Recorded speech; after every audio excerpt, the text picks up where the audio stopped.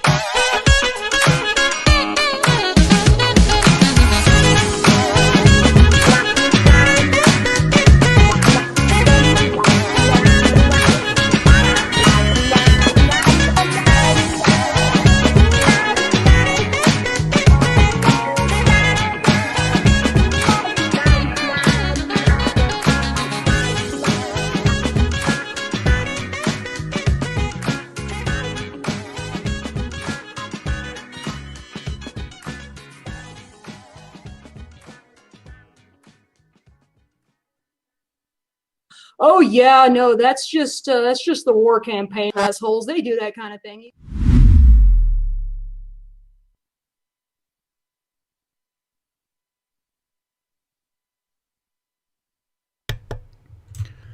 I said, hail the chat, hail brethren, good morning. Good morning, that's right. Good morning and welcome to another day of fun and games with the Government of Canada and all of its representatives. Today, I think we're going to have, it is almost confirmed for sure, we're going to have Ottawa Mayor Jim Watson, so that's going to be interesting. We are just waiting for this to begin, and we're going to be looking a little bit at Mr. Doug Ford this morning. Let me just let that run here in the background so we can hear them when they are getting ready to start streaming and they start to file in and take their seats. In fact, I've got a fellow that I know. He's actually, I think, a Fox correspondent, believe it or not. And his name is Vinny. He's an old school journalist, and he's been sitting in there every day over there at downtown Ottawa, and he's telling me come by. And I'd love to come by, except you cannot video from they made it illegal, or you're breaking something. Right. Yeah. No streaming from inside the courtroom. Don't ask me what that's about, but you're not allowed to do that for whatever reason. So let me just see if the chat's working over here. Okay, I had paused for a second on my computer. That's good. Got it working. So there you go. So that's it. He's telling me come by, but he's telling me it's empty. Believe it or not, it's actually empty down there. He says there's a lot of empty seats.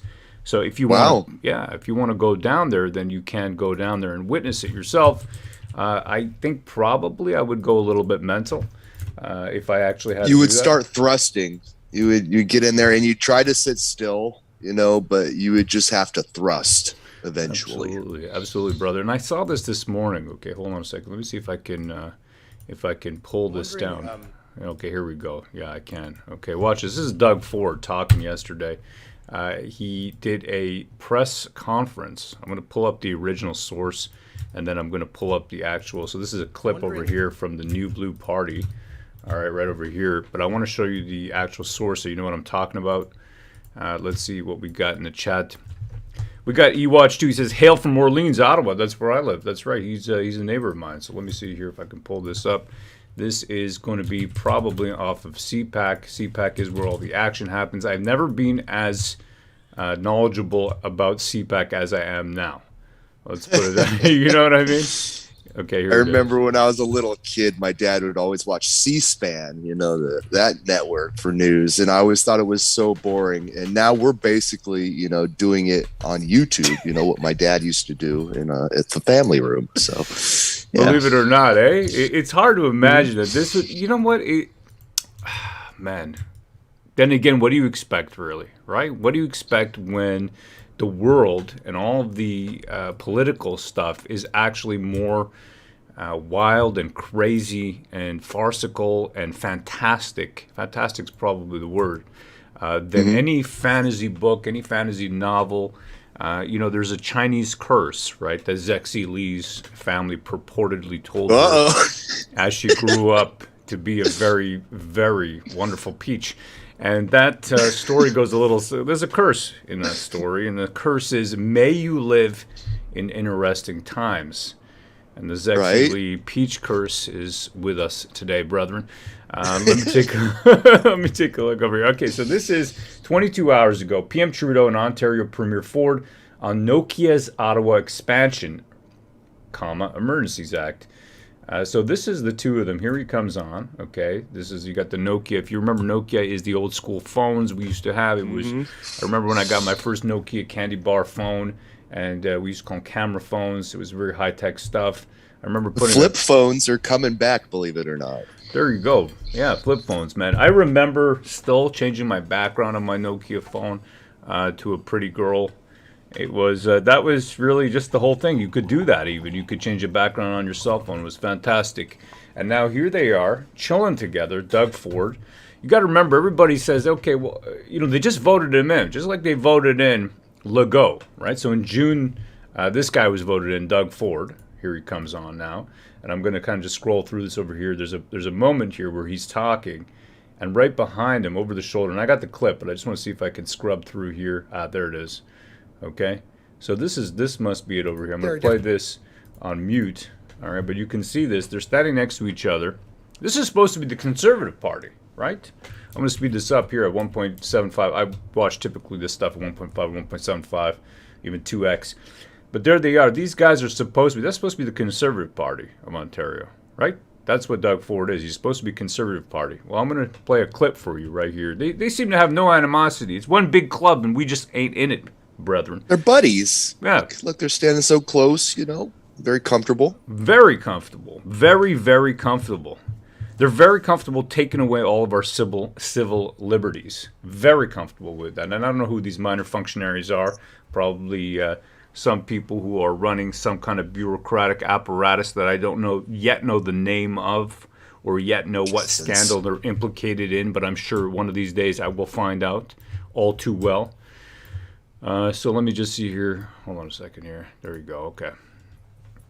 All right. In any case, so we got that here, and I'm going to show you a clip now, and I'm going to play this, and you're going to feel sick right in the morning. So please make sure you're sitting down. No. This is already pre-clipped by the New Blue Party. A big hail to them. All right. That's H for honor, A for accountability, I for integrity, and L for loyalty. I like what they're doing. I like their attitude. I really do. Here we go. I'm wondering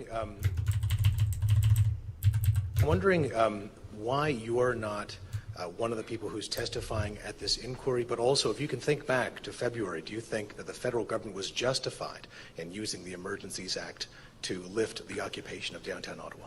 Well, we have some of the top officials with the OPP testifying, and yes, I stood shoulder to shoulder with the Prime Minister. I mean, you can, I Wow. stood shoulder to shoulder. Look at this. And I'm going to just watch Trudeau's face there in the background. Okay? It's like he gives a nod of confirmation, like, yes, he said what he was supposed to say. And just keep watching his face. I'm telling you right now. Keep watching his face. Fine. And yes, I stood shoulder to shoulder with the Prime Minister. These folks were, camping out, everything from whirlpools, disrupting downtown, Everything from whirlpools to bouncy castles.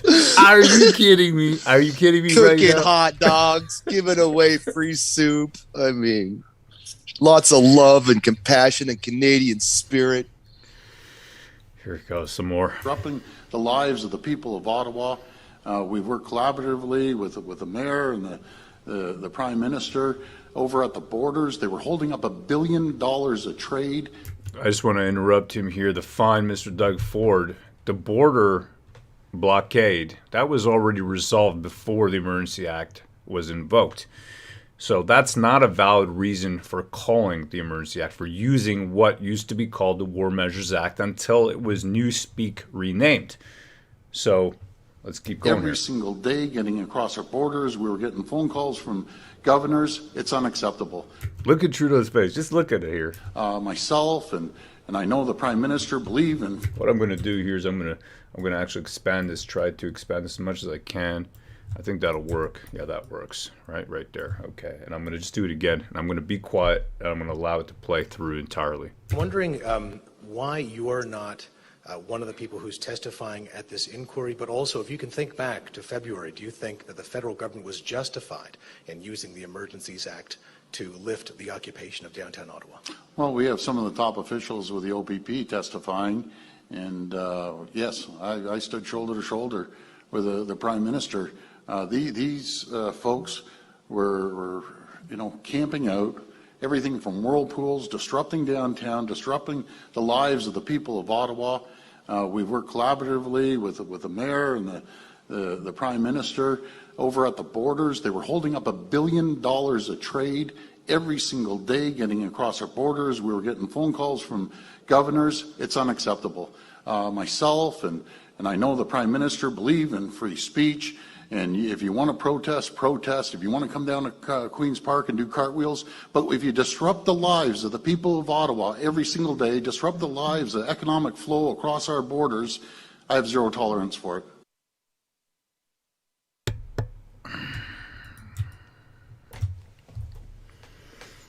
At least he likes cartwheels. Unbelievable. Truly unbelievable. This, to me, shows every single level of government working together to obstruct justice, to disallow the people to have a voice, to put the thumb down on the population and hold them in place.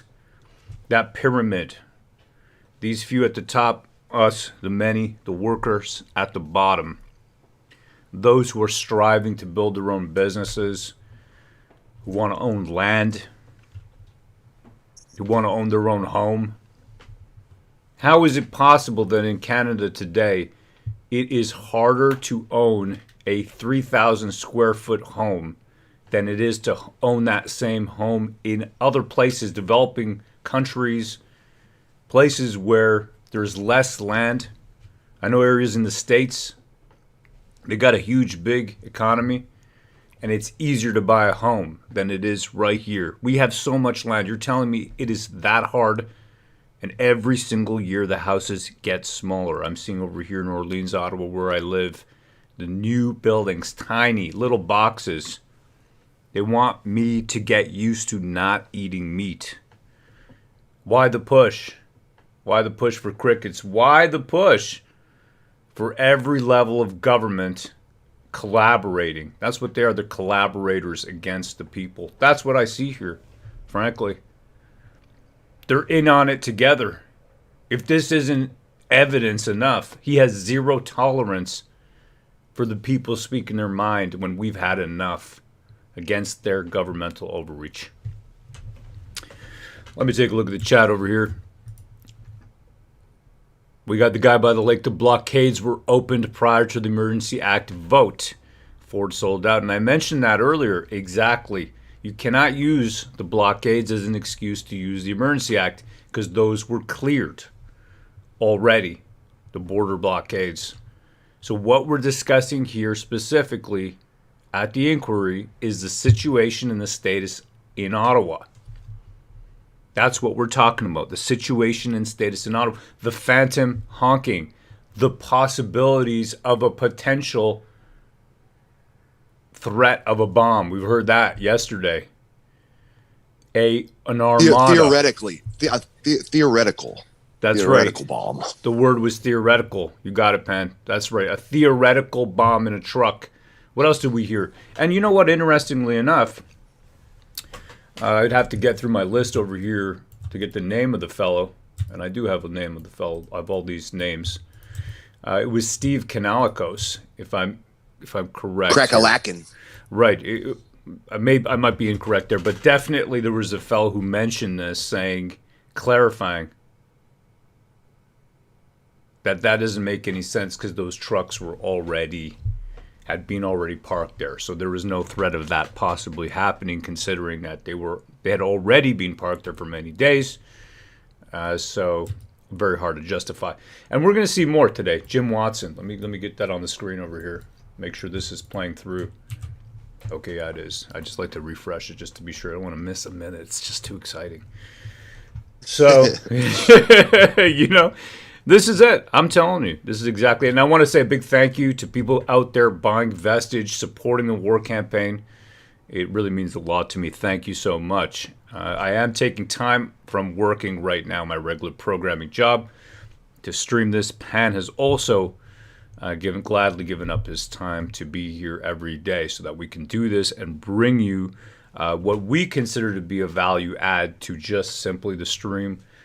Finding the information about these individuals, recording it, as well as catching them out. And that's what that's what you do here.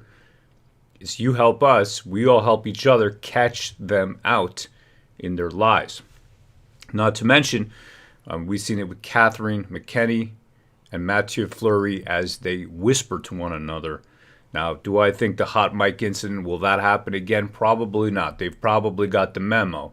Just as we saw them, right? We saw them communicating via iMessage. That's how the government communicates. All those dumps of their text messages now coming to the forefront. Well, probably they've been messaging one another saying, hey, you know what? Let's not whisper to one another. They kind of know, I think, at this point. Let me read the chat over here. We got Campfire Girl. Doug is a sellout to the Ontario people. He needs to go just like Trudeau. And the people keep voting these people in. They keep voting these people in. Every single federal election for at least the last 30, 40 years has had record low voter turnouts. Let me pull that up, okay? I'm going to type in federal voter turnout, Canada. Okay, here it is. Elections.ca. So let's go through this. Right here at the bottom. 20 September 2021, where Trudeau won a minority government. This is the famous election, as everybody here knows, I'm sure, where he specifically divided the population in a bid to win. Successfully, I might add. 62% voter turnout. These numbers keep going down. They keep going down. All right, 2015 is a blip upwards. But these numbers are on a downward trend. They truly are on a downward trend as, in my opinion, the population loses faith in the process. That's what you're seeing here. That's how I read these numbers. Now, I'm not a numerologist, but I am on YouTube. That's basically the same thing. Basically, yeah. Anyhow, that's how I see the world. I see these people collaborating to take away our rights. I don't want to do this. I don't want to be here. Okay? But I have to be here.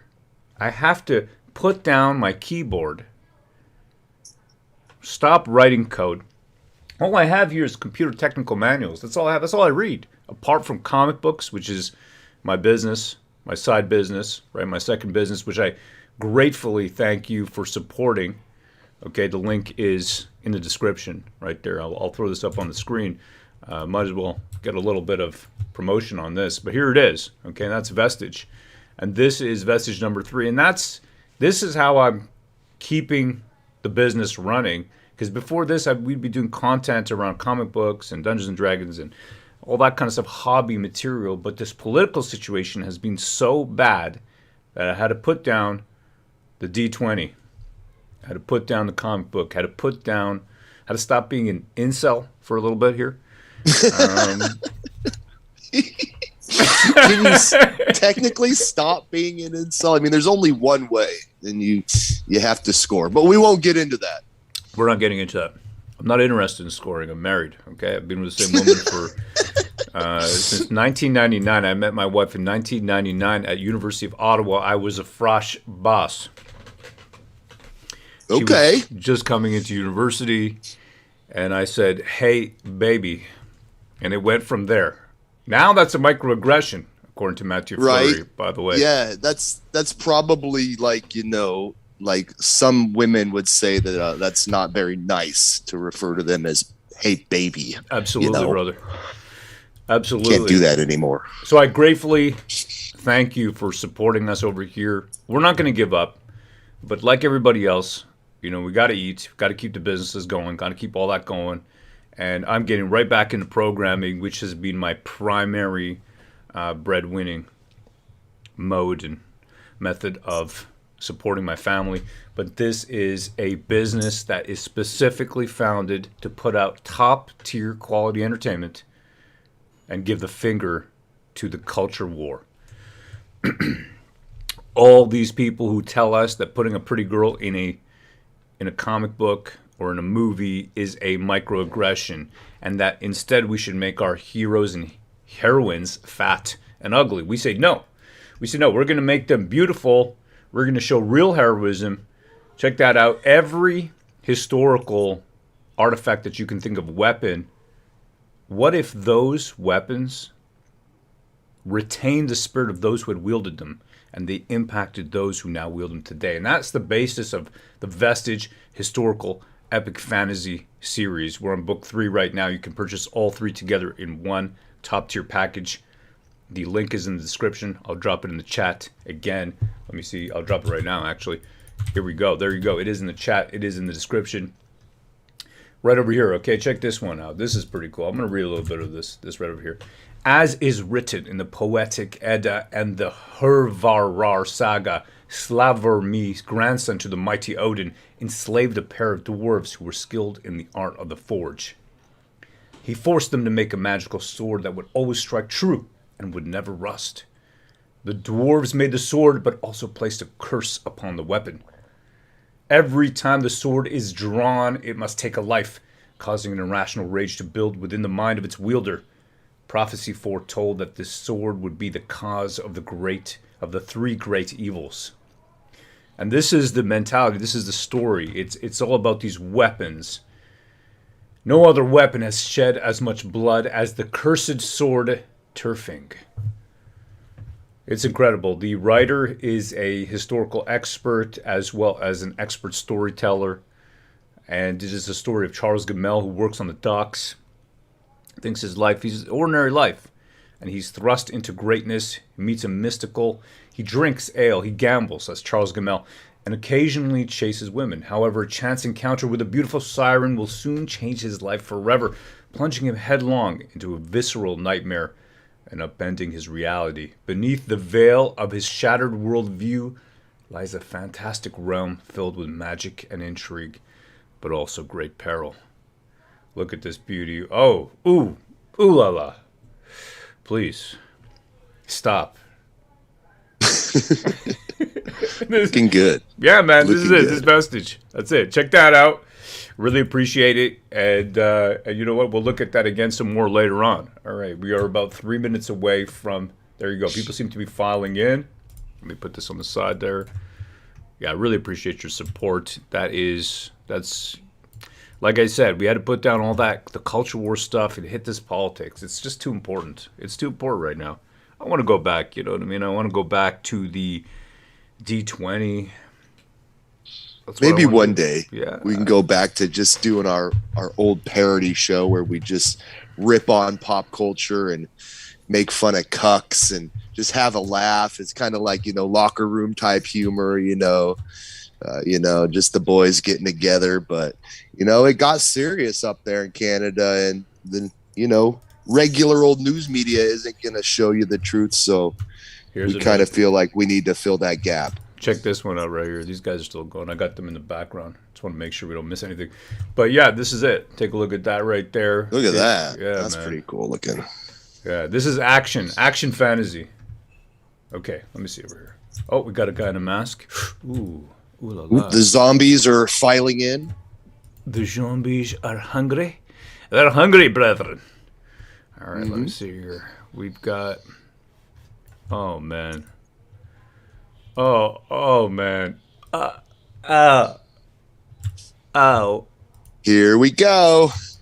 No, this is really sick. Uh-oh, what is it? Oh. What is it? Do I even want to know? I don't want to know, do I? It is really sick. Hurry, hold on. I'll put it up on the screen. Hold on. You're gonna sicken everybody. Uh-oh. Hold on a Oh, second. Hold on a second here. That's cut off, isn't it? Hold on. I can see it. What's up, kid? What's the matter? Morning. How you doing, baby? All right? Yeah. Right on, man. I'm busy. Just I don't know. Your dad is crazy at this point. The world has made We're him. interneting right now. The world has made your father literally lose his mind, son.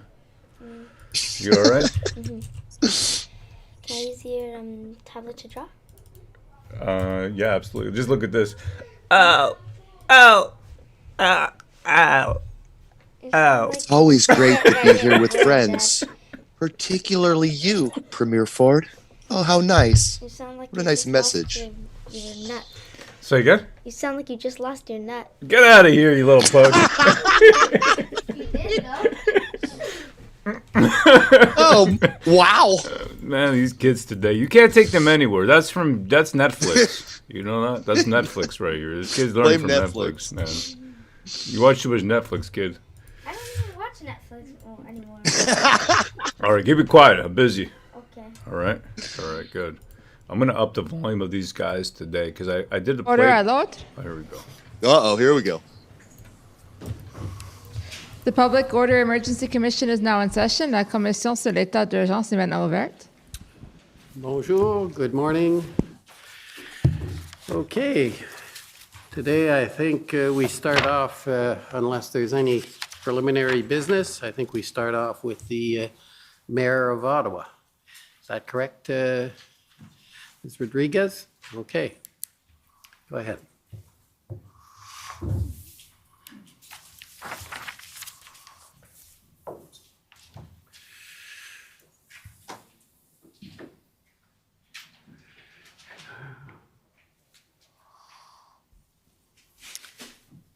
Natalia Rodriguez, Senior Commission Counsel, and we would like to call Mr. Mayor Jim Watson.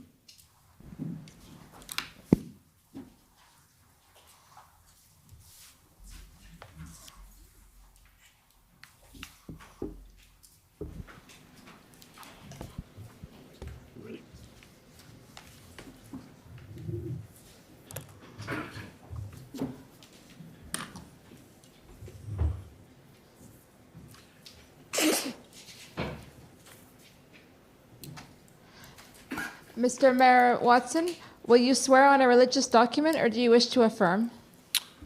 On a Bible, please.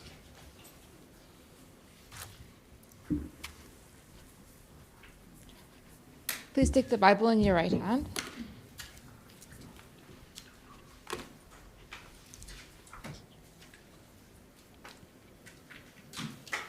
For the record, please state your full name and spell it out. James Alexander Watson, Jamesalexandrer, Watson. Do you swear that the evidence to be given by you to this commission shall be the truth, the whole truth, and nothing but the truth so help you God? I do. Thank you.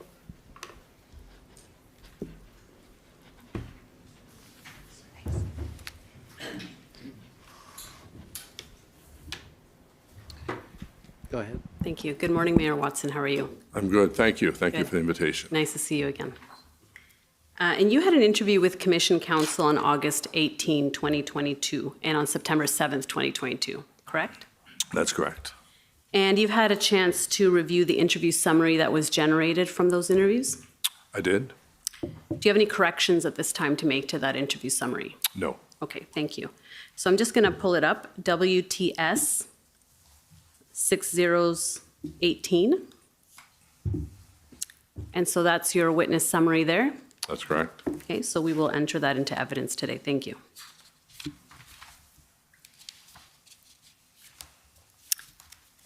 Now I see that you have a document with you today. Is that right? Yes, I've got our summary of chronology. Okay, and does it have any notations on it? It does, yes. Okay, so I would ask that you can have the summary of the timeline, and I believe the timeline you're referring to is, yes, so we're going to take that one, Okay. and you can have the timeline of events as, yeah, and that is the institutional report of the City of Ottawa with respect to the timeline of events, correct? Yes. Okay, and you've indicated that, are there any notations on that one? Not this one, no. Okay, thank you. And can you tell us why you're having that with you today for your testimony? Just to be clear on the dates, the sequence of events that took place earlier this year. Okay, so it's a way to remember the dates. Correct. Okay. Now, my understanding is that you were not involved in the day-to-day planning and preparation for the convoy's arrival in Ottawa. Is that right? That's correct. And that was left mainly to the city manager, Steve Kanellakis, and others within the city. Is that right? Yes. Okay. And I understand that you had a briefing with former Chief Slowly and Mr. Kanellakis on the 26th to talk about what to expect in terms of the convoy's arrival. So this is now before the arrival of the convoy. Is that right? That's right. Yes. And can you tell us what the chief told you in terms of what to expect? Well, the information was not particularly clear. No one had a real sense of how many vehicles were coming, whether they were going to stay a long period of time, what their actual plan was. There was a sense on the chief indicated that the group was somewhat disorganized and did not speak with one voice. And in terms of scope, scale, number of vehicles, number of protesters, can you give us a sense for what you were told?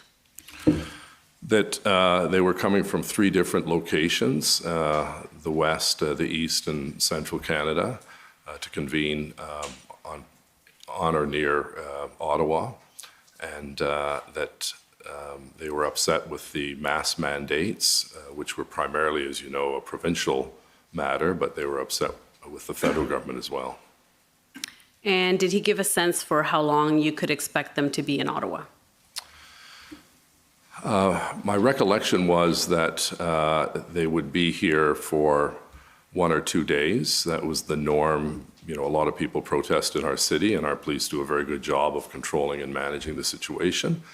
And to the best of my knowledge, we never had a protest in the 25 years I've been in public service that lasted more than a couple of days, and then they gathered their signs and placards and went back home. So it was 1 or 2 days was the sense that you got from the chief in terms of how long the convoy would be in Ottawa?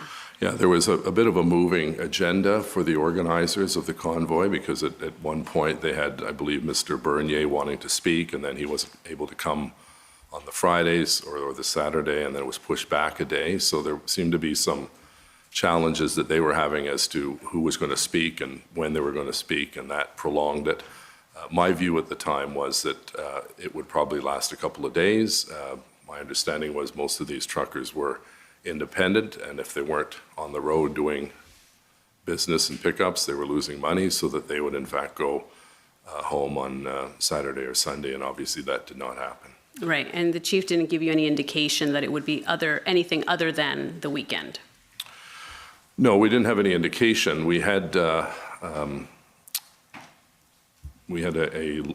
memo or an email from Steve Ball, the Hotel Association, indicating that one of the organizers had come and inquired about a long-term booking of 30-plus days at a number of hotels. They wanted, I think, 9,000 to 10,000 hotel rooms.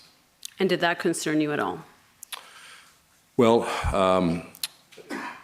it did, except, when you're making a booking, you have to have some evidence you're going to follow through with it. So simply asking about booking 11,000 rooms when the city only has about 11,000 rooms at its disposal, the tourism industry.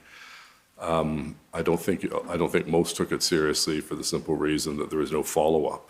It was simply asking about rooms and room availability and rates, I suppose, and then it didn't really go anywhere because my understanding is the bulk of the people with large rigs stayed in their cabs. They didn't need hotels.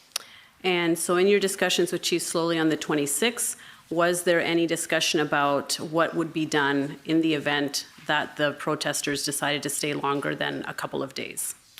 I don't recall any other discussion on that at that point. Okay. Now, at some point, you began to use the term occupation in your correspondence. At what point did you determine that this was no longer a protest and that it was an occupation? Well, a couple of points. First, when more people started to arrive, and secondly, when people were not leaving the parliamentary precinct. So there were those 2 points that really brought to light the fact that this was going to be more of an occupation as opposed to a protest. As I said, the police in our city are very used to handling large protests and large visits of state leaders and so on, but nothing of this magnitude has ever been seen, quite frankly, in any city that I'm aware of in Canada in the last 25 years. So is it fair to say by Monday the 31st, after that first weekend, when the majority of the trucks were still there, that's when you determined that they were not going to leave anytime soon? Thereabouts, whether it was the Monday or the Tuesday, and then certainly that was solidified in my mind that they weren't going to leave on the weekends, when the weekends started to create this very tense situation where people were coming in from all over the region, in fact, different parts of the country, to come and support the protesters, and that's where the havoc and the chaos was created in our communities. And was there ever a discussion that you had with either Chief Slowly or the deputy chiefs about blocking access to the additional convoys that were coming that second weekend to join the original protest? I don't recall being in any meeting when that was discussed. Did you raise the issue? My bigger concern at that time, from recollection, was what can we do to ensure that the trucks don't go into the residential areas? Because we knew that the impact that would have, because we'd seen in the first couple of days the constant horn honking, and they had some train whistles on some of the trucks, and there was just unruly behavior on the part of these people who'd come and basically occupied our downtown. So it wasn't a concern that there were additional convoys that were coming to join to kind of expand the footprint of the original convoy? Well, I think there was concern, absolutely, because when you saw hundreds and then it turned out to thousands of people arriving with different pickups and 18-wheelers and so on, that this was going to be bigger than any of us had imagined. Okay, but there wasn't a discussion to try and prevent that from happening? Not in my presence, to the best of my recollection. Right. Now, I want to take you to a document, which is a readout of a call that you had with the Prime Minister on January 31st, and it's ssm.can.nsc.402812. And so you had a call with the Prime Minister on the 31st, is that right? That's correct. And how did this call come about? Did he reach out to you or did you reach out to him? To be honest, I don't recall whether it was me to him or him to me. Okay, Not sure. if we can just make that bigger so we can see.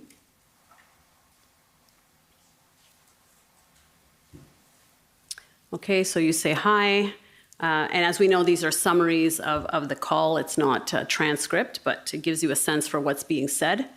And if we go to Right, so JW is when you're speaking, PM is when the Prime Minister is speaking, and so the second thing, second section there before the redacted portion, the second sentence, third sentence, you said, these people had their time and need to move on. We have been trying to get this across to the Chief of Police. Do you see that? Yes, And when you say these people, are you speaking about the protesters? that's correct. And you say, we have been trying to get this across to Chief of Police. So this is now Monday, the 31st, so right after the first weekend.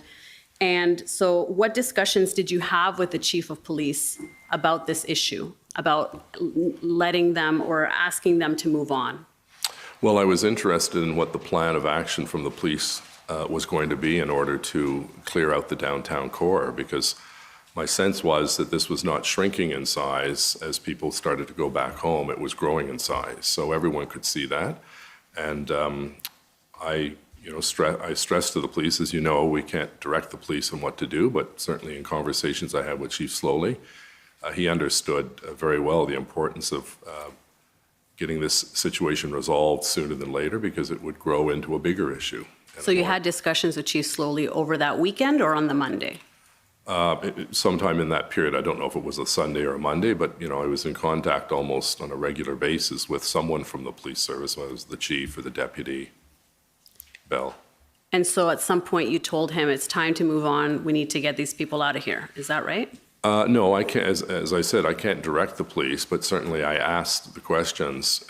What is the game plan to move forward? And the chief said that they're working on one, and I relayed that to the Prime Minister. The Prime Minister wanted to get a sense of what was going on the ground and how this was affecting our city, in particular our residential community and the small business community, because as you know, we just got out of the lockout from COVID and restaurants and businesses could start opening, and then all of a sudden we have another lockdown imposed really by the occupiers who came here to disrupt our quality of life. And at the bottom there, if we can just move it up a little bit. No, sorry, at the bottom, yeah. It says the turning point, so right after the redacted portion, you say the turning point is the Terry Fox statue, the tomb, Shepherds of Good Hope. People just can't fathom how this is acceptable. And so you're referring to the incidences that took place over the weekend with respect to the National War Memorial and the Terry Fox statue, is that right? Yeah, I think what was happening was disgraceful. We had some people dancing on the tomb of the unknown soldier. We had other people urinating at the cenotaph. We had a group that went and stole meals from the Shepherds of Good Hope. We had the mandate placards put on the Terry Fox statue. It was completely despicable behavior on the part of these individuals. We welcome protesters who are respectful of the law and respectful of our communities. The vast majority of these people in that kind of behavior were not being respectful, and I think we're hurting their cause, quite frankly. When you saw, the Shepherds of Good Hope, who does such good work in Lower Town, in the Byward Market, having people bully their way in to get a free meal, that was just abhorrent. And further down, you say, Chief of Police said it's so volatile, but kept under control so far. Trucks are starting to leave, but some diehards chained themselves to this. Unfortunate for people living in residential neighborhoods. They just doing themselves a disservice, which is what you just said right now. Chief of Police spoke to Chief Lucky, and we need a few more sources. Can you explain this last part? Chief of Police spoke to Chief Lucky, and we need a few more sources. What was the discussion? It should say Commissioner Lucky and a few more resources. I think they just left off RE. Okay, and so what was the discussion then? Officers. And what was the discussion around this point then? Our police service on its own was completely outnumbered. We could not deal with it just as an Ottawa police issue. We needed the support of the other orders of government. And so you were aware that Chief Slowly had reached out to Commissioner Lucky by this time to ask for more resources, is that right? Yes. And so by the Monday, it was clear that OPS did not have the resources that it needed to handle this demonstration, is that right? That's correct. And so in this call, there were no specific requests for assistance from you requesting from the Prime Minister or the Prime Minister offering anything specific back to you. Is that right? Well, I did relay the fact that we needed more resources, and that once we had the number, because at that point early on we did not have the exact number that Chief Slowly required to clear out the individuals in Centertown, Lowertown, Overbrook, Forbes, as well as the Byron Market. Okay. But it was very clear, I made it very clear, and the Prime Minister fully understood that the RCMP were going to have to be involved. They obviously have a very significant presence in Ottawa in any event, responsible for VIP security and public buildings and so on. Right. Okay, so if we just go to the last page then, just to kind of see how the call ends off. And it's, the Prime Minister says, the remainders will have no choice but to incite as a counterbalance, so we all have to be careful. We really appreciate your support of cities. Thank you for your steadfast leadership and your whole team. And so that was the end of the call there. That's correct. All right, and if I can take you to OTT 3855. And this is a February 3rd email that you sent to City Council to update them, it looks like, on the efforts of the city. That's correct. And this is now Thursday before the second weekend. And you indicate that you had a call with the Prime Minister on the 31st. If we can just go down a little bit. Yeah. And then in that third paragraph, you say, this morning, the city solicitor and I had a discussion with the team from GoFundMe to request that the funds raised so far remain frozen until the end of the occupation. Can you explain how the discussion with GoFundMe came about and what action was taken? Well, as you know, the GoFundMe campaign by the organizers was very successful. It was raising millions of dollars, and that was, I think, one of the reasons why more people started to arrive, thinking they would get a cut of that money for their gas and mileage and food and so on, and if they needed places to stay. And so I was approached at some point in that time frame from the consulting firm that represented GoFundMe in Canada to see if I'd be amenable to having a meeting with senior GoFundMe people to discuss and to let them know that the funds they were collecting were very much harming our city and, in my opinion, engaged in illegal activities. So the meeting was arranged, and we had a number of people on the call. They'd also spoken, I believe, earlier in the day or after my call with, I think it was Chief Bell. So he gave them a more detailed situational report as to what was happening in our city and why we felt that these funds should be frozen and ultimately sent back to the individuals, because those dollars were keeping the convoy going. And what happened after that meeting?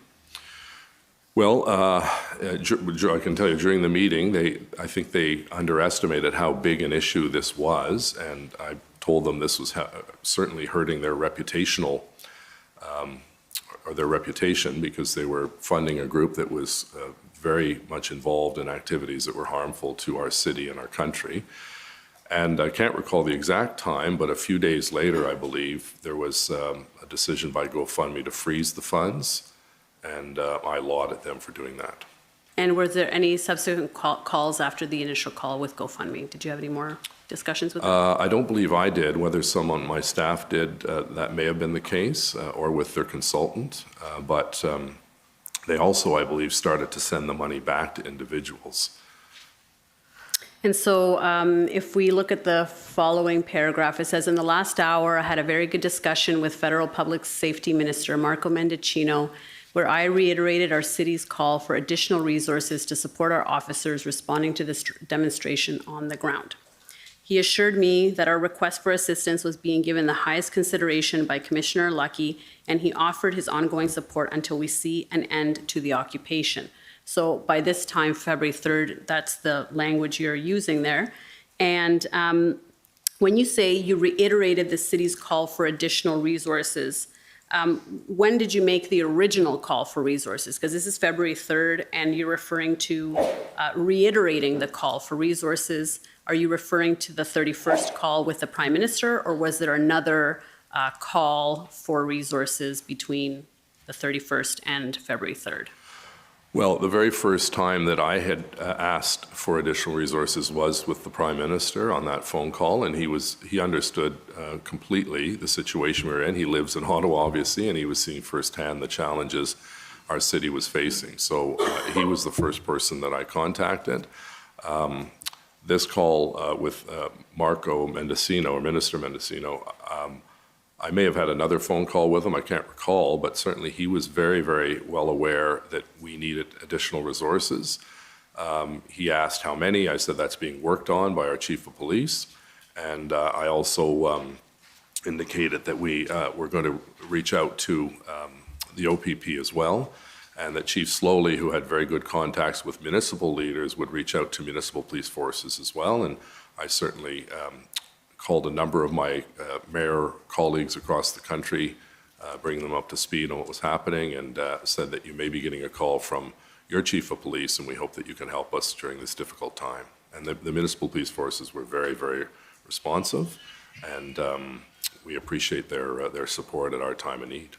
So in terms of a specific request for resources, this February 3rd call with Minister Mendicino would have been the first time that you asked for resources from, other than the January 31st call, which was not as specific. This would have been the request that you made for additional RCMP officers. Yeah, I don't want to mislead you. I may have had another call beforehand, but I can't recall, and I don't have notes to that effect, but we may have had another call. But certainly this call and this memo that I sent to colleagues on City Council was to deal with the immediate and the short term and the long term. And if you just scroll down, one of the other parallel discussions or scroll up around there, parallel discussions I was having was with the Provincial Minister of Finance, as well as the Treasury Board President, Mona Fortier, and Peter Bethan-Falvey, because we knew that a number of businesses were going to be severely impacted, and we needed to receive not only officers to bring the situation under control, but in the midterm, we needed financial support to help those businesses that were suffering. And were there, at this time, by February 3rd, provincial discussions with the provinces beyond the assistance to the businesses that you've discussed? Any other requests for assistance other than that? Well, at some point, I know Chief Slowly would have been in touch with his counterpart at the OPP. Sorry, I mean with respect to your discussions or your requests. I may have had at one point, I had a discussion with Minister Lisa MacLeod and indicated to her we needed support, and she was very appreciative of the situation, and she said she would relay that back to her colleague, the Solicitor General. And what kind of support were you looking for in that discussion? Boots on the ground. OPP officers? OPP and RCMP, but to the province, of course, OPP, yes. Okay, and do you know when that call with Lisa MacLeod took place? I don't recall. It was sometime in that general area of when the memo went out. Okay, and so her response was, "I'll take it back." Yeah, she was very helpful because she too lived in Ottawa and she was seeing firsthand. I think one of the challenges that we face with this is that people who live away from where this terrible situation was taking place didn't really have a full, not everyone, but some didn't have a full appreciation for how horrific this situation was. We have about 18,000 people that live in these areas. This is not just Parliament Hill. This is Centretown. This is the Byward Market. It's Lower Town, Vanier, Overbrook Forbes. We're having an impact on a wider part of the city. And I think, people started to realize this was turning into a very volatile situation when we started seeing fireworks going off and hot tubs brought in and the behavior I told you about, those 4 or 5 incidents. And, the public who were living here understood fully that this was a horrific situation, and the sooner it got resolved, the better it was for everyone. Yeah. And at the bottom as well, if we see the end of the letter there, a number of colleagues have suggested to me, and I have agreed, that a special council meeting be called to discuss the impact of the truck convoy demonstration on our residents and businesses. The clerk will be issuing a notice of special meeting before the weekend for the meeting to be held on Monday, February 7. Eventually a special meeting was convened for the 7th. Why was that not convened sooner than the 7th? It seems that by the 7th, you're almost 10 days into this situation. Well, a number of factors, availability of individuals that the council wanted to speak to. It was no sense in having a meeting of council if the chief wasn't there or that Steve Kanellakis wasn't available. This seemed to be a date that worked well. Everyone was working around the clock, literally, trying to resolve the situation. And one of my objectives was to try to minimize the number of opportunities that we dragged the police chief and his senior command in because they had work to do back at their operations center. And so this was a date that appeared to work for almost everyone, and that was the date the clerk circulated the notice about. And let's speak now about the declaration of the state of emergency on February 6th. And I'm going to take you to OTT 4231.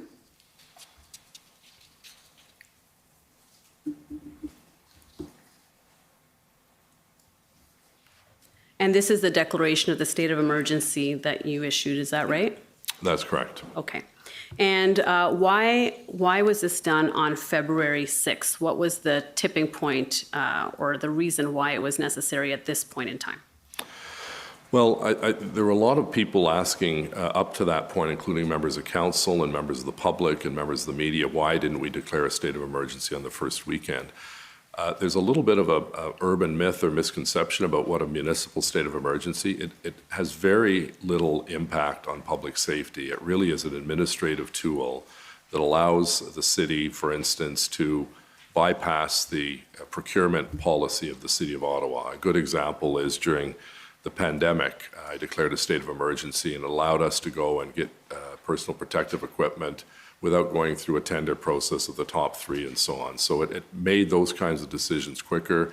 It allowed the city manager to take people from one branch of a city in a different collective agreement and move them into another area. We needed people, for instance, to administer needles and do COVID-19 tests. And, you know, if you had a job that was not essential to that, we needed extra people. So I think it was in some ways to give some comfort to the public that yes, we consider this an emergency, but we were constantly explaining and trying to allow people to understand that this really did not have any impact on the overall removal of individuals.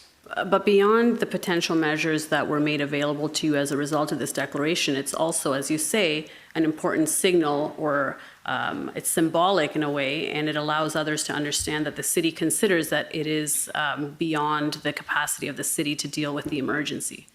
Yes, but on every occasion that I've declared a state of emergency, it's been on the advice of our city manager, and the city manager brought this to me at that time, and we had the clerk draft the resolution, and I signed it. Did you seek advice prior to February 6th as to whether you should declare a state of emergency? I would have mentioned to Steve Kay, let me know when you think it's necessary, and you know, he came to me, I can't remember the exact date, it was probably the day before this was signed, and on January 15th, I guess. No, it was later than that. And it was on his advice, and the clerk prepared the document, and I signed it and released it to the public. And so what discussions did you have with Steve Kanellakis about using this as a way to engage the province? Well, I think there was some discussion with my chief of staff and Steve Kanellakis that there was this may act as a catalyst to get the other two orders of government to move. I didn't see it that way, but they felt it might act to push the province to do their own declaration and to put more pressure on the province to come to the table.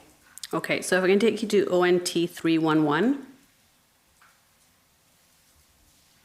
It's a summary call between Canada, Ontario, and the City of Ottawa, and I believe this is what they would refer to as situational awareness meetings. And if we can just zoom into that. And so Steve Kanellakis is present at this meeting along with Deputy Minister Rob Stewart and others. And it says there it's attributed to him. Steve Kanellakis, City Manager from Ottawa, provided an update from the city's perspective. And in bold there, Ottawa Mayor Jim Watson is going to declare a local emergency in the city of Ottawa at 4:30 p.m. The expressed intent of this declaration is to put pressure on the Premier to exercise powers to resolve this. Based on what you've said that this was mainly for procurement. Is this bolded sentence overstated, or was that the express intention of declaring the state of emergency? No, my understanding was it was Mr. Kanellakis felt that this would be helpful to prod the province into being more hands-on in the situation. I didn't happen to see it that way, but I'm not disputing the fact that I believe it did help, because later on in this crisis, the province did declare state of emergency under their provincial powers, and then the federal government brought in, of course, the Emergencies Act. So did the city consider that the province wasn't engaged enough in finding a solution? That's correct. And why was that? Well, Minister Blair suggested that we have a tripartite table where the federal, provincial, municipal government elected leaders could get together, share information, bring forward any new information that we should have at our disposal. And the province rejected that. They didn't feel it was necessary to have three orders of government at the political level to have this table. Okay. And so when you say that, or when you deemed that the province wasn't doing enough, it was because they weren't coming to this tripartite table. Is that right? Well, a couple of things. They weren't coming to the table, and we were having difficulty convincing the provincial officials the need to have significant more OPP officers on the ground for two reasons. First of all, at some point it was going to have to be a police operation to clean out Wellington Street and the adjoining communities, and that was important. And secondly, we needed the province on board because, as you know, municipalities are the creature of the province. We don't have all the powers that people think we do as mayor or as council. And we need to show a united front that all of us are legitimately concerned about the challenges facing our residential communities, our small business community, and we needed to move forward. And so, yes, it was frustrating that the province was not as responsive. I can say, though, in fairness, once they did get engaged, they were very good partners. The OPP was very helpful, but it was getting to that stage. And as I mentioned, I believe in our interview, the Solicitor General seemed, at the provincial level, seemed to believe that there were 1,500 OPP officers on the ground, which was not true at all. And I checked with our police officials. I said, how many OPP today? And they said 50 to 55. So the Solicitor General kept repeating that there were 1,500 police officers. You'd know if there were 1,500 OPP officers, you would see them. Yeah. There weren't. Okay, and we'll get to that in a second. Sure. But I just wanted to point out that the tripartite meetings took place on February 7th, 8th, and 10th. So on the 6th of February, which is this meeting here, that would not have been a reason to want to engage the province because those tripartite meetings had not taken place yet. So yeah, well, there were tripartite meetings at the staff level, and there was the tripartite group. We tried to get together with the federal ministers, Mendicini and Blair and myself, and we hoped Minister Jones. Okay, so we're gonna we'll look at those in a minute. Further down, it says the mayor Jim Watson is feeling the pressure and wants this issue to be pivoted back to Ontario and Canada. City of Ottawa is looking for a way out. Are you able to explain, this is something that Steve Kanellakis said in a meeting, but he is saying that you're feeling the pressure and you want the issue pivoted back to Ontario and Canada. Can you expand on that? Well, of course I was under pressure, but my bigger concern were the residents who were under much more pressure than I was living through this hell. In terms of Steve Kanellakis indicating we wanted Ontario and Canada to be involved, was that, first of all, we knew that none of the mandates that they were protesting had anything to do with the City of Ottawa or any municipality. They were all provincially run or federally run. Secondly, we did not have the resources. We didn't have enough police officers to continue doing all of the rest of the work of patrolling Ottawa streets. And as you know, we're 2,600 square kilometers, so you couldn't take every officer away from Canada and Orleans and Vanier and so on and put them in the downtown core. So pivot to Ottawa, or pivot back to Ontario and Canada, was to say, please come to the table. We need your help. Okay. And if I can take you to OTT 18172. What date is that? This is a February 6th email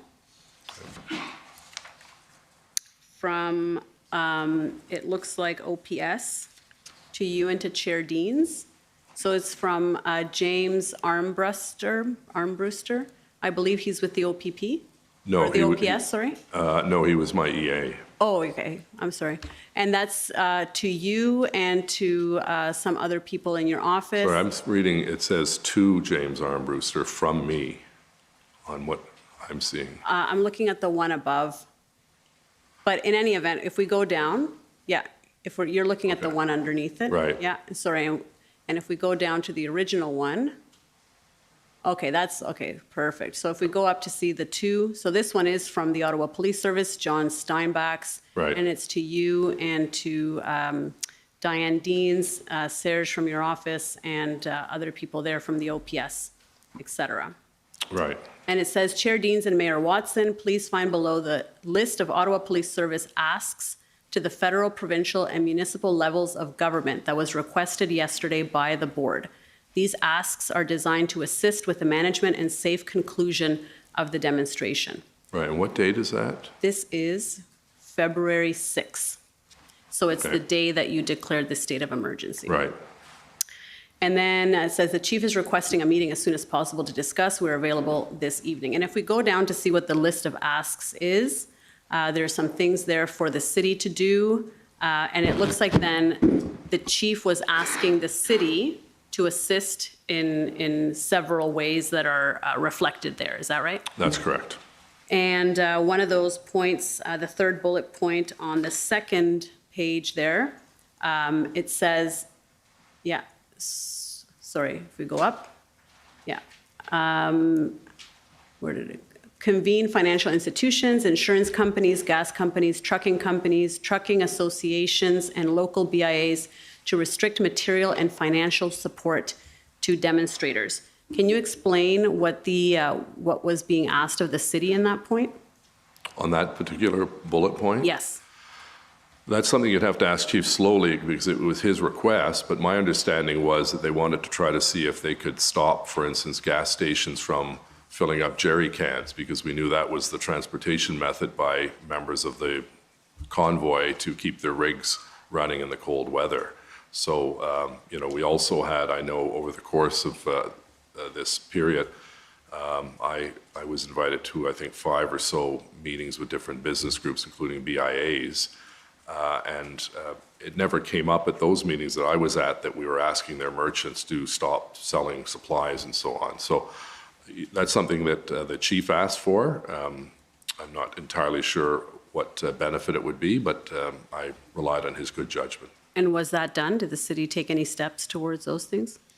I don't believe so because our number one preoccupation was to end the occupation and bring the streets back under control of the city of Ottawa. So you can only do so much. There are only so many balls in the air that you can juggle in order to get these issues resolved. But I don't believe, certainly I was not involved in contacting any financial institutions, for instance, aside from the GoFundMe discussion we had. Right, and in terms of insurance companies, was that part of the discussion that was being had with the province to be able to restrict the commercial licenses and insurance of the participants? Yes, but that may have taken place before the formal request because we were basically trying to find any mechanism or method that could help us encourage the truckers to leave. And one of the suggestions that I believe a member of council brought to my attention was there's a separate licensing regime and insurance regime for trucks. Could those organizations through MTO, Ministry of Transportation of Ontario, actually use those tools to basically force the trucks to get out or there'd be consequences to their actions of illegally blocking our streets?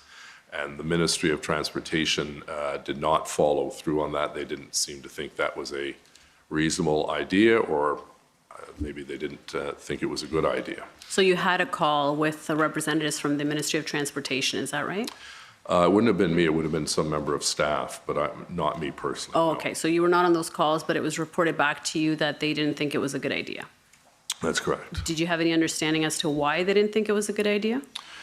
Well, there was, they seemed to think that it would, they couldn't do what we were asking them to do. So there seemed to be a bit of a contradiction in terms of what we thought was available under provincial law and what they were telling us was not available. And I think at one point someone said it wouldn't make any difference. This was a group that was digging in and having a paper exchange of rules and laws and bylaws was not going to move this group at all. Okay. And then the final point that's on the top of that page, there are daily emergency operations center meetings to coordinate whole of city response, including daily public briefings led and coordinated by the city so that the police can focus on operations. I don't believe this was ever done. Are you able to confirm that? Did the city have daily briefings? Not public briefings. There are a number of press conferences that were held by both myself and Chair Deans and Chief Slowly and City Manager. So we did make ourselves available, if not on a daily basis, when new information arrived. We weren't going to have a press conference for the sake of having a press conference if there's no new information, but there certainly were a series I remember seeing, and I think we talked about in an interview, a series of memos that went out over the course of the event, updating members of council and the public. But this is daily public briefings, so I imagine that's for the public. Yeah, well, I guess the public briefing would have been the press conferences that were carried on the city's social media networks. And then under advocacy, it says mayor to play advocacy role with other jurisdictions on below asks. So there it talks about the 1,800 officers, which you did advocate for in your letter of February 7th, co-authored by Chair Deans. Correct. And it also says on the third bullet point, professional mediation and negotiation capacity. Can you explain what this was about? What were they asking for there? Well, again, I'm at a bit of a disadvantage because these are not my requests. These are the requests that were sent to Chair Deans and I in an effort to write to the Prime Minister and the Minister of Public Safety, as well as the Premier and the Solicitor General, to seek the 1,800 additional staffing and enforcement. We were pushing the police because one of the challenges we had was up until this letter came, or this memo came from the chief, we did not have an exact number that was being requested of the two other orders of government. So this was something that Chair Deans and I pushed for because we needed that number to go back to our federal and provincial counterparts to say, all right, you asked for a number, here it is, and here's how it's divided. So on the issue of mediation, again, I can only suggest it may have been they wanted to have some capacity to go and try to mediate the safe removal of all of the trucks, but that would be something the chief would have to ask. Right, so the chief asking you then to engage a professional mediator for that purpose, to try and de-escalate the situation with the protesters? Yeah, again, I'm not sure the intent or why it was, I think it's under advocacy, but my understanding was that these were requests for our staff. The one request that was for myself to play was really bullet number 1 to get those 1,800 resources. And then if I can take you to OTT 20707. And what date is that? This is on February 7th. It's the next day after that email from the OPS with the requests. There's an email on February 7th, and it looks like, if we go down, it looks like Councillor Eagley is saying, Serge, here's a quick and dirty draft. Jean is fine with the mayor seconding the motion. And then there is, this is a draft of a wording for a motion, and there's a lot of whereas, and then it says at the bottom, therefore, be it resolved that the mayor, supported by City Council, formally requests that the federal government appoint an independent mediator forthwith to assist in de-escalating the protest, as well as the orderly removal of the protesters and their vehicles from the City of Ottawa. So is this the response to the request from OPS to engage a professional mediator? I don't believe so. I think it may have been done almost on a parallel basis. It was Councillor Egli that I believe drafted it, and the Jean is the Jean Cloutier, who was going to move it. I checked earlier this week because I saw this email. I hadn't seen it before, but it never went to City Council. It was a draft. And I know that at some point in that period, I had also suggested publicly, would there be a role for the federal government to appoint a distinguished Canadian who could go in and mediate and resolve this? The idea was not supported at all by the federal government. I referenced it, I believe, in a CTV interview. But I don't think the two were connected, even though the subject is the same. I think Councillor Cloutier, to his credit, and Councillor Egli were trying to come up with some reasonable suggestion to try to bring an end to this. Because I think if I can put it in context, every member of council, whether you lived in the downtown core and represented it or not, were feeling overwhelmed and under siege by constituents and by people from across the country harassing members of council.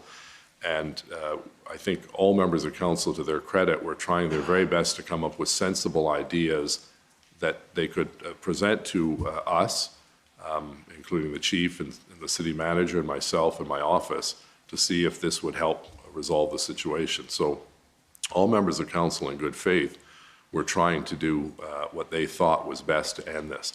In this particular case, I don't believe this motion, I know for a fact it didn't go to council, so it was just a draft, and I suspect it probably didn't go to council because the quick response I received from the federal government was, we're not going to appoint a mediator. Okay, and do you know why they didn't want to appoint a mediator? I can only speculate, so I shouldn't speculate. I don't know. You'd have to ask them well, that. did they tell you why? Did they say why they were not interested in this? Again, I have a vague recollection that that I raised it with either Minister Blair or Mendicini, but I can't recall the context of why they were against it. Okay, and I'm going to take you to OTT 5513. This is now February 7th. And as we saw earlier, Chief Slowly had made a request for 1,800 officers. We haven't looked at the email, but there is an email in which he sets out a chart indicating what kind of personnel he's looking for and how many. Yes. And this is a letter then dated February 7th to Premier Ford and Solicitor General Sylvia Jones. And this is the letter in which you request, if we go down, there we go. And there you are asking for those officers. It's a little farther down. Further down on the second page, yeah. Yes. And I believe we did send the chart to these individuals as well that the chief had indicated. Okay. Or put together. And we know that Chief Slowly had asked that you advocate for the resources at different levels of government. Did he ask you specifically to write this letter? Well, that was the implication. He provided us with his request because Councillor Deans and I both agreed that we needed to get something in writing because it was putting us in an awkward situation where we were having these regular meetings with federal or provincial officials, and they said, well, how many resources do you need? And we didn't have an answer. So to the credit of the chief, he put together a very thorough, it wasn't just police officers, there were obviously other components that he'd asked for, including civilian staff and public order officers, cyber investigative capacity, digital and social media forensics, and financial forensics. So we wanted to put that in writing, and this letter was basically the same as the one we sent to the federal government as well. Okay, and if we can go up. There we go, in the second paragraph there, you say, what was initially described as a peaceful protest has now turned into a siege of our downtown area. And then you say, as of today, there are currently between 400 and 500 trucks occupying Ottawa's downtown core. Then you go on to say, these acts in the occupation are having damaging and long-term impacts on the well-being of our residents. People are living in fear and are terrified, and they're now being subjected to the nonstop honking of large trucks for 9 days, which is tantamount to psychological warfare. Then you say, given the scope and scale of the armada of large trucks that are now occupying our downtown core, and this is now on the second page, we are writing to you to ask today for your help to secure 1,800 officers to quell the insurrection that the Ottawa Police Service is not able to contain. And then further down, you say, we must do everything in our power to take back the streets of Ottawa and our parliamentary precinct from the criminal activity and hooliganism that has transpired over the last 9 days. We need your help to end this siege at the heart of our nation's capital and in our residential neighborhoods and to regain control of our city. So was that description of the situation accurate as to what was happening on the ground as of February 7th? Absolutely. You know, I think if you just go back and look at the media coverage, the media themselves were being harassed during this whole period of time. We now know that a number of children had to miss chemo and radiation appointments at CHEO. The residents living on those streets having these horns honk literally 24 hours a day, 7 days a week, plus the diesel fumes, plus roasting a pig on one street, bonfires, lighting off fireworks, having a dance party. It was showing complete disrespect for the people who lived in the city of Ottawa. And I put that wording in very strongly to let the two other orders of government know that we needed their help. Our city's back was against the wall. We had this outrageous behavior by people who seemed to have no respect for private property, public property, or the well-being of the citizens of Ottawa. And my job as mayor was to speak out and say, we have to end this, and the only way we're going to end it is with a significant increase and boost in the number of police officers. And when you say, and to regain control of our city, you're conveying here that you, the greater you, I suppose you, OPS, the city, OPS had lost control of the city. Well, it was teetering on lost control. We lost control in the red zone because we couldn't even contain jerry cans going in. You know, in one or two incidents, the chief explained to me, the police tried to stop them, and then they were swarmed by 100 truckers. And one of the things I think is vitally important to remember in this whole terrible situation was that while there was a high level of frustration on the part of the public, rightfully so, on the part of our council and city staff and myself, at the end of the day, there were no deaths and there were no serious injuries. And so the chief, in his wisdom, and I agree with him, was not going to barge in there without necessary resources to make sure that the one shot they had, the one opportunity they had to actually get in there and clean up Wellington Street and Kent and O'Connor and the Byward Market and the baseball stadium, was to do it with the necessary resources to move in quick, swiftly, and that's exactly what they did, and I appreciate the police doing that. But you're quite right, in the red zone, it was lawlessness. People were having parties, they were open fires, they were throwing off fireworks that were a fire hazard to heritage buildings in the downtown core. They were harassing people in restaurants, tearing off their masks. These are not sort of made up stories. These are all documented during the convoy occupation. And so, yes, we're not swallowing our pride by saying we could do it all on our own. We needed help, and we needed the help of the other two orders of government. So if I can take you now to OTT 6057. And this is another letter dated February 7th, and this is now directed to the Prime Minister and to Minister Mendicino. Is that right? Yes. And it's essentially the same letter. That's correct. Okay. And now I understand that discussions with the Prime Minister and with Minister Mendicino were ongoing. The 7th is the same day as there was a first tripartite ministerial meeting. On the 8th there was as well, and on the 10th. So did you receive a formal response to this letter from the Prime Minister or Minister Mendicino? I'd have to go back and look in files. Often these letters go out, they're publicly made, and do you necessarily get a response? Yep. What we were looking for is not a nice typewritten response. We wanted action. And we believe that, or I certainly believe, that this letter acted to break the logjam, to put in writing for the first time our specific requests that we needed help. Now, the Solicitor General did respond to your letter on February 10. Is that right? I recall her sending, I think, a 2-page letter to, I believe it was both Councillor Deans and myself. Okay, if I can take you to ONT 851. And this is the response dated February 10. We can see there's from the Solicitor General of Ontario.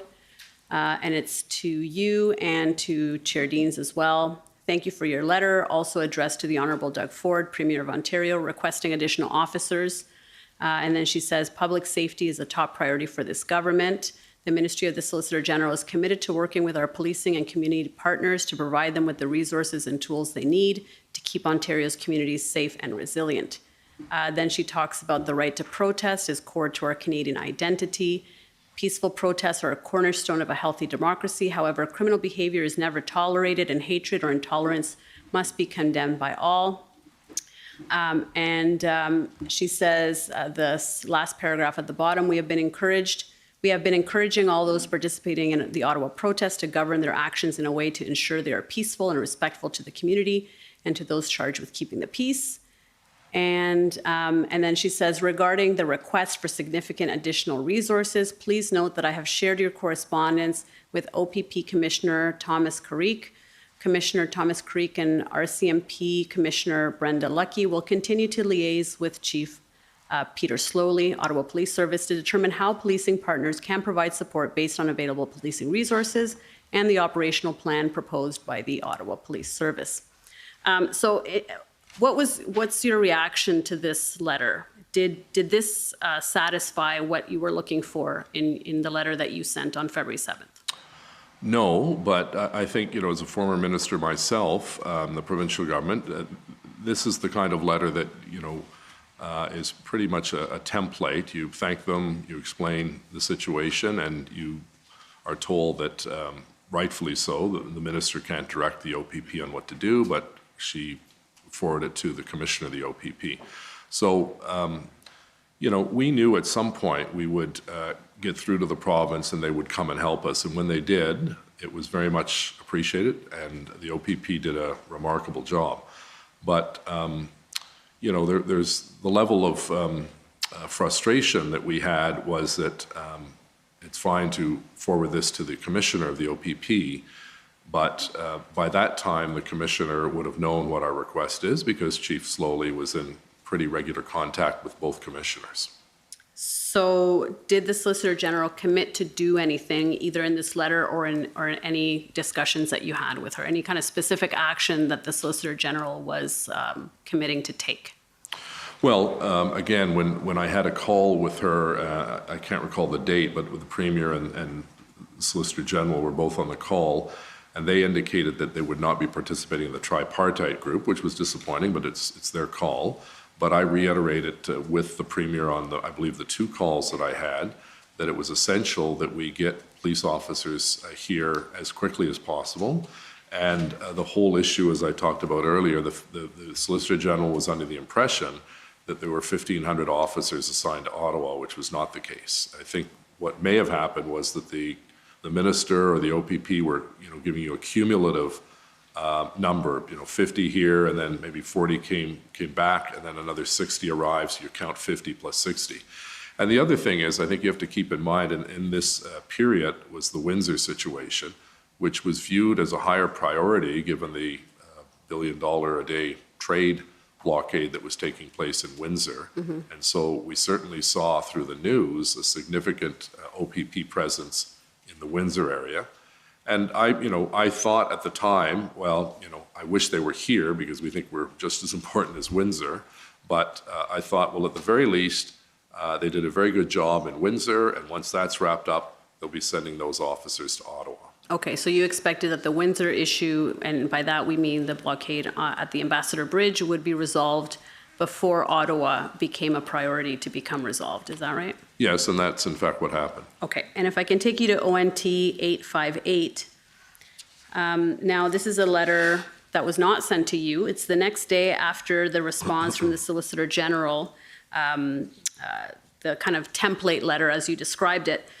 And this is now February 11th, and this is directed to Commissioner Karique. And the Solicitor General says, this letter is being sent regarding the protest activity occurring in Windsor. So this is the Windsor situation as you were talking about. The Government of Ontario is proposing that a meeting occur within an agreeable time period between a select group of protest leadership and representatives of the province to allow their issues to be heard. To move forward with our offer to schedule a meeting, all protesters must leave the protest site immediately, denounce all unlawful activity, and encourage a period of quiet. This means no unlawful, unpeaceful, unsafe protest activity can occur between the time of acceptance of this offer until the meeting takes place. Please share this with the protest leadership and note that immediate agreement is required. Any time delay in acceptance will negate this offer. So in this letter, the Solicitor General is offering that the province will meet with a group of protesters in Windsor if they leave the protest site immediately and denounce all activity. Are you aware if the province ever offered to meet with protesters in Ottawa? I'm not aware of any such request. And is it fair to say that that option was never discussed either with the Premier or with Solicitor Jones at any of your discussions? That's correct. Okay.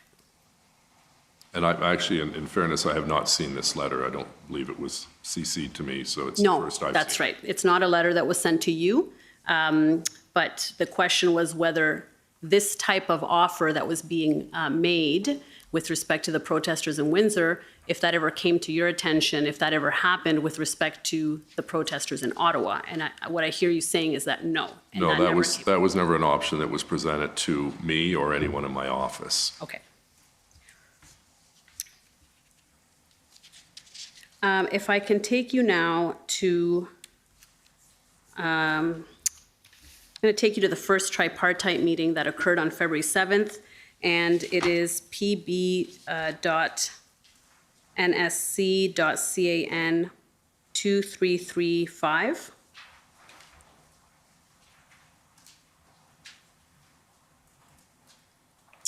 And if we go down to the bottom of that page, yeah, right there.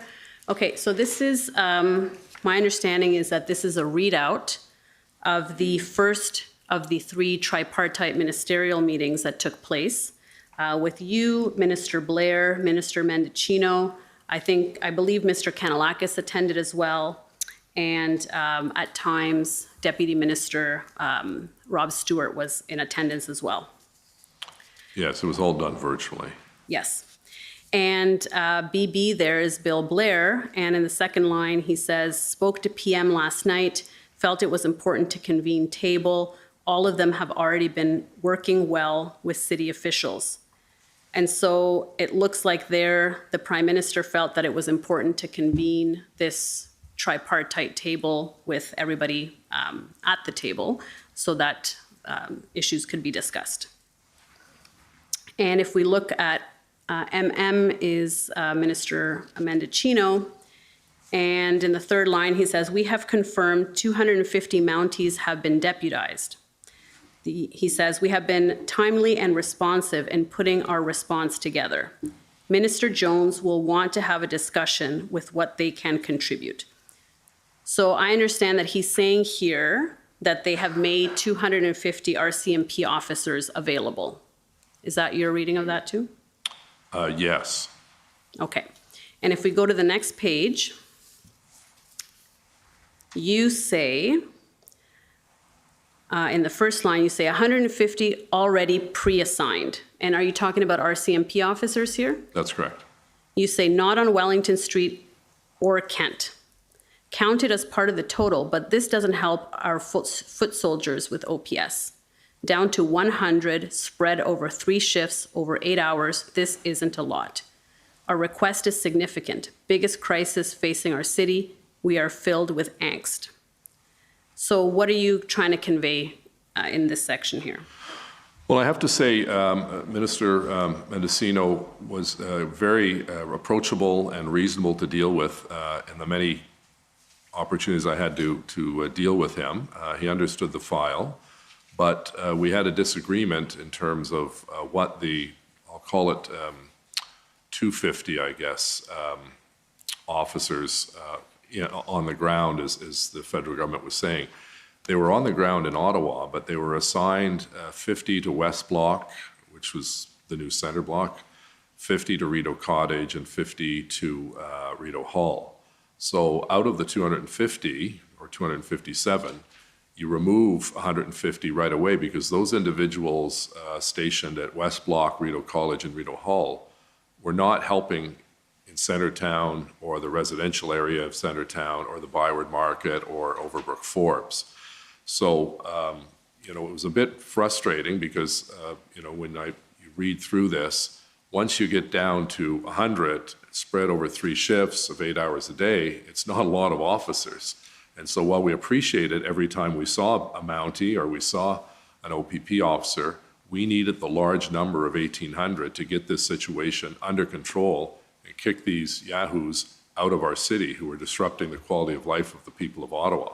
So, at the end of the day, fast forward, we got what we wanted, and we appreciate the federal government, the provincial government's support. We wanted it sooner because this thing should not have lasted 3 weeks. And then further down in the middle of the page, it says, Watson, that's you, on tripartite table. Has the province agreed to this? And Bill Blair says, both of us have reached out, Marco Mendicino and I. We are working on it. She wasn't able to join today, unfortunately, and she would be the Solicitor General? Yes. Okay. We'll continue to engage to encourage them to join these talks. And then you say, province is very reluctant to be a part of what is going on. Premier, line was, anything you need, I will be there for you. I have gone to Sylvia Jones with that message. The protesters are digging in, try to light a fire, for example. They are misleading people on social media. So what is the sentiment that you're conveying there? Well, disappointment that the province didn't want to take part in the tripartite. And when I had that conversation with Minister Jones and the Premier on that phone call, I think it was a phone call or a Zoom, I can't recall, to be honest. The Premier was adamant that he did not feel it would be useful to have 3 levels of politicians sitting around a table. And did he say why he didn't think that was going to be, that wasn't necessary or helpful? Well, I think he felt it would be a waste of time. When he said that, I was quite frustrated with him. He said, look at what's it going to accomplish? A bunch of people sitting around a table talking and making decisions. And I said, well, that sounds like a cabinet meeting. And he didn't like that. But at the end of the day, it was his call. If he wasn't going to go to force his minister to go to the meeting or not go to the meeting, he just said they're not going to be part of it. So as I said, now in fairness to the Premier, when he did engage, it worked. We had the police officers from the OPP, we had the RCMP, and we were all on the same book. But this thing should have been resolved in week 1, not week 3. And when did you see engagement from the province? When did you start seeing that? I'd have to look through my notes, but it was, I think probably sometime by the end of the second week of the protests, sometime in that period. So we know that the province declared a state of emergency on February 11th. Would you say that they were engaged before that time, or that's the point of time when they became engaged? Well, notwithstanding the fact they didn't want to participate in the tripartite, they were obviously available to us. And, as I mentioned, at the local level, federally, I had very good liaison and connection with Minister Yasser Naqvi, the MP for Ottawa Centre, and Mona Fortier, the President of Treasury Board, as well. I think she was in a different portfolio at that point, and Minister MacLeod. So we were having ongoing discussions at the political level, and all 3 of those and other elected officials were acting as a very good conduit for our requests back to their political establishments. And I can't give you an exact time when the province was more engaged, but they were always engaged. They just weren't at the tripartite table. And I think certainly after Windsor, they recognized the next big problem is Ottawa, and they better, get there as soon as possible, because this thing was close to swirling out of control. And what we were seeing was every weekend, people were treating this like it was some sort of a rave or a party or something, and arriving, and there were DJs and loud sound systems and racist flags and desecration of our national war monument. And I think, I can't give you the exact date, but eventually the OPP came on board. Eventually we got the RCMP. But as I said, this thing frustrated me because, the public were saying, well, why don't you tell the police to do this? And as we all know, or most people know, in our society, a politician cannot, by law, direct a police service on operational matters. So we have to work at the political level to do whatever we can to get some resolution to a situation that was extremely hurtful to thousands of people. So if I can take you now to another document, SSMNSC.CAN 2052.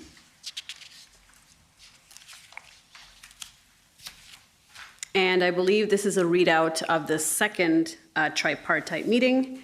And it looks like the participants on the first page are Minister Mendicino, Minister Blair, you, if we go down a little bit, yeah. And it looks like Chief Slowly was in attendance. Do you recall him attending one of the tripartite meetings? Yes. Okay. So then on the first page, you say, why no Solgen in attendance? I suppose that's Minister Jones. Sorry, Solicitor General. okay, I see that, yep. Yep, and then Minister Mendicino says no word back. So at this point, you had expected that Ontario would have been at this table. Is that right?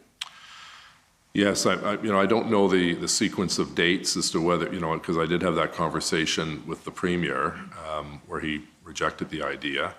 But I know that the federal ministers were also trying to get the Solicitor General to engage on the tripartite table, which she declined. Well, this may assist because then you say, I'm speaking to Premier tomorrow. Okay. So you probably spoke to him then on February 9th. Well, I had at least 2 calls with the Premier, so you're probably correct in the sequence of events. Okay, and then you say, we'll ask that his minister be at the table. And if we go to where it says Blair, on Ontario involvement, I know Marco's been having good conversations with Ontario. They are worried about being visible and then being asked about what the province is doing. Do you know what was the discussion around that point? They are worried about being visible. Can you expand on what the discussion was there? I really don't recollect what the reference to visible or invisible was. Okay, so do you know what Ontario's concern is? It says they are concerned about being visible and being asked about what the province is doing. You can't shed any light? I can only speculate. Okay. So I don't really know what Sure. was going through their mind at that point. They certainly knew that they were more than welcome to the table, and they had our letter from Councillor Deans and I with the specific request and the breakdown Right. of the officers needed. And then the chief gives a breakdown of what's been going on, the breakdown of the resources, what they've been doing. And then on page 3,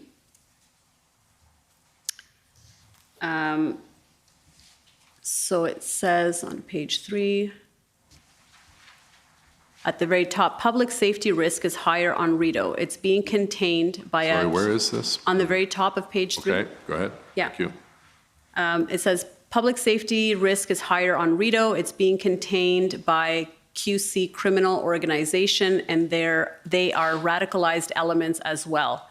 There is some negotiations ongoing leading to movement, and that's 48 hours away. If we had resources tonight, we can move on that tonight. And Minister Mendicino says, confirm Rideau is ahead of Wellington.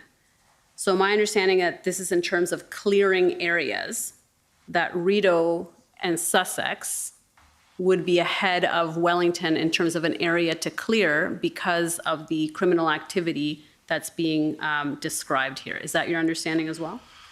Yes, and my understanding, because I was briefed on this, was that the chief indicated there were the criminal elements, I believe, were involved with the biker gang community in Quebec, and they were blockading the corner of where Rideau, Wellington, Sussex, and Colonel By connect, and it was also had shut down, as you know, the Rideau Centre, which was a major economic generator, as well as a lot of small restaurants and shops along Rideau Street and the Byward Market. Right, and then slowly says, yes, it's blocking a hospital route, et cetera, high risk to public safety. When we have resources, reliability, we will be able to move. So here he's indicating that that area is blocking a hospital route and therefore a priority for clearing it out. Is that your understanding as well? Well, and also it's a major transit hub for both STO and OC Transpo as well. Right. And a lot of small businesses in that area. And then further down slowly says, for every action we do, there is a counter reaction that can exceed our resources. We saw that in Coventry. Our public request for more than 1,800 more people resulted in the activity in Windsor, plus a national call for protesters to drive to Ottawa so they can outnumber even increased police presence.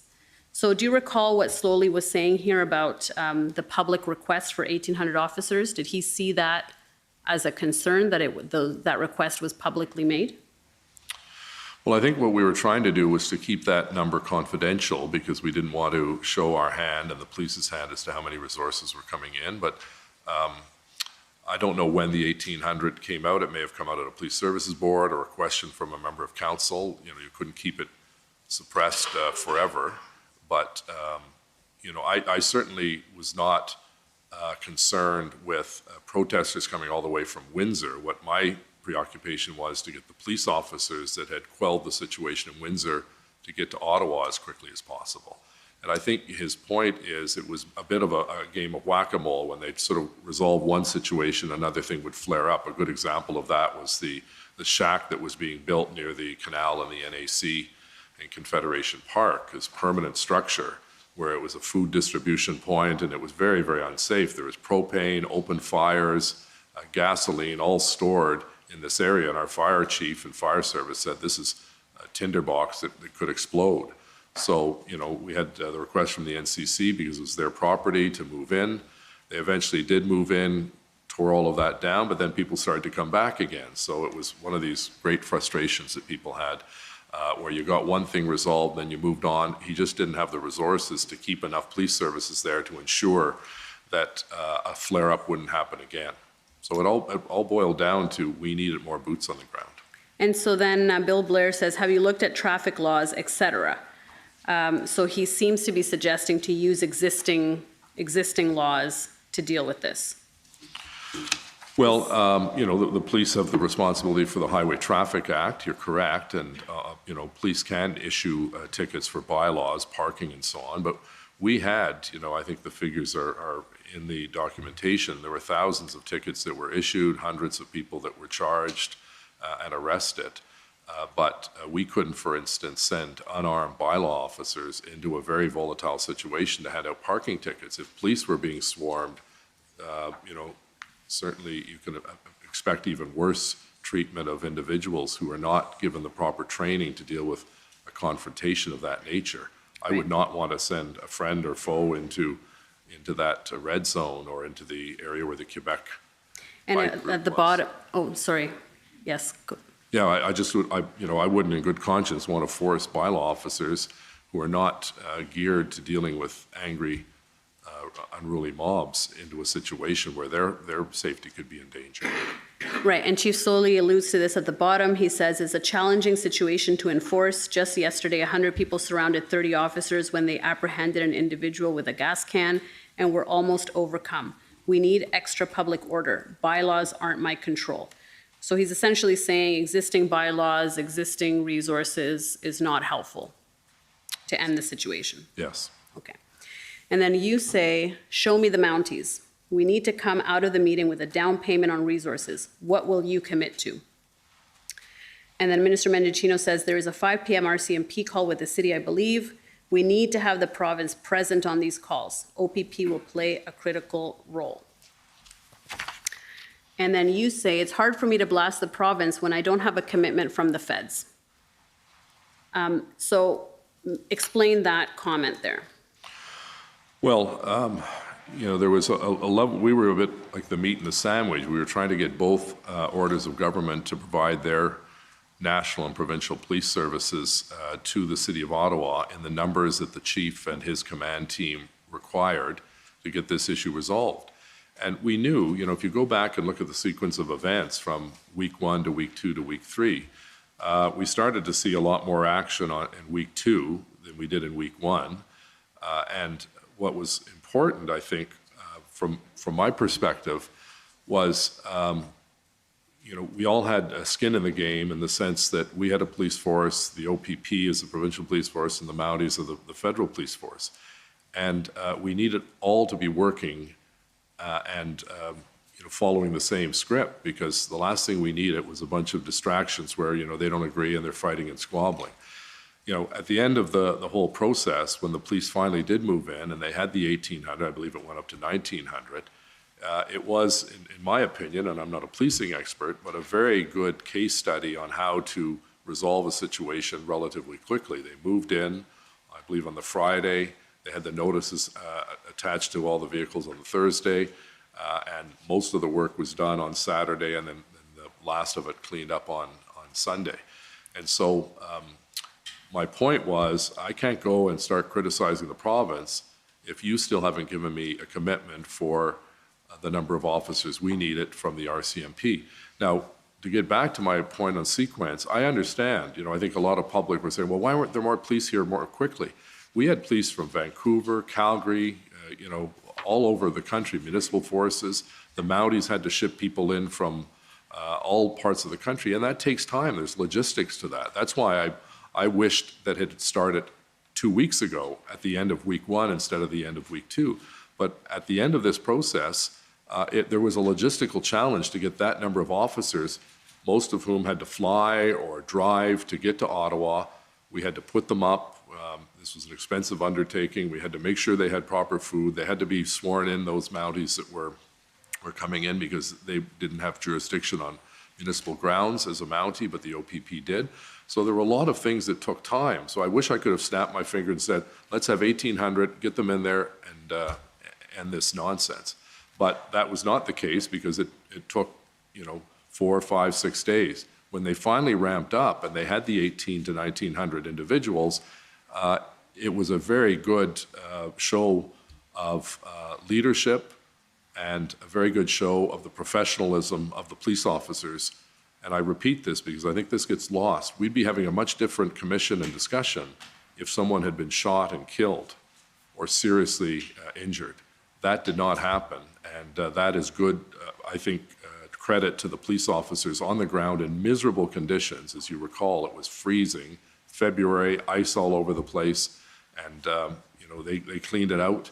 And I give great credit to our first responders and others who worked very hard, paramedics, fire service, bylaw, public works, OC Transpo. It was all hands on deck. And I know the public wanted us to move faster, and I empathize with what they were going through. But at the end of the process, I think we have to remember that there was not, these things are tinderboxes. You see them in other jurisdictions where it flares up and you see the tragedy of, unprofessionalism taking hold. But as you mentioned, the municipality is a creature of provincial statute. And here you're saying you want a commitment from the federal government, but you haven't secured a commitment from the provinces. And isn't that the proper sequence as a municipality to go to the provinces, and then the provinces can then subsequently push that request up to the federal government? Why was that sequence not being followed here? In fairness, I think it's a 6 of one, half dozen of the other in many respects. Whether we get the province to agree first or the federal government, we're a little different as a city because we're the nation's capital. We have a large RCMP presence as a result of headquarters being here, the VIP protection detail, protecting federal buildings and so on. So even though we're dependent on the province, we're equally dependent on the federal government as our largest employer and the group that pays the most in payments in lieu of taxes. So the reality is they were, I would consider them equal partners during this crisis. I wasn't going to go through the niceties of protocol and say, well, we'll just keep hammering the province until they agree and then we'll go to the feds. We were trying to do it at the same time on 2 different tracks to get them both to agree, which eventually they did, but it took some time, more time than I liked. Right. And did anybody within the federal government, either Minister Blair, Minister Mendicino, the Prime Minister, indicate to you that by not going first to the provinces to secure that kind of commitment, that there was a delay in procuring those resources as a result of not following what you called the niceties of this I don't process. believe that was the case. Certainly, the federal ministers asked me to, communicate with the Premier, and I had a pretty good rapport with the Premier, and, as many people know, he's very accessible on his phone and takes calls quite quickly. And I think he was sincere when he said, anything you need, but we needed to translate that into actual action. Right. And so, I was asked by Minister Mendicini to raise the issue of OPP officers, and that's when I said, well, I can't go and, keep pointing a finger at the province when you haven't delivered your end of the bargain. They eventually did, and we're grateful for that because that ended the blockade. Okay, but you didn't understand from anybody in the federal government that that they thought you were following the wrong process by going directly to them? No, Okay. it was never once raised that, well, don't talk to us, you're a creature of the province. Okay, That never fair happened. enough. If I can take you to SSM CAN NSC 2837. And this is a readout of the call with the Prime Minister on February 8. And so you recall you had a discussion with the Prime Minister on this day? Yeah, I'm just looking for my notes. It's Yeah, February 8th. If you can zoom into that. Yeah, February 8. Yeah, thank you. Just trying. And we'll go down to the kind of the meat of it. Yes, a little bit down more. There we go. Sorry, I'm not seeing it on the 8th on my chronology, but if you have it, I'll believe you. Yes, it should be on the screen there. February 8, Yeah. a call, readout of the call with the Prime Minister. And if we go to the second page, yeah, you say, the Prime Minister asks how you're doing. You say a challenge for everyone, still a pretty unstable situation, nasty people out there that just don't represent Canada. Reminds me of the Republican Party down south. Can't reason with them, so vulgar and hateful, attacking people, ripping masks off, honking their horns. It's not over yet, and I appreciate... You might slow down a bit for the interpreters. I'm just worried. Oh, okay, sorry, I'm just aware of the time, but yes, you're right. Let's slow down for the interpreters. It's not over yet, and I appreciate that I had a really good conversation with Marco and Bill. We have a table with the PT this afternoon at 4:30. Do you know what the reference to the PT, is that just the tripartite?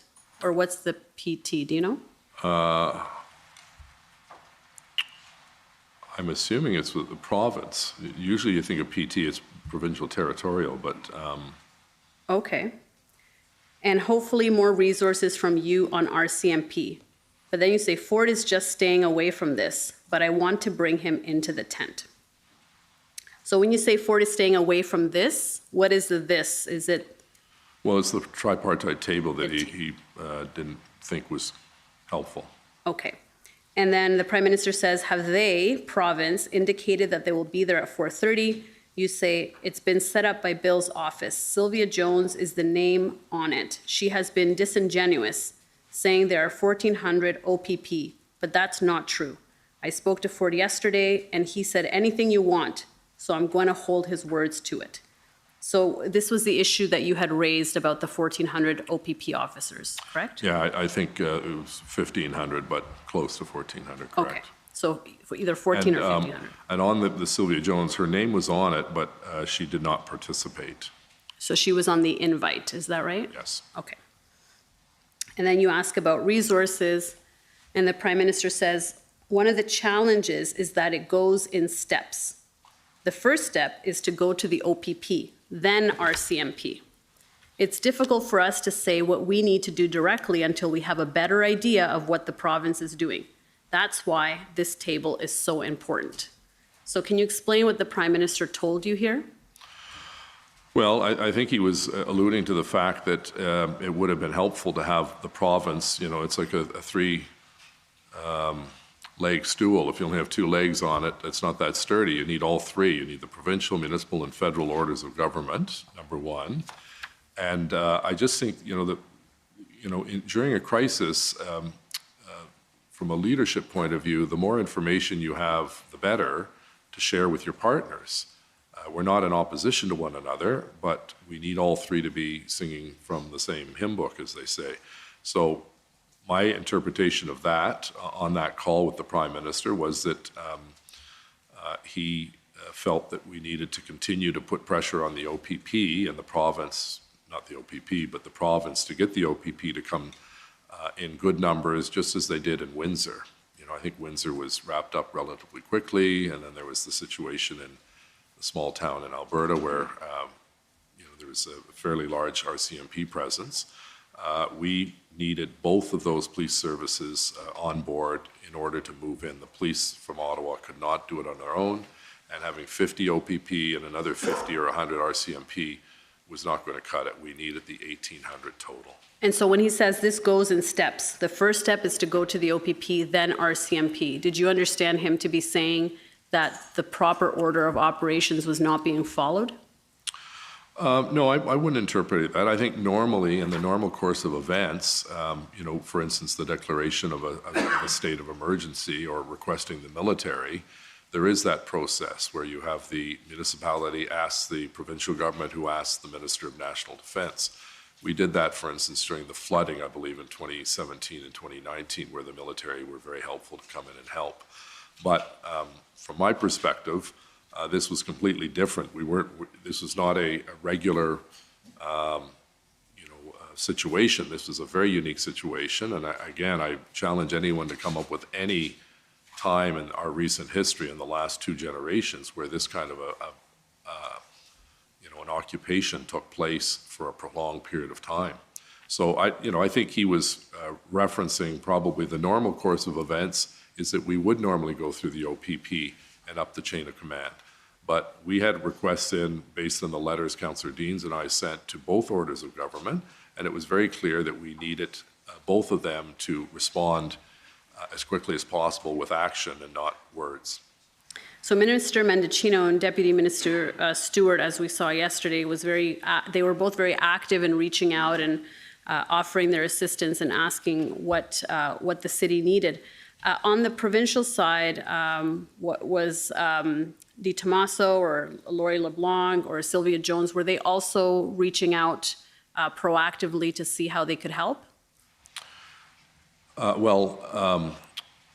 We knew what help we wanted, and they knew what help we needed because we sent the letter, so they were fully aware of our request and the specific demand. So you weren't hearing them proactively like you were from the others? No. Again, I think, I only had, I believe, 2 or 3 calls with the Premier, and I think only one of those was with Minister Jones. So I don't recall, in fairness, I don't know why they would be asking us what we need when, in fact, we told them what we needed in that letter to the Premier and to the Minister. Right. And then the Prime Minister says, but on the Ottawa policing side, you have seen, as I have. Sorry, where's that? Which paragraph? So we're now further, the last paragraph at the bottom, there, now it's in the middle. It's the Prime Minister. It's in the middle of the page, right. But on the policing side. It's on the second paragraph of the Prime Minister's Okay, I see that. But on the Ottawa policing side, you have seen, as I have, some concerns on how things were handled from the beginning. How is your relationship with the police chief, and how are you guys working together? There are moments when you are saying one thing and he is saying another. Is there anywhere we can help around that? Now, the Prime Minister here seems concerned that you and Chief Slowly were delivering different messages. Do you have a sense for what that concern was? I don't, and I don't believe I asked for clarification. I had confidence, full confidence in Chief Slowly. He was a relatively new chief, as you know, to the City of Ottawa, but he had extensive experience as a deputy chief in Toronto, and in particular with some large events. I think it was either the G7 or G20 meetings that took place in Toronto. So I can't recall where Chief Slowly and I were not on the same page. Most of the press conferences dealt with police matters, so he was the lead in it. And I would be scrummed, for instance, after a council meeting or when we had a Zoom call of any nature. But I don't recall any rift that we had.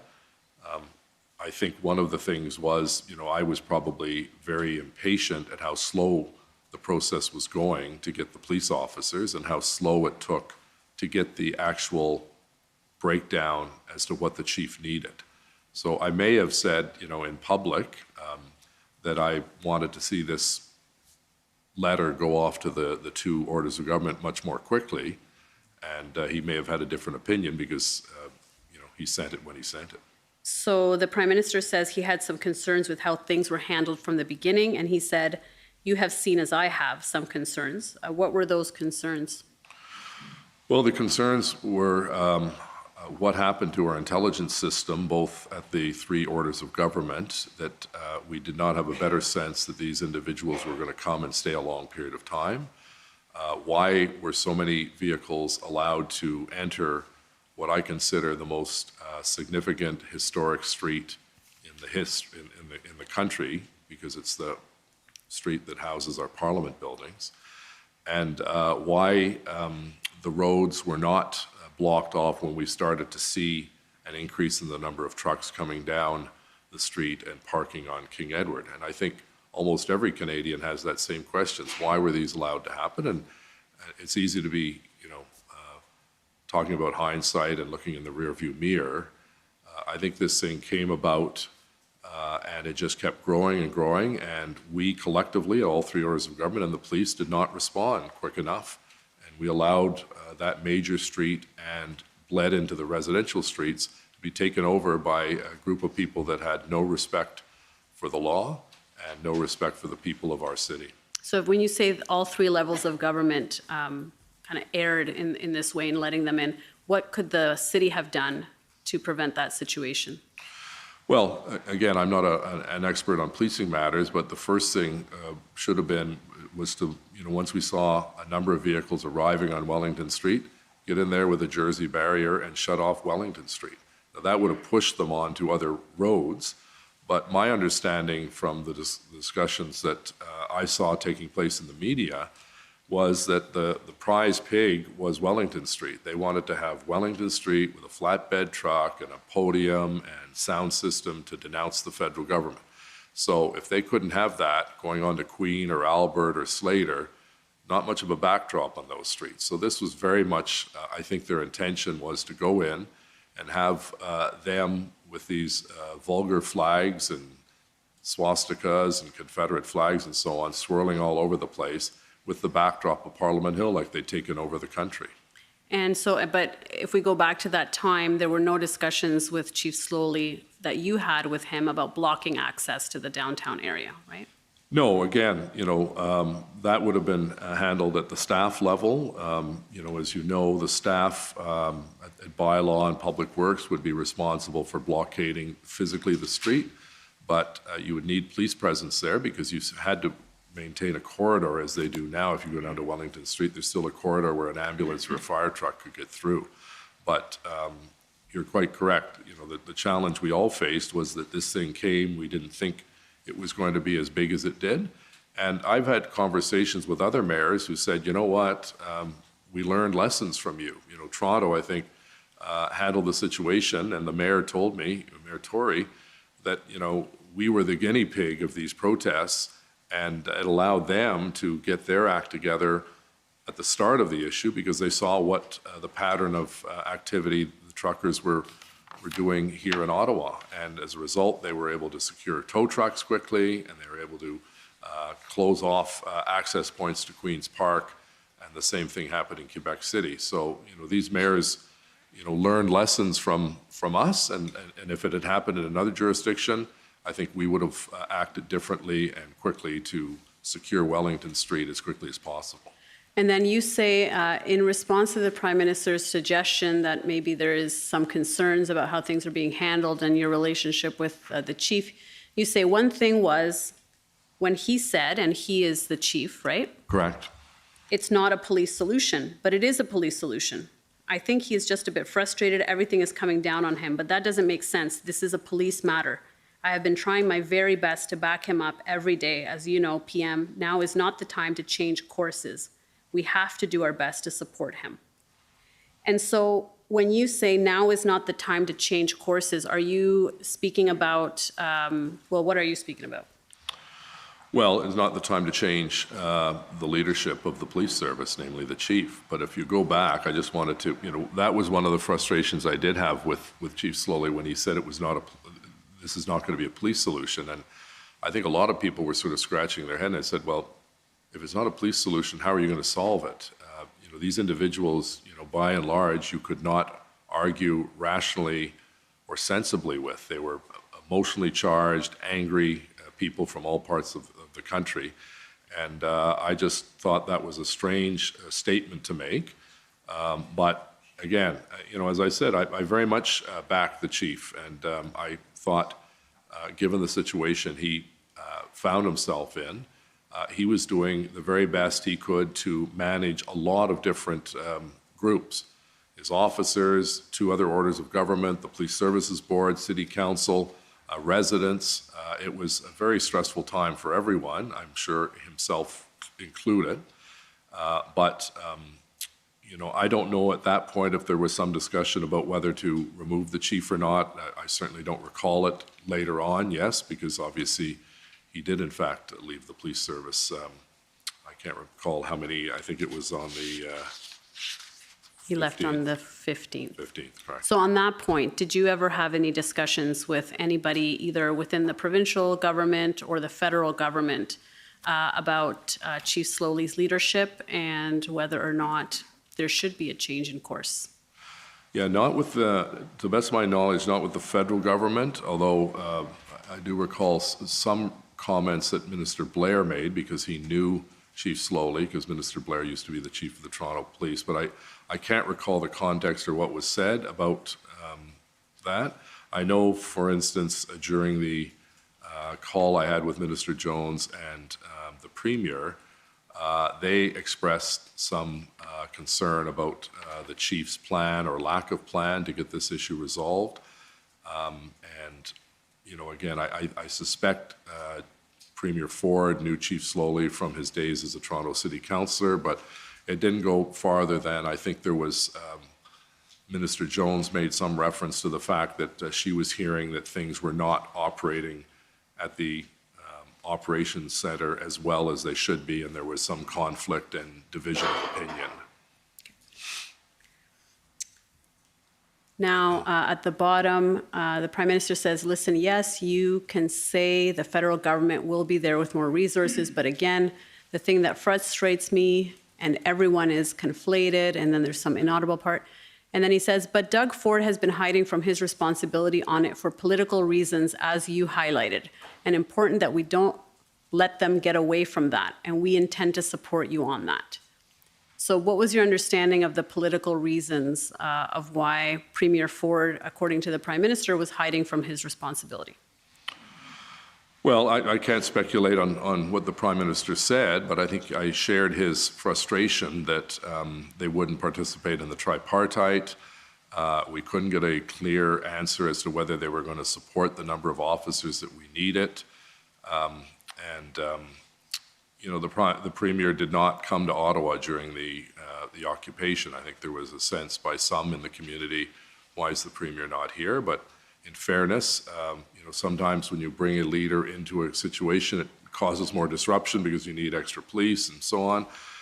But we had an open line of communication with the Premier, but I felt that I think he was probably more comfortable not getting into the mix of this until they were able to come up with the number of officers that he could announce were supporting our officers. But the Prime Minister here is saying that you're saying that it's for political reasons. Well, we're all politicians, the three of us, and my sense is that he didn't necessarily want to wear the situation because he felt that it was very much the responsibility of the Ottawa Police Service, and I fundamentally disagreed with him. I said, of course, they're the lead police service. They have that legal jurisdiction, but we need the help of the other 2 orders of government with police officers. And then you say, if they keep dragging their feet, I'm happy to call them out on it. It'd be nice if we have something firmed up with the federal government to shame them. Ford didn't even make an effort to come and see what's going on. So it's clear you're sharing here the Prime Minister's frustration about the province's lack of attendance at these meetings and general lack of involvement in the solution finding. Yeah. Well, I'm sharing my frustration because I was, on the front line trying to explain to the public why it was taking so long to get so many resources into Ottawa when Windsor went quite quickly. And obviously when the guns were discovered in that small community in Alberta, it was shut down pretty quickly. But ours was lingering on, and there was, while we'd see, we'd have sort of a bit of an up and down where, one day we'd get a count saying 5 or 6 of the rigs moved out, which was good. And then the next day we'd have, 7 or 8 are coming back in. So it was very, very fluid and very frustrating. And I think, I was expressing my frustration, as was the Prime Minister, that on 2 fronts. One, we need the pressure on the OPP or the province to get the OPP here. But secondly, the federal government had to step up and do its duty, particularly being the nation's capital. We needed the RCMP. And, as I said, I went through this period where you're spending an hour arguing that we don't have 250 officers. You've already assigned 150 to those 3. And I'm not disputing you wanted to protect the Prime Minister and the Governor General and Parliament. But don't keep repeating the fact that there's 250 officers out on the street in Ottawa, because that was not the case, and no one. And I think, look at the end of the process, was there a little bit of sort of, if we push him on this front politically, he might act. It worked because we got the police officers that we needed. You don't necessarily want to go and constantly prod and attack and so on, but most of this was done behind the scenes so that we were not going to show that, at least at the political level, there was this fractious debate. We could have a postmortem and deal with that after, but the immediate urgency was to give some peace of mind and comfort to those people who were living through hell in Centretown and the market and Overbrook Forbes by the. So would it have been helpful to have the province in attendance at these meetings for everybody to be on the same page and for everybody to know what the numbers were and what was going on? Absolutely. I think that would have sped up the process because, it's almost like that game of telephone. By the time you get the translation of the last person, it's a lot different than the first person. I think everyone in the same room, that was the whole, and I give credit to, I think it was Minister Blair that was the one that suggested the tripartite political group meet. And unfortunately, we weren't able to convince the province, but, we can't force them to do what they don't want to do. But, the end result, albeit a week or 2 late, we did see unity on the front lines with OPP, Municipal Police Services, and Ottawa Police and RCMP. And as I said, they did what I consider a textbook case of cleaning up a really, really terrible situation. And so if the province had participated in these meetings and been more engaged, do you think there would have been less of a delay in receiving resources? The process would have gone faster? I can only speculate because it's a theoretical question, but I truly believe it would have. If we're all at the same table, speaking to one another, we can have our arguments back and forth. But, in fairness, at the other levels, there seemed to be some positive relationship, but there were obviously disputes with respect to what was the final plan that was going to be signed off on.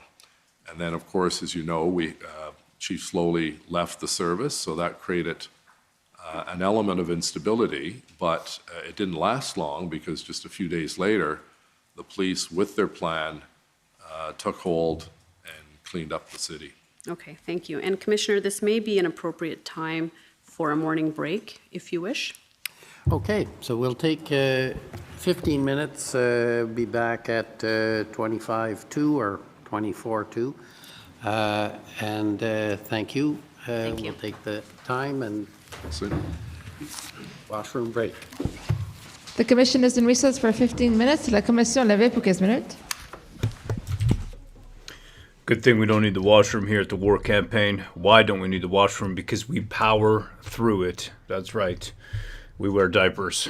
That's how we do it over here. Wow. Hey, oh, brother. How you doing, man?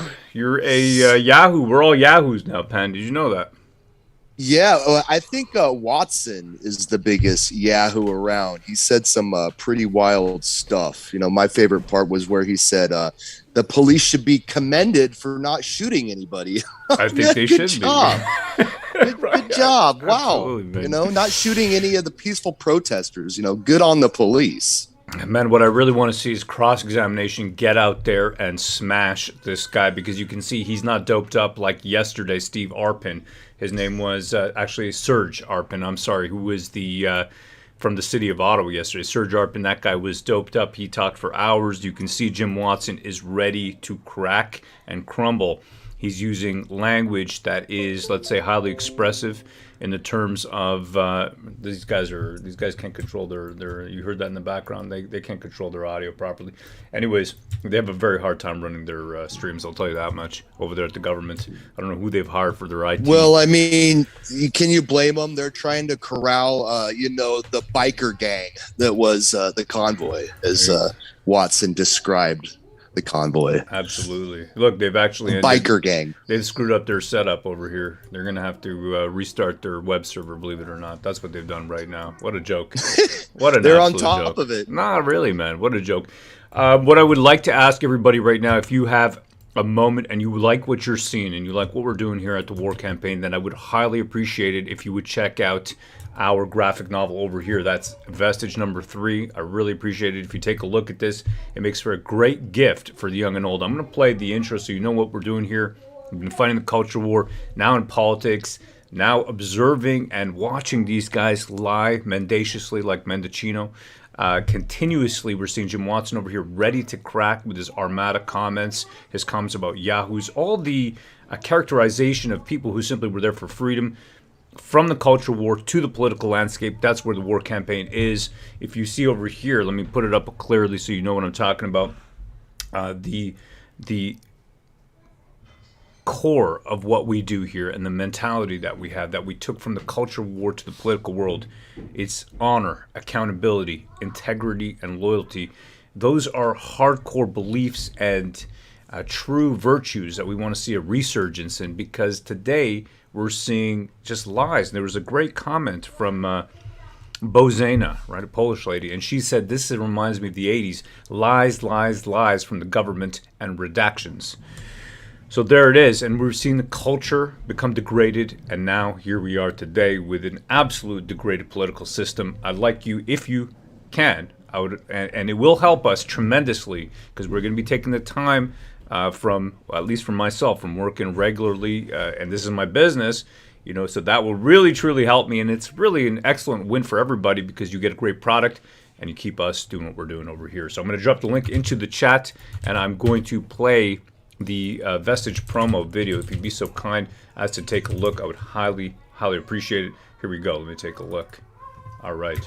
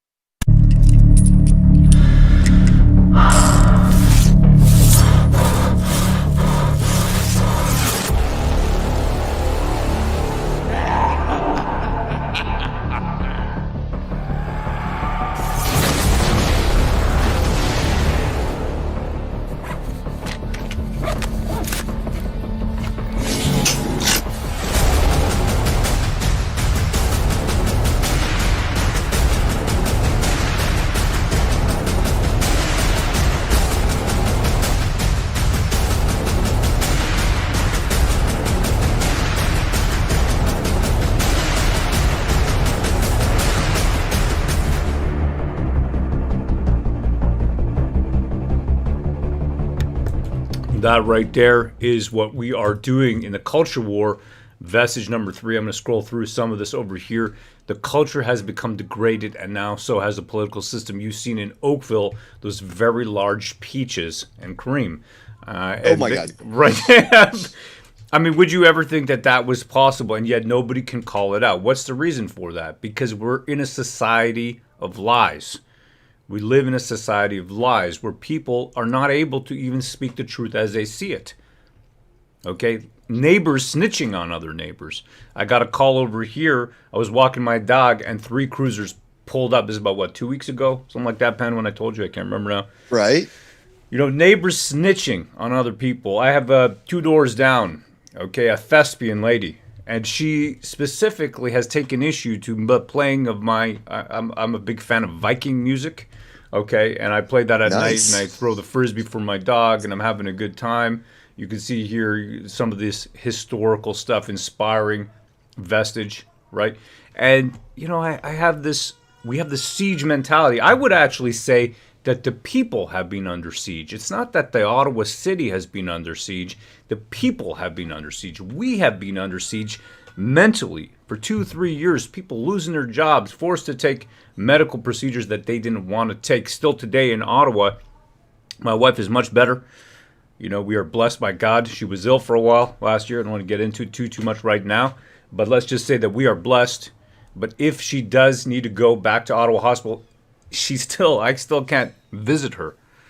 Okay, so think about that one right here. And I was speaking to a fellow telling me in BC, same thing in BC. So there's still mandates out there. And we're doing this over here. If you want to support us, you want to help us doing what we're doing, you know, editing that video, going through everything and staying sharp, okay? Because that's what it is. It's a war of attrition. Just like Charles Gamel over here, who started out as a young man. What did he like to do? He liked to drink. He liked to play dice. He drinks ale. He gambles and occasionally chases women. I see a lot of myself in Charles Gamel, put together by Gad Hanser, an amazing writer. However, a chance encounter with a beautiful siren will soon change his life forever, plunging him headlong into a visceral nightmare and upending his reality beneath the veil of his shattered worldview. And that's what we have right now. We have a shattered worldview. Take a look at that if you're looking for a gift. It's a great way to support us. We don't ask for any donations, not interested, or e-transfers or all the rest. We don't need it. Instead, I run a business. You know, I'm a capitalist, like an actual capitalist, like the small businesses that they close down here. They keep making a big deal about that, by the way. All these small businesses closed down. But the ones that open, like Iconic Cafe, were smacked down, if you remember carefully. They were smacked down for coming out there and opening their doors. Actually, you know what I want to do? I think we've spoken enough over here about this, about Vestige. Check it out if you're interested. I want to show you that footage, and then I want to show you what a fellow sent to me. Take a look at that over here. That's Vestige number 3. I'll drop the link right there in the chat. It's in the description as well. Iconic Cafe. Okay, hold on. Let me move that window out of here. See if these guys got this stuff sorted again. Okay, they have. They've fixed up their feed. Man, these guys cannot run an internet stream. Okay, so this is Iconic, Boomers. right? Iconic Cafe. Let me see over here. Let's see here. We got some videos. I've got a Twitter videos. Wait till you see this stuff. Okay, this is the one right here. So this is a guy who decided he's going to open up, and the police come to his door.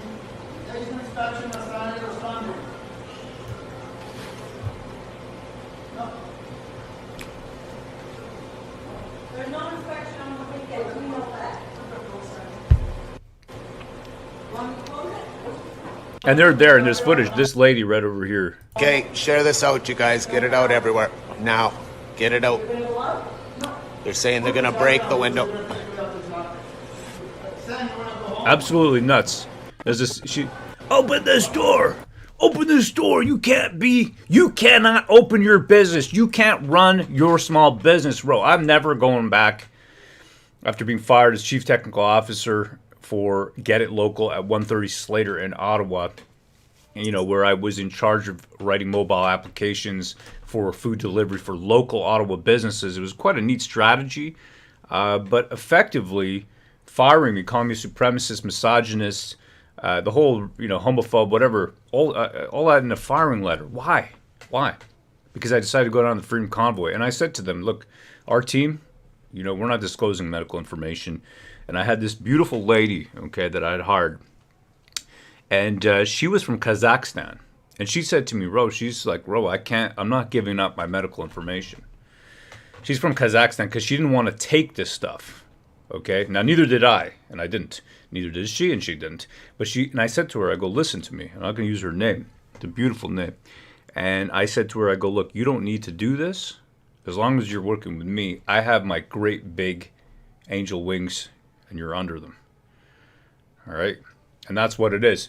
And I'm not going back to working like this at a place that can take away my livelihood. And that's why I'm going to run my business, 2 businesses, Software Consulting, which is a new company that I have made called Code Gladius, software consulting, mobile tech, all the rest like that. And the second one is my comic book business, and that's how you can support it. I've dropped a link right there. Check out Vestige. Really appreciate it. I know that U.S. dollars is, because we're shipping from the U.S. I had it all printed over there. I don't want to print in China. So I want to print in U.S. or Canada. Vestige number 1 was printed in Canada. Vestige number 2, at least one of the runs of Vestige number 1 was printed in Canada, and the other run was printed in the States. And now Vestige 2 and 3 in the States. In Arizona, I have a great connection with the people over there. They run charities over there as well for youth and for actually kids who are terminally ill. So really cool stuff. That's how we do it. I don't want to print anything in China at all. I want everything printed at least in the U.S. or Canada. That's it. I want it just locally at home, and I want to do business like it was supposed to be done. You know what I mean? I remember growing up, Pan, that's it. You come from a logging family. You know what I'm talking about. The fact that the government wants to encroach even on the land that you own. Yeah, then they will, the government always wants more. They create these new laws, and it's hard to get them repealed. They're never going to give up the power that they have. They're always looking for more. I think that's a theme throughout the world. It is today. It really is. And you see all these events that have happened, and you could just see here the characterization. I want to play something here, okay? This is from Jean Chrétien. A fellow from the chat has sent this to me not too long ago. Let me dig this up over here. This is Jean Chrétien, okay? This is Jean Chrétien on the stand. And he said to me through the chat and in the email, if I can just get this over here, he said very specifically, he goes, Ro, we must always be careful what we wish for. Remember this fiasco the last time a PM testified? Lol. Jean Chrétien's infamous golf balls. Chopin, he'll laugh. Trudeau testifies. Don't be surprised if he starts reading off poutine recipes. Lol. Love the coverage, brother. All right, let's pull this out. Here it is. All right, come back to these golf balls then that are in the photograph. You said you got golf balls from others. Yep. Who did you get them from, Mr. Chrétien? Oh, And do you have some examples? yes.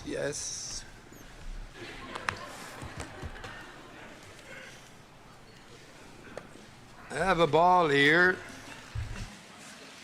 with the seal of the President of the United States and signed by a Texan by the name of George Bush. All right, what other ones? I have one here signed by a gentleman from Tennessee, Al Gore. Now just And stop. with the Capitol Hill on the ball. And just stopping you there, if I might say. No, it's too much fun. Let him pull out his balls. I have one here that was given to me. These balls here were given to me. Very nice presentation, Mr. President, by a small town guy from Hope, Arkansas. Look at the nice box. His name, his seal, the ball, nice box. In the ball, you open, and there is a ball on, sign again, by the small town guy of Hope, Tennessee, signed Bill Clinton, and the seal.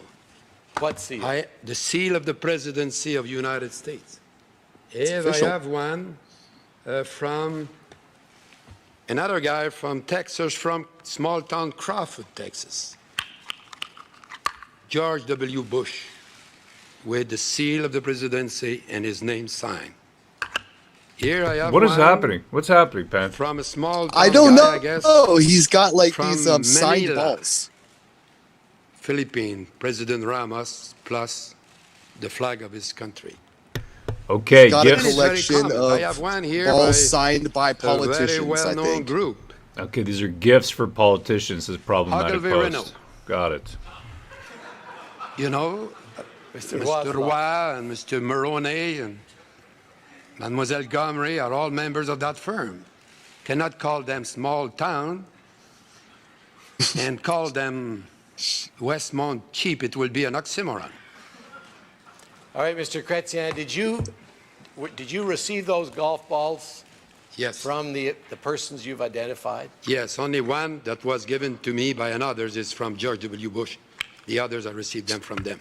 And did you give them golf balls with the maple leaf and your signature on it? Yes, and I gave them to their bodyguards and or to Nice. partners who were playing golf with us. Thank you very much, Mr. Commissioner. I guess this is the They got level. to the bottom of that one. Yeah, this is what we can expect, I guess. You know that? This is Right? the kind of stuff we can expect from Trudeau when he comes on. And He's going to be like, check out my collection of balls, you know? You know what I really don't I like? collect Ninja Turtles signed by Kevin Eastman. This guy collects balls signed by world dignitaries. I can't believe the way that they allow these guys to run out the clock. There was a fellow right there, and he said it was man, you know, they're running out the clock. I can't remember his name. Sorry, they're in the chat there, and I pasted it up there. They're running out the clock, and that's what I get a lot of. And I'm hoping that cross-examination, at least with Jim Watson now, is able to smash him, okay? Because this guy is obviously not on his, like, he's not, you know, doped up and kind of drugged in his haze, and he's at a different level. He's not, some of these people are a little bit off kilter, and that's what you got to do. You got to press him, and then, I mean, Pan, you're a debater. What do you do there in a debate? Well, you want to keep them on their toes. You don't want to be the one answering questions. You want them to answer your questions, and you have a line of questions where you already know the answer.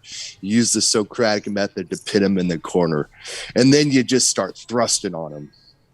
Wow, thrusting, you say, brother? Thrusting. Yeah. There you go, man. Thrusting. Turtle says Oshi. They only want useful idiots and illusionary power, says InRise Movement. This is Watson au naturel, says Margot P. That's what I'm talking about. And Bay says Pan's a baiter. He's a debater, is what he is. That's right. He's a debated mini nerds in the online comics drama scene. So yeah, Pan is actually celebrated. To be honest, he's celebrated as an incredible online internet debater. He has taken many cucks to task. So actually, you know what? You should have kind of been a lawyer, Pan, an internet lawyer. No. I just play. We play lawyers on YouTube. You know, that's what we do. What does the chat think? What do you guys think? Is he going to crack under pressure? I want to read the chat. Is he going to crack under pressure, Jim Watson? Because I have a feeling that this guy, with the way he's speaking, what was amazing to me was his use of armada in official documents. In official letters signed Jim Watson at the bottom, it says these are trucks, it's an armada, it's a flotilla, it's whack-a-mole. He only said the armada word. Oh, there's my dog. I'm going to go and grab him right now from outside. And Pan, I'll leave it to you to read through the chat. I'm going to go and grab him. I'll be right back. All right, brother. Sounds good. Yeah, hail the chat. We have Timothy Price says, lol, hip thrust them in the corner. That's right. You know, that's how once you get them going backwards, you just start thrusting on them, you know, always on the offensive, never the defensive. So, oh, here we go.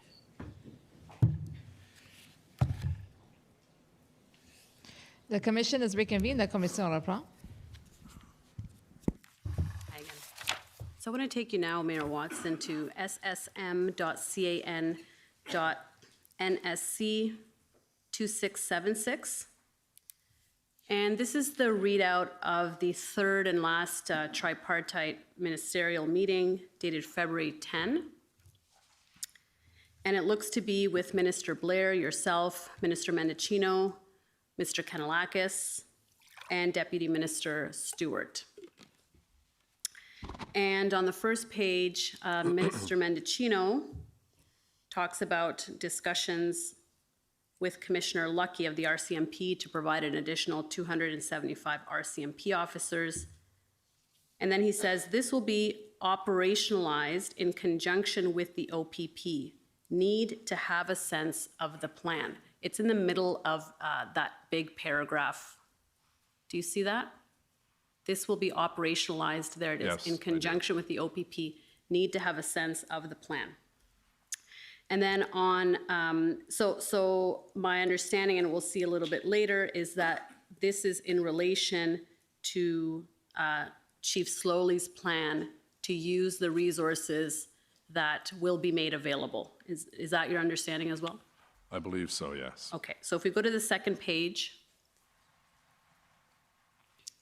just under the redacted portion, keep going, yeah, there are S. So that is Deputy Minister Rob Stewart says, we are engaging the province on all of these areas, which are the ones above that are blanked out, as well as the evolution of the plan. From what I understand, the plan of the chief has not yet been completely fleshed out. That may reflect the speed with which the RCMP can deploy resources. So what did you understand about the state of the plan from the OPS's perspective, the OPS plan at this stage, which is now the 10th of February?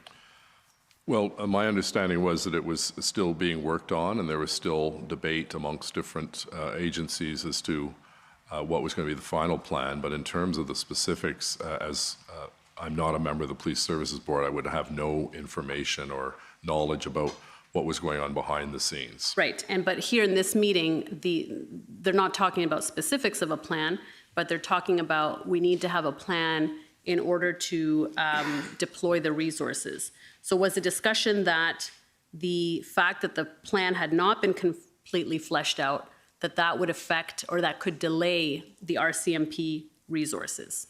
Again, I could only speculate because I wasn't part of that decision-making, but obviously the chief felt comfortable days earlier giving us the number 1,800 of police officers that one would assume would work its way into the plan that he was working on. So I think, the pressure we were putting on OPS was to give us a number so we can go back to our partners at the federal and provincial levels of government to get the officers that would fit the plan that was still being worked on.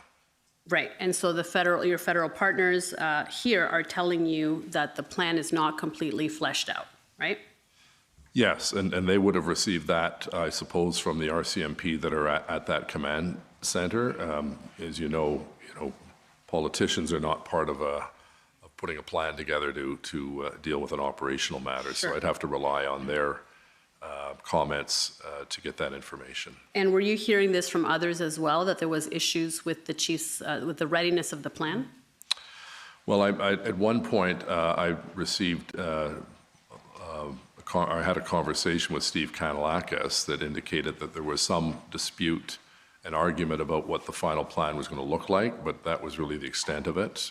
My understanding was that these were not insurmountable issues and that they were close to signing off on the plan that would incorporate the 1,800 officers to get this whole terrible situation resolved. Right, and so your chief of staff yesterday testified that he was informed by Chief of Staff Mike Jones that by February 10 there was no agreement on an integrated plan, and he indicated yesterday that you were aware of this as well. And that it would have been communicated back to OPS, the fact that there were concerns about the readiness of the plan. Did you communicate that back to Ottawa Police Service or to Chief Slowly? I don't know if I did or not, whether that would have come from Steve Kanellakis or Serge Arpan, but I don't recall me raising the issue with them. Anytime I had any conversation about the plan, he would indicate to me that they're closing in on finalizing it. And while not giving me the specific date when the action would start, it was alluded to on a number of occasions that they would start the process to clean out the whole area in days, not weeks. Sure, but here Minister Mendicino and Deputy Minister Stewart are indicating that not having a plan can affect the deployment of the RCMP officers. Did you convey that back to Chief Slowly to let him know that this was the readiness of the plan was delaying? No, again, that would have been done at the staff level, not at the political level. So Steve Kanellakis or Serge Arpan. But the reality is that we have to separate our roles. Even though I'm sitting in on this group, it's not making operational decisions. We were relying on the OPS to work with their partners to come up with a plan that was achievable and attainable in a relatively short period of time with the resources that we'd secured. Okay, and on page 4,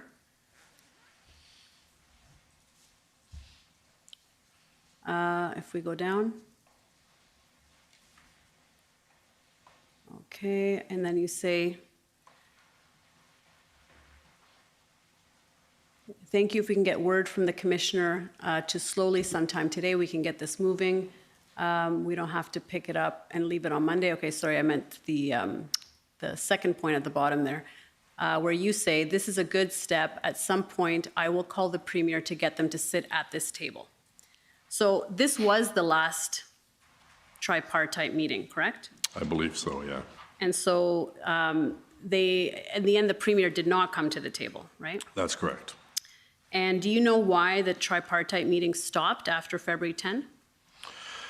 Well, I assume it was because we were closing in on that date when the police were going to start moving, and it was no longer necessary if we had secured the number of OPP officers in that period of time or a couple of days later.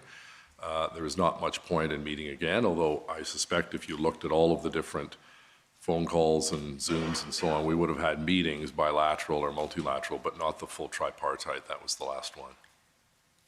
So in the 3 meetings that we looked at, there are some common themes that we can see. You're expressing frustration that you're not getting commitment from the federal government. You say you need boots on the ground, show me the Mounties, let's get a down payment on RCMP officers. So you felt that the federal government was not committing to the resources that you needed.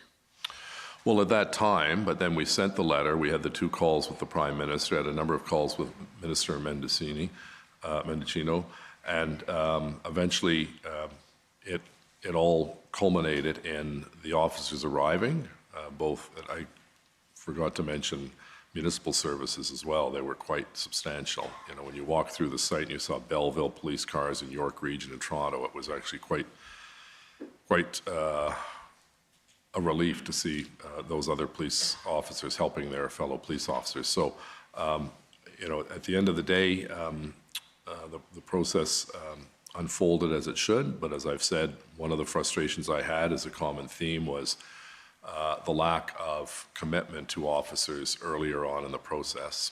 Sorry, did you say that the process unfolded as it should? Well, with the cleanup of the streets where I the police see. moved in. And, Okay. But you agree that it took 3 weeks for that to happen, right? Yes, and that was my biggest criticism, was that it took so long to get this resolved. And again, you know, it's easy for me as an armchair critic to go and say, well, why didn't you move faster? I understand there's some logistical, you know, we had officers from Vancouver. Well, it takes time to get the plane tickets and get over here and get hotel accommodations and so on. So, you know, I'm not being overly critical of the fact that there are some logistical challenges, but I was pushing from really day 1 or day 2, we needed more help because the chief told me we couldn't handle this on our own. Right, but you're not just an armchair critic. As you say, you're the mayor of Ottawa and you see that your city is in need.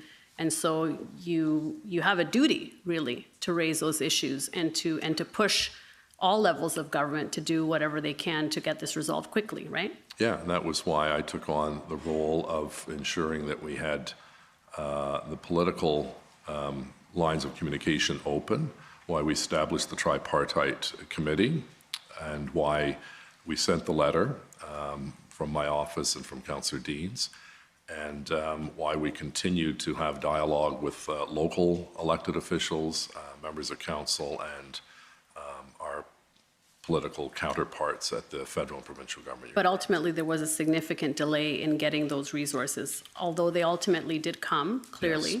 Yes. But there was a significant delay in both RCMP officers and OPP officers. Is that right? And other municipal officers. And other municipal officers. And so essentially what we're seeing in these 3 meetings is that you're not getting what you need from any level of government. No, you know, I think the other level of frustration was that we pushed time to get a number. You know, I mentioned this earlier this morning, that we just couldn't continue going into meetings, whether bilateral or the tripartite meetings, without a clear idea from OPS as to what we needed. We finally did get that, and that acted as a bit of a mechanism to unclog the decision-making, but it just took too long. Okay, so one issue then was not having an understanding of what was needed soon enough. Is that right? Like if that had been communicated sooner, the chain of events that subsequently happened could have started earlier, right? Sorry, I don't quite understand the first part of your question. The first part is you're saying that you eventually got the number of resources that were required and you sent the letters off on February 7th. But had you understood what was required earlier, from January 31st, you already know that there are not enough resources, as we saw in your call with the Prime Minister.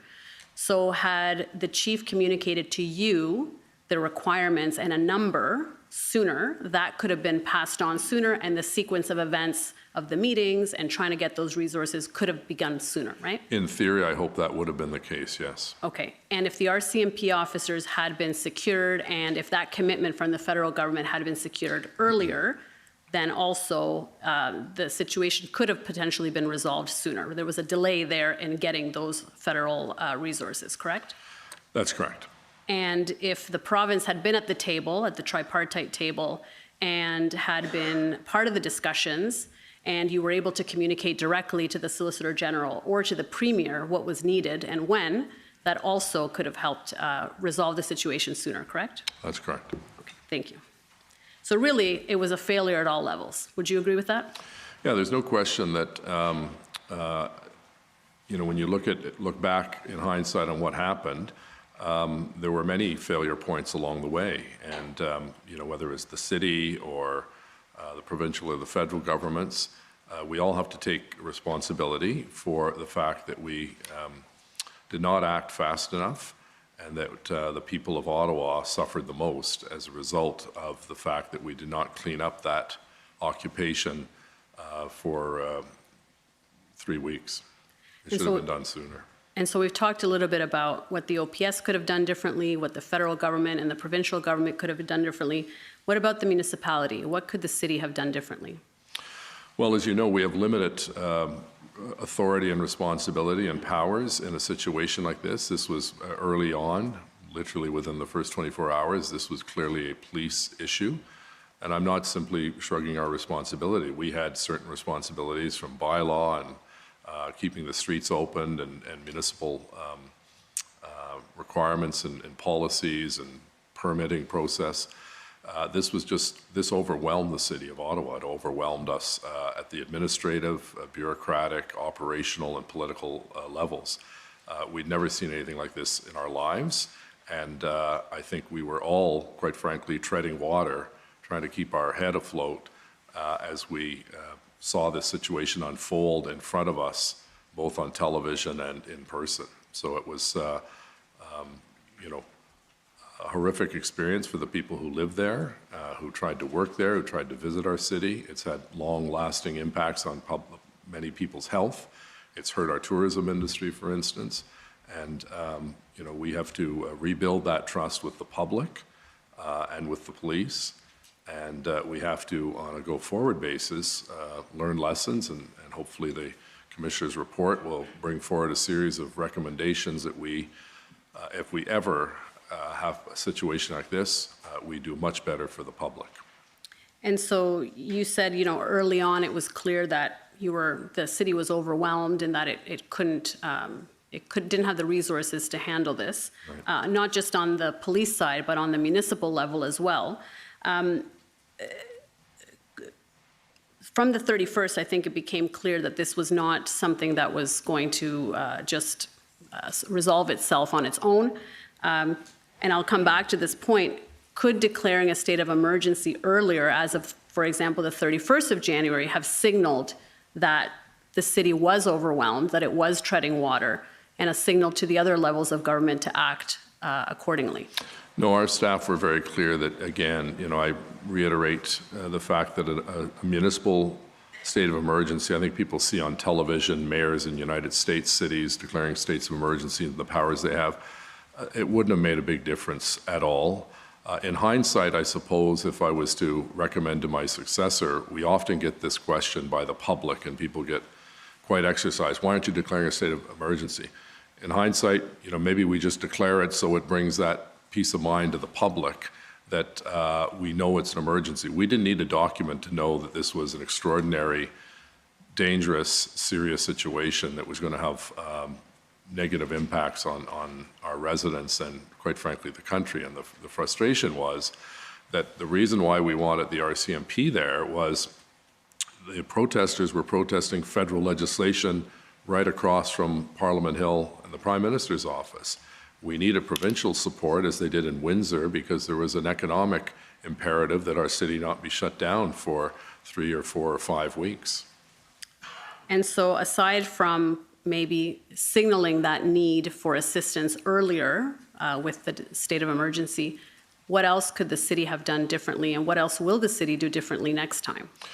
Well, we're going through the debate as to what to do with Wellington Street, for instance. I think we're going to have there's a motion passed, many motions passed by my colleagues on council, and one of the motions passed clearly indicated that we have to do something to protect the parliamentary precinct, both in terms of who should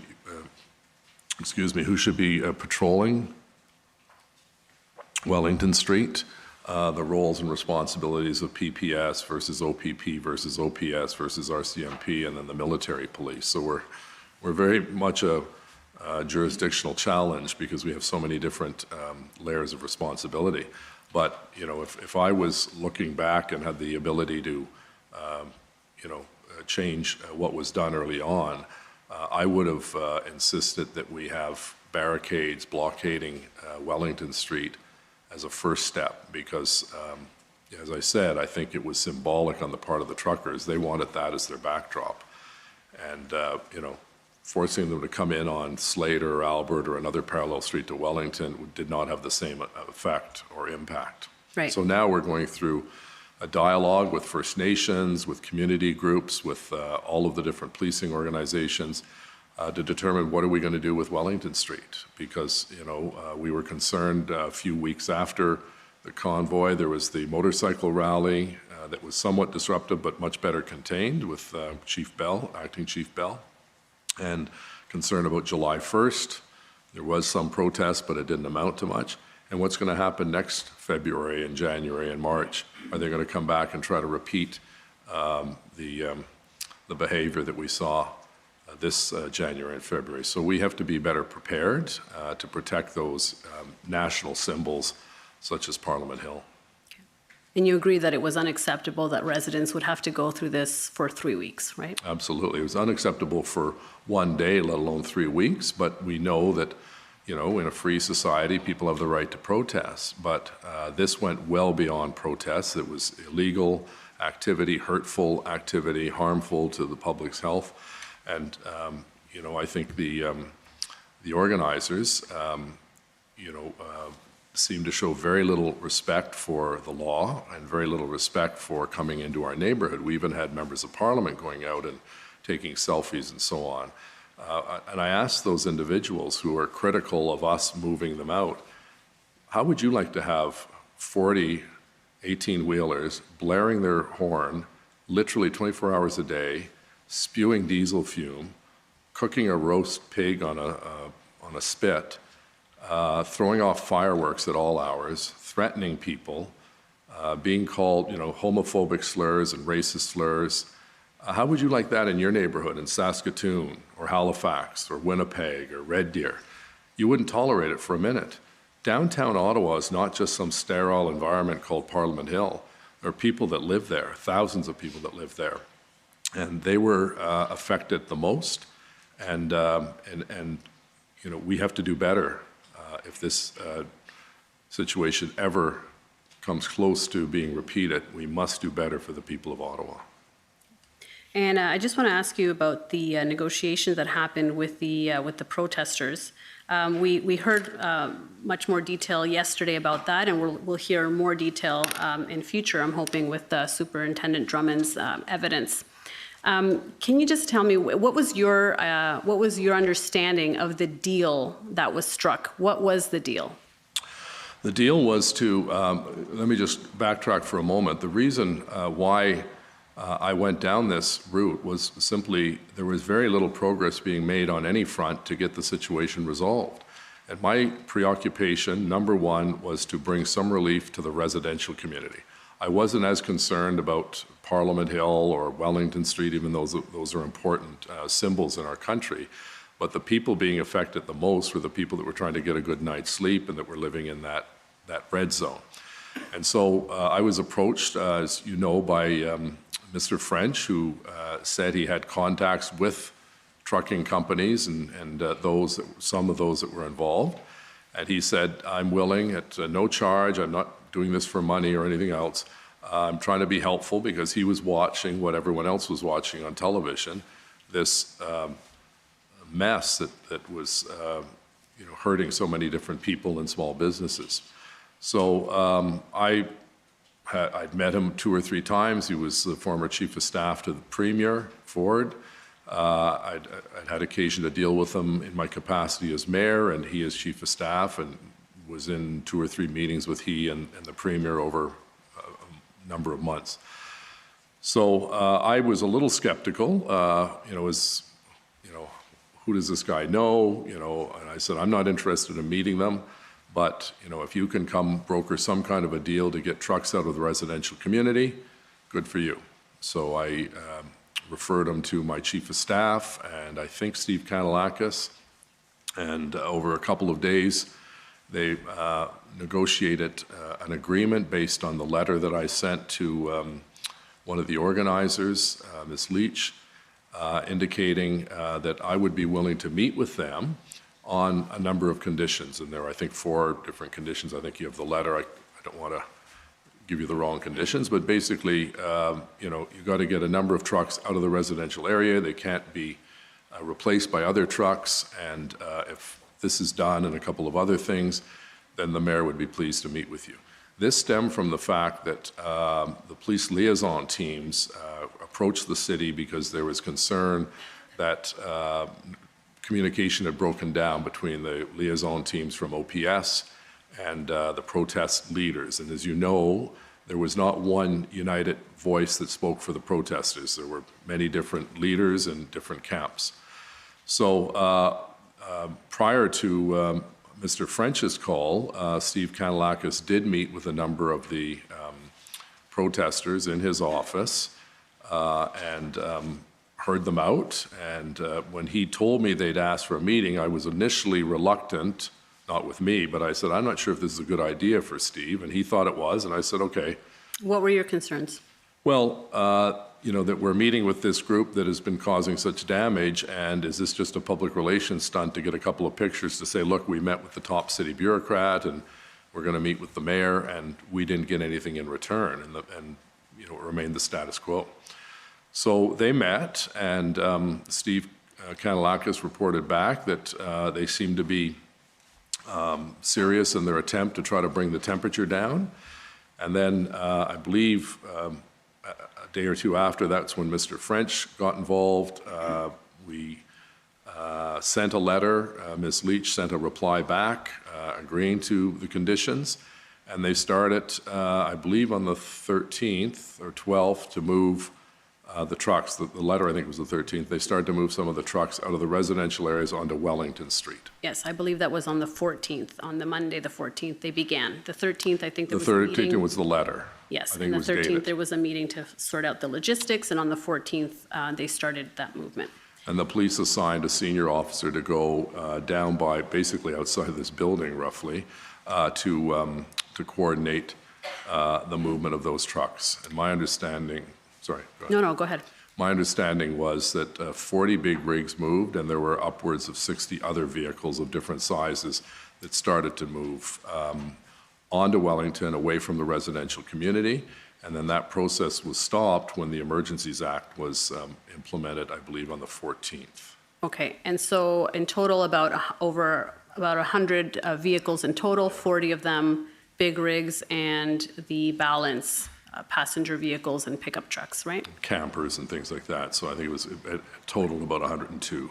Okay, and do you know why the police stopped those operations? Did anybody from the police tell you that this has been stopped for these reasons? Well, my recollection was that Steve Kanellakis said, as a result of the Emergencies Act, all of that activity was stopped, and they had to redeploy all of our police officers to the main event, which was to take back the street. Okay, but nobody from OPS said that to you. This was conveyed to you by Mr. Kanellakis? That's correct. Okay. And so in terms of the deal that was brokered, was it your understanding that this was meant to be a way to solve the situation, end what you had called the occupation, such that all of the protesters would leave? Was that what this deal was for? No, we were under no illusions that it was going to solve the problem. It was going to solve one small part of the problem in a residential area along the streets, such as, Kent and O'Connor and so on, where people live, to get them out of harm's way. So, and that was made very clear, with my conversations with Serge, who had discussions with Mr. French, that this was not going to stop the rest of the activity that we were fighting against. And was the deal then that once they relocated to Wellington, was there any kind of assurances as to how long they could stay there then? Was the city giving them permission to occupy Wellington Street? Well, the deal was they were to move out of the residential areas onto Wellington Street, where no one lives, as you know, on Wellington Street. There are just government buildings, and most of those were empty because obviously they were in the red zone. No one was working out of their office from a safety point of view. So it was very much trying to deal with one preoccupation that I had, which was the concern for those people in the residential areas who had been putting up with, close to 2 weeks plus of ear-splitting noise and, train horns and so on. But to your knowledge, did the city ever suggest that once they were relocated, they could stay there on Wellington? This was, they would be then protected from any kind of police action to remove them? No, there was no such part of the arrangement. The reality is that we were hoping that some of those individuals who, quite frankly, were blocked in by other trucks would decide to leave. And I was told by someone with the police service, I can't recall who it was, that in fact 5 or 6 of those trucks actually just left because it was, they were stuck behind 3 or 4 deep trucks. If they wanted to leave, they couldn't leave anyway. So I think this gave a little bit of relief to those people who felt they'd made their point and they had to go home. Right. But at that time, there were about 400 to 500 trucks occupying the downtown, right? In the downtown, there were more at Coventry and more at Rideau and Sussex. Okay.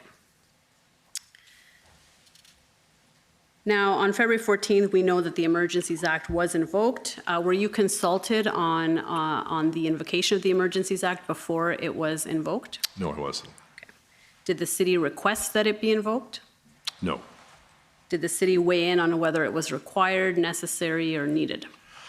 Well, when it was released, I think, like most people, very few people knew exactly what the Emergencies Act was, to be perfectly honest. I remember growing up in Quebec what the War Measures Act was and the implications that had for the province of Quebec and the rest of the country.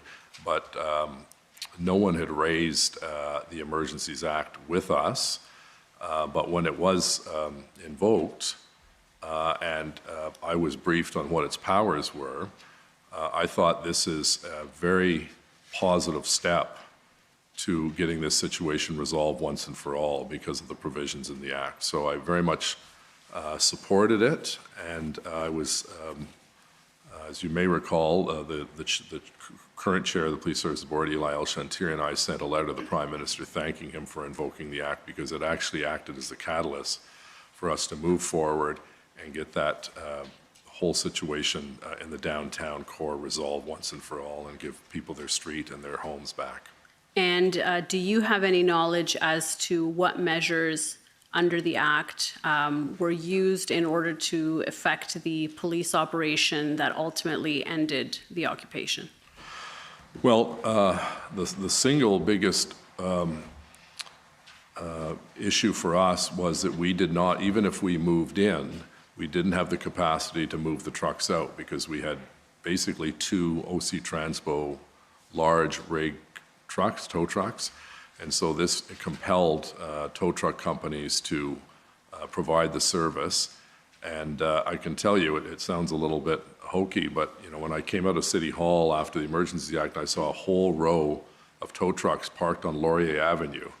I'd never thought I'd see the day where I'm so happy to see a tow truck because these tow trucks ended up doing an excellent job, basically hauling all of the trucks and trailers and campers and everything else out of Wellington Street.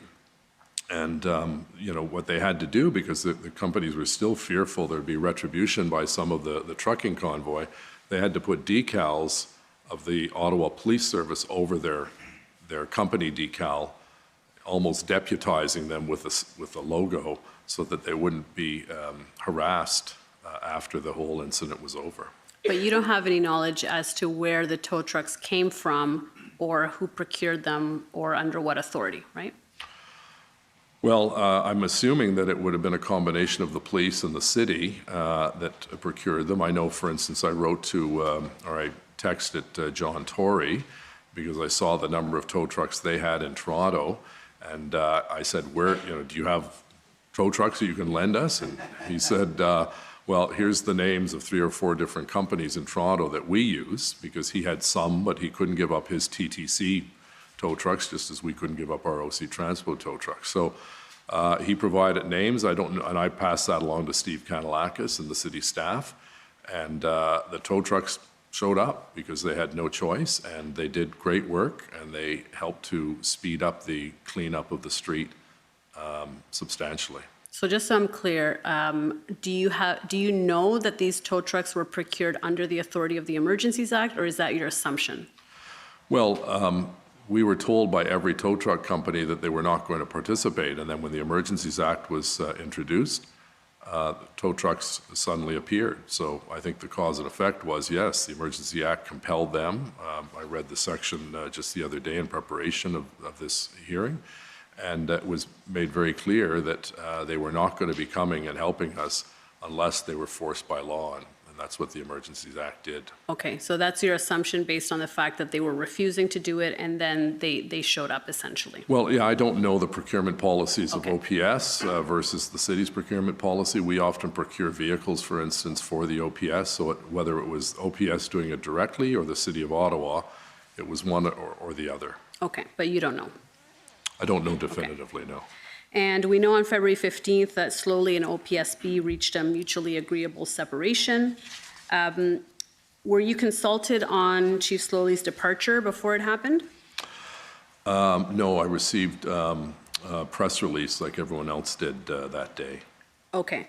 And did you have a view that you should or shouldn't be consulted or notified when the police chief is going to be replaced or removed? I thought it would be helpful that that information was shared by me.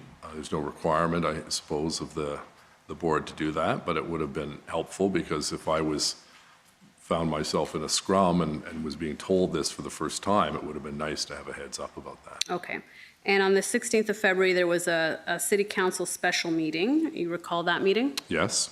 Okay, so this was the meeting after the Emergencies Act was invoked. And this is the meeting in which Chair Deans was removed as chair and as a member of the board. And so my understanding is you had communications with Chair Deans between Chief Slowly's resignation and before the council meeting. Yes. Can you describe those discussions? Yeah, it was on Zoom or Teams with myself, Steve Kanellakis, Robin Guest from my office, Serge Arpin, and Councillor Deans and I believe one of her assistants were on the Zoom call. She indicated, based on a press release that I can't recall the exact wording, but it was something to the effect, it's in the documents, something to the effect that we're working on a new command structure.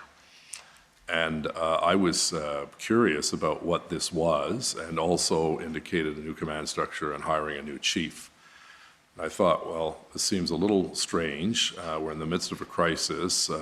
I didn't get into a long, detailed discussion with Councillor Deans about Chief Slowly's departure and whether he was fired or resigned or what the compensation package was. That was the business of the Police Services Board. But it was clear that Councillor Deans wanted to move quickly to bring in a new acting chief, and that was the bulk of the discussion that we had with that call. And you had a concern about that? I had a deep concern about it because, we had Chief Slowly on one day. The next day, we had Interim Chief Bell. And then the next day, the board was going to appoint another chief. So we had 3 chiefs in 3 days. That's not stabilizing for the situation that we were about to deal with in 2 or 3 days when the police moved in to resolve the situation. Right, but hiring a chief of police is within the exclusive purview of the Police Services Board, right? That's correct. Okay. So they didn't need to consult with you about that decision, did they? Technically, no, they didn't, but I thought, I know, for instance, when chiefs have been hired in the past, the board, as a courtesy, would bring the individual or the proposed candidate to my office for a get-to-know-you session. I was concerned about the instability of having 3 chiefs in 3 days. I didn't think that sent much confidence to the community, particularly when the chief, my understanding was in Florida at the time and probably couldn't make it back, in time to oversee the implementation of the plan to clean up Wellington Street, which took place that weekend. Right, but that decision was the board's to make, right? That's right. Right. And Councillor Deans, or Chair Deans at the time, said to the effect, you don't want me to sign this contract because the contract had not been signed. And I said, yes, I can't tell you what to do because you're independent and autonomous, but I think it would be wise not to sign a contract until we get this situation stabilized in Ottawa. To have someone from another jurisdiction come and try to, learn the street names, let alone the command structure that the chief had put in place. And Chair Deans committed not to signing the contract. And then later that day, it was discovered that, in fact, she had signed the contract. Which she was entitled to do as chair of the board, Yes, right? but she'd indicated that she was not going to do it because she understood my deep concerns about moving at that pace.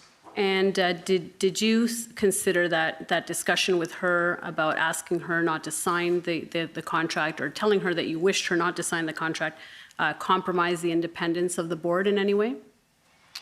No, I didn't think it did. It was ultimately her choice, and she said she wouldn't sign the contract, so I took her at her word. Okay. And very briefly, I will take you to OTT 29762. And that date is? This is the in-camera council meeting minutes of February 16. Okay. And at page 6 of that,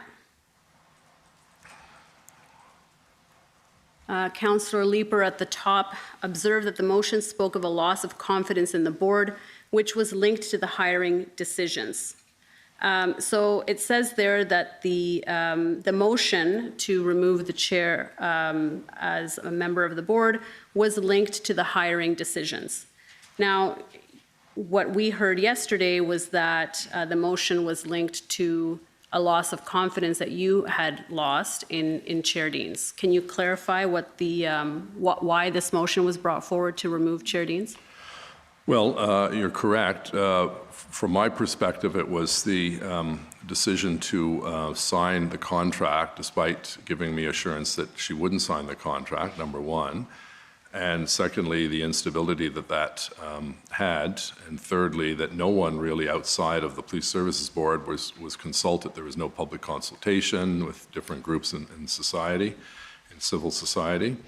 And in fact, it was about two-thirds of council that voted to remove Councillor Deans as a member of the Police Services Board, and the rest of the motions, including appointing Councillor El Shantiri, who was then supported at their next board meeting to be made the new chair of the board.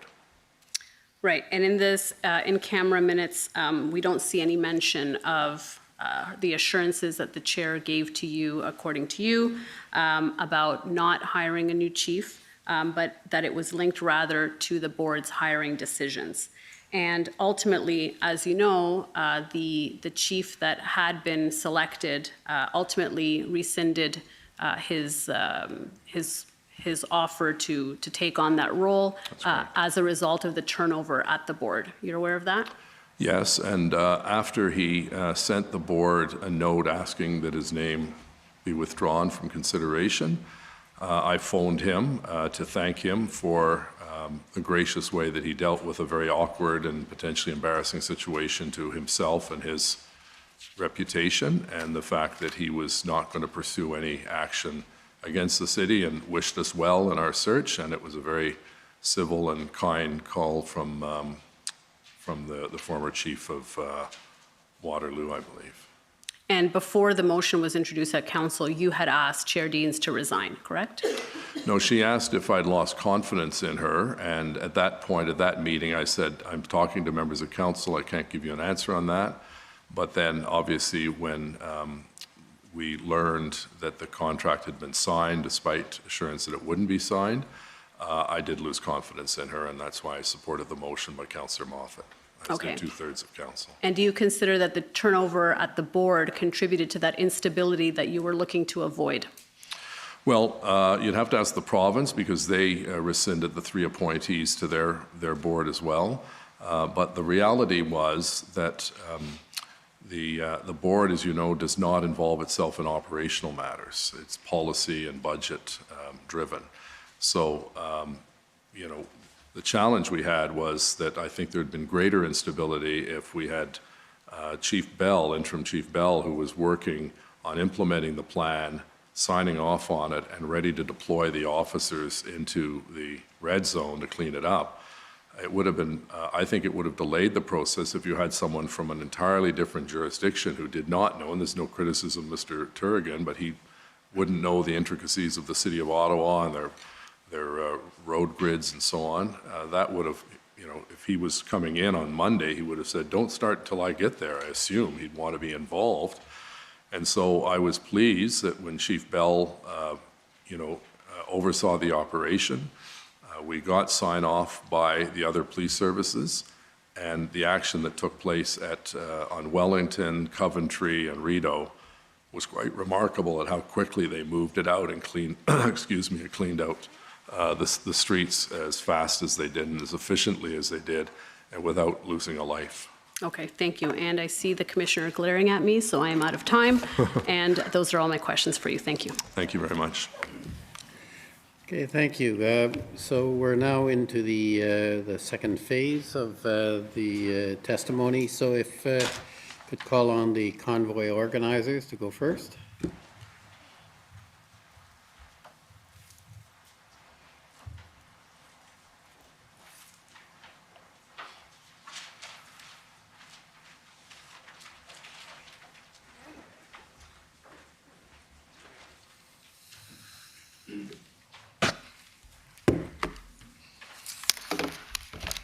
Good morning, Mayor Watson. Morning. My name is Brendan Miller. I'm counsel for Afternoon. Freedom Corp, which is a organization that represents the protesters that were in your city in January and February 2022. Just going to get set up here.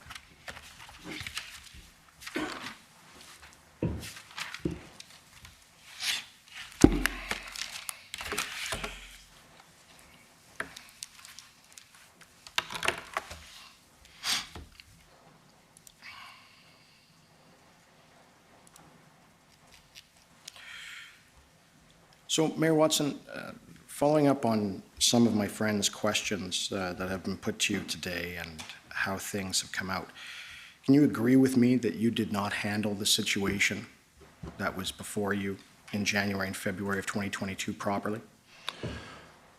No, I think I would characterize it as, given all of the information and the circumstances, we did the best we could, which obviously was not good enough. Okay. And can you agree with me that you politicalized the protests and politicalized the situation? No, I disagree with that. All right. Can you agree that the politicalization of the matter, for which you claim was not yourself, but that the matter was politicalized by the federal government? No. You agree that making any of the protests a political issue in the governance level created problems? No. All right. Can you agree with me that the following governments and agencies handled this matter properly? First, the Government of Ontario. Ultimately, yes, they did handle it properly, but it took some time to get to that stage. Okay. And the Ontario Provincial Police The same. and the Ottawa Police Service? Yeah, they were on the ground from day one, but obviously, as I've expressed, I would have liked to have seen the intervention to bring back our streets to our people done much sooner. Right. And so you've said that they were on the ground from day one, right? That's right. They were the jurisdictional police service. Right. And as the mayor of a town, you don't have the, or of a city, you don't have the security clearance or the clearance to know what the actual operational activities are of a police agency, correct? Well, it's not a security clearance matter. It's a matter that there's a separate autonomous organization called the Ottawa Police Services Board that has full jurisdiction over policy and governance of the police board and the hiring and firing of 4 key officers. That is their responsibility. The only direct link that the city has, as you may know from the Police Services Act, is that we approve or reject the budget of the police board. Right. So I'm going to take you back. So I'll just be more narrow. So during the protests, you did not know what the operational activities were of the Ontario Provincial Police, correct? I wouldn't know what their operational activities were, but they were coming under the jurisdiction and responsibility of the Ottawa Police Service. But again, I was never made aware of the operational plan, nor was I given the specific time that it was going to be launched, because it would be outside my jurisdiction. You could put 2 and 2 together and you started to see more police arrive. You knew it was happening imminently, but I didn't have the specific date, nor should I. Right. And so you see, you saw certain uniformed officers arrive, right? From the Ontario Provincial Police. Well, I don't know if all of them were in their uniform. There were lots that were plainclothes, I suppose, but I saw a lot of OPP officers in Ottawa when we finally got to that 1,800 number, that's for sure. You didn't know how many officers really the Ontario Provincial Police had here from January 26th until the invocation of the Emergencies Act, did you? Well, our chief said that on average we had about 50 to 55 police officers from OPP at different stages on a daily basis. All right. But nowhere near the 1,500 that the Solicitor General referred to on one day. And so just in summary, you had, with respect to their operational plans and what they were doing and everything that the police were up to, you did not know what they were doing, either the Ontario Provincial Police or the Ottawa Police Service, right? They didn't tell you because they couldn't. Well, there's church and state. You know, there's a separation. The Police Services Board is autonomous under provincial legislation, and even the board itself, and I sat on the board for a number of years, but even the board itself does not have the ability to direct the chief on an operational matter. You know, so if they wanted to get together and say, you know, pass a motion, we want you to go and, take care of speeders on Carling Avenue for the next 2 months, that would be ruled out of order. It's not appropriate. Right. So I just want to make it very clear, and I'd just like you to answer this question, if you don't mind. The Ontario Provincial Police and the Ottawa Police Service did not and could not update you on their actual operational plans, correct? Not on the operational plans, but obviously we received information in terms of their discussions with other police services in terms of securing those resources in the nation's capital. Now, you used to be the communication director for the Speaker of the House and Federal Parliament, is that correct? That's correct. And you then became a member of Provincial Parliament? No, I became a member of City Council. And then a member of Provincial Parliament after that? No, then mayor. Then mayor, and then a member of Provincial Parliament after that? No, then president of the Canadian Tourism Commission. Well, congratulations, but at some juncture, you became a member of Provincial Parliament, correct? You got it now. All right. Thank you very much. And when you became that member of Provincial Parliament, it was with the Liberal Party of Ontario at the time, is that correct? Correct. And you then became the Minister of Municipal Affairs and Housing from October 30th, 2007? Yes. And you held that office until January 12th, 2010? Correct. And the Minister of Municipal Affairs, that's the ministry that oversees the City of Ottawa and all of our municipalities under the Municipalities Act, right? Well, the minister is responsible for the acts. I'm not the overseer of municipalities, but they are my, I suppose, client, if you could put it that way, that any municipal issue I was responsible for in cabinet. Right, but you're very familiar, of course, then, because you held that office with the Municipal Act, correct? I am, yes. Right, and you'd also be familiar with that as the mayor of a city? Yes. All right.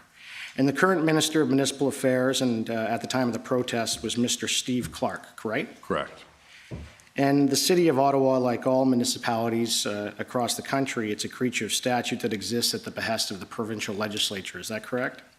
Yes, constitutionally. Yes, and you agree that if Provincial Parliament of Ontario wanted to, they could set out how they want Ottawa to be governed and can basically do what they wish in that regard, right? Pretty much. Yeah. And you can agree with me that the City of Ottawa is treated the same by the Government of Ontario as any other municipality in Ontario, aren't they? It depends on the issue. There are some times where we feel that we're underserved in terms of provincial grants and contributions, and other times we feel we're treated fairly. Okay.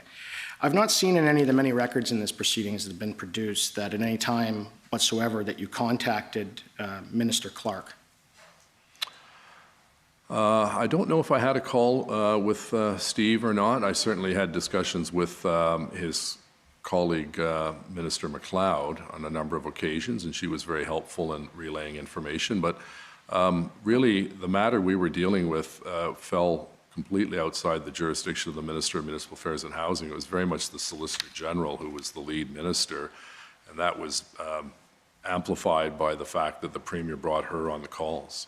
Okay, so the issue that you were facing was a resource issue, was it not? Resource of people, yes, police officers. Right. And as the former Minister of Municipal Affairs, you know then that under Section 302 of the Municipal Act, that the minister may, upon such terms and conditions as it considers available or advisable, make grants and loans and provide other financial assistance to a municipality, right? You're aware of that? Yes. And at no time did you ever ask for any form of financial assistance from Minister Clark, did you? No, I did with the Premier. You did with the Premier? Yeah.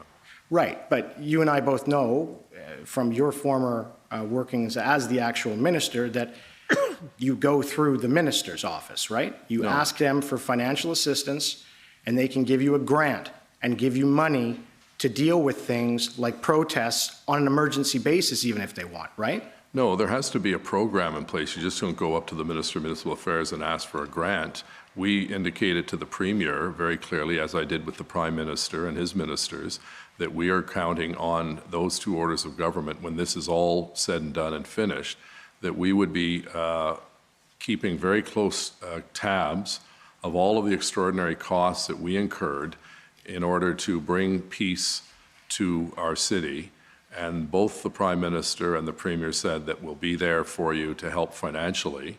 And we have since submitted all of our costs. It's in the tens of millions of dollars because, as you know, particularly when the municipal police services arrive, they have to be put up in hotels. They have to be given 3 meals a day. There's expenses. And we reimburse all of those municipalities. I, for instance, ran into the Mayor of Belleville a few weeks ago here in Ottawa, a few months ago rather, at the AMO conference, and he thanked us for the quick repayment of the invoice that they received. So the Premier was very specific and very generous, as was the Prime Minister, that they would be here to help us financially because the protesters were coming not to protest the corporation of the City of Ottawa, they were protesting mandates that were imposed by the provincial and federal government. We happened to be the as I said, the meat and the sandwich. Were caught in this middle fight between protesters and two other orders of government that are responsible for various mandates with respect to COVID-19. So, I wouldn't have gone to the Minister of Municipal Affairs and Housing because most of his funding on an emergency basis is through the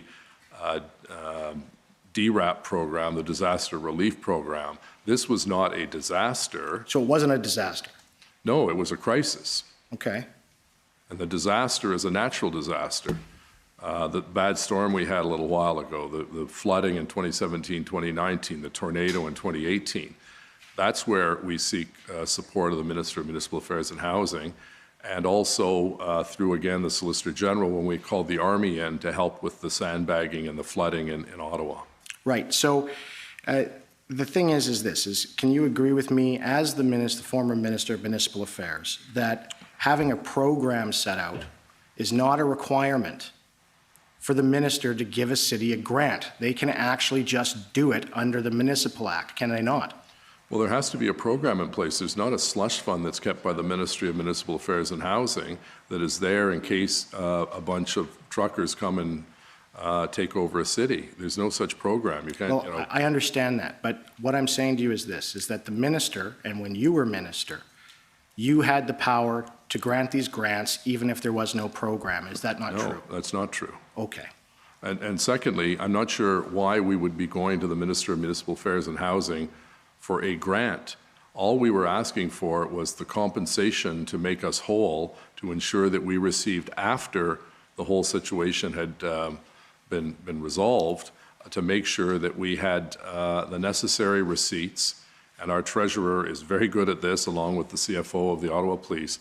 All of the costs were incurred. I think the figure was, and I stand to be corrected, well over $36 million in costs. So that is being worked on now. The City of Ottawa then had adequate financial funds to deal with the protest? Yes, we did. We have healthy reserve funds. So the only issue was actually getting bodies, right? Well, getting bodies, yes, but also having the Emergencies Act so that we could get tow trucks and we could have a plan in place that once the police moved in, we could actually move those trucks that refused to move and tow them to a central location. I just caught something you said. You said you wanted the Emergencies Act. Yes. You needed it to get the tow trucks. Well, we needed something to get the tow trucks because we were not successful. So when the Emergencies Act was introduced, and it was made clear specifically one line that towing was one of the requirements that people could not say no to, that was a big win for us in the City of Ottawa. And I take it, Mr. Mayor, that you have, of course, a relationship with probably numerous members of Parliament from your position as mayor in Ottawa, right? Correct, yes. Right. Did anybody tell you before the Emergencies Act was invoked that it was coming? No. All right. So you didn't know if you were going to get these powers or what have you were going to be ordered with respect to towing vehicles? No, when the act was introduced and my staff basically printed off a copy of the act and highlighted those sections that we could use. The one that caught my attention the first was the towing capacity to clean up the situation in Centertown and Byron Market. So you do know, and you've already mentioned that, of course, the Ottawa Police Service Board is independent of the police service, the Ottawa Police Service, and they have no ability to order operational sort of orders or bylaws, right? Yes, they don't pass bylaws, but... And as the former Minister of Municipal Affairs, you also know that, of course, the province of Ontario and the Premier and the ministers at the provincial level, they have no ability to order the OPP to do anything with respect to resources either. That's correct. Right. So you know these two things, right? And you knew them at the time. Yes. Right.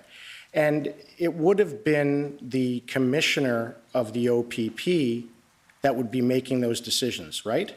Yes, he was in contact with Chief Slowly.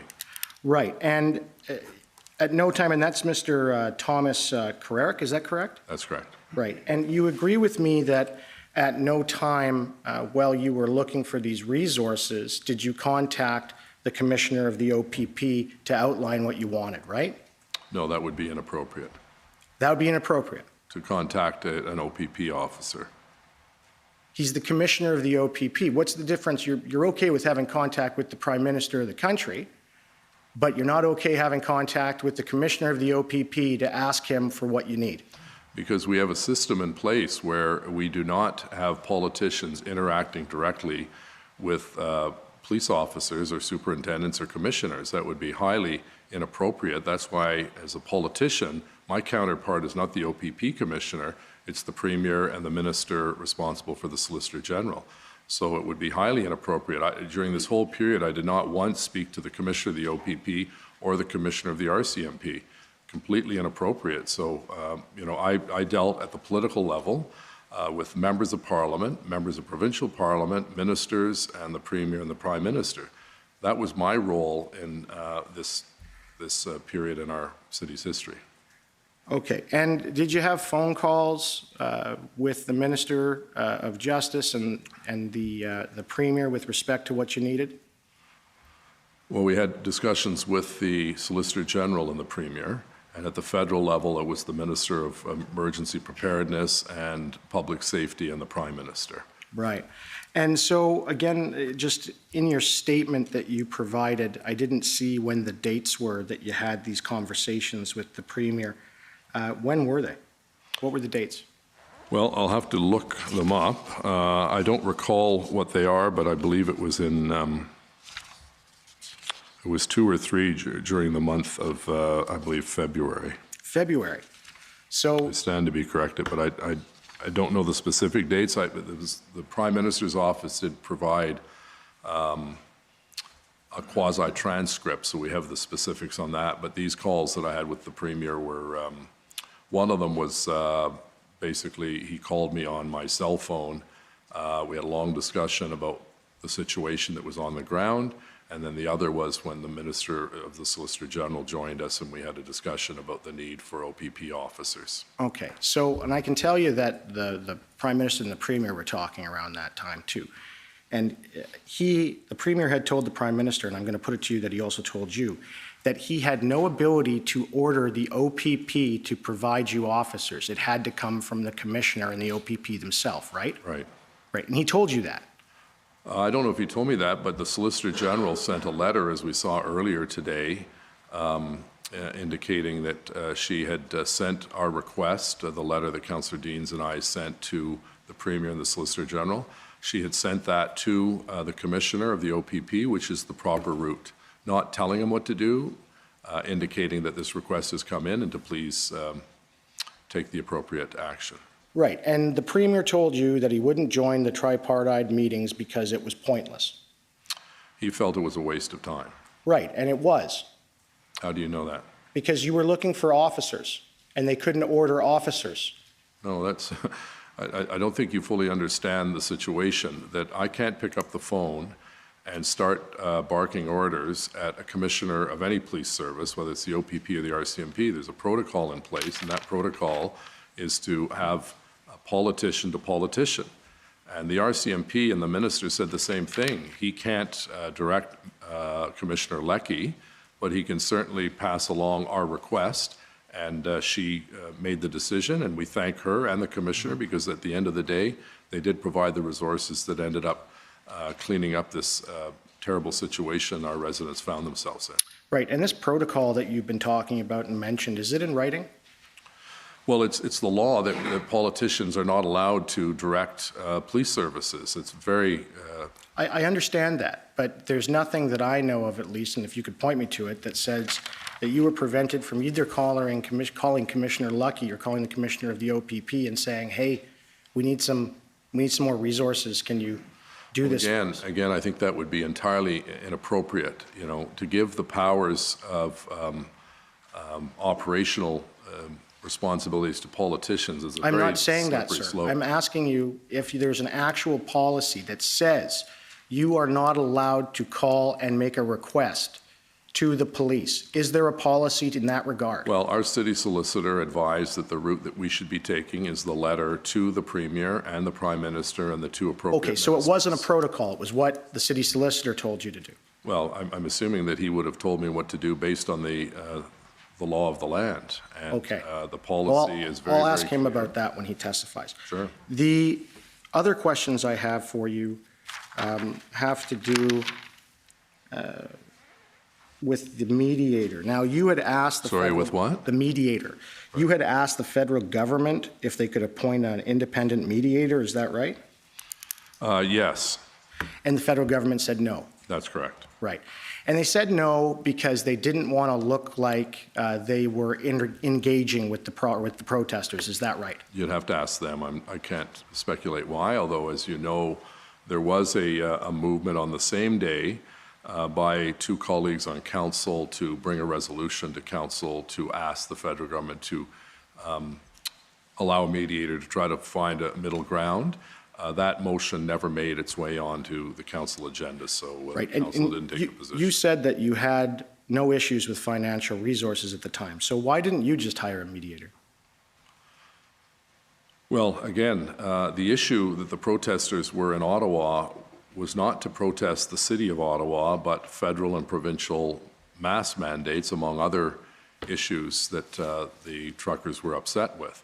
So it was not really up to the city to start that kind of a broad-based mediation. What we did do, and what we were somewhat successful, was to secure an agreement by Ms. Leach and those truckers who fell under her jurisdiction, for lack of a better term. And I believe that was successful. We were able to get 40 big rigs and about 60 smaller ones out of the residential area and onto Wellington Street.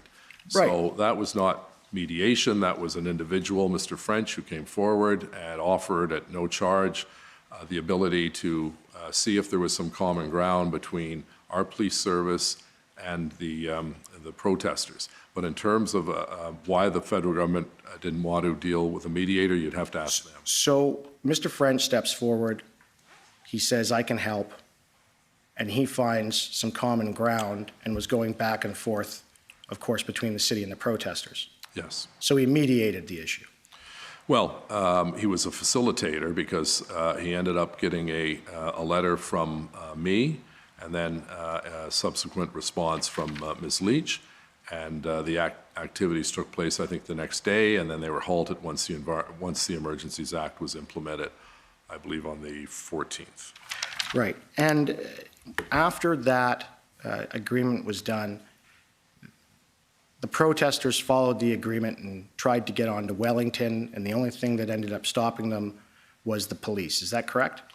No, the police were there actually to help facilitate and traffic manage the congestion to bring them on to Wellington Street and away from the residential areas. So a senior officer was assigned, and my understanding was that it worked quite well, and then the Emergencies Act basically put a halt to that because all resources for police were needed to clear the area the following days. I put it to you that after the Emergencies Act was invoked, and you may have heard some of this evidence yesterday, that there was just a change, and that it was the city who decided not to follow through with the agreement with the protesters, and that was what happened with respect to that agreement.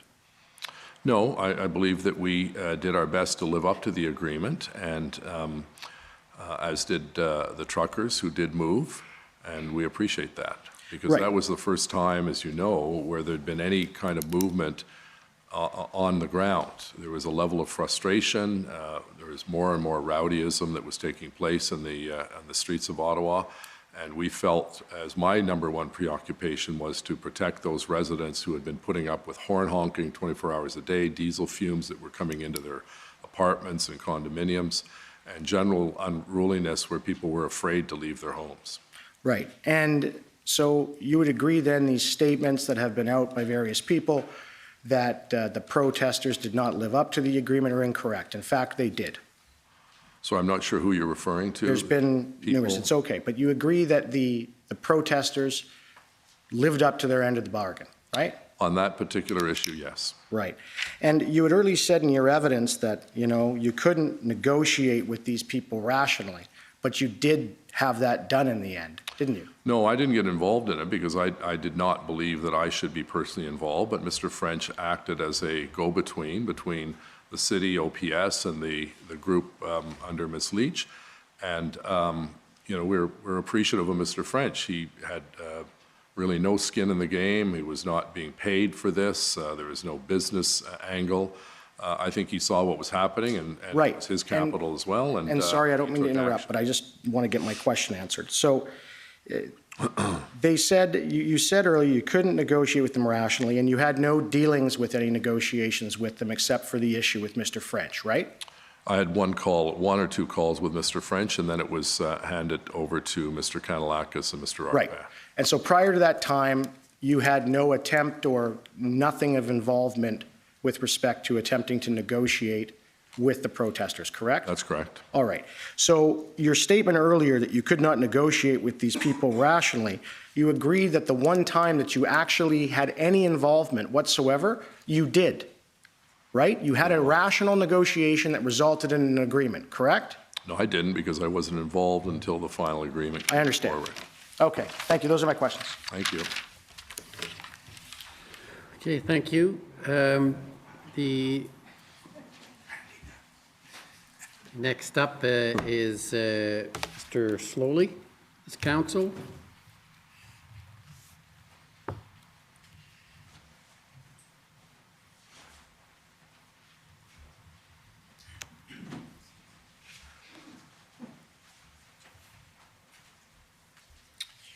Afternoon, Mayor Watson. Afternoon. Commissioner, may I just, before I begin, note or ask you what your preference is about the lunch break? Should we, I have, I believe, 25 minutes. Could we rise at 1 o'clock? Would that be? We certainly can. We can take 10 minutes, 10 minutes then? now and 15 minutes after lunch. Very good. Thank you. We'll break you up into two parts. Thank you very much. Mayor Watson, a couple of things, if I can, please, this afternoon. You told the commissioner that throughout this experience, Chief Slowly had your confidence. That's correct. And that was right up until the time he resigned. That's correct. Chief Slowly, to your observation, you obviously were speaking with him during this time on a daily basis.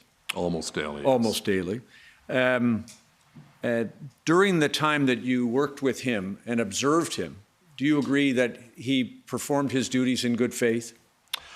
He did. Obviously, I was not involved behind the scenes, but certainly in any dealings he had with me or senior city staff, we came away confident and impressed, number one. And secondly, I thought he was a very good communicator. He was reluctant to have daily press conferences, which was a bit of a bone of contention, but when he did, I thought he handled himself with distinction. Thank you. And I was going to say, you obviously were not with him during all the entirety of these operations, but in your observation of him with your colleagues, whether they be political members of council or political staff or city staff, he was always professional. He was. I think if I could just elaborate on that, I think he found the nonstop flow of questions and complaints and so on stressful, as we all did. And I think at times he probably was frustrated himself with the volume of work that was coming in and legitimate questions by members of council, because as you know, the members of council were representing the voices of those people, particularly in Somerset Ward and Rideau Vanier, that were under tremendous stress. And that stress percolated its way up to everyone within the organization, including the chief. But I certainly, I never saw him be disrespectful to any member of council. I think he was firm from time to time with a few members of council that what you're proposing, Mr. or Mrs. Councillor, is illegal, but I never saw him lose his cool. Right. Thank you. And finally, like you, and like probably every other person involved in this on the city side, just confining ourselves to that for the moment, he worked around the clock. Yes, I think that's the same case for his command team, right. And a lot of our staff and so on. As I said, on what I saw of him, I had his confidence, or I was confident in him. I don't know what was going on behind the scenes in terms of the operations. I'd heard through Mr. Kanellakis there was a level of division within the various police forces. Having never been involved in a protest or an occupation of this magnitude, I would not have any knowledge to compare that kind of give and take that we heard was taking place behind the scenes. But certainly it was my expectation that he would continue to see the operation through and clean out Wellington and Rideau Center and Overbrook Forbes. Understood. Now, just a couple of things then. You observed that what occurred here in Ottawa last January and February was unprecedented, first of all. Yes. And also something that had probably not been witnessed for 2 generations. Well, as I mentioned earlier to the Commissioner and to Commissioner Council, that, I've been in public life as a political representative for 25 years, and nothing comes close to this. Now, I think, obviously, COVID, because it affected so many people in Ottawa, over 800 people died, that was a bigger challenge.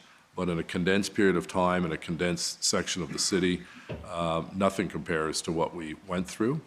And I think the vast majority of people who saw what was going on empathized with our citizens, but there were those who thought it was no big deal, and that was what was frustrating, I think, for myself and the frontline officers and the chief. Right. Including, as you've described to the Commissioner, your effort to try to engage the other levels of government, the province, the federal government, was the source of some frustration for you on the basis that they did not come to the aid of the city and its residents in what you would have thought was a timely fashion. I wanted it to move faster. I suspect the federal government will say, well, you don't have your plan ready yet, so why are you asking for resources? But we knew, regardless of what the plan was, there was going to be a need for a significant number of new police officers coming in, particularly public order police officers, those that basically deal with crowd control. So regardless of the fact that we didn't have all of the T's crossed and the I's dotted on the plan, we need it, and we knew there was going to be lag time by the time you make the decision and the time they get on a plane and arrive in Ottawa and get geared up. It was going to take some time. So yes, the frustration I have and where I think there was a failure point was I wish all orders of government had worked faster to get the plan ready and to get the officers on the ground, and we could have resolved this hopefully by the end of week 1 instead of week 3. Very difficult, I think this is, tell me if you agree, very difficult to finalize a plan, an operational plan, until you know what resources you have. Do you agree?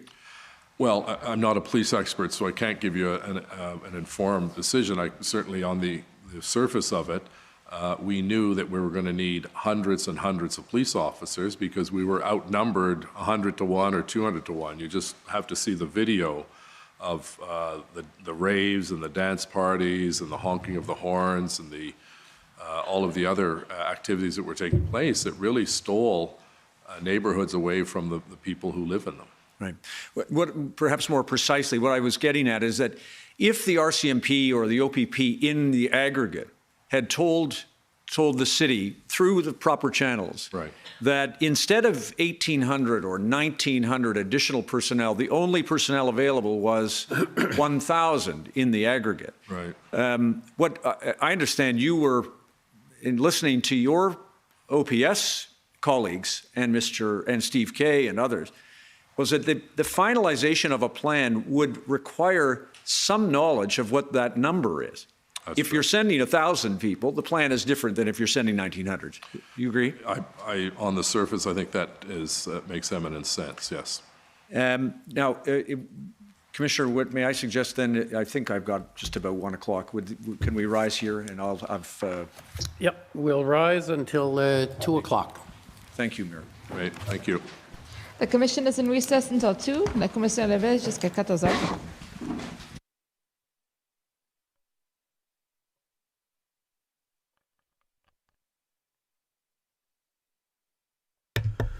Well, they finally figured out how to mute their mic quickly. That was good. So that was, I like that. The Armada, the dance parties, the raves. What else, man? I mean, the numbers continue. The dancing, says Benoit. Let me see over here. We got all bureaucratic deflection. Cannot wait to testify, says BJD Online. BJD Online. I think is this Benjamin Dichter? I don't know. Is he going to testify? Is that the guy in the chat? Who knows? Maybe. Cool. If you want to come online, let's have a chat, man. Let me see over here. We got Darcy Klein. Boom. tisk, boom, boom. Yeah, that's it. That's it. Finally, Trudy says something honest, says Anonymous. When Biden invoked the EEA in the U.S. before any convoy ever showed, and well, they showed up anyway. We have a waffle on the stand, says Pure Knight. True. Right? Absolutely, man. Let me see here. Yes, that's Ben Dichter says Future Now. Yeah, well, come on. Let's hear what you got to say, brother. We got a little bit of time here. Let me put my email in the chat if you want to jump in. I'll drop you the Zoom link. Oh, there you go. That's my email right there. And then I'd love to hear what you got to say. I mean, I don't know if you're able to say, or otherwise they will, terminate you, or what they're going to do to you these days. It's a crazy world out there. But yeah, well, if you want to come on to the Zoom call, come on in. Let me see what else we got here. Do a good job lying, and soon to be Senator Watson, says Sean Hunt. Bad Grandpa. 0169. John Tory likes stuffing 20s and drag queens G-strings. It's not supposed to make sense, says Sleeping Giant. Absolutely. That's right. Yeah. There you go. Straight from the PM, says Surfer. I didn't understand. What's he talking about there that he cannot discuss? Because who removed ex-chief of police Slowly? Who removed him then? If politicians... Didn't he resign? I thought he resigned. Well, he did, but he resigned. But there was discussion that they've already put up, screenshots and the rest, where they were discussing removing him. So that was... It looks like this is a mutual thing, but I don't know what happened there. Let me see what else is going on here. We got Sleeping Giant says BS is the operative word.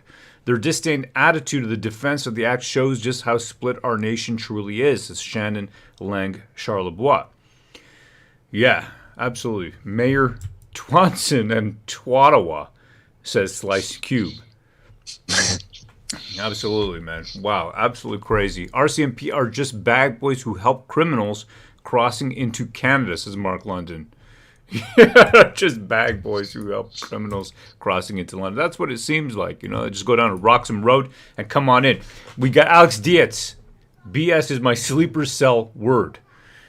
Yeah, freedom to breathe, says Kim. We need to universally say BS, says Sleeping Giant. The whole protocol is politician to politician was ridiculous, but so ridiculous, says Rick 910. It was a City Hall siege, says Pure Knight. Bon Pearl, they were probably all blaming him for not doing enough to save them and their jobs. Soulstar, there are too many chiefs and not enough Indians in Ottawa. It's like a game of broken telephone. Absolutely. Rigor mortis. None of these actions will change anything. Have all the hearings and inquiries you want. Only one way out of this, but that will become more clear in the future. Wow. Yeah, that's pretty rough right there, I got to say. That is absolutely rough. Raves, dance parties. What else did he say? I mean, apart from armadas and yahoos, everybody here is a yahoo? You guys are yahoo? Yeah. He said a lot of crazy stuff. You know, he said the convoy was consorting with biker gangs. That's right. That's right. What was that about? I mean, racist flags. Actually, he said that the Rideau, Sussex area, that whole area was biker gangs. Like they were part of some kind of biker gang. That's what he said. I'm going to have to review the tape. But that's what he was saying. We got DC. Slowly was one of the only decent bureaucrats there. At least Kangaroo Courts provide some entertainment, says Black Wolf 073. You got it. Bike Messengers, says Broken Prophet. Hooligan, says Railroaded. Pig Roasting, says Timbuktu. Gang from Quebec, says Nobody's Fault But Mine. That's the one right there. The Lunatic Fringe wins, says Sleeping Giant. These are overpaid clowns, says Pure Knight. They were honking. They weren't honking all day. We would tolerate it because we have a terrorist government. Wow, says Gucci.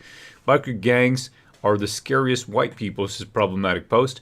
Thanks for the first segment, Ropan and Team, says Maria. Well, thank you for being here. And damn, I left out Yahoo, says Dill Pickle. What is wrong with biker gangs? The bike run that went on Canada Day weekend is made up of vets. That's a biker gang in minus 25 Celsius, says Benoit. Exactly. You got it. I want to know, who's this Farfada? Anybody know who Farfada is? There's no point even to Google it straight because you're just going to get lies. That's what you're going to get. Arfig Nugan? No, Farfada. It's a Quebec group. If anybody knows. Okay. Yeah, more information about them where we can read about them, the rest. because that's what I heard from yesterday, that's what they were. They were scared, SHIT less, of Farfada bikers, says eWatch 2. Oh, okay. Les Farfada. Watch out for those Yahoo bikers, you know. Right? Well, the Yahoos out there. Exactly. Les Farfada, indeed. Government Gestapo acted far more like a gang than anyone else involved. Jeez Louise. That could be argued. That's right. It's Yahoo's Convoy, says Carl Vincent. That's right. Yahoo's Convoy 2023. Okay, you know what I'm going to do here? I'm going to play a little bit from the actual February 18th uncut video that you've never seen before. That's what I'm going to do right now. The GoPro vid. Yeah, exactly. Give me a second here. Let's see what we got here. All right, so this is February 18th. Nobody's ever seen this video before. So let me just hide this top text there. There you go. That's gone. All right, here we go. So this is never before seen footage. Let's watch. That's not a bad deal at all. Because tonight, for sure, nobody's gonna remember you. But if you quit, everybody's gonna remember you, man. You gotta make a good choice. Because everyone put this here, on the TV. Put this on the TV, I'm right? sure everyone got a good heart. Everyone knows. This is amazing. It's not a good choice. Est-ce que tu as vu to be quelque on chose that comme ça? side. J'ai And jamais I know vu you quelque know, chose man. comme ça au Canada. C'est comme, tu sais, c'est comme la corruption à l'Inde. C'est la même chose maintenant. On voit ici. Ouais. Au Canada, j'ai jamais vu ça.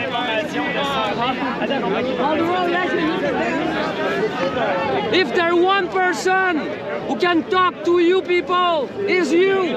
Talk to your people, please, man. One person at the time. Talk to your people. Because we cannot talk to you very much. It's hard. Sûreté du Québec, je me demande comment on va se regarder devant la glace ce soir après le shift. Hein. I got 5 children, man. I'm not here for... I got to work for my family. I'm not here to... Yo, Pan, can you hear me, bro? All right, let me see if I can jump back in there. Excuse me, sir. 8 hours to get that thing. You get touch the whole time.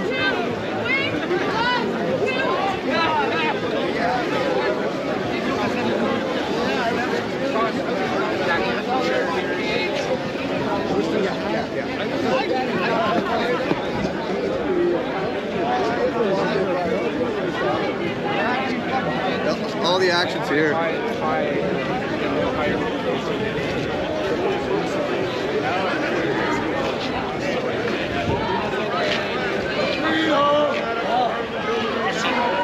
Read up! Read up! The ISIS flag's really starting to piss me off. You're online, you're supposed to. The police are walking. Oh yeah, but once I get this far, they're really can't get the whole time. Oh, so we were talking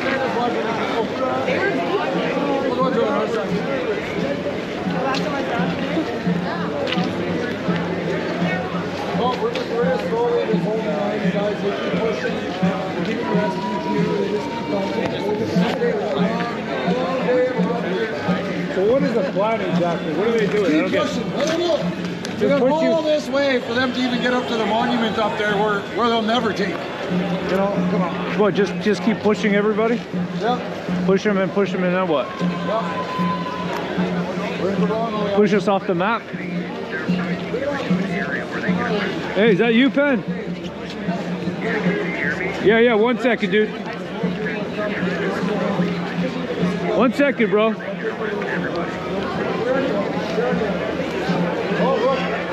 Hey, can you hear me now? Yo. You know, man. Dude, are you okay? Yeah, I'm good. I was just getting like beats. What's up? Are you all right, bro? Yeah, I'm good. Why? What's happening? Dude, that was fucking intense, dude. We had like 20,000 fucking viewers. Holy shit. Let me just end the stream. Hold on a second. Yeah. Oh my god, dude. Oh shit. Hold on. Everyone's running. Some shit's happening. Hold on. Oh fuck. You can get it back up. Hold on. They got some fucking some tear gas and some bullshit. The fucking shooting shit. Oh shit! You gotta get that on film. Holy fuck! I got the GoPro on. It's taping right now. Okay, cool. Make sure you get some of that on the GoPro. Hold on, I'll put the camera back on and continue the stream. 1 second. They're saying in our chat the police got war campaigns. Not yet. It's coming. Yeah. It's coming. We're not there yet, though. There's no reason to run. Ça va bien? Comment ça va? Très bien, merci. Yes, j'ai watché une couple de fois. Oh yeah? You watch it? Ben manquer l'action, là, faut que je vienne. Right on, man. It's good now, hein? Ça va, c'est l'action aujourd'hui. Avant, c'était bon pour les familles. Mais man, avant c'était bon pour les familles. Ouais. Oh, c'était le fun, man, avec mes enfants. OK. Mais maintenant... ça, avec les chars à la course en foule. Ouais, c'est fou maintenant, hein? Ouais.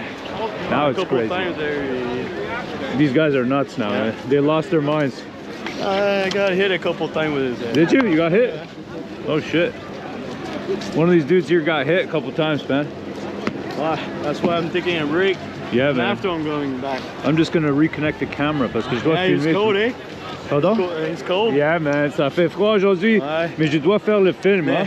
On a faisait bien besoin. plus froid les autres journées. Yeah. Comme moins 40, t'étais ici. Ouais, c'est vrai, man. C'est vrai, maintenant. Quand j'ai vu, c'est... Yeah, I saw you a couple of times. Yeah, man. It was cold those days. Well, I'm glad you came, brother. Oh, quelle note d'action, eh? Tu viens d'où? À quelle partie? Moi, je viens de Gatineau. Gatineau, cool. Perfect, man. All right, man. There you go.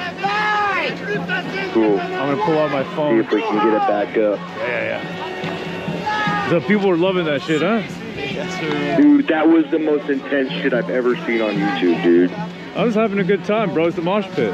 Dude, I know, dude. They're like, only Ro would be joking right now. You know, it's fucking great, dude. It's amazing. It's a mosh pit, dude. Just a mosh pit, bro. Right? Mosh pit from hell. Holy shit. You're just gonna get beaten up. Don't worry about it, dude. Merci, hein. À la prochaine, man.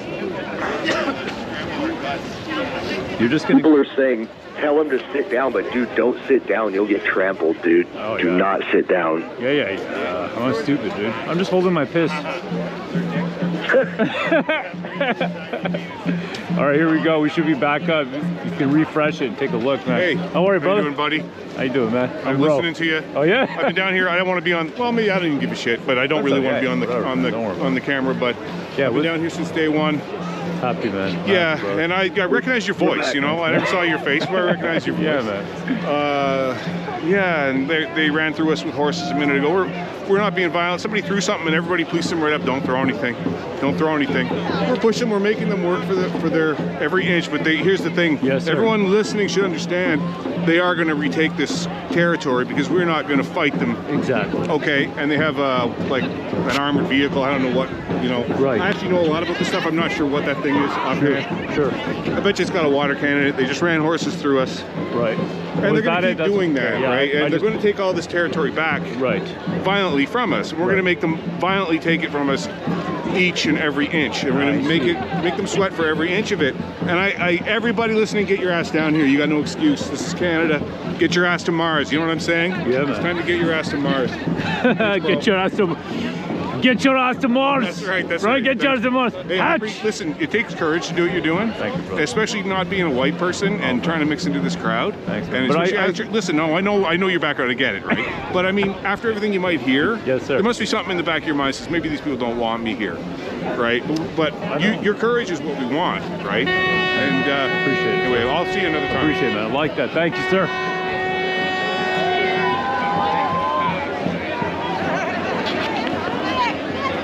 All right, are we back, man? All right, man. We are back. Yep, we're back. All right, man. We are live, everybody. Thanks. Check it out, man. The horses that are coming. We are live from Ottawa. The horses. This is awesome, man. Let me see if I can see this.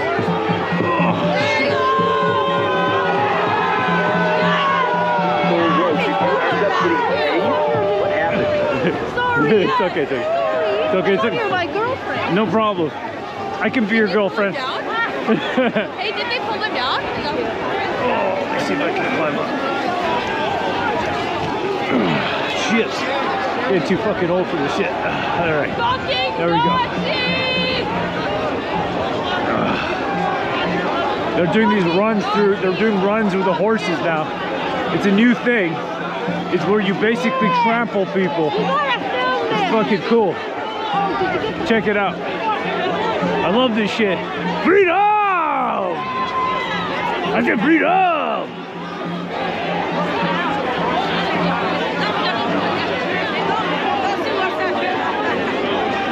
Fucking cool, huh, man? What do you think of this shit, man? You think you'd ever seen this bullshit in your life?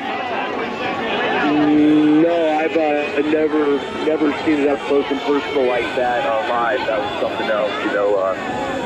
Good job holding the line. Continue to hold the line. Yeah, I'm just kind of chilling up here right now. I mean, some dude was touching my butt for a while. I think he was an officer, but he's just like kind of hanging on to my butt, and I think the other hand was just cupping my balls. So I kind of was like, I mean, this is cool and all, but you know what I mean? Wait a minute, getting a little fresh with you, huh? Well, that's what I mean. You know what I mean? You gotta take me out on a date first. But hey, man, it is what it is. You know what I mean? When you're free to me. So is the police presence trying to move towards where you're at? Are they pushing people back that way? Is that what's happening? They're doing horse runs. They're doing these runs with the horses now. So it's like they all get on horses. Well, there's like a horse brigade, and then they kind of do like a little horse thing, like a horse maneuver, and they just run through the crowd. Wow. Okay. What is this? Medieval Times? You know what, man? There's a restaurant called Medieval Times. It's really, really good, actually. It's in You like that? Yeah, man, it's cool. It's good. Go see some jousting and eat some red meat. Sounds like a nice Friday night. Yeah. Oh, man, you know what, man? I mean, all this is unexpected for me because I came realistically for the bacon sandwiches. You know what I mean? Well, yeah, can you get one? Can you still find a bacon sandwich? I'm going to, right after all this. I think I may go get one. I think you earned a bacon sandwich. Oh, thanks, bro. Appreciate it, man. Appreciate it. Yeah, if you haven't already, please like and subscribe. Ring a ding a bell. We'll be freedoming all the time, everywhere, holding RP in the cold for freedom with all these fine folk over here. A big hail to the truckers. Thank you for doing this, being here. We've got an arm. Well, there you go, man. A little bit of a flashback from February. And that was February 18th. Excuse me. This is the deleted scenes edition. Well, there's no deleted nothing. You can hear Pat and I kind of talking in between, you know, the actual stream cutting out and right behind the scenes. Behind the scenes. That's the one. Behind the scenes. Yeah, I forgot. There was a lot of swearing there. Please excuse me for that. We try to. Yeah, I was afraid that I was going to say a couple of various different types of F words, and I didn't. It wasn't that bad, but yeah, you never know. Behind the scenes, it's wild. Well, that's it. That's behind the scenes for you. That's how we talk. Try to keep it cleaner on the YouTube, but there you go. That emotions were running high, and that's where we were. And that's what was happening over there. Actually, you can see in the distance. I'm just looking here at this picture that has stopped moving. Right, this pause where I paused it right at the end. You can see the armored vehicle. I'm actually going to do a CSI enhance. Okay, over here so that everyone can see what I'm talking about. And there were rumors that there was like some device on board that was what were like some heat device, or it would give out like some type of pulses that would fry your brain. I don't know. There was lots of speculation as to what was on board. Right. Let's see here. Okay, so you got everybody is filming it. These police over here in front of the Chateau Laurier are just relaxing. They are advancing the line. You can see them all down here. They had just run. So if you notice what had happened, and actually this is the thing, I was standing next to the guy with the brown jacket in the film before this one. And I had just walked away because my phone, lost signal while I was streaming, because I was recording with the GoPro in my head at this point. I kind of alternate them at different points, and I was recording with the phone at this point. So I was doing that, and alternating at different points. And there you go. I had just stepped away, and then they did that run through with the horses. So if you look at the previous video, maybe I'll play it, maybe we can see what's going on there. But it was something else. And you can see here, this is the device is mounted atop this vehicle, whatever device they have brought with them. Okay, and I'll leave it to the armchair experts, military experts, to tell me what that is, what the device is. But this is where we were. You know, this is where we were. And this is what the response of the city was to a peaceful protest. And that's why we're doing the Emergency Act Commission today. And all this because they needed tow trucks, right? They needed tow trucks for the Emergency Act. That's what Jim Watson is telling us. It's an LRAD, says Canadian. Right. Yeah, that's what the speculation was. Yeah, exactly. So there you go. That's it. If you see the running somewhere over here where everyone's running, I had literally stepped away because this moment here. Got some fucking. This is where Okay, running. cool. Make I'll just sure you- lower it here, but there you go. This running begins. And that You running. might even be able to see the event, the actual horse run through from the distance, I think. Yeah, it's just right before this part here. Let me zoom. Anyways, there's so much footage. I have so much footage. Not all of it's online, but I should put it all online. That's me in my sack, my clothes. Here's them running, really. I think it's right after this. Everybody's just running. There you go. That's the moment. This is it right here. Everyone's just running because the horses. And I just went for shelter because my hands are freezing and I can't feel my hands, but I need to reconnect my phone to the internet with the setup that I had. And I had just moved from the front lines. The video before this. Let me see. Anybody want to find out who this brown jacket guy is? Do you want to do that? Should we do that right now? Excuse me. Research. Yeah. And you know what? By the way, if you want to support us and what we're doing here at the War Campaign, then go to buyvestige.com. All right? That's our comic book, buyvestige.com. There it is, right there. I just dropped that link in, and that should take you directly to it. Let me see over here. We got, what's the video right before that? It should be 200. Where is this? This is this folder here. I got Open Path. Hold on a second here. I got so many videos and so much stuff. All right, here we go. So we got this over here. I don't want to show all my stuff, what I got on my computer. Because most of it, to be honest, is just pictures of myself shirtless. We have a problematic post in the chat says, it's a laser beam.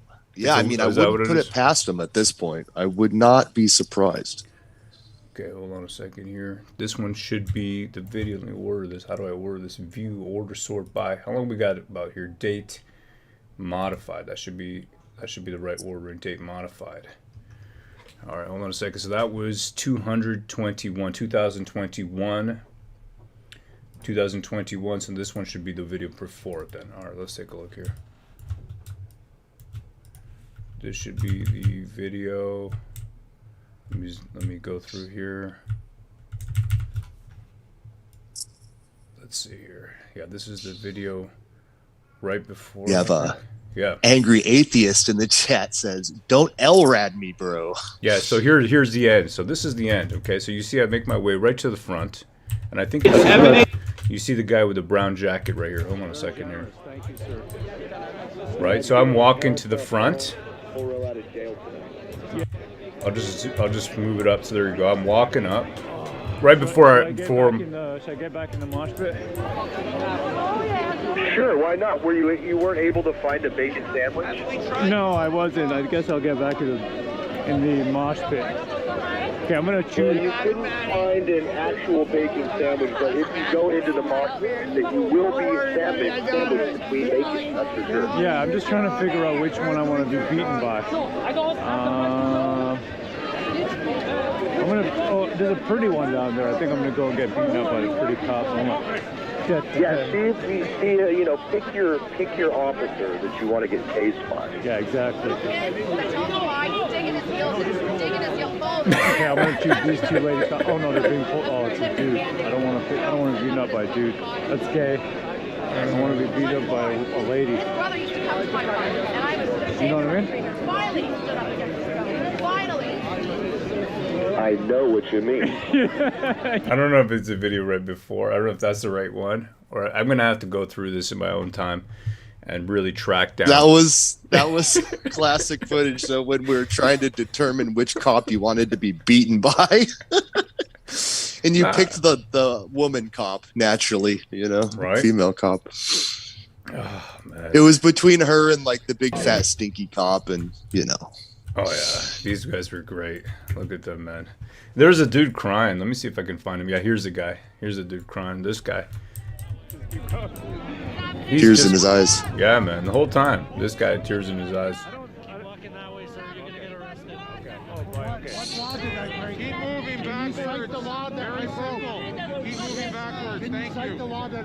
I'm telling you, this guy's crying, man. I got footage of this dude, tears running down his face.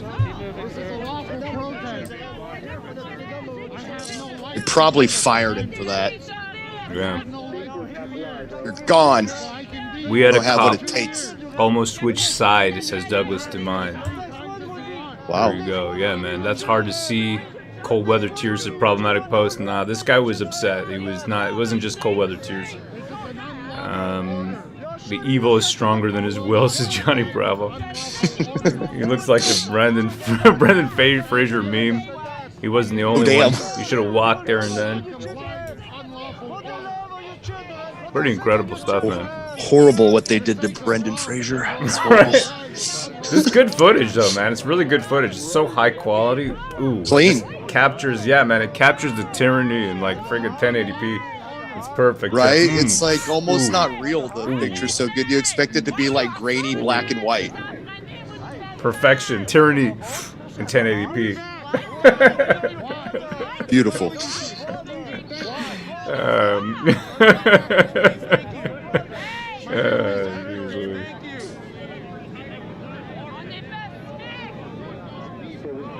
Oh, I think this old guy right here. He was having a hard time. The guy in the blue jacket. I do not recognize your authority. You have no right. Oh man, that guy's York Regional Police, my cop, so sad, says Lisa. Where are we going, guys? This. Where are we going?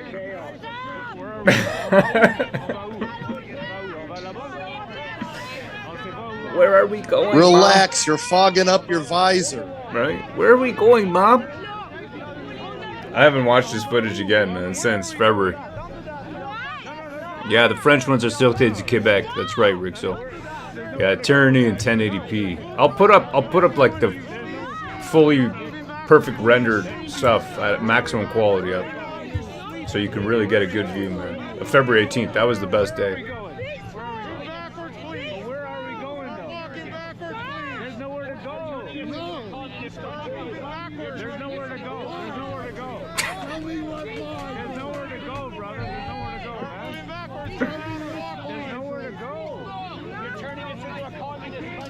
We're turning into a communist country.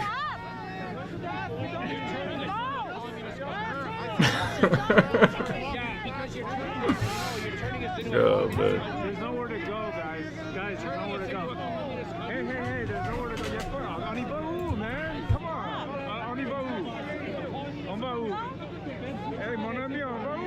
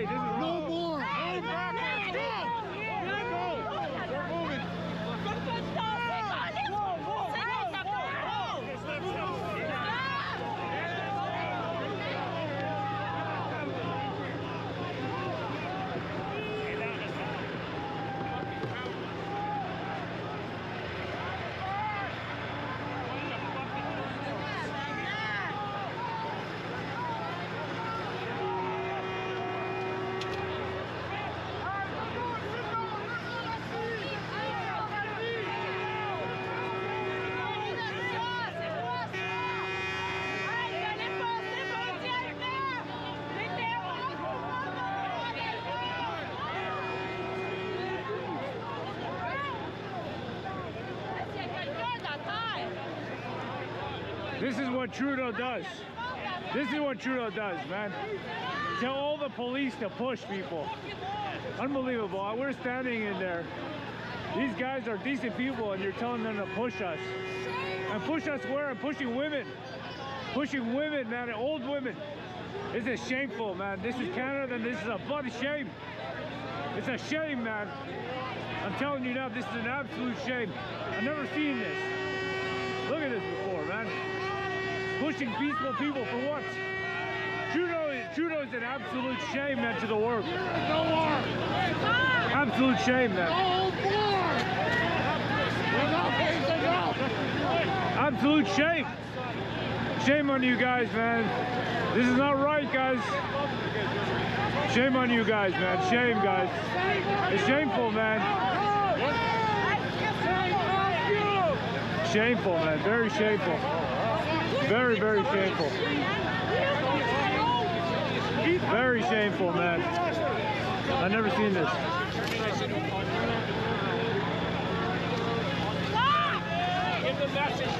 Really shameful, guys. Shameful, man. Come on, man. You're the guy who picked me up when I was about to fall, brother. Oh, thanks, man. Appreciate it, brother. Thank you. But come on, guys. What's going on, man? This ain't right. This is not Canada, man. Brother, you gotta talk to me, man. It's not Canada, man. What's going on? Come on, guys. You're turning us into a... This is not right, man. Guys, it's not right, is it? It's not right. You gotta know it's not right, man. Come on, brother. Come on, you guys gotta know, man. It's not right, guys. You're turning us into a... Jeez, man. What a mess. What a mess. What a mess. This is gonna go down in history, man. What a mess. Keep pushing left. Keep pushing left. Keep pushing left. Keep going. Shift left. Shift left. This is wrong, man.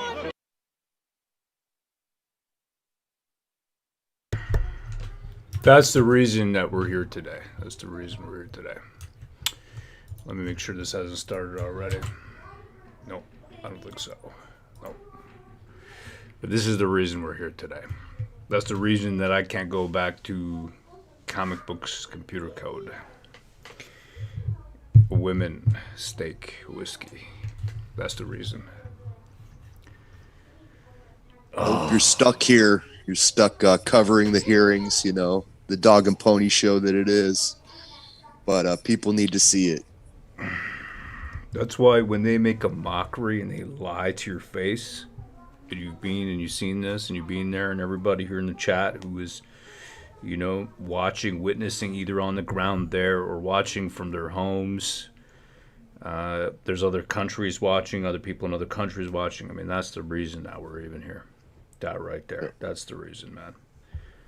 Never thought that you'd see something like this. Yeah, that was tough watching, says Douglas. That's right. I haven't actually rewatched any of that footage. There's a lot of it, too. There's a whole day like that. I think there's a part of me, I think I take a leak. I try not to... Uh-oh. It's that yellow snow Zexy was talking about. Yeah. I think, man. Whew. Yep, life-changing, says Kim. Micro Pig Roast is anonymous. I am Canadian 79. I'm certain 90% of the Canadian officers knew it was not right, but they were simply following orders. Shame indeed. Cheers for sure. Wow, love my fellow freedom fighters. I'm going to have to throw that video up. I'm going to put it all into Adobe Premiere, just like line up all the clips correctly ordered. And then I'm just going to render it at the highest quality level. It'll probably be like 50 gigs or something like that. And then I'll just let it run overnight, upload completely in its entirety to YouTube. Say what you want about YouTube. And obviously their terms of service are very specific. But you can upload high definition content and then view it in that high definition content. So that's what I'll do. That's what I will do. Yeah. There's a lot like that. There's a lot. I'm going to keep this open right here so I don't miss it. Because this is playing. My kids are shouting in the background. But yeah, there's a ton of this stuff. That was 1600021. Could I please have you load up GX19002 OTT 69er? Oops, wrong document. Let me try again. Oops, wrong document. That's me shirtless, naked in my backyard. With my dog. With my dog. Licking my peanut butter. Wait a minute. Why is my dog licking my peanut butter? Yeah, man, there's a lot.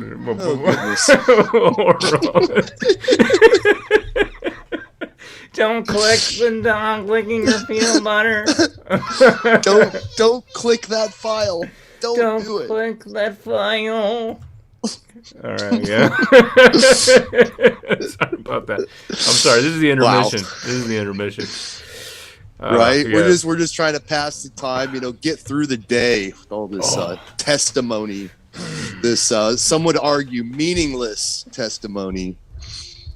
Yeah, well, this is it. I spoke to it's this. It's something people need to see, though, I think, because these people are exposing themselves. Yeah, they are. They are exposing themselves. It's just, man, I want to, I can't let go. Do you know what I mean? I can't let go. I just can't. I can't let go. I got a mental problem. I can't. I feel you, brother. No, man. You're doing what you can. The news, the normal sources, legacy media, as they say, you're not gonna get it from them straight. So you got to step in and kind of fill that informational need. Yeah, you're right, man. That's it, man. You've been through it with me the entire way. People ask, Pan is an American. What? I don't get it. What's what? Pan has actually had court cases for freedom of speech. Lasted 2 years. And Roe and the war campaign stuck with me through that, so yeah, I'm gonna stick with my dude Roe and the Canadian people here and do my best to help Roe cover it. Yeah, man. The war campaign was originally founded by Gat Hanzo, who's a writer for Vestige. You can check that out there. I think I pasted that by Vestige. I'll just drop it right there. You want to support us? That's the best way. We're capitalists. Want to make a difference in the indie comic space. And just bring back heroism. I'll just throw it up here. I'll leave it up there so you can see. I'll go through some of these pictures here. I'm going to go right down to some of the action down here. It's cooler. There you go. Beautiful ladies. That's right there. That's a microaggression showing a lady in a metal bikini. Microaggression. Showing another lady with her midriff showing microaggression. Boobies, microaggression. Chains around boobies, microaggression. Breaking chains with boobies, microaggression. Fantastic stuff, man. Well, this is it. It is complete. Number 3, we need your help to help us produce it. This is what we were doing. I'm like I'm a comic book. I like to joke around. You can tell Pan and I we're like a, right? Yeah, we're like a comic. We have a hard dude. time not laughing at stuff when we get together, really. Yeah, that's what we were doing, man. Having a laugh. Like, you think I want a political? Well, you should run for Ottawa councillor. Hello, Mom. I mean, what am I going to do? You tell me. I'm not here to do all that. I'm here. I want to have a normal life. I want these guys who are in political power to do all that so I can do what I do, which is annoy my wife with my voices, tell my kids to STFU, sit down, do your homework. That's what I want to do. Get back to making the program and making money. And living my life. We're not doing the YouTube. You can see we don't ask for super chats or all that. We paste everything up in the chat that's interesting, because that's not why we do YouTube. I don't want to go down that road. I'm not interested in being a professional YouTuber. That's just it. There you go. Let me show you. Yeah. When we got into it, we were, just basically promoting comics for 2 nights a week, on YouTube. And we had a lot of artists and creators come on, and we'd, joke with them and promote their books. That's what we were doing before all this political stuff, just promoting books, some parody and commentary on culture and pop culture, but here we are now doing hard political stuff, and we appreciate you guys sticking with us. Oh my God, there's boobies on this cover. Oh. Whoa. No. That's right. Yeah, it's comic books, man. That's what we do, comic books. See that right there? This is a cool one, Bullet Maker. So that's what we do. We make all this stuff. Pan is the first investor in our comic book venture. Thank you to Pan. Big hail, brother. Appreciate it, man. Hail, brother. Yeah, man. This is what we've been doing. We want to get back to normal. Normal for us is that kind of stuff. But these guys won't let us, right? They won't let us get back to normal. They won't let us just live free. They instead make it so that I got to worry about if my 15-year-old daughter, when I send her to university in 2-3 years, whatever that is, can go to school. That's what I got to think about. Because she didn't take a certain medical procedure, and I'm not going to do it. I'm not going to go along to get along. So that's what I got to worry about instead of looking at stuff like this and talking to Gat Hanzo, one of the founders of War Campaign with Pan and myself. And the three of us, we started doing all this about 4 years ago, I guess. No, about 4.5 years ago, something like that now. Time flies. And instead of us talking about fantasy and things that interest us, if you go through the War Campaign channel, you'll see before all the political stuff, before around November 2021, it's all, comic books, Dungeons and Dragons, that kind of thing.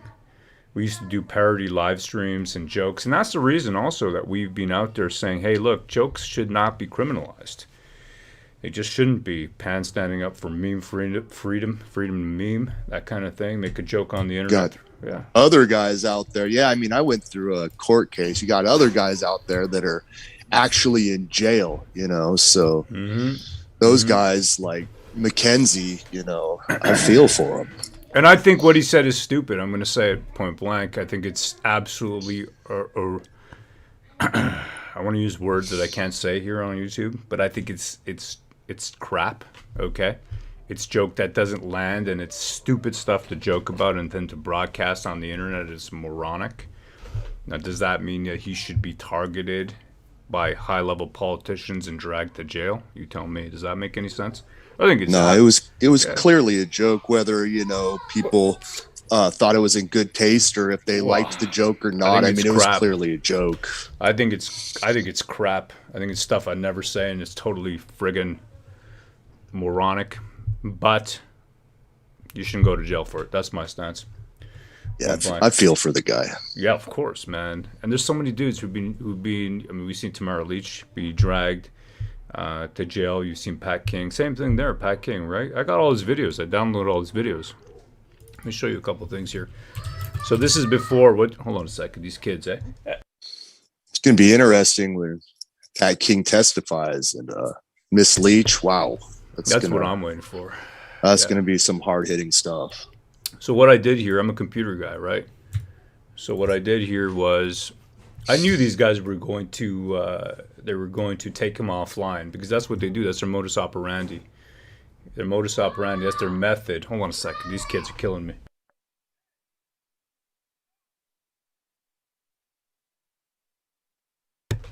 Sorry about that. These kids, man. Jeez Louise. I'm gonna send them to the park. I don't know why they're in the house. Yeah, so I download all this stuff because they've been clipping what he said and then calling him a white supremacist, right? And you listen to this guy when he speaks, and I met him on the street. Yeah, you talked to him. This guy he's, come on, man. And then the thing too, we're like some of the only YouTubers that he didn't call feds, Yeah, which exactly. I thought was funny. Yeah, that's right. And this guy's going to be coming on, okay? And the way what they do to break up the unity and so what they'll do is, you got to remember, right? You'll take a mistake that somebody makes, right? A mistake that somebody makes, like Jeremy McKenzie, what he did. And then they will say, it is, who's going to stand behind those comments? I'm not going to. They're crap comments. Absolutely. Are they threats? Are they threats to the safety of Pierre Poilievre's wife? Take it easy. They're stupid. Clearly not. They're just. I would knock this guy's teeth out if he said that about my wife. That's what I would do. I'm being honest. I'd be like. Yeah, I think that's most men's response would be something more like that, not to go on the internet and say the RCMP needs to investigate him. You say that about my wife, we have a serious problem. Serious problem. Okay? Those are fighting words. Bring back dueling, to settle some of these disputes. But you want to throw a dude in jail for that? Take it easy. Yeah. Separate. Pretty silly. Separate. Absolutely separate. And nobody wants to say that. I don't want to say that. War Campaign's going to say that. We'll say it. Nobody wants to say it. Why don't they want to say it? Because this is how they break apart. This is how they break us all apart. Man, these kids are killing me. I'm telling you. Hey, Ma. I'm going to come down, I swear.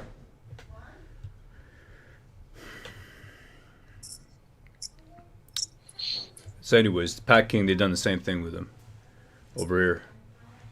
They've taken all these clips out of context. What's different with Pat King? Pat King didn't say anything, stupid like that. But he said other things, when you take a clip of him and it sounds moronic.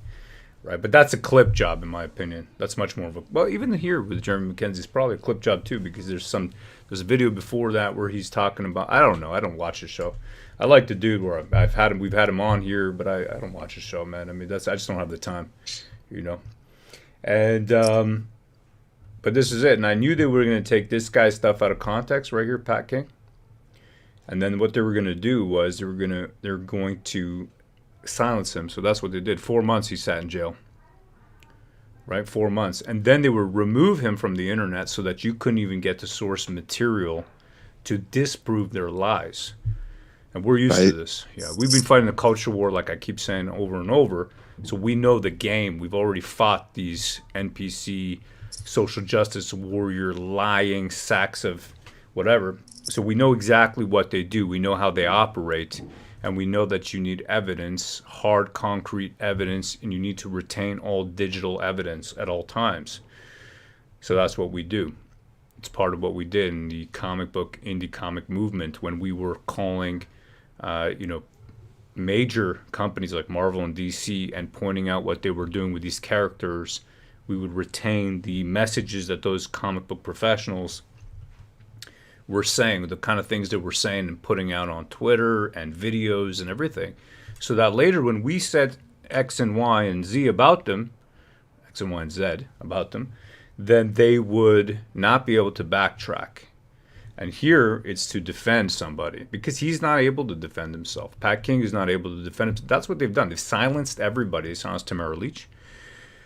Right, they silenced her. I don't know how BJ Dichter, they didn't go after him. I don't know how other fellows. I think it's Chris Barber. I met him once, just shook his hand. I don't know the dude. I don't know any of these people really. I don't know how they didn't get arrested. I know he went back home. I don't get involved with the personalities. You know what I mean? I like everybody. We like everybody, but we just do our own thing. That's the War Campaign way. We're not interested. I've already got my brethren, and I've got the goal. The goal is freedom. That's the goal. I don't care about everything else. I don't care about who likes who. Not interested. Not interested at all. All I want is freedom so that I can go back to comic books, to my business, to my businesses, my two businesses, writing computer code and doing comics, and not do this. And I love doing this because you're here with me, and we're doing this because we have to do this. I can't even stop. But they put us in that position. That's why we're here. And they took down this guy's social media completely. So they can spin any lie they want about him. They made him delete his stuff. Well, we got it. Oh, check it out. You know who this is. Let's watch this video. This is Aaron Howard. Hey there. So I'm Constable Aaron Howard. Coming to you from Ontario, Canada. I really wanted to give a shout out to all the truckers. I think what you guys are doing is incredible. You're fighting for our rights and freedoms. And right now it feels like we're a little bit at war and those rights and freedoms are at stake. So you guys are honestly true heroes. What you're doing is just incredible. I will be in Ottawa when you guys roll in. I'm going to be speaking on behalf of Police on Guard, and we are thrilled and honored to be able to be there. I can't wait to meet you guys. Hope to talk to a lot of you in person. Anyway, just wanted to give you guys a shout out and some support, and keep rolling, and we'll see you in Ottawa. Beautiful lady, really beautiful lady. What an amazing heart that woman has. And that's what they've done. They silenced everybody, every officer. We had... what was his name? Dan Knife, Pan, you know who I'm talking about. Kanipe, right? Kanipe, that's him, right? This guy actually, he came on, and he was a peace officer over there in Alberta. Really, really good dude, man. Really good dude. And again, lost his job. And, well, he left over there because they were asked. I think he left. I can't remember the details. But again, they've been removing everybody from any power of authority, position of authority, who has stood up in any way. You got, I think this fellow here, I don't know if it's the real him, because it's the internet, Benjamin Dichter Online, BJD. For FF's sake, I had all my accounts frozen, and I'm now driving a truck. Enough with the Fed BS. I'm not calling you Fed. I don't know anybody, and I don't know anything, okay? That's the bottom line. You want to talk to us, you're free to join in. I don't know anybody, and I'm not here for friends, okay? I've got my family, and that's all I'm concerned about. My family, my freedom, my brethren, and the Canadian patriots out there, and our patriots globally. That's all I care about. I just don't care. Sorry, brother. I'm not here to fight anybody. Do not care. Let's see what else we got over here. Yeah, it just goes on. Look at the amount of videos here. And they took little snippets of this guy, just little snippets, to create a story that he's a white supremacist. The guy's, at most, he's a dick. That's about it. Or he's an ass when he speaks. You know what I mean? I wouldn't even call him a dick. I just call him an ass. Like, he's over the top. You could say the same about us. And you're not allowed to have your own opinion about immigration. If I said the stuff that this guy say, well, all right. You know what I mean? They'd be like, hey, Ro's just a dick. You know? But then if this dude says it, oh, no, he's a white supremacist. He wants to create an ethno-state. This guy never said that, and I met him. I can tell when somebody hates me for my skin color. I can tell when I meet a person. I'll play that video, actually. And I got nothing like that. Nothing like that. Yeah, no, he was straight with you and, you know, happy to talk, you know. And he was even kind of in a rush, like, you know, you caught him on the sidewalk walking, and he still took the time to give you an interview, and, you know, it seemed like a good dude to me. Sure did. Here, let's play it. Walk backwards here, and a police officer's probably going to catch me. You mind? Your taxes paid for you to block the center of Ottawa? Did you see me blocking anything? Look at the trucks. I'd kindly You're not part of the convoy? I'd kindly ask you to walk away. Thank you. I'm nuts enough. No, buddy. You keep interrupting and trying to interact. Get out of here. You guys are real friendly, you know? Hey, no wonder nobody wants you guys. Take it easy, buddy. You got millions of supporters. Nobody likes your bullshit. More like hemorrhoiders. Crazy guys, man. Appreciate what you're doing. Thank you, sir. Thanks, man. Yeah. It is what it is. You know, everybody's tense. Everybody's got tension. Everybody wants the story. Everybody wants the scandal. All I'm trying to do is make sure everybody's fucking safe. I have no problems fucking sitting in my vehicle and going home. But I can't, because I made a duty and I made a pledge to everybody that I will see this through to the end. And not one person is going to tell me to go home. I don't give a fuck. Yeah. I'll do my time in the Ottawa prison if I have to. I'm not going anywhere. Don't to say nobody wants you here. Everybody's been hugging and taking selfies with you. Thank you. Hi, guys. We used to call selfies back in the day photos. Remember that? But now we call it selfies, right? Yeah, exactly. I'm just tired, man. I've been up all night. You know what I like? That last one, I was having a smoking my pipe this morning. I saw your stream, and you're live, right? And the last thing you said was you had a really good, peaceful message. Yeah. That, man, I'm right there, brother. That is the key. I'm very, very honored, then, to...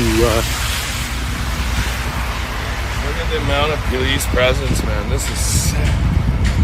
And why are they friggin' putting fences up? What are they getting ready for? People down the street. Yeah, they're ready so nobody can jump the fence and go over because they know what's going to happen. They're going to bring in provocateurs and something's going to happen. The other day, there was Hey, guys. a lady who came by. There was a fellow in shorts, and it seemed like he was a provocateur. My good brother Pan in Oregon, that's what he said.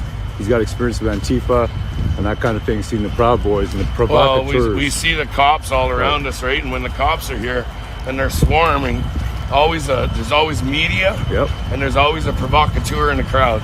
And it's just there to catch their photo op and paint it in the light that it's not. Yeah. And I'm sick and tired of watching it. People out here are truck drivers. You've never been on the ground. You've never done this. I have. I might know a few things.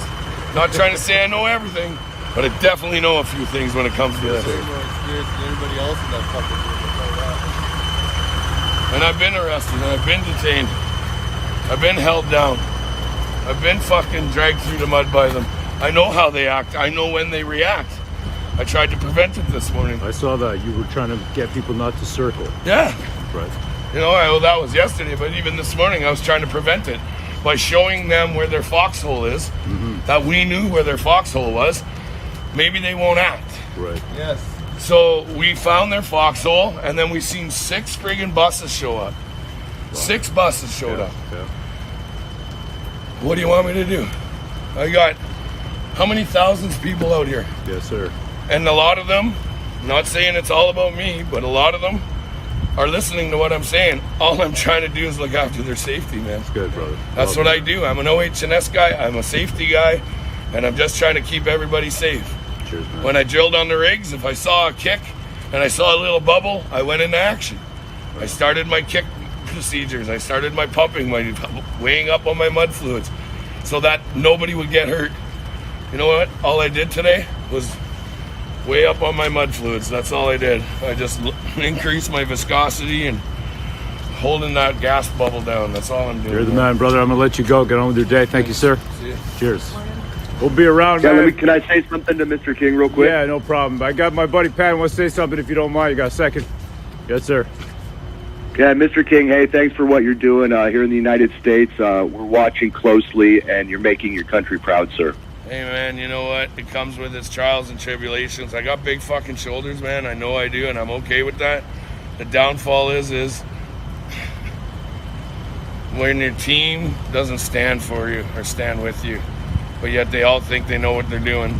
And they've been in the business rooms and in the board rooms for 3 weeks almost. And I've been down here all day, every day, on the ground with the guys, watching the police, watching their routines, watching their maneuvers. And I've been just observing and keeping the guys' morale up. When I come down and I see what's happening, and I see it for myself, it's on my lives, they're there since 4:30 this morning. I haven't slept yet. I seen it happening. The only thing I can think about is letting everybody know and be cautious and be safe. When I say that, I get told I'm a piece of shit for doing it. That sucks, man. Well, thank you for what you're doing. Thanks, man. Appreciate it, guys. That was Pat King on February 17th, the day before the horses did the trampling and everything else. He expressed a little bit of, there was that whole issue where he was, removed from the list of official convoy organizers, or it was clarified that he was not official. I don't know the politics, okay? I don't know who likes you. I don't know who's an official, whatever. All I know is that I'm pissed off that my own freedoms have been abrogated by a government. That's it. That's all I care about. That's all we care about. That's why we're here. That's the war campaign. That's our way. Okay, and here we go. We are getting back ready to continue this. Here we go.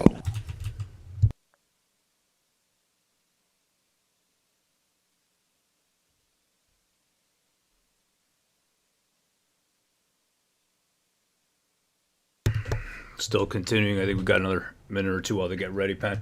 Let me see here. We got KZ. We'll just keep it open now because we know they're about to start. KZ, Gypsy Muse. I no longer have family or friends in the physical due to speaking truth. I only have internet family like Ro and Pen. Hail, brothers. Hail, sister.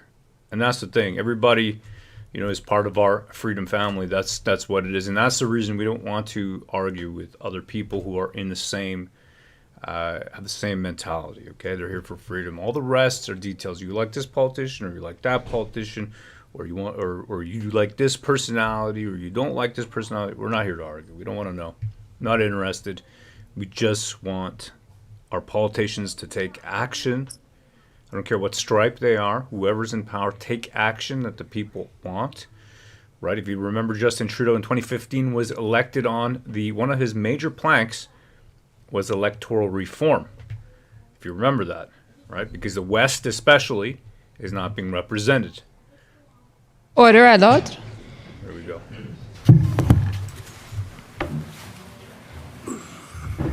The commission is reconvened. La commission reprend.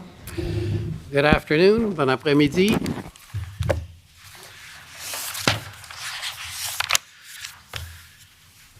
You're ready to go? All set. Okay. Thank you. Merci. Thank you. Mayor Watson, a couple of things, please, if I can, about cast your mind back to the period before the convoy protest came to Ottawa in January. I think you touched on this. City of Ottawa has a long experience with public protests. We do, yes.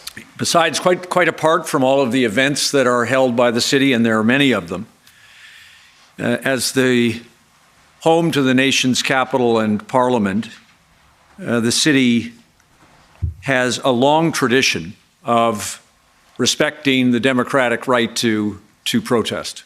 That's correct. Including protests against mandates and restrictions that were imposed by provincial or federal government as a consequence of the pandemic.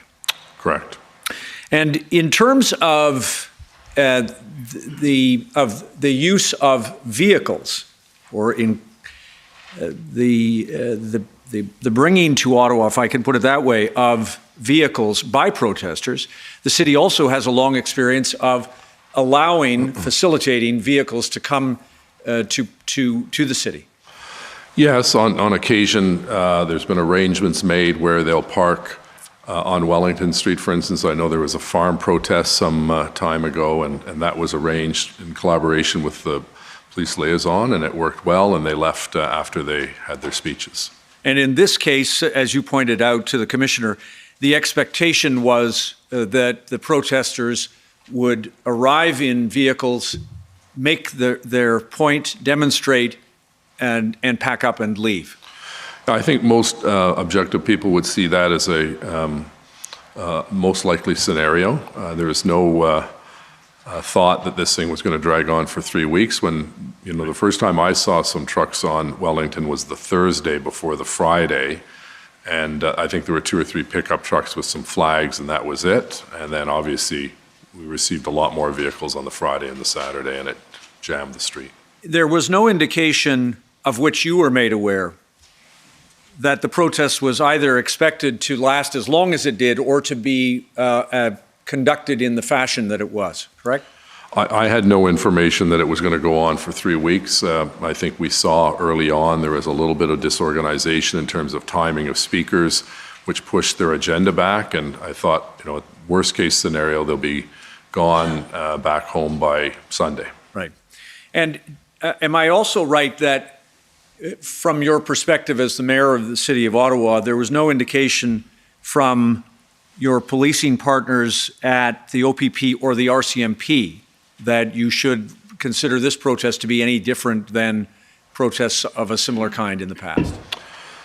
To the best of my knowledge, I don't recall receiving any briefing of that nature. That would have been through the police to the city manager, because obviously there are implications for city services, rerouting of buses, and parking regulations, and so on. And had there been a plan to, or had there been information that suggested that the trucks should be intercepted and not permitted into the city, then obviously your city manager and the staff below him would have had to engage in a traffic plan and some operation to put the trucks somewhere other than residential neighborhoods around Parliament Hill. Yes, and as you know, the jurisdiction for the highways and entry onto and off highways is the provincial government through the OPP, not the OPS. Got it. 2 other quick things about this, please. Did you understand that Chief Slowly had engaged his command team and that Acting Deputy Chief Ferguson was responsible for the operations plan? That's correct. And the Deputy Chief Bell was responsible for intelligence? That's my understanding, yes. And did you also know that before the weekend protesters arrived, Chief Slowly or his delegates had already secured additional police resources from other municipal police forces under memorandums of understanding that exist? Well, I knew he was making those calls with other chiefs. I don't know the extent of it, but my understanding over the last 25 years is that there's a reciprocal agreement when police services need help. We've often been sent to help in circumstances outside our jurisdiction and vice versa. So that I just assumed that would be taking place because he has those contacts across the province. Got it. Can I just show you a memorandum? If I hope I have the number correctly. That was a memo that I think you sent. It's can I have some assistance, just please, in dialing up OTT? I think 4 zeros, might be 5, 746, and then I have .001 afterwards, if that helps. Just bear with me, Mayor Watson. See if you recognize this document. Yeah, just maybe start there. Do you see it says draft response to demonstration emails, McKinney comments? It's dated Thursday, the 27th of January. Do you see that? I do, yes. You introduced the name to us earlier, I think, Robin Guest. That's a member of your staff? Director of Policy, correct. And then there are a couple of other people to whom that email is addressed at the top, including a witness who appeared yesterday, your Chief of Staff, Mr. Arpan. Right. Could we just scroll down, please, for the mayor? Just there, just stop there, if we could, please. Do you recognize this as a memorandum that was prepared either at your direction or the direction of your staff for the purposes of communicating with your colleagues on council? I think, can you scroll so I can see the whole memo, please? Yeah, sure. Could we please? Just, I think the other way. direction, probably.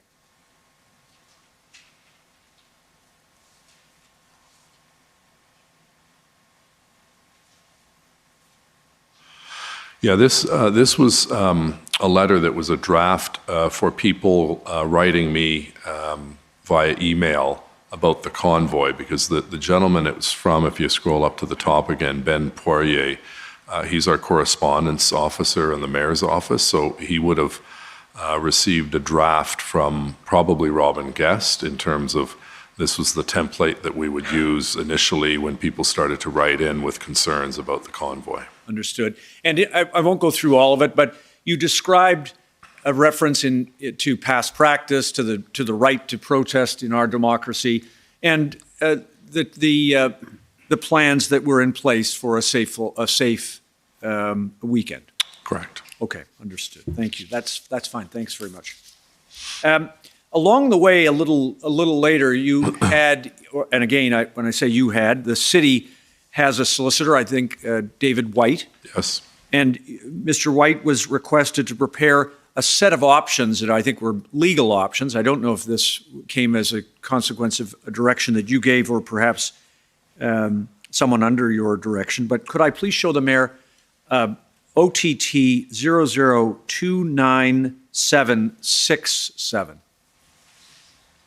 Just want to, while that's coming up, Mayor Watson, just to orient you, that believe that Mr. White prepared a set of options, a list of options rather, that could be considered by council in respect of the ongoing demonstration. Do you see that? It's dated February the 7th. Does this refresh your recollection that council or you directed Mr. White to prepare that list? This is a memo to Councillor Deans, so I assume based on the wording of the first paragraph, she'd asked for this information, not my office, but it was. I remember seeing this. It was interesting to look at the different acts that were out there, but this was something that I believe Councillor Deans had asked for, and it was sent to her from Julia Keast. And among the options that were addressed in this memorandum, of course, we see that at 3, the Federal Emergencies Act, and there are a number of others, including the final one concerning injunctive relief. Do you see that? I do, yes. Were you engaged in any of the discussions that were ongoing about whether an injunction was available and advisable? Well, I know that the Chief Slowly had asked, can't recall the exact date, but asked for staff, legal staff at the City of Ottawa to consider an injunction, I believe on the 30th of January. Stand to be corrected on that. And then there was the city asked legal staff to draft an injunction to enforce municipal bylaws on February 11th, and they got the injunction on the 14th. But unfortunately then, well, not unfortunately, but subsequently, the Emergencies Act overrode the injunction. Understood. And so that's fine. Thanks for the memorandum. We can take that down. As to the Emergencies Act, you've explained to the Commissioner your perspective about that.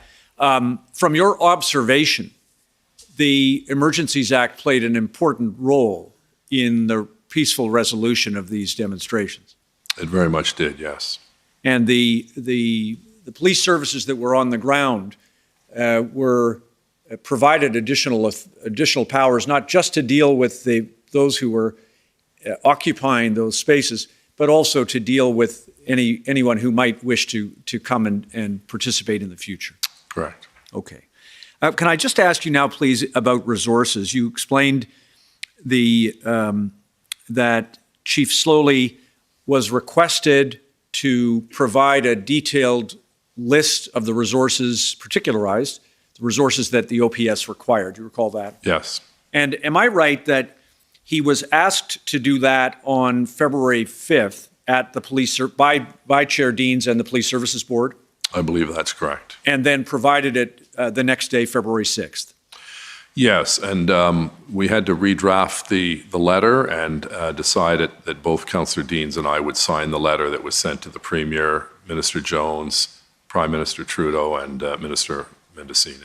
And prior to February 5th, do I have it that Chief Slowly had already engaged in the process of trying to get more resources for the OPS from not just through the weekend, but right up until, well, through the whole piece?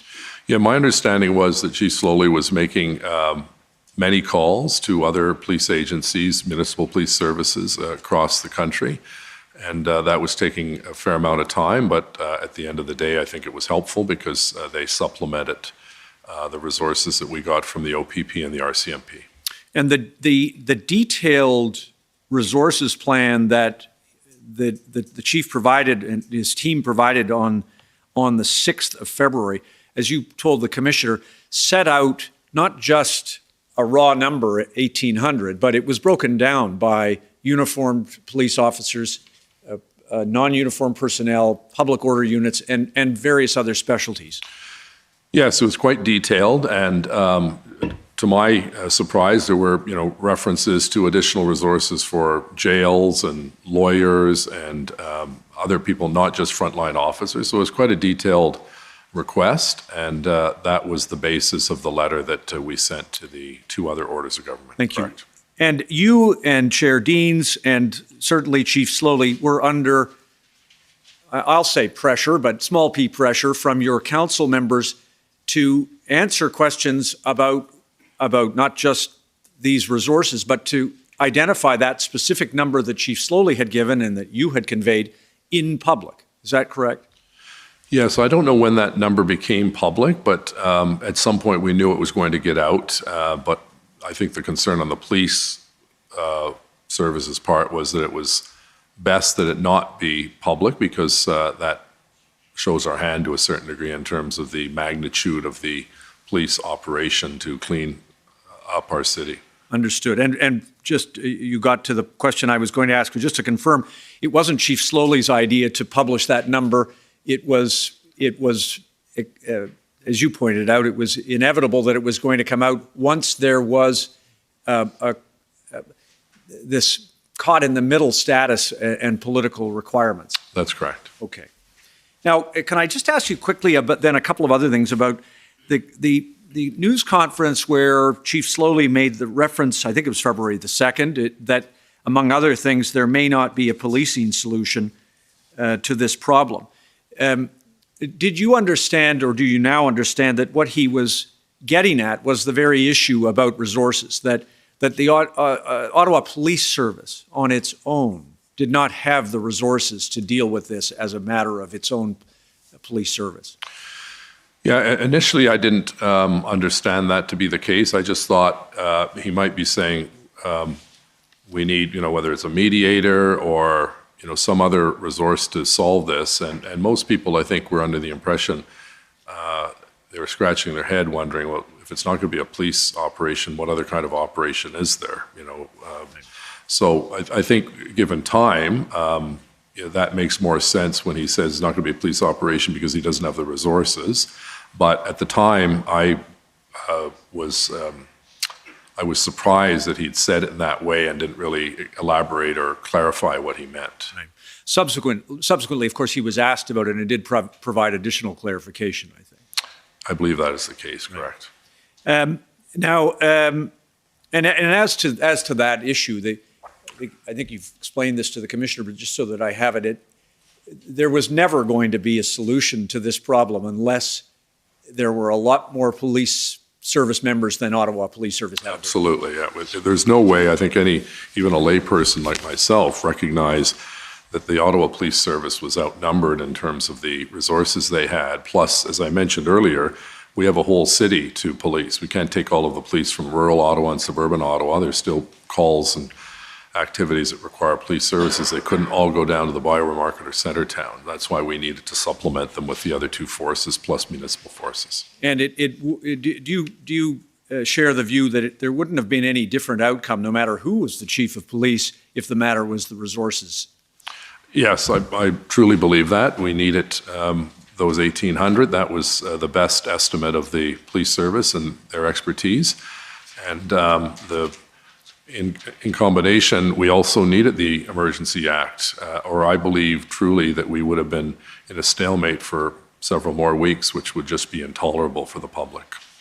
And then final, two quick things, then, if I may, Mayor Watson, the resignation. I appreciate that you've told the commissioner that you learned of it when it was announced. Did you have a chance to speak to Chief Slowly in the aftermath of the resignation? I did. It was several weeks later. I invited him to lunch to say thank you for his service. I think when these things are done in a public fashion, it's not the kindest way to bid goodbye and to thank someone who had served their community. And so I brought him to a restaurant and we had lunch. We didn't get into a lot of the details, obviously, of what he went through, but I just thought it was my opportunity to thank him for his service. And I think you've said previously that you regarded his resignation as a true act of leadership. Yes, obviously there were concerns on the part of some members of the Police Services Board, and I think he did the honorable thing, and I stated that in a statement I released. There was with your indulgence, Mr. Commissioner, I have one. Mayor Watson, I'm on borrowed time, so that means you're on borrowed time.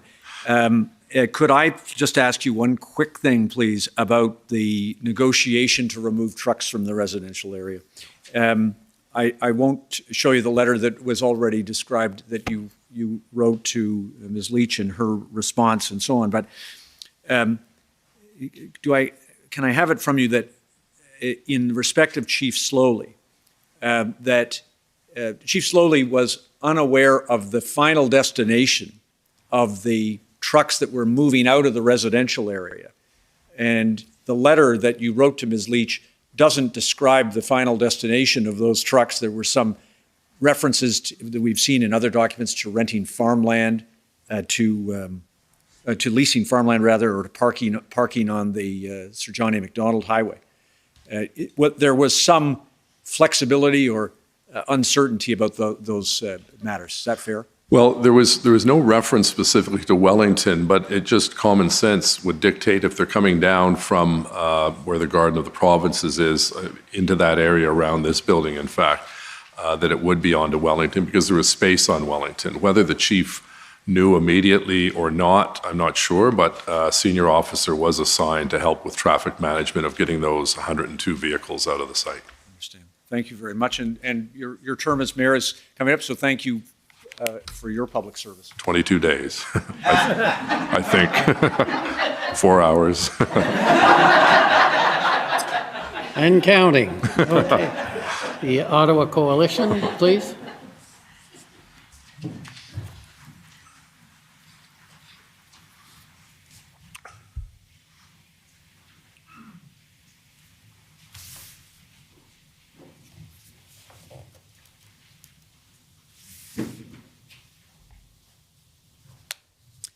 Thank you, Commissioner.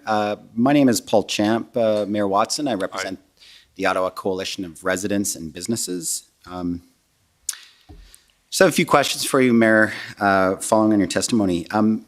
One question that you just answered to previous council, you'd indicated that there was no indication that this protest was going to last.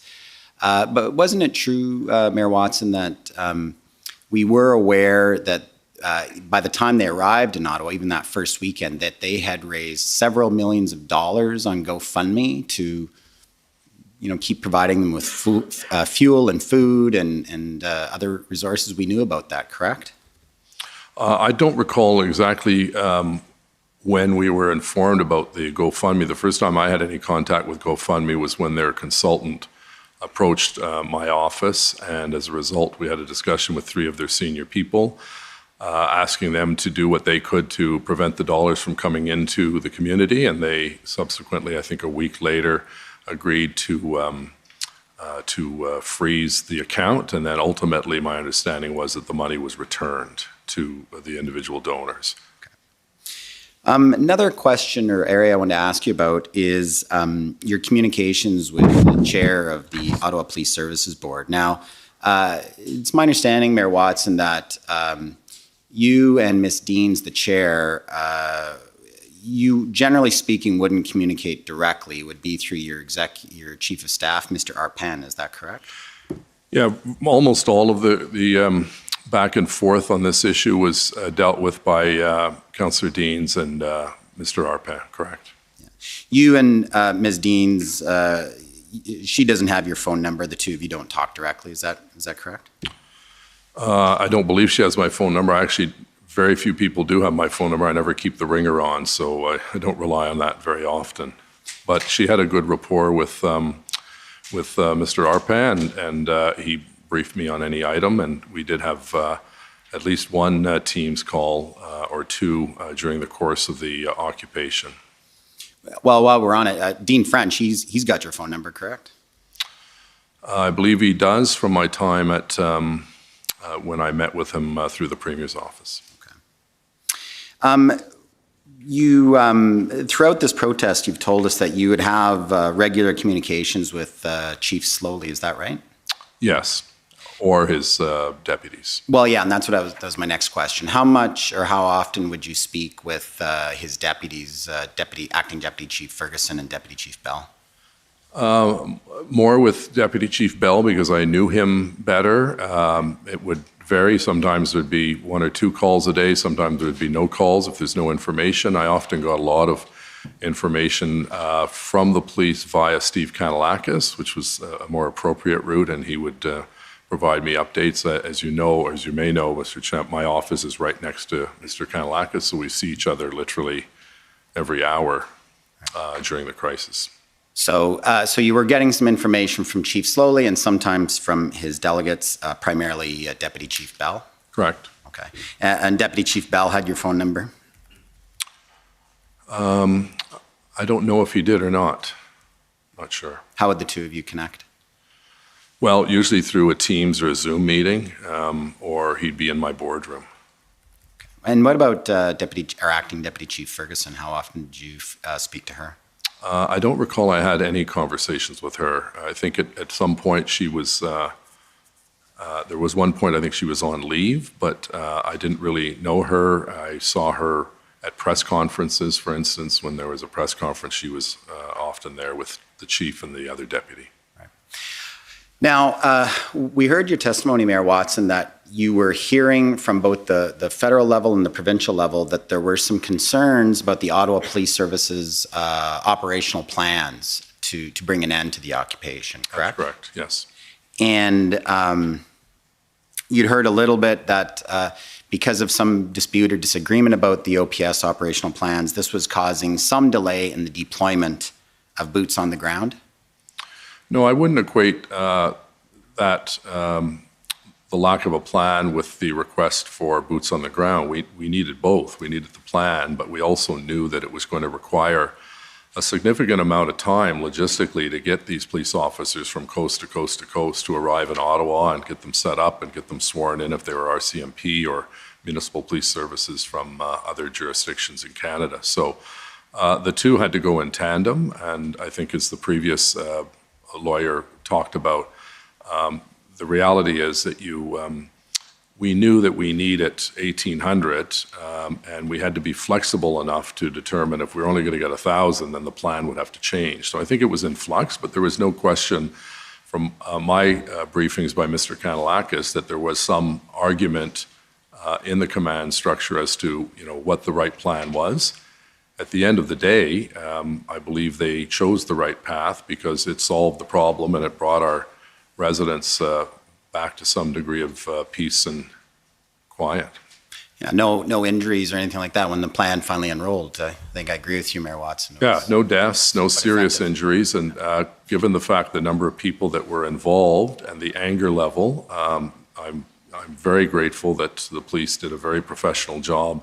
Yeah. And a very, and I was like most other, I think, Canadians, certainly Ottawans, glued to the television watching this take place as the officers were moving in from Rideau and Sussex, Coventry, as well as Wellington Street and the residential areas. I think everyone in downtown Ottawa is quite grateful to those police and their service. Yes. Now, with respect to some of the concerns or disagreements over the OPS plans that you were hearing, there's some disagreement in the command structure or something like that? Is that what you said you were hearing? No, my understanding was that the people who were responsible for the plan, which were the three police forces under the jurisdiction of the OPS and Chief Slowly, there were disagreements. I don't know what the magnitude of the disagreements were, and nor should I be meddling in the development of a plan. So this was information that was relayed to me from Steve Kanellakis. And as you pointed out, there was some concerns raised by both the Premier and the federal minister.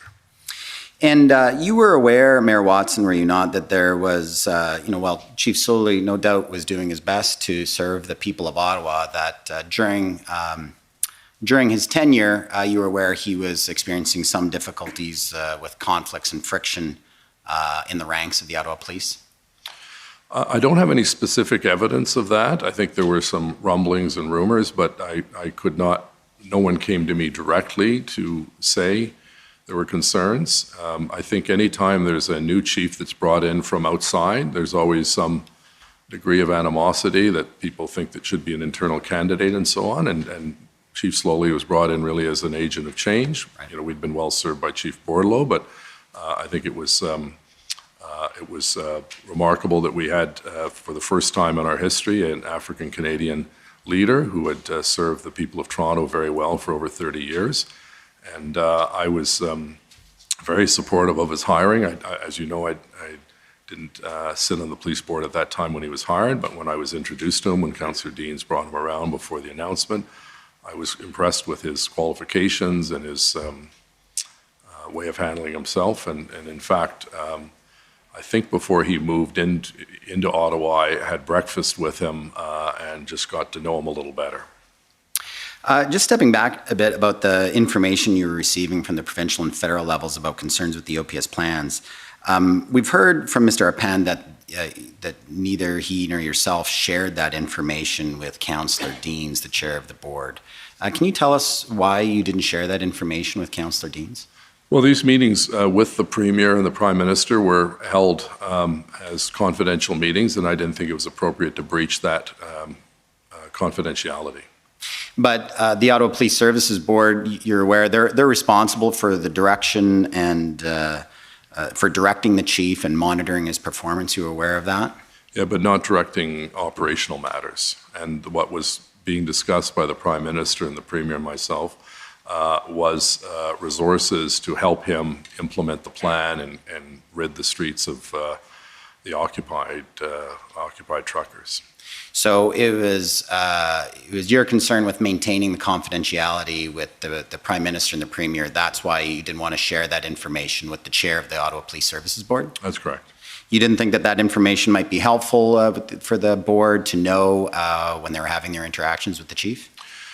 No, because the concerns that had been raised by the Premier and Ms. Jones were general in nature. There were no specific allegations or of wrongdoing on the part of the chief. The same with the Federal Minister Blair. I think Minister Blair knew Chief Slowly, obviously, as a former chief of Toronto Police himself.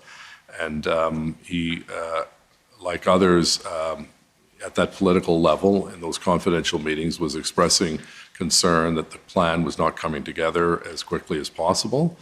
And I was putting pressure on everyone to get moving on this, because on the one hand, I was being asked with the support of Councillor Deans to send the letter that we've shown the public today to the Premier and the Prime Minister.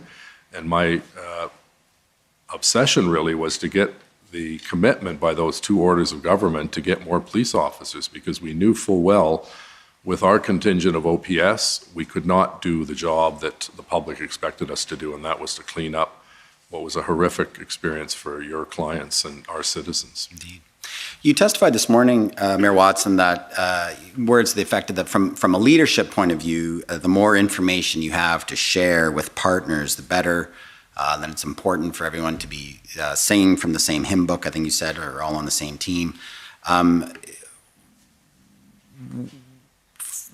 Following those comments, Mayor Watson, don't you think it would have been helpful for the board to know that you were hearing from different levels of government that there were concerns with the Ottawa police operational plans? No, again, those meetings were held in confidence, and I wanted to respect the confidentiality so that we could have these frank discussions. With respect to the specifics in those meetings, there was nothing really that sent off any kind of an alarm from my perspective that Chief Slowly was not capable and competent of putting together a plan and overseeing it.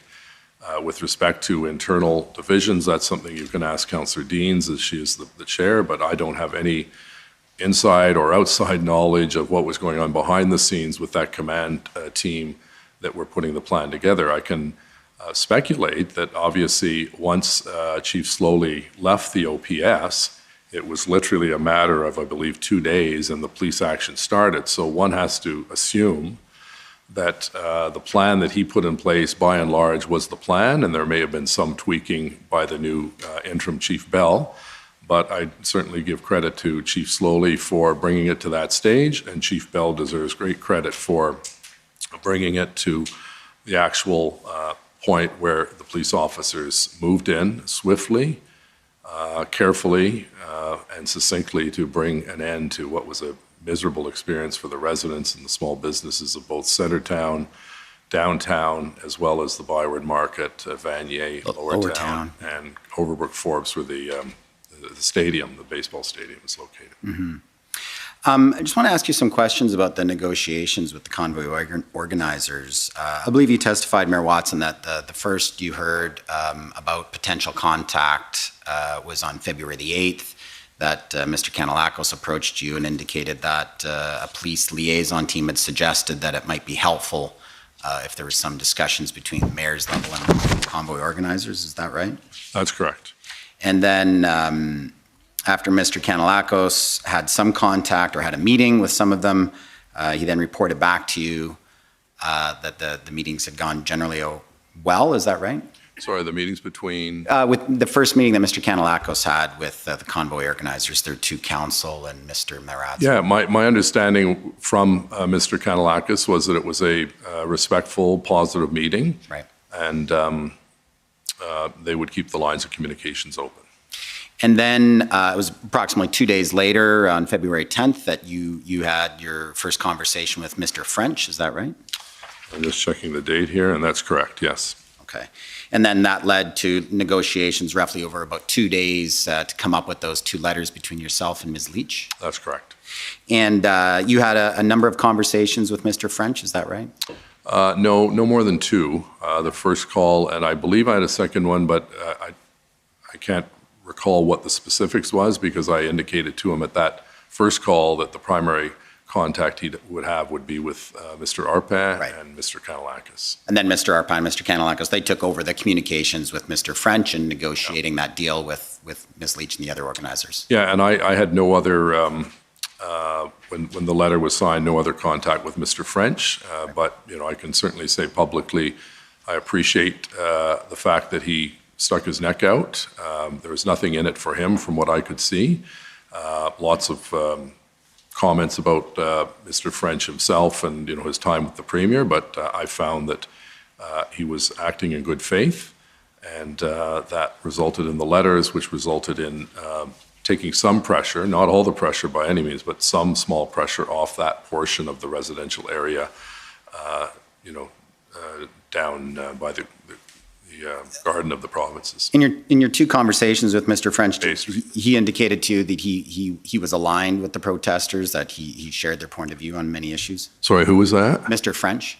He indicated to you he was aligned? No, with the he didn't indicate that he was aligned. He indicated that he had contacts with some members of the trucking industry, but he didn't offer an opinion that he supported their grievances or anything like that to me in that phone call. It was simply that he had some kind of connections. I don't know whether he made those connections through his private sector life or through his time in provincial government, but it was very much along the lines that he saw what was happening, and he saw that it was getting worse, and he called me. I literally had not seen or heard from him, I think, since he left the Premier's office. He didn't suggest to you that he saw the protesters as patriots or anything like that? No. Okay. Now, so then you hand over the matter, the file, to Mr. Arpan to work out some kind of deal, is that right? Yes, with Mr. Kanellakis' help, because he had met with others that were from that same orbit a couple of days or 2 days earlier. Right. And did you give any direction to Mr. Arpan to interface or work with the Ottawa Police in his negotiations? I didn't give any specific directions to him, but certainly the police were aware that we had this contact, because the police were the ones that asked Mr. Kanellakis to engage with representatives of the protest group, because as the liaison team mentioned, they no longer had any communication. Something went wrong where they stopped talking, and so this group went in to see Mr. Kanellakis, and then 2 days later we had the Dean French issue. So the police were involved, and both Chief Slowly and Deputy Chief Bell were aware that we had this call from Mr. French, and ultimately they signed off on it. I think Chief Slowly wanted to make one change to the letter, but unfortunately the letter had already gone out. And the police then, whether it was the chief or the deputy, then assigned a senior officer to go and help with the facilitation the following day to get the vehicles away from the residential area as much as possible. Right, so there's the initial contact on February the 8th through the PLT, or the Police Liaison Team, but then the contact was with Mr. French's on the 10th, and then the letters are worked out on the 12th, I think finally exchanged on the 13th. That's correct. Between the 8th and the 12th, do you know when Chief Slowly and Deputy Chief Bell were informed that Mr. French was involved and you were working on negotiations? No, I don't recall the exact date. It was obviously sometime between those two dates, but I don't recall the specific date. I remember discussing it with Chief Bell, or Deputy Chief Bell at the time, in my boardroom, and he had no problem with it. And that was, again, sometime between the 8th and the 12th. I can't recall the exact time. I don't have a record of that. So Deputy Chief Bell was in your boardroom at City Hall and was talking about it with you? Well, he was there for one of our regular briefings, and we raised it with him at that time. And I don't know if he knew about it at that time, but certainly he didn't express any opposition.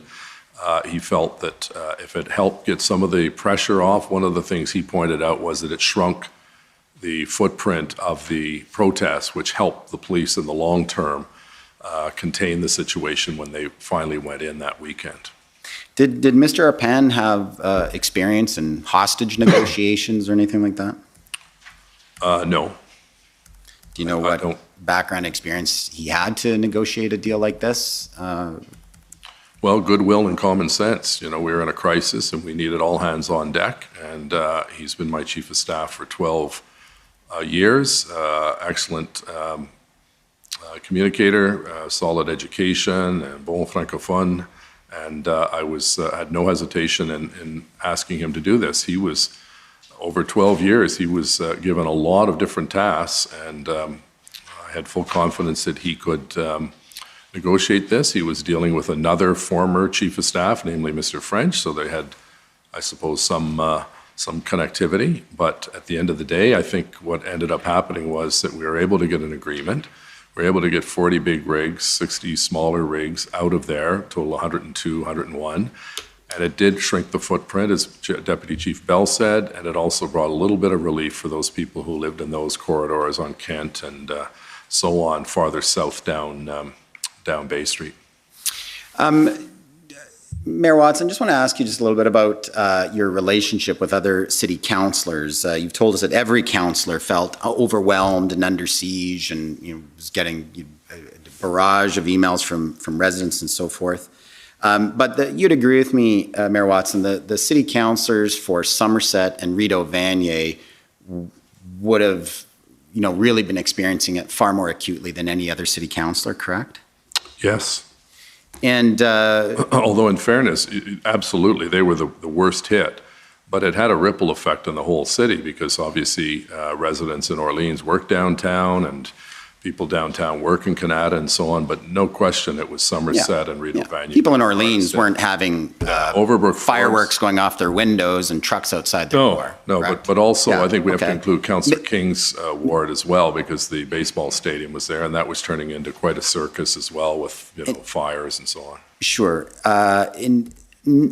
You viewed or saw what Councillor McKenney was doing during the demonstrations, that they were out in the streets every day and getting out to seeing what's happening to their residents. You saw that? I saw a number of tweets and video online, yes. Yeah, and you agree with me that was quite admirable of Councillor McKenney to be out there with their residents?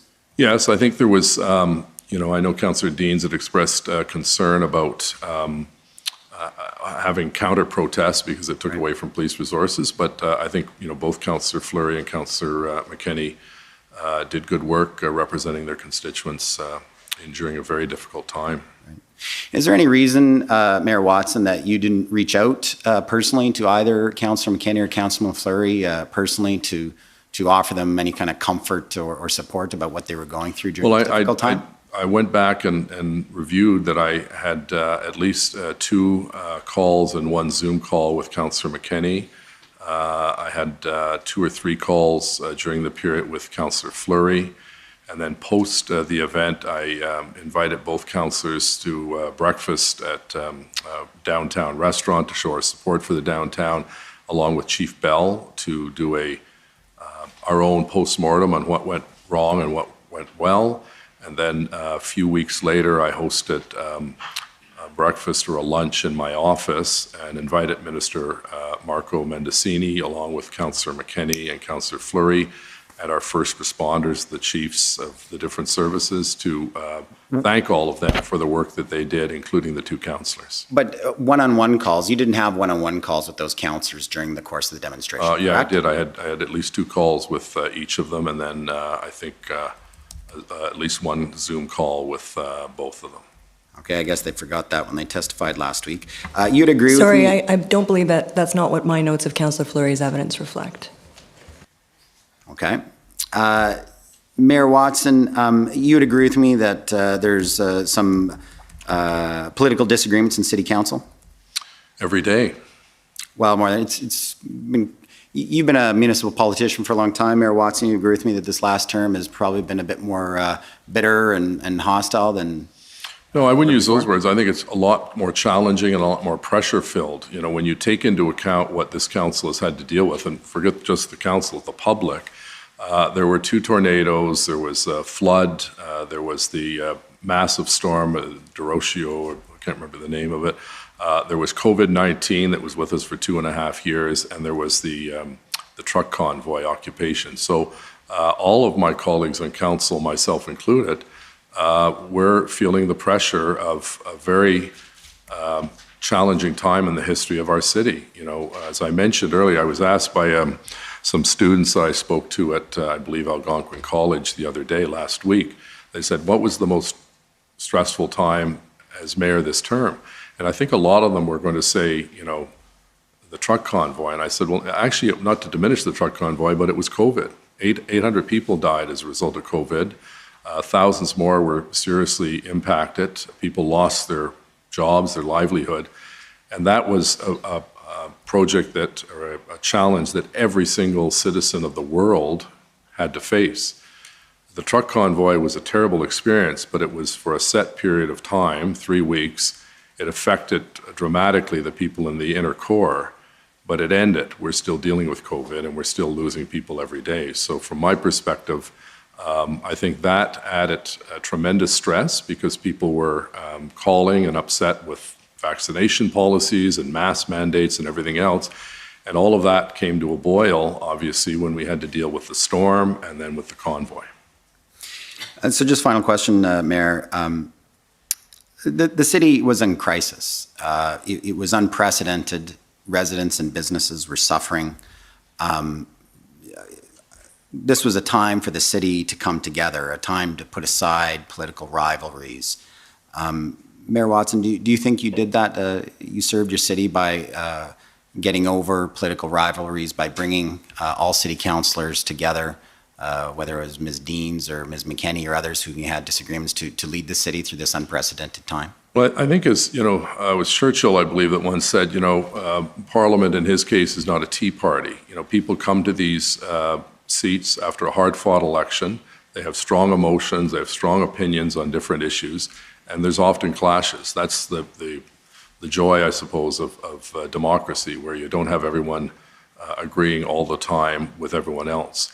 What our council went through was horrific, and what I tried to do was to provide as much information, do as much work as I could do with the federal and provincial contacts that I had made over the course of my public service career, to bring realistic solutions to the problem so that we could give the city back to the people of Ottawa.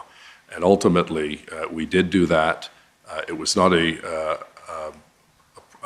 error-free, problem-free situation, and even council voted that we apologize to the public, which we did because we let down an awful lot of people in Ottawa with a situation that we had never seen before, and there was no roadmap to guide us.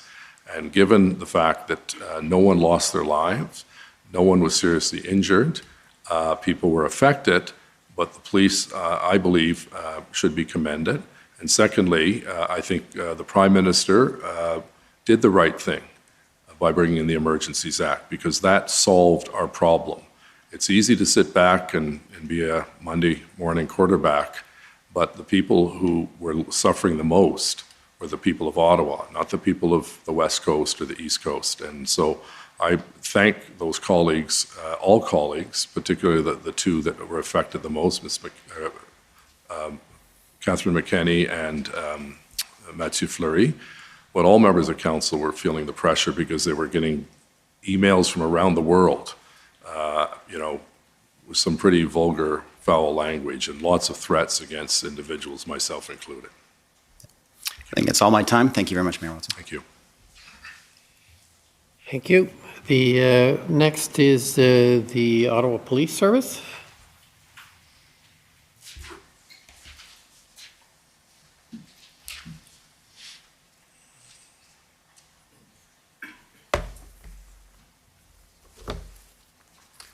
Good afternoon, Mayor Watson. My name is David Michikowski, and I'm counsel for the Ottawa Police Service. Mayor Watson, I understand it's not an uncommon experience for the budget for the police to be a hotly debated matter by council. That's correct. That's an understatement, but correct.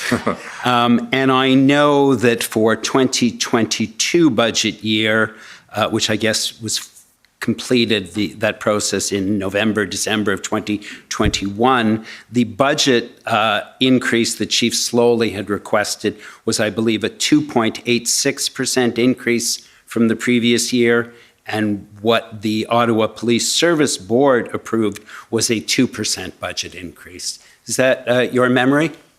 I recollect that is in the ballpark. You probably have more specific figures, but there was also, you had to include the assessment growth of the city as well, which was, I believe, about, stand to be correct, about 3% on top of that.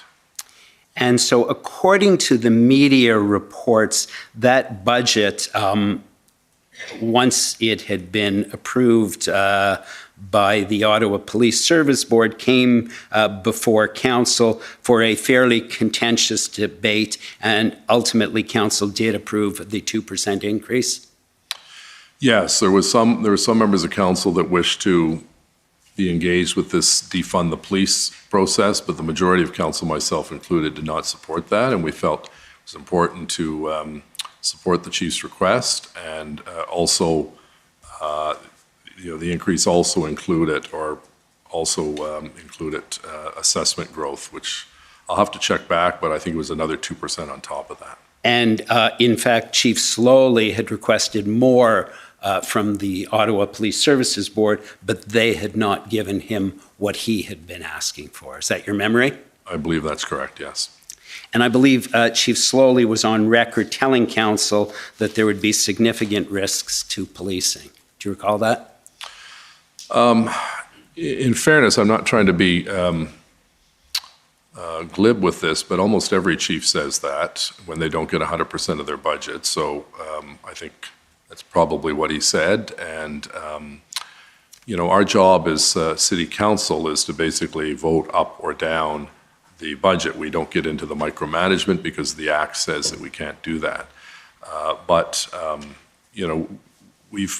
I've been proud of the fact that we've been able to provide annual increases to the police for a number of reasons, including the fact that our population is bigger. We have 2,600 kilometers of road to cover and patrol. It's a big task. And we felt, those of us who supported the police budget felt that it was an appropriate amount, and it was accepted.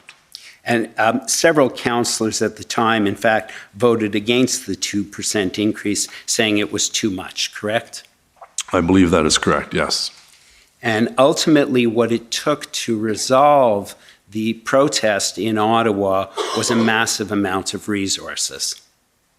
So are you now talking about the Freedom Convoy? Yeah, it did take a lot of resources, and as I pointed out, we have every intention of recouping those dollars based on the conversations I've had with other orders of government, because it should not come out of the base budget of the Ottawa Police Service, which is always hovering around surplus or deficit every year. And it took a massive, not only civilian members, but it took a massive number of police officers on the ground, correct? Yes, under very difficult circumstances. You recall back, I recall very well, the weather was miserable. The roads down in that area could not get plowed, so they were almost impassable. It was, some officers were working 12, 13 days in a row. One of the reasons why the chief was going out getting supplemental municipal services was to give his officers a day off to recharge their batteries. A much-needed day off, yes, given what was going on the ground, correct? Absolutely. It was very stressful for them. I saw a lot of news footage over the course of the time where the officers were spat upon and they were yelled at and screamed, and they kept their cool. For that, we're grateful. There were some incidents where I felt, the images of the police being buddy-buddy with someone protester was not appropriate, and my understanding was that the police reminded their officers, first and foremost, they're there to be neutral, and when they did their job, they did an excellent job. And I have no problem defending the Ottawa Police Service and the actions that they took to bring this crisis to an end. And ultimately, you have no problem, I take it, in agreeing with me as well, that it was brought to a successful resolution under Interim Chief Bell? That's correct, yes. And I think, as I mentioned, the funny thing was, it was that the Olympics were on, and I think more people were watching this activity than the Olympics, because it was so gut-wrenching to see what was happening to our city for 3 weeks, and it was such a relief for everyone to see that this was coming to an end. And it was wrapped up roughly in 3 weeks. There were, scattered groups here and there that lingered on. I remember walking up a couple of days after just to go to the Rideau Center, and, a number of people yelling at me, effing fag. And I knew these were still people that were from the protests. They had upside down Canada flags and so on. So police had to keep the presence in the neighborhood and in the downtown core because there were still people that wanted to do harm to our citizens as well as to our property, public and private. Really, this was unprecedented in terms of your career in politics. Is that fair? That's right. Nothing comes close to it. You know, I think back my first month in office, I was thrown into the ice storm. That was dramatic, but it was not hurtful to people. It was difficult when people lost electricity and so on. But this was something that affected thousands of people very personally, and was unacceptable behavior by fellow Canadians to come into someone else's neighborhood and act in that selfish a fashion. And in fact, you yourself, I believe, as well as Chief Slowly, received threats during the protest? Yes, and I believe some members of council did as well, and I received one, I think 1, 2, or 3. A couple of people were charged, and some guy from New Brunswick was coming down here with guns in his trunk to shoot me, and he was arrested. And the police obviously took those seriously and took appropriate action? They did, and our corporate security the same, because you know, people had been outside my house, not necessarily associated with the convoy, but other groups protesting, so they installed a security system. Thank you very much. I have no additional questions. Thank you. Thank you. Now the Government of Canada.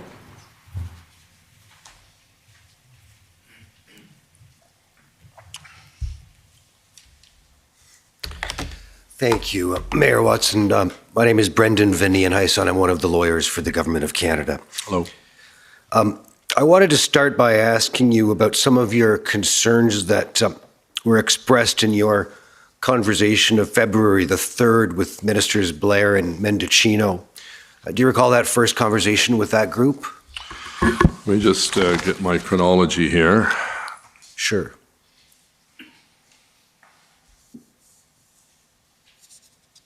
Yeah, so that was with the Deputy Minister, or was it, let me just see here.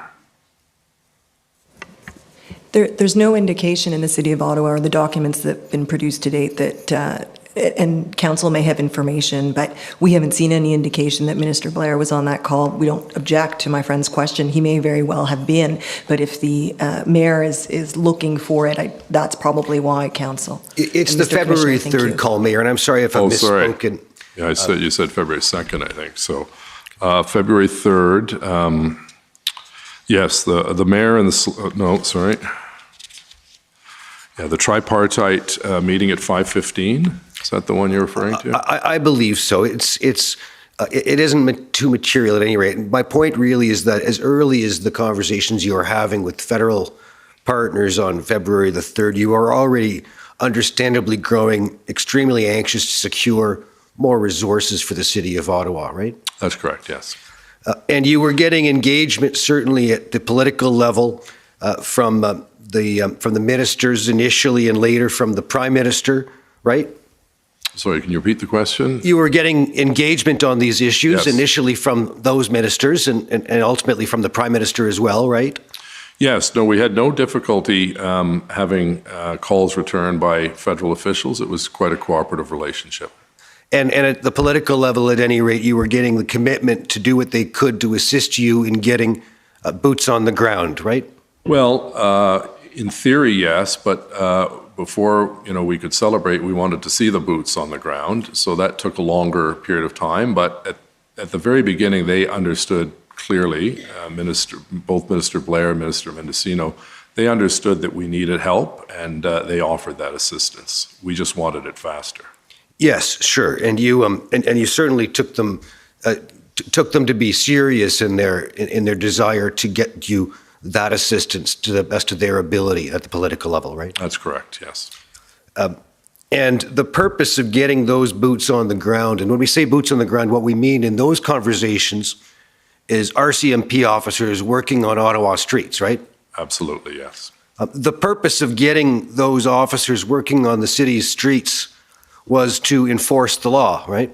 That's correct, and bring order to the downtown and the Byward Market and Coventry.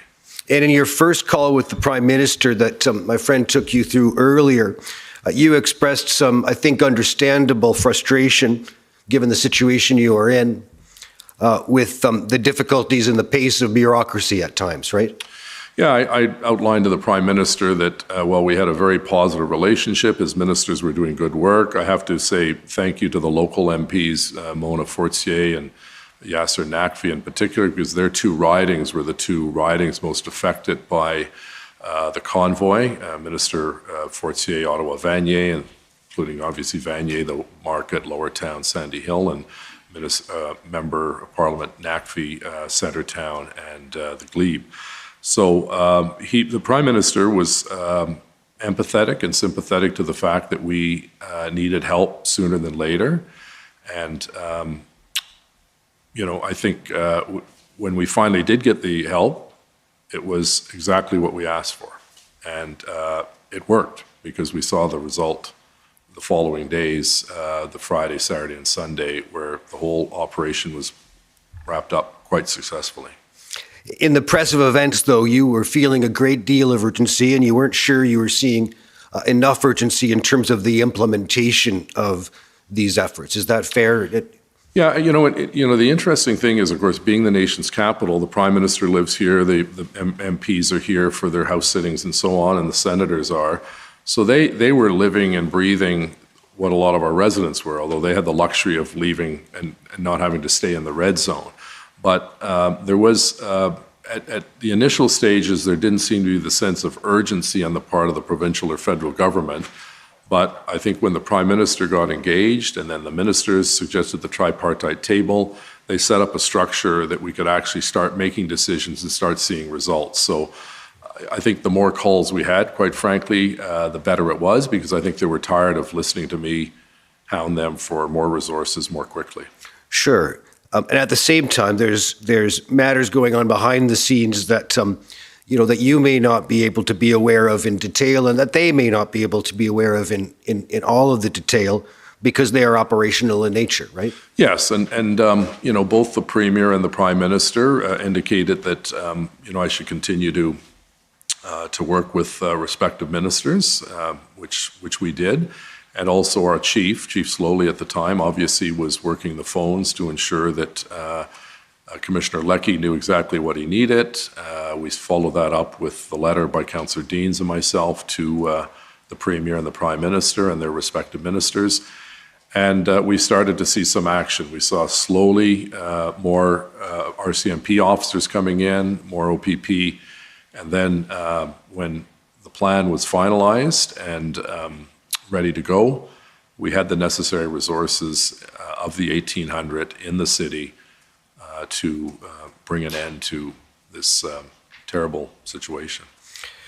You, I think very fairly earlier this morning, acknowledged that some of the delays are simply practical delays, particularly when you're dealing with the National Police First, the RCMP. For example, you told us that you understood these officers might in many cases need to travel some distance to get to Ottawa, right? Yes, and there was a little bit of confusion in terms of, at one point I was told that there was quite a backlog in getting RCMP Mounties sworn in as peace officers, I guess, for Ontario. That may have been a situation early on, but apparently they started to do in bulk and 2 sessions a day, so it sped up because Sure. My understanding is that they would not have authority on City of Ottawa property if they weren't sworn in. Sure, and I'll come to that in a moment. But just first on some of the practical, there's an element of that's just practical delay, right? Where you're looking at travel, the need to check into the hotel, the need to eat. These things take a bit of time depending upon where an officer is coming from, right?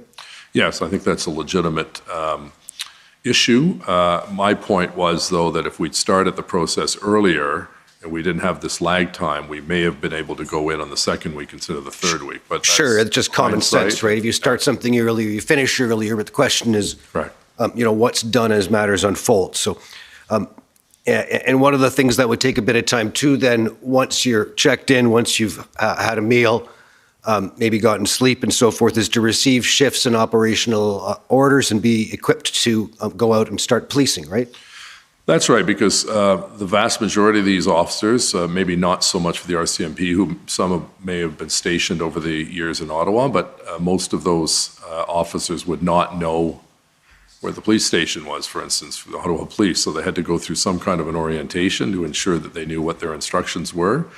And, lining up frequency on radios and all sorts of other things that professionals told me had to be done in order for the person to hit the ground running. Sure, and you need then to also ensure familiarity. You need to ensure, as you say, familiarity with the place that is being policed, and also that's part of the need to do things in a safe fashion, right? That's correct. And you need a sufficient number of officers with clear roles and responsibilities to proceed with a significant public order crisis in an environment like this, right? That's correct. And particularly in a place like Rideau in Sussex, for example, where you'd been told about a real concern about a more dangerous element having taken hold, correct? Yes. And that was also a top priority for the same reason in terms of the order of enforcement that you understood was likely to occur, right? So I don't quite understand your question. Rideau in Sussex was a priority for enforcement as the week of February 7th, Yes. for example, proceeded. My understanding is from the documentation that Chief Slowly felt that was a higher priority because of the criminal element within that group of trucks and bikers and so on. Yes. And that was taken care of, I believe, earlier than Wellington Street. But it was a relatively small group compared to the large number of trucks and people that were in the red zone. Sure, but because of that more dangerous element, at least as it was being reported to you, that's an area where you would need, again, to really assure officer and protester safety. That's correct. And also the protection of private and public property. As you know, the Rideau Centre had been closed for something like 2 weeks, losing a couple, 2.1, I believe, million dollars a day. So it was I stand to be corrected on that number, but it was a significant loss. And the restaurants across the way and the Chateau Laurier all were being impacted, where no one could even go near the Byward Market. So those businesses were suffering greatly, along with the people who live in that area. Okay, now just coming back, you indicated the issue of the officers needing to be sworn in, and I want to ask you a few questions about that, Mayor Watson. Let me go back first of all to just reconfirm. I mean, the purpose of having these resources in place was to enforce the laws here, right? That's right. And in order to do that, you need the law enforcement professionals, the peace officers who are going to be doing that job. They need to be here lawfully themselves, right? That's correct. They need to have the proper legal authority to be able to enforce before you can get underway with a very significant law enforcement operation, right? Yes, we estimated that to be 1,800. And if they did not have that legal authority, you might be in a situation where the operation itself might be called into question in terms of its lawfulness, as well as any charges that might result. That's very true. There might be a possibility of liability accruing to the city or indeed the RCMP or the individual officer if an officer wasn't lawfully in place at that point in time. That's right, and our police service was well aware of that, and that's why obviously we followed the strict rules to have them properly sworn in. And as I said, initially I was told that was slowing down the process, but then something happened, whether they added extra shifts or extra staff or did it in larger gatherings or groups, that was covered off, and they were now legal to operate in Ottawa. Now, that process of swearing in officers to be able to enforce laws within the local jurisdiction, that was also true of other municipal police officers too, right? Such as those that came from London and Belleville and otherwise? I stand to be corrected, but I don't believe they needed to be sworn in because they were sworn in as officers in all of Ontario. With respect to municipal bylaws, though? Well, I'm not an expert on that, so you'll have to ask someone who is, but my understanding was that they did not need to swear in. Okay, and at any rate, it is not something that needed to be done, whichever of us is right about that, and you may be. It was not something that needed to be done in the case of the Ontario Provincial Police, right? The swearing in process? That's correct, it was just the Mounties. Okay. Now, can I ask if we could pull up OTT 406610?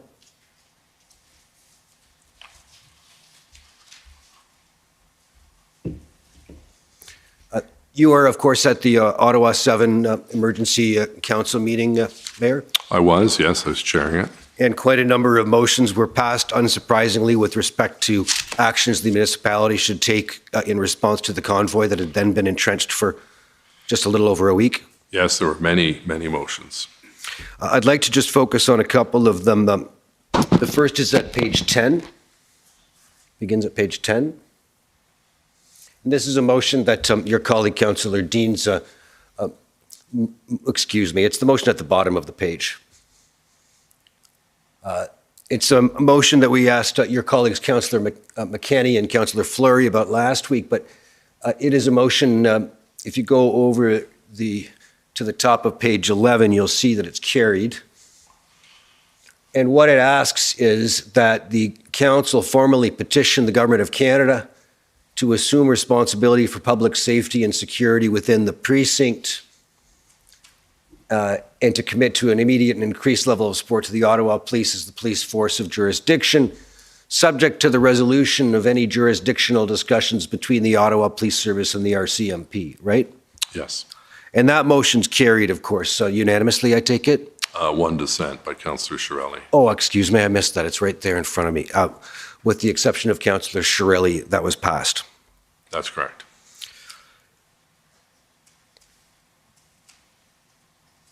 I want to turn now, if we can, to a comment that Chief Slowly sent to you the next morning, and that's at, if we can pull up, please, OTT 405837.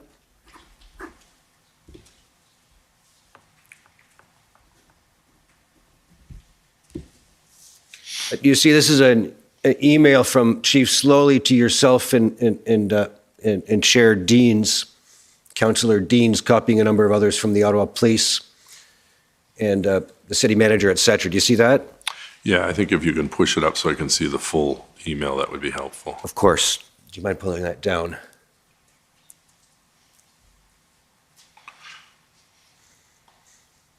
And we'll take a moment to look at that, Mayor, but my question is going to be, first of all, is this in reference to the motion we just looked at? Yes, it is.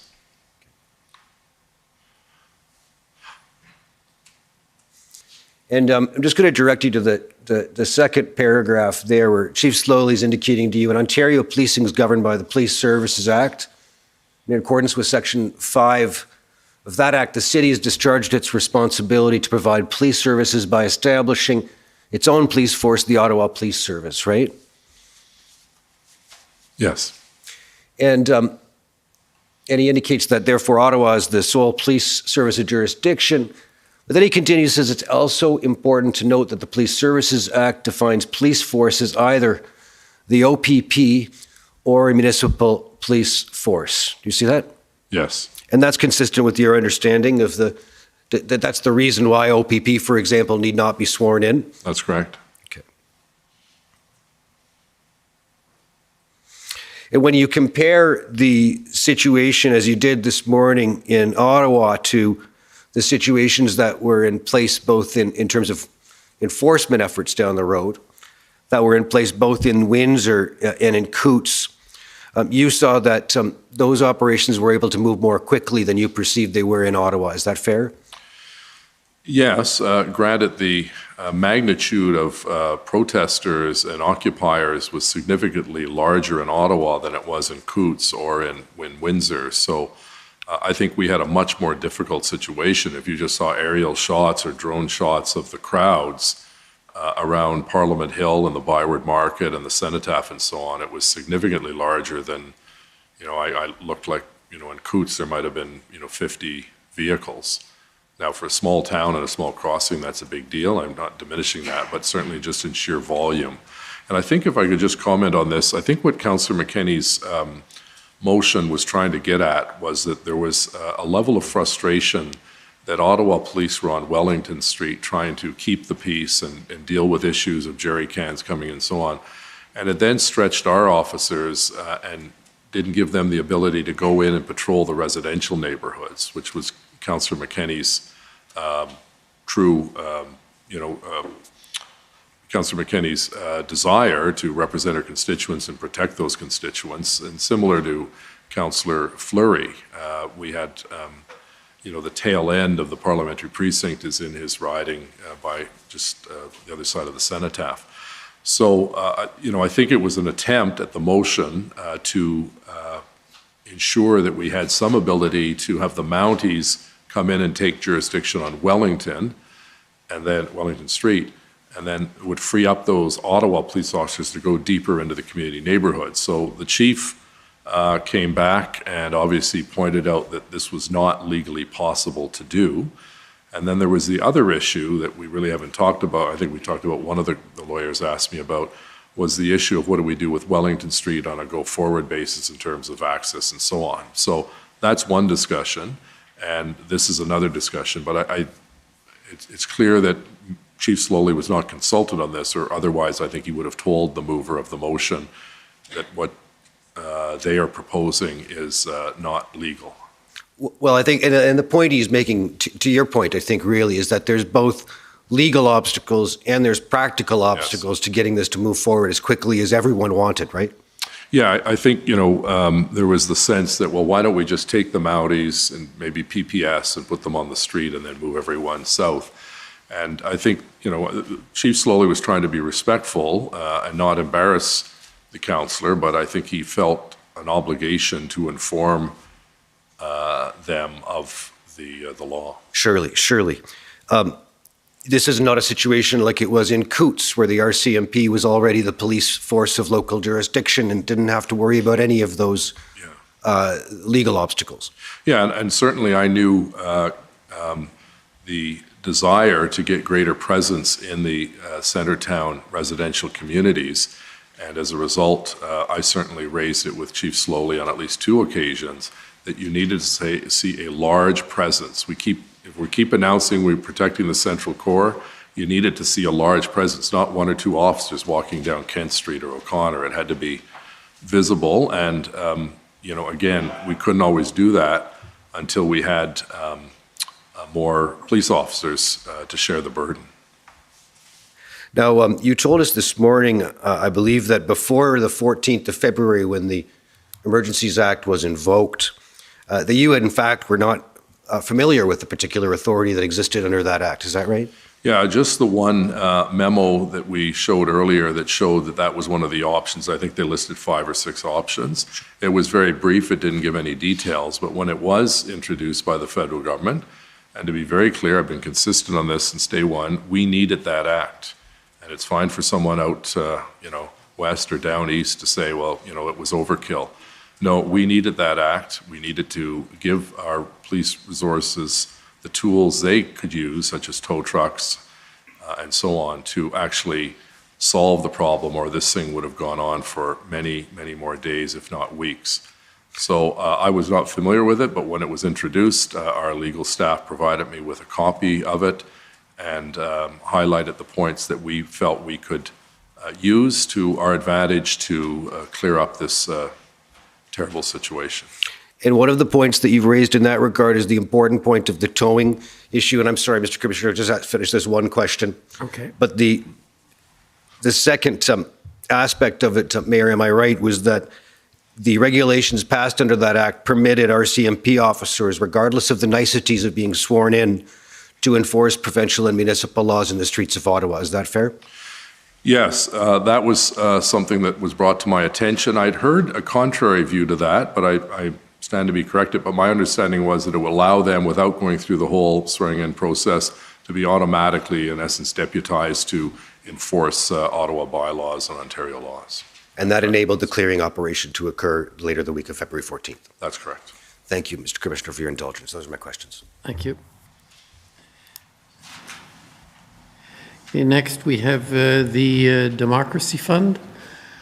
Good afternoon. Can you hear me?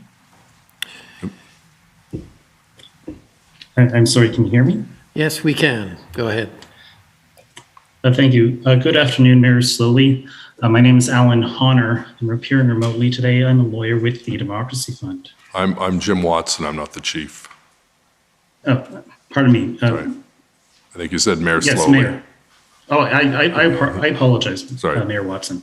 No problem. You told us today that Toronto Mayor John Tory gave you some phone numbers for some tow trucks. Names and phone numbers, correct. Okay, and you passed those on to Steve Kanalakis and city staff? Yes. And did you ever follow up with anyone after sharing those phone numbers?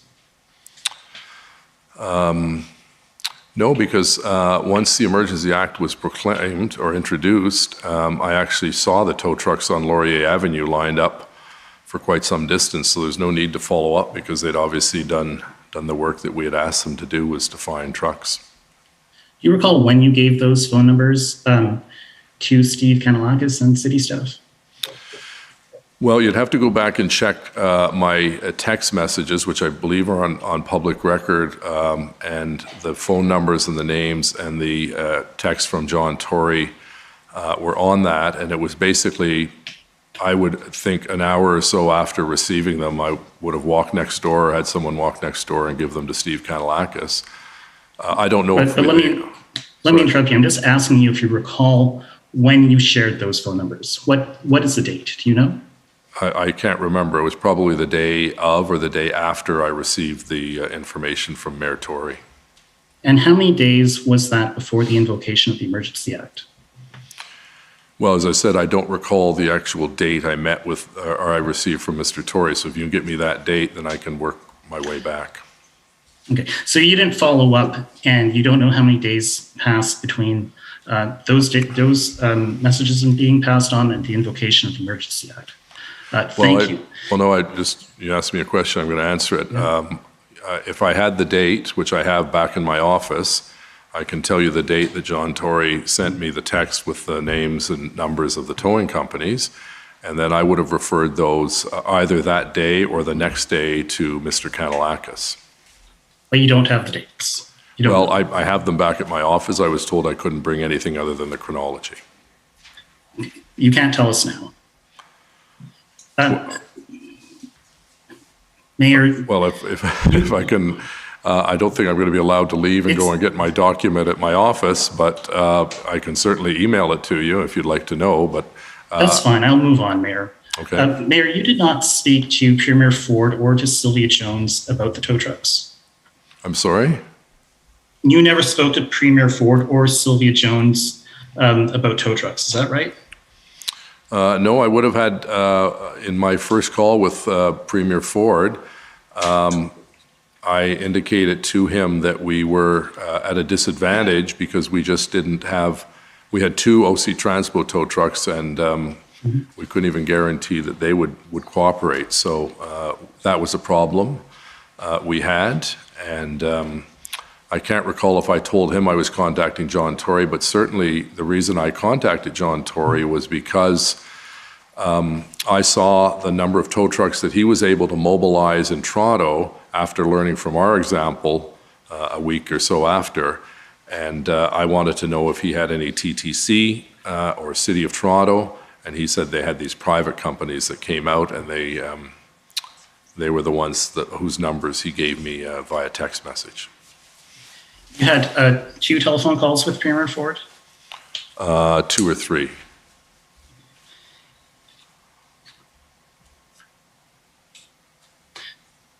Mayor Watson, do you know, you would agree with me that one of the biggest issues for the city was the lack of ability to move the trucks? I'm sorry, I didn't hear the last part. One of the biggest issues for the city was the lack of the ability to move these trucks. That's correct. The trucks, either they had to be towed or they had to be moved by somebody with keys. Is that right?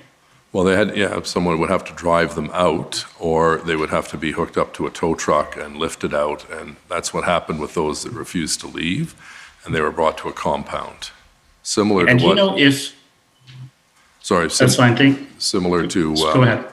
Similar to, if someone is parking in a no stopping zone, we have the ability with city tow trucks to tow them, but those are for cars, not 18-wheelers. Do you know if financial incentives were offered to reluctant tow truck drivers? Not that I'm aware of, no. If those incentives were to be made, who would make them, the city or the police? Good question. I don't know legally or logistically who would make it, but the pot of money comes from the same, it's the taxpayers, so whether it's the city budget or the police budget, it's one and the same. I was asked the question with respect to the procurement, and again, I don't know whether it was the police, OPS, or City of Ottawa that procured. Mr. Kanellakis could certainly clarify that. I'm going to just switch topics, Mayor. I understand that someone made a death threat against you, and I'm sorry to hear that. If I The can person was interrupt, arrested. can I just interrupt briefly? You're going to have to wrap up quickly. That is fine. Thank you, Commissioner. In that case, Mayor Watson, let me just ask you. You told us earlier today, where evidence came out that these protesters, they were nasty, they were hateful, and they were vulgar. Is that right? Yes. And you said that you saw, or you said that they had ripped masks off of people. Yes. Did you actually see that? No, I saw it reported in the media. Okay. And I think you also said that certain people were attacked. Is that right? I didn't say that, no. I said that I had death threats, but I wasn't physically attacked. No, I didn't say that you were attacked, but you said that these protesters were attacking people. Did you not say that? No. They were disrupting people's lives, that's for sure, and they refused on at least 3 occasions that I'm aware of that they refused to adhere to the provincial mandate of wearing a mask when going into a shop or a restaurant. So you're not aware of any incidents of physical violence from the protesters? Well, you'd have to ask the police. I know they arrested a couple hundred people and charged a couple hundred people. I don't know what the charges were, so I'm not privy to that information. According to your knowledge? You don't know of any? So I don't know any... Of any physical attacks? Not to my own personal knowledge, no. All right, thank you. Those are my questions. Okay, thank you. Next, call on the CCF. Thank you. Mayor Watson, can you hear me? I can now, yes. Good afternoon. My name is Sujit Chaudhry. I'm counsel for the CCF. We just have a few minutes, and I know it's been a long day for you, so I have a number of quick factual questions I hope you can answer. Sure. So did you ever request Prime Minister Trudeau to invoke the Emergencies Act? No, I didn't. Did you ever request Minister Mendocino to invoke the Emergencies Act? No. Did you request Minister Blair to invoke the Emergencies Act? No, I can save you. I didn't ask anyone to invoke the Emergencies Act because at the time I did not know what was contained in the Emergencies Act. At the time, were you familiar with what was contained in Ontario's Emergency Management and Civil Protection Act? I was given a copy of it and I read it, but I can't recall the specifics of it at this point, but I was certainly shown it and was a copy of the documentation was sent to my office from the provincial government. Did you ever discuss the act? Pardon me, sir. Yeah, no, with the Premier? Yeah, or with the Solicitor General? No. So you never requested that the Premier declare an emergency under that act? No, my preoccupation with the Premier was getting resources, namely police resources and compensation for businesses and individuals that were affected negatively as a result of the occupation. Those were the 2 areas that I spent most of my time with the Premier, and to his credit, he delivered, along with the Prime Minister, funding for compensation for the small businesses in those zones that were adversely affected. So Mayor Watson, are you aware that under that law, once the Premier declares an emergency, the Premier can issue an order to regulate or prohibit travel or movement to, from, or within any specified area? Well, I'm at a disadvantage because I don't have a copy of it, but if you're telling me that's in the Act, I have no reason to not believe you. Or that the Premier can issue an order to evacuate individuals or remove personal property from any specified area? Again, I'm going to take you at your word that that is the case, but I don't have a copy of the act or the proclamation in front of me, but I did read it when it did come in several months ago. Okay, good. Mayor Watson, those conclude my questions. Commissioner, thank you very much. Thank you. Okay, thank you. I'd like to call on now the City of Ottawa. This appears to be the inherent risk in going last, but we have no questions. Okay. Thank you. Thank you. Mayor Watson, if I could just ask you on one subject. You mentioned at one point that when you were having discussions with respect to the federal government, and I think you mentioned something about you couldn't go to the provincial government and berate them unless the federal government came across first. And you also said at one point the feds needed to do their duty. And that was with respect to policing. Right. How do you see the federal role? Do they have an equal obligation, in your view, for the policing with the province? They're equally responsible, or do you see it differently? I'm just trying to understand, let's just say, because you were in the province before and you're now with the city, so trying to understand that relationship. I think that's a good point, Commissioner, in the sense that Ottawa, I'm not trying to be a braggart about Ottawa. I love the city I live in, but we are a little different than most other cities because we're the nation's capital, in addition to being a municipal entity under the Municipal Act of the Province of Ontario. And we have a large presence of government buildings and significant, important buildings, whether it's the Supreme Court or the Parliament buildings. And there is the mandate objectors were primarily focusing on, as I understand it, the federal mandate to cross borders and wear masks in planes and so on. And we were caught a little bit in the middle. So I was equally frustrated by both orders of government, and I ended up, as you saw during the number of meetings and Zoom calls and so on, of my constant prodding to get them to take this situation to a more urgent level. And so, well, if we were another city that didn't have the large federal government presence, everything from the National Cenotaph to the Tomb of the Unknown Soldier to the Ambassador Corps, I think your point would be, well, you're no different than a regular city under the Municipal Act. I think we have that special responsibility as the nation's capital to ensure that when people come here, they come here feeling safe and secure and proud of their nation's capital. And I just wanted to get across to both orders of government that we could not do this on our own. We were literally, our back was against the wall. It was a very frustrating experience, but, you know, and I've been critical of both orders of government, but I do have to say, if you'll allow me, I appreciate.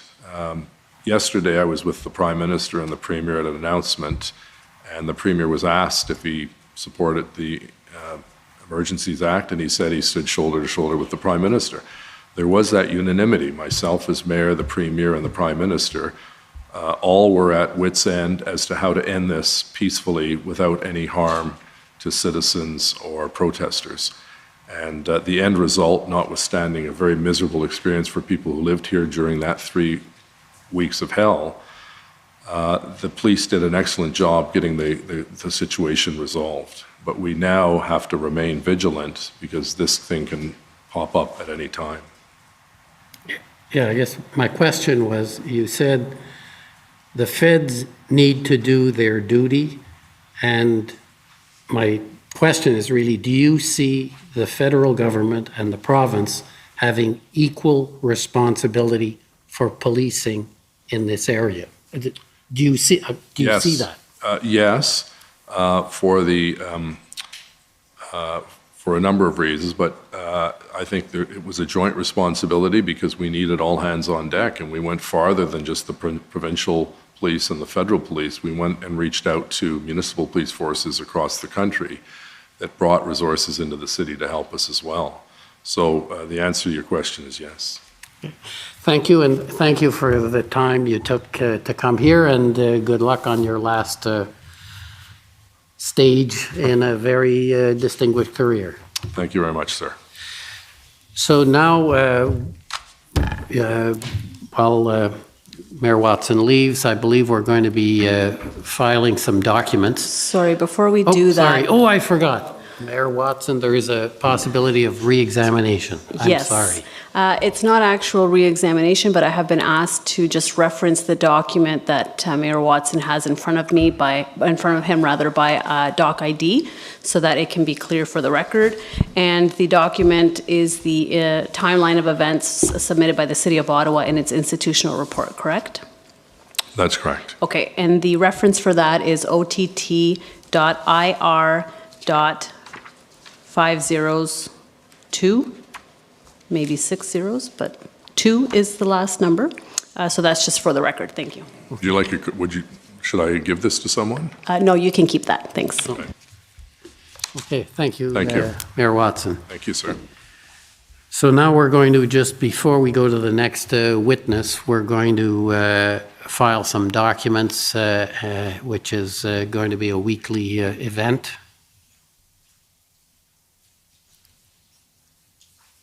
Yes. Thank you, Mr. Commissioner. Good afternoon, everyone. My name is John Mather. I'm one of the Commission Counsel. As the Commissioner indicated, we are now going to enter into evidence a number of documents, and this is something that we expect that Commission Counsel will do every week. To provide some context to the public, the Commission has received more than 60,000 documents as part of its investigative process. Commission Counsel have identified and continue to identify documents that are relevant to the Commission's mandate. Many of these documents will be entered into evidence, as you've already seen, through the examination of witnesses. They may also be entered into evidence through reports that are filed by the Commission or by institutions that have an interest in the Commission's proceedings. Given the Commission's timelines, however, we are not able to introduce all the relevant and material documents in these manners.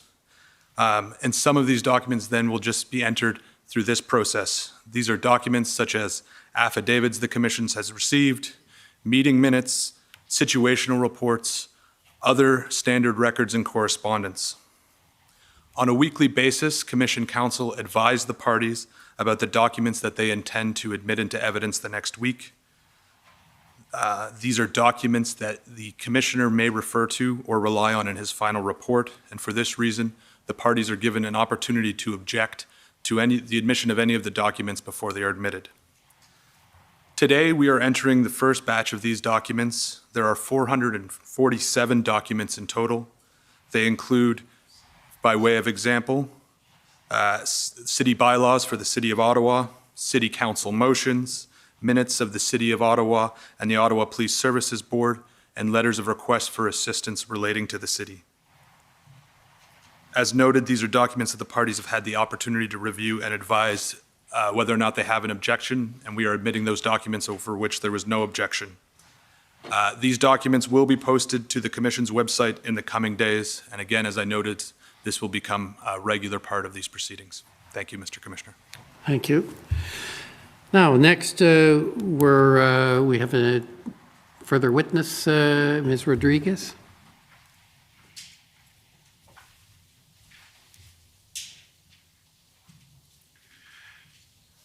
And perhaps what we can do is start that evidence and maybe take a break in, say, about somewhere around 4 o'clock, if that's agreeable. Yes, of course. For the record, Natalia Rodriguez, Senior Commission Counsel, and the Commission would like to call its next witness, Kim Ayot.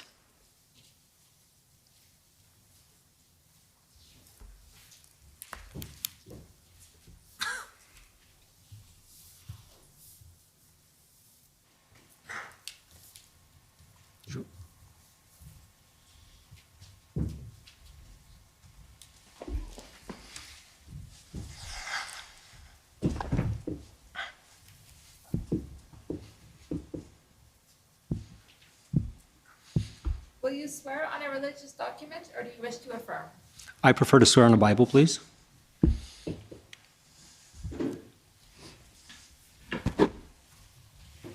take the Bible in your right hand.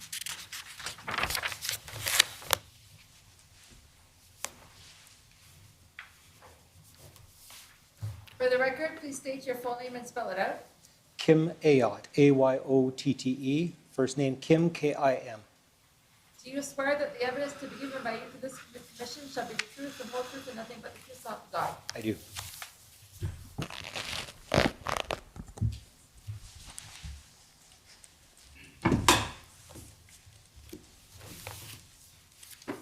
Good afternoon, Mr. Ayotte. Good afternoon. Nice to see you again. Very nice to see you. Thank you. You had an interview with Commission Counsel on August 8, 2022. Do you recall that? Yes, I do. And have you had a chance to review the interview summary that was generated from that interview? Yes, I have. And at this time, do you have any corrections to make to that summary? I do not. Okay, so we will now proceed to enter that into evidence. It's WTS 20. And I'm just going to pull it up. And this is your witness summary, correct? That is correct. Okay, excellent. Thank you. I want to cover a few short areas with you just to maybe clarify a few issues that have come up in the last few days. You were not originally intended to testify, and some issues have come up that we think you might be able to clarify for us. The first area is with respect to the issuance of permits. Can you confirm whether any permits were ever sought or issued for this protest? I'm not aware of any permits being sought, and I know that none were issued. Okay. Now, there was some suggestion, I believe, that that a permit was granted for some porta potties. Do you know anything about that? There were no permits granted for porta potties for the City of Ottawa. I personally authorized the use of some porta potties at the early stages of the protest. Okay, but that was not in response to a permit request, was it? That's correct. It was not in response to a permit request. Okay, and this was just your own incentive? That's correct. Okay, thank you. I want to talk a little bit about bylaw and fire services, and your role as you're the general manager of the Emergency and Protective Services, correct? Yes, that's correct. And so bylaw services reports into you, is that right? Yes, they do, through a director, Roger Chapman. Right, and is that the same for fire services? Yes, through the fire chief, Paul Hutt. Okay. And so I want to understand a little bit more the relationship between bylaw and fire on the one hand, and fire services, and OPS over the course of these events. And these events, obviously, we're talking about the convoy protest in Ottawa in January and February of this year. I want to take you, just to refresh your memory and provide some context, to OTT 2120. So 2120.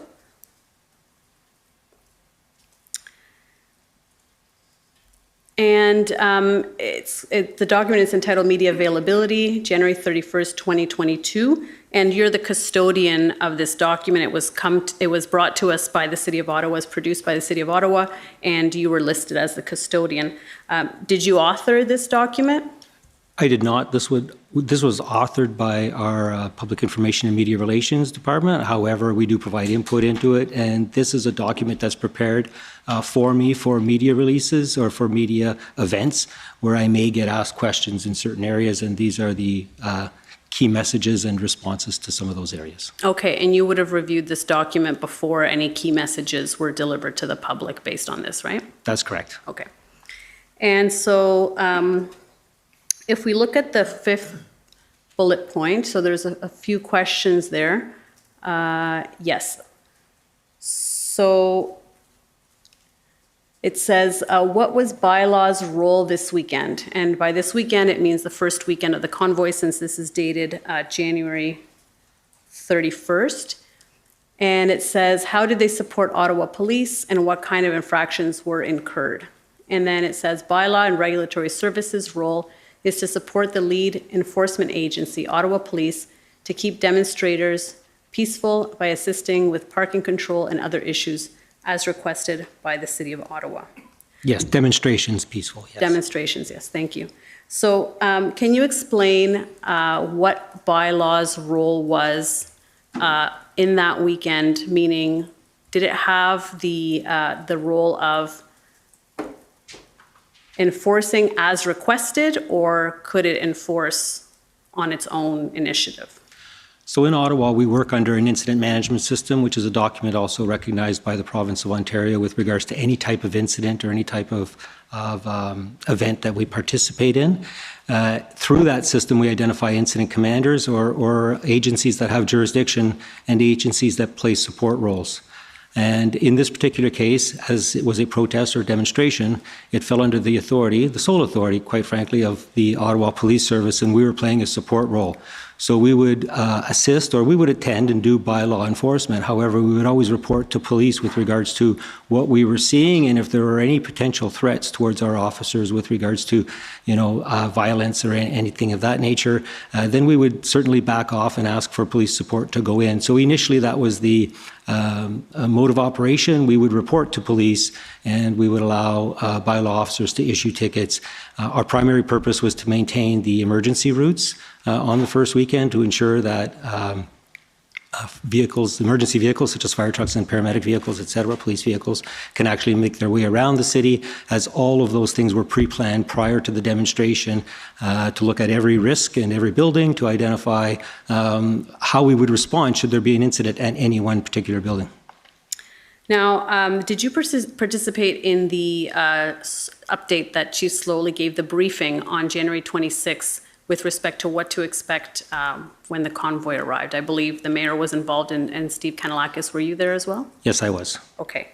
And in that briefing or any time before or after, was it suggested to you that bylaw would not be issuing tickets and towing on that first weekend? No, what happened is on the 29th, which I believe is Saturday, we received information through the EOC, through our Emergency Operations Center, that bylaw had encountered some difficulties in the field, and that now the police have established a red zone, and bylaw was to not issue tickets in that red zone unless it was approved or through the NCRCC, the National Capital Regional Command Center, and that bylaw was escorted into that zone, and that was on Saturday the 29th. So prior to the 29th, was bylaw exercising its authority to issue tickets and to tow independently? Yes, it was, with the understanding that any single point of contact could cause a potential serious incident or riot. And that was something we heard regularly from the police. So we were very cautious on that front, and we advised our officers to be very careful not to be that point of contact that could initiate a riot. And as a result of that, we were asking them to be very careful, and if they were fearful for their safety, that they should, back off and seek police support before issuing any infractions. Okay, so on Friday the 27th, when they started to arrive, Saturday the 28th, bylaw was functioning as it would normally any regular day, issuing tickets and enforcing as it normally would. Sorry, Council, just for clarity, Saturday is the 29th. I just don't want the witness to be confused. Oh, okay, thank you. Sorry, my apologies. I keep thinking that Saturday was the 20. Okay, gotcha. Sorry, so Friday the 28th and Saturday the 29th. So up until that point on the Saturday, on the 28th, everything was bylaw was acting as it normally would, and on the 29th, something occurred for that to change. Yes. What we mean by bylaw acting as it normally would, again, is a support function to the police. It's tantamount to if we have a major house fire, fire is in charge and they're incident command, and then the police come up and they don't tell police what to do, but the police support the fire operation. Actually, a better example would be if there was a shooting and there was a victim inside of the house and our paramedic service was to respond. They wouldn't just run into the house after the victim without first clearing with police who are in charge of the incident because of the severity of it, clearing with them that it's safe for them to go in and do so and actually take care of the patient. So there are agencies that have jurisdiction based on the severity or the incident they're dealing with. And in this particular case, a protest was a police jurisdiction. So we would take, bylaw would not report to police, but they would certainly take their direction from police if required because the police were the agency having jurisdiction. Okay, so that was decided at the outset that that's the way it was going to work prior to the arrival of the convoy, right? That's how it always works for protests in the city of Ottawa. Okay. And so on Saturday, you're saying that something changed on Saturday, is that right? I received notification from the EOC through regular briefings, and we receive a lot of them, that yes, there was bylaw encountered some difficulties. I wasn't given all the specifics with regards to what had happened, but I was told that as a result of that, the stance has changed and that a red zone has been established, which is probably concurrent with the red zone that was established for traffic management, et cetera, and that bylaw should not go into the red zone unless a directed or approved, I can't remember the exact words used, but there is documentation on this and supported by protection of the Ottawa Police. Okay, and when you say the red zone, what did you understand that zone to be? So the red zone would fluctuate throughout the protest based on the amount of vehicles coming in. So originally the red zone was, primarily the downtown core, and then it expanded to include Rideau and Sussex because of the activity there. It also included Coventry eventually, and then it expanded up south of Wellington based on the vehicle locations. So again, where the protesters were generally where the red zone would expand and contract based on police activity. And so it was fluid, quite fluid. And so what was bylaw's role outside of the red zone? Bylaw's role outside of the red zone was to continue to enforce city bylaws, recognizing that if they encountered any vehicles with protest paraphernalia or any type of suggestion that vehicles were involved in the protest, which happened in certain hot spots throughout the city, whether it was the Vanier Church or Bronson Avenue, that if it was related to the protest, it still required some sort of police either support or notification that you're going in and enforcing your laws. And when you're saying that there was an integration then with NCRCC, does that mean that calls to bylaw to 311 were being redirected to NCRCC? Yeah, it depends on the call, because some of them were, whether it was anti-masking, pandemic type calls, or whether it was, parking calls or noise was a big one, obviously, illegal fires, et cetera.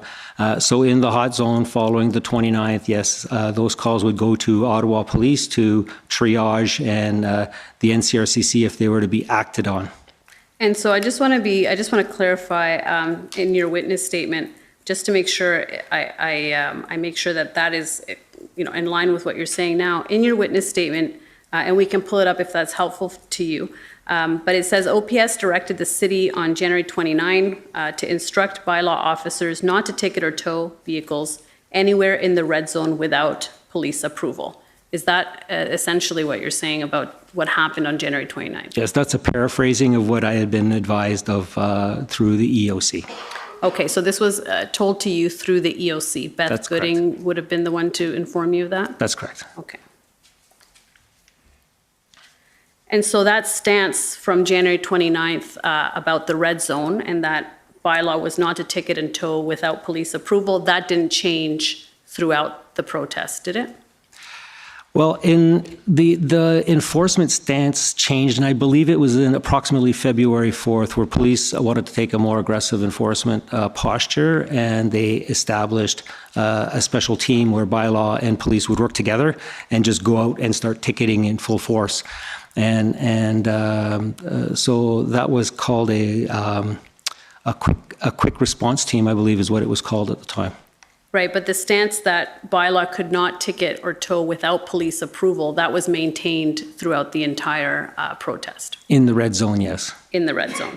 And as you said, outside of the red zone, if there was some sort of indication that the vehicle in question was related to the protest, then the police would make the decision as to whether or not to ticket or tow. Is that right? That's correct. And if I didn't say so earlier, it was primarily as a result of officer safety. Our officers are not trained to the level that police officers are not equipped with the same type of tools that police officers are equipped. They are trained to deal with conflict, but mostly verbal. So, I mean, we're very concerned about what we didn't know. Right? I was not informed of all of the intelligence that the police had with regards to the element of the crowd.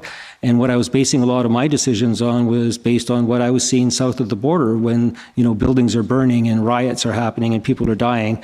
And when we were preparing for a worst case scenario for this event, that's the image I was trying to, one, avoid, but two, prepare for in the event that we got to that point. Right. And Mr. Kanalakis testified yesterday that sometime in the second week, there was an integration between OPS and bylaw to ensure bylaw safety. Do you have a sense for when that was? Do you know? In my head, I believe it was around February 4th where they established those quick response teams, and that's where they would work together. And you're saying that was primarily for bylaw officer safety, correct? It was for everybody's safety, right? Our concern is not just for the bylaw officers. That's my primary concern because they're not my officers. They work with me. But I'm also concerned for the protesters' safety, for police officer safety. There were a lot of people in the protests who weren't angry, but there were a lot of people in the protests who were angry. So, we have to protect everyone.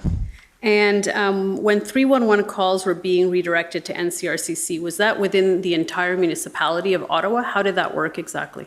I can't speak to how the 311, triaged the call at that point in time. I know that bylaw would have worked with them directly to say, here are the, standard, questions you would ask. And based on the information you receive, it would either go to the police or it would go to bylaw. And are you aware of any instances in which bylaw wanted to act and wanted to enforce some bylaw violation and they were prevented from doing so? For most part, throughout the incident, not enforcing what they do for a living was a morale hit for bylaw officers. They were frustrated that in the media they were being criticized for not doing their job when in fact they were told not to do their job. For the senior leadership, we understood why that was there. We tried to relay that to our bylaw officers, but yeah, there was a morale issue and a want to go out and do their job. And they certainly proved that in the follow-up protests that came to town, whether it was Rolling Thunder or even on Canada Day. They enforced a lot of their activities then. So if a vehicle did not appear to be related to the convoy, that vehicle could be ticketed or towed? There had to be some discretion. So if it was in a no stopping zone, it was towed no matter what, even if it was related to the convoy, because we needed to keep the emergency routes open. And they did an excellent job keeping the emergency routes open. We did ask our officers to use some discretion because, the perception of us ticketing our citizens, of a vehicle and then not ticketing one because next door it's a convoy was just not proper and it wasn't appropriate. So we did ask them to use discretion and to be careful on when they ticketed citizens that were mixed up in with the convoys. It just looked like we were taking sides, and that's not appropriate, and that's not what we were trying to do.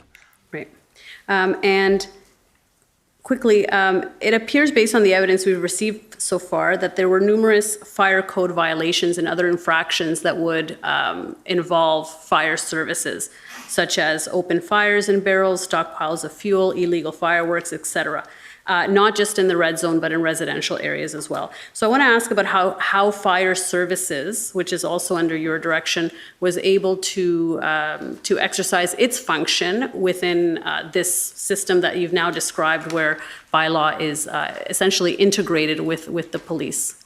Exactly as bylaw did. It would go through the NCRCC. There was a fire representative in the NCRCC. In the event that there was a major incident that would occur, they were able to provide very quick situational awareness on what the incident is and how they were going to deal with it from a fire perspective.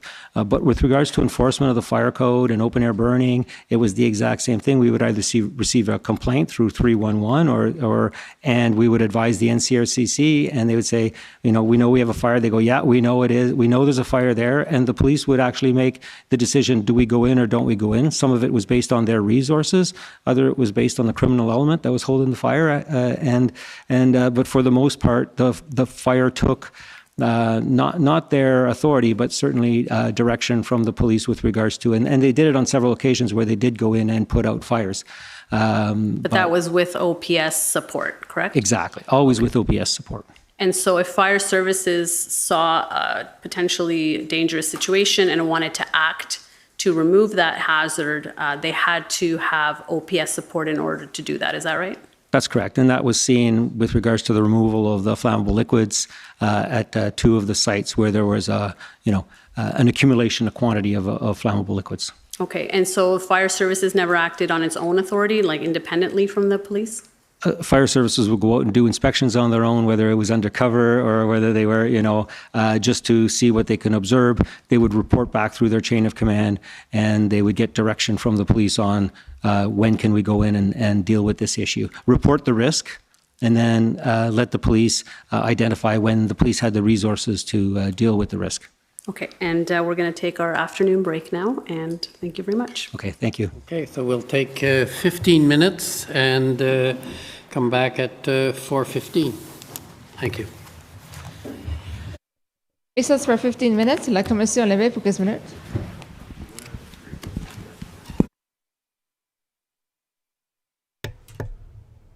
Wow. Now that was some serious counseling right there. That was Kim Ayotte talking about the National Capital Region Special Task Force of dudes behind desks to report. It's amazing to me how much stuff here is really just about the ticketing or the lack of ticketing. Let me see here. Is this coming through? I don't know if this is coming through. Let me see here. Pan, are you there, brother? Let me see if this is. Yeah, man. Yeah, you can hear me. Yeah. Yeah, brother. All right, 1 second here. Yeah, you he go. was, seems to be a theme. They keep mentioning this, quote, criminal element that throughout all of the YouTube streams, live streams, in real time during the protests, was never, ever shown. This criminal element, Wow. Yeah, this is his interview summary of Kim Ayotte, the guy you just saw there with the bald head. He says that he took handwritten notes at various points which have been produced. He has an experience as a fire investigator. He was interviewed by that lady there. I don't understand how they decide how much time these people have. They have literally an entire day to get their narrative across, and then there's about 3 to 5 minutes by these constitutional lawyers. It's maddening. That's really what it is. It's absolutely maddening to see. It truly is.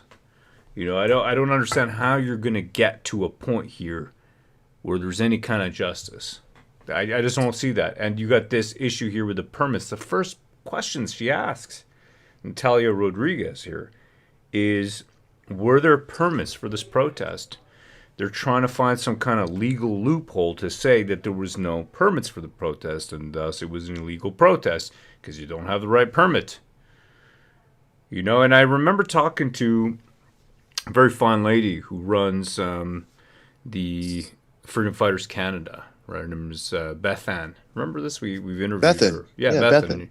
That's right. Bethan and Jeremy. They run that, and I remember her talking to me about this, about the permits. They were trying to get certain permits at certain places, and the city had refused them. I can't remember where it was. It was at a park.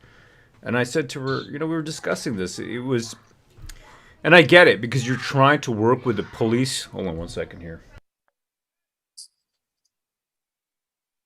You're trying to work with the police liaison teams. And we saw this at the Rolling Thunder. There's this. The police liaison teams are going to smile in your face, and then they're going to lead you into a trap, and that's exactly what happened. I'll show you what I'm talking about here. So that was a funky situation at Rolling Thunder. Right. So Rolling Thunder at work. It seemed to all be going good until, for some reason the march split and went down into an area that was not on the parade route, and it started getting chaotic, and it seemed what we call in the comics online field a gayop, which is a psyop essentially, or an operation. Kathy, right? They set that trap up exactly, and we're talking about it here in this little stream that we did. That was on April 27th. It was probably the day after, somewhere around there. And it was. I mean, when you see that footage at Rolling Thunder, if you go back and you watch that and you see what happened, how they corralled people right down to Rideau Street and then broke windows. Let me see if I got that here. I do have it here for sure, but I want to show this to you. Okay, and how did this go down? Because they actually wanted to, you want to believe them, right? Because you want to do the right thing. You want to get your permit Check this out. This is insane. Here, look at this. Mike T knows how to drive some truck. Look at this over here. So they corralled everybody down. I'm just going to back it up a bit. So before you get to this point, everybody's marching. Okay? It's a police liaison team that did this, by the way. This is perfect. This is what I love with the live streams, because you can see everything. Alright, so the guy in the red right there, that's Jeremy. Okay? He's walking. Bethan is right there. Bethan. We're coming down. This is Wellington Street. Alright, where it turns into Rideau Street. Okay, you look left, there's a chapter on the left. On the right is a Rideau Center, which is the main mall. Okay, now at this point, all of a sudden, I'm just going to back up a little bit more here. It's just almost there. Okay, so the police has cordoned everything, not cordoned it up. They're physically using their bodies to drive the traffic, to drive the people into a certain area. Okay? I'm just, being a goofball, as usual. And then so the police are there, and there's motorcycles that the police are on, that they wouldn't allow, the actual, let me reduce the volume. Jeez, man, I'm so annoying, on stream? Holy crap. No, you're not. Oh, thanks, man. Thanks a lot. Appreciate that, brother. Kettle. That's right, Jack B. It's called kettling. Freedom doesn't need a permit, says Sleeping Giant. Okay, you see this right over here. So there's police everywhere. Then they create an opening, and they let in. So this is exactly, you see this? So what's happening? Here's Bethan, Freedom Fighters Canada, all right, with Jeremy. They're in the red shirts. There's one right there. All right. That's Jeremy right there in the red shirt there. I don't know where Bethan is here. But anyhow, she's somewhere around here. Walking down the street. The police then open up. They had stopped every single street. You were not allowed to go down any street. Everywhere there was roadblocks. Then they let in. And again, this is the interesting thing. They're trying to paint these Quebecers as some kind of dangerous fringe of the fringe element group. Right? That's bikers. Yeah, bikers and everything else. So that's rowdyism. Exactly. Rowdyism. And they let in some of these Quebecers down the street, down Rideau, and then they corralled everybody down that street. And the police liaison team did that, by the way. Okay? You got everybody walking over here, having a good time. Now, this is right over here where it goes off base. So if you look straight down this street now, that's going down straight down Rideau. And we're supposed to walk here down Sussex. The entire police line opens up, and they allow in everybody to come in through. These French Quebecers, again, the ones that they call the rowdies, coming down there. And then, because people are attracted to noise and bright lights and other people with trucks and everything else, people start to walk down that area, taking the entire thing off track, off base. So you see that right here? Okay, so pay attention here. Okay, you see this over here. So we're supposed to take a left here. And you got to remember there's cops. If you back up through this footage, there's cops everywhere. You cannot walk down on this street or that street. There's roadblocks everywhere. But they create an opening, and straight down forward, they allow in some of these rowdies all of a sudden for some reason. But what's the reason? It's very simple. It's planned. Okay, so people are starting to walk left. Right? They're starting to look now. Something's okay. I'm just, I'm filming the women. And then hold on a second over here. Having a good time, walking left, but I want to get a full shot and see what else is happening. So I'm going to turn around. 'Twas such a setup, says Banana Puss. Over 1,500 tickets given out, says Chris Jones. All right, I come back around. All right, to see what else is happening. But now you start to see people start to walk down straight. The police have opened up that path and allowed in people again. My camera seems to follow. Anyhow, I get easily distracted. Continue to walk down here. Now you can see something's going on. What is this mass conflagration? That's the word I'm looking for. Conflagration. Turn that way. Crowd starts to get confused. All right. This wasn't on the parade route, correct? That's right. exactly. And they opened it up. The police opened it up from both sides. They opened it up. Okay, the police liaison team had the parade march, not the parade, whatever you want to call it, the march path. They already had that. That one cop shoved a girl, says Pamela Thrasher. Exactly. It's herding sheep, Ro, says Pure Knight. Exactly. Exactly. It's herding sheep. You got it, brother. I'm just wondering why my chat's frozen. My chat froze up there for a sec. You can see the cops just walk away, says Andre Morin. Yeah. Okay, so they opened it up from the other side too, all the way down Rito, where they weren't letting anyone downtown in vehicles. And they let in, all of a sudden, they let in trucks. They weren't even letting regular cars down. And now people start to get attracted because there's trucks there and there's loud music. And they let in a few motorcyclists. So now people start to walk. Hey, trucks. It's like February. We're going to walk down. It's interesting. So now people start to fall through. Hey, we got motorcyclists. This is great. And I remember somewhere around here, I think I talked to Bethan. You might see me here talk to her. And she's like, this is not what is happening now. Like, the cops have our path. They have the march. They know exactly where we're going. The police liaison team. It's because as soon as you give your information to the police, they use it like this against you. That's what they do. It's proven. Seems like a setup. So they're like, we'll run the peaceful marching Canadians into the quote bikers, so that then we can taint their good name and say, oh, they're with these outlaws. You know, it's what they've been doing over and over. The rhetoric that they, like, each person that has given their testimony has said they're trying to create this image of the protest and the convoy being criminal and having a criminal element and dangerous and violent. And then we said, well, did you actually see, or can you document any acts of violence? They say, well, no, I can't. Yeah, absolutely. No, I can't. No, I can't. I want to see if I talk to Bethan over here at some point. I'm pretty sure I do. And I'm like, hey, you know what's, and she's looking distraught. She's like, this is, because she's already got the heebie-jeebies at this point. She knows something's up. How did they open this up? Anyhow, I'll skip ahead.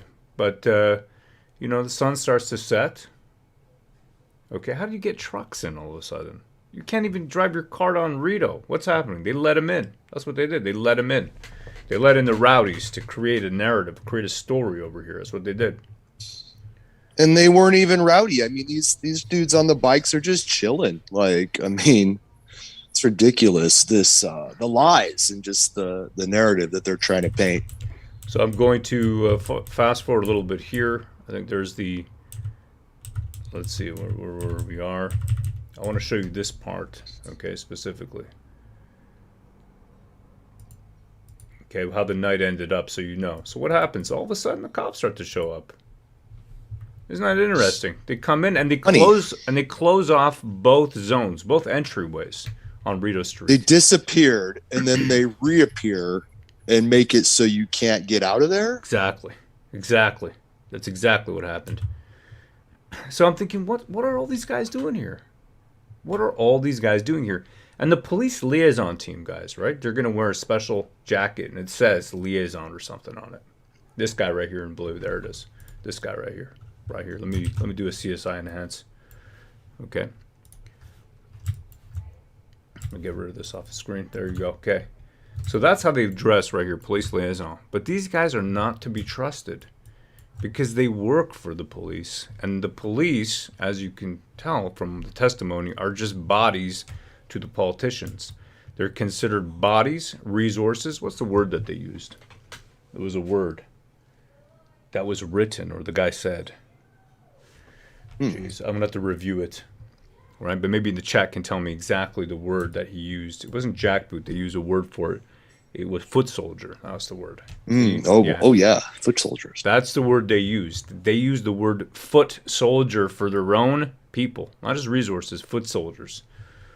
Okay, so that's what they think of their own. If I was a police person, policeman, policewoman, police they them, I would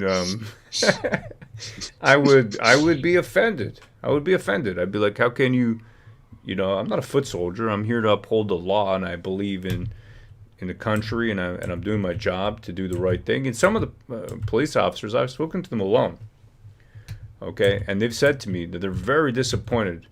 Govern me harder, Daddy.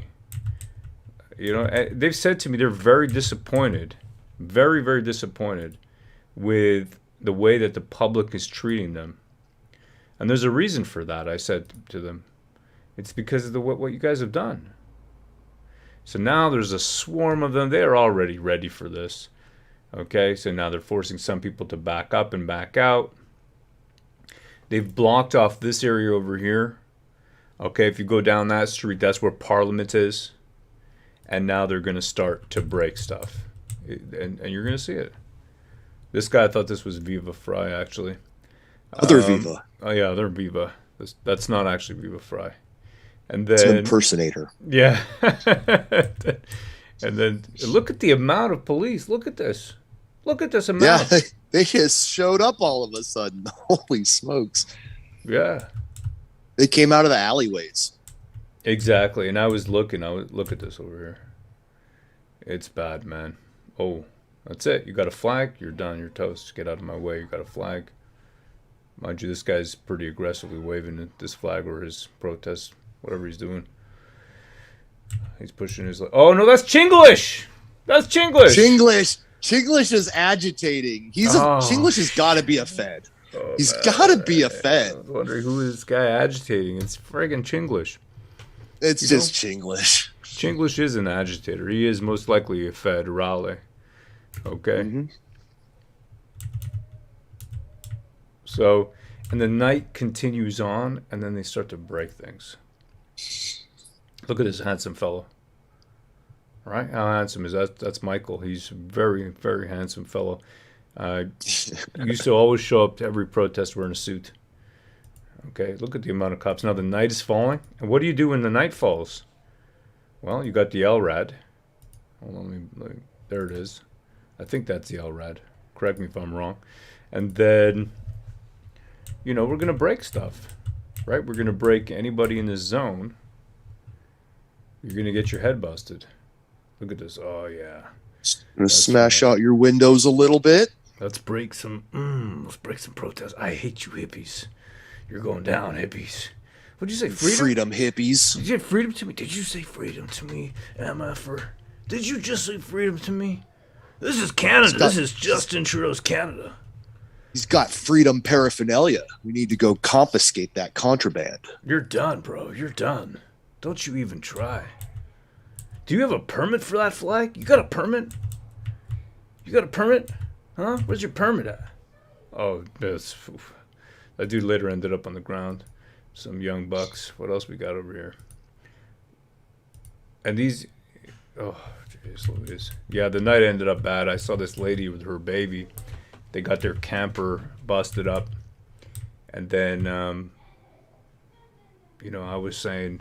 How are you going to get this baby out of here? It was not a good day. I was very upset after this day. This is it. This is where it's happening because they've been busting windows. There it is. You see that? They're breaking glass. I think it must have been right before this where I was taping them breaking the glass. But that's what they do. So police liaison team, you don't have your permit. So you want to inform them and tell them what you got? No, that was a SWAT troop carrier, Rose, is Pure Night. Okay. Put the flag down, Granny, says Starry Light. You're only allowed Ukrainian flags, says T. Curly. Yeah.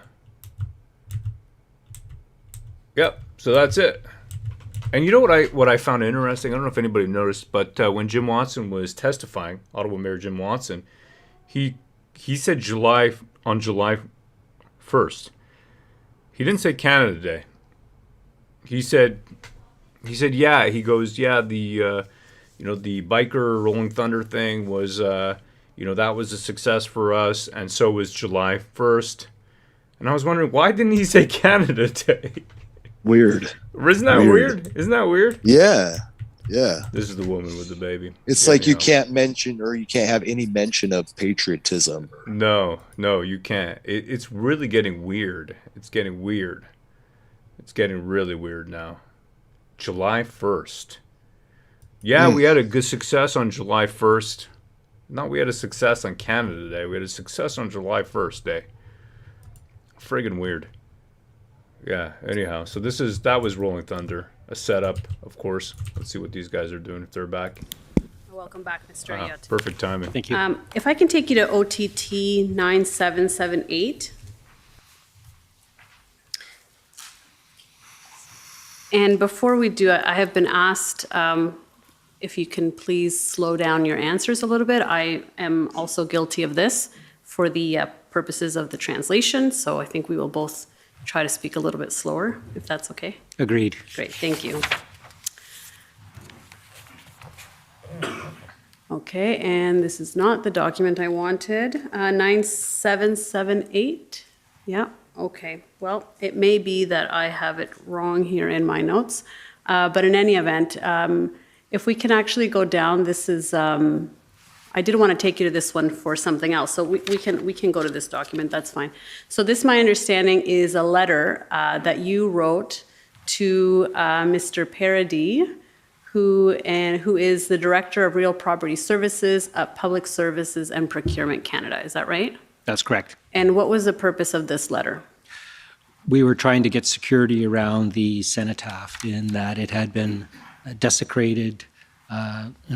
Several instances had occurred overnight, and we wanted it protected.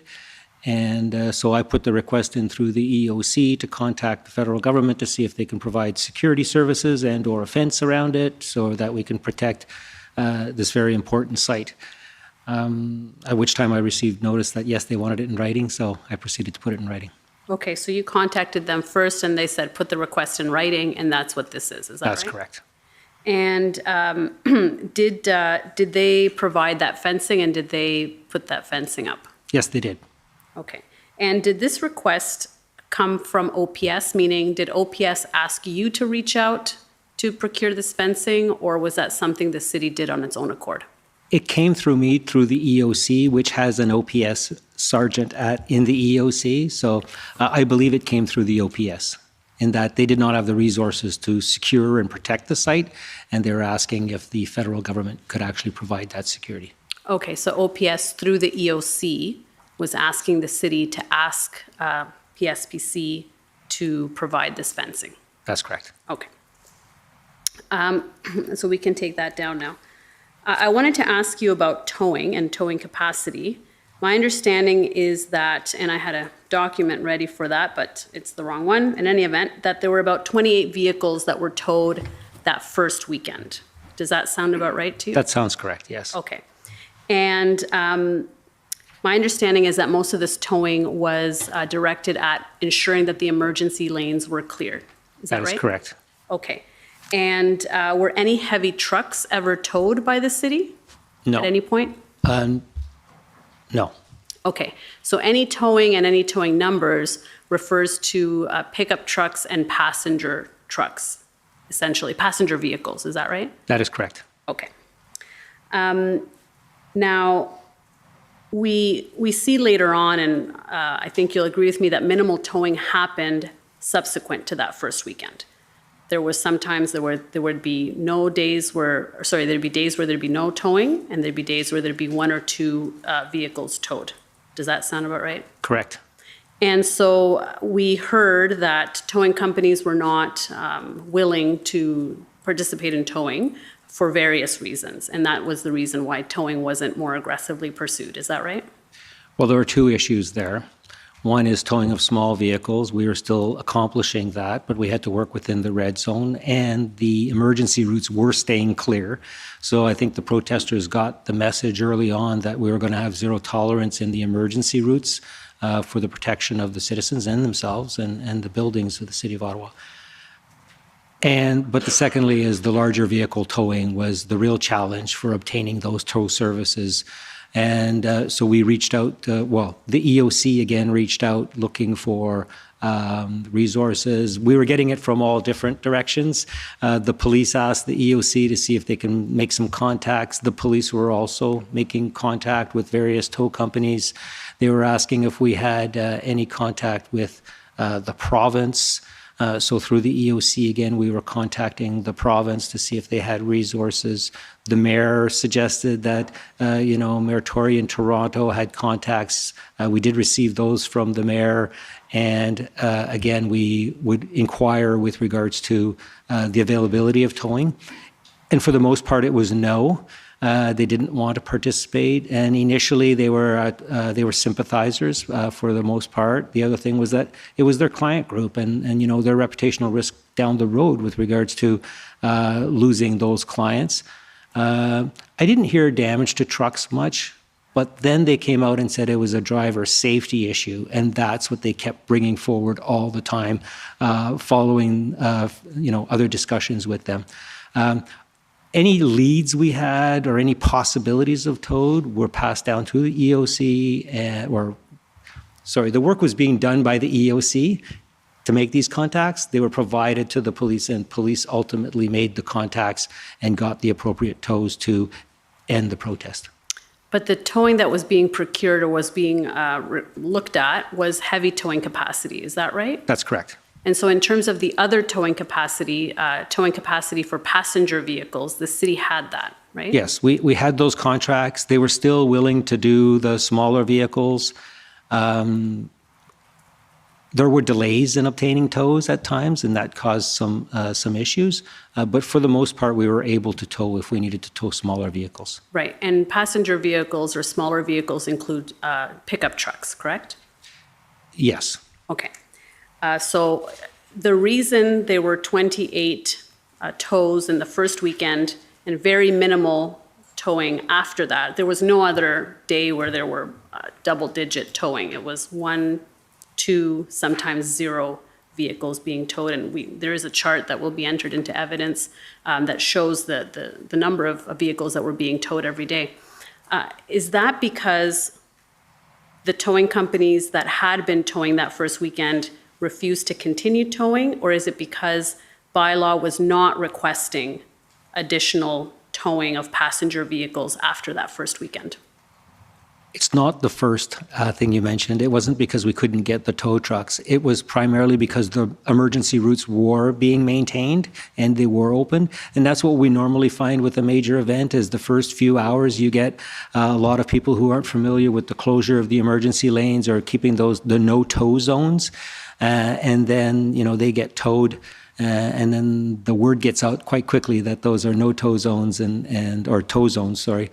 And then, things self-correct to a certain degree. So the purpose of towing was exclusively to maintain emergency lanes. Is that right? That was our priority of towing, yes. Okay, so if the emergency lanes were maintained, then no towing would take place generally. That's correct. Okay.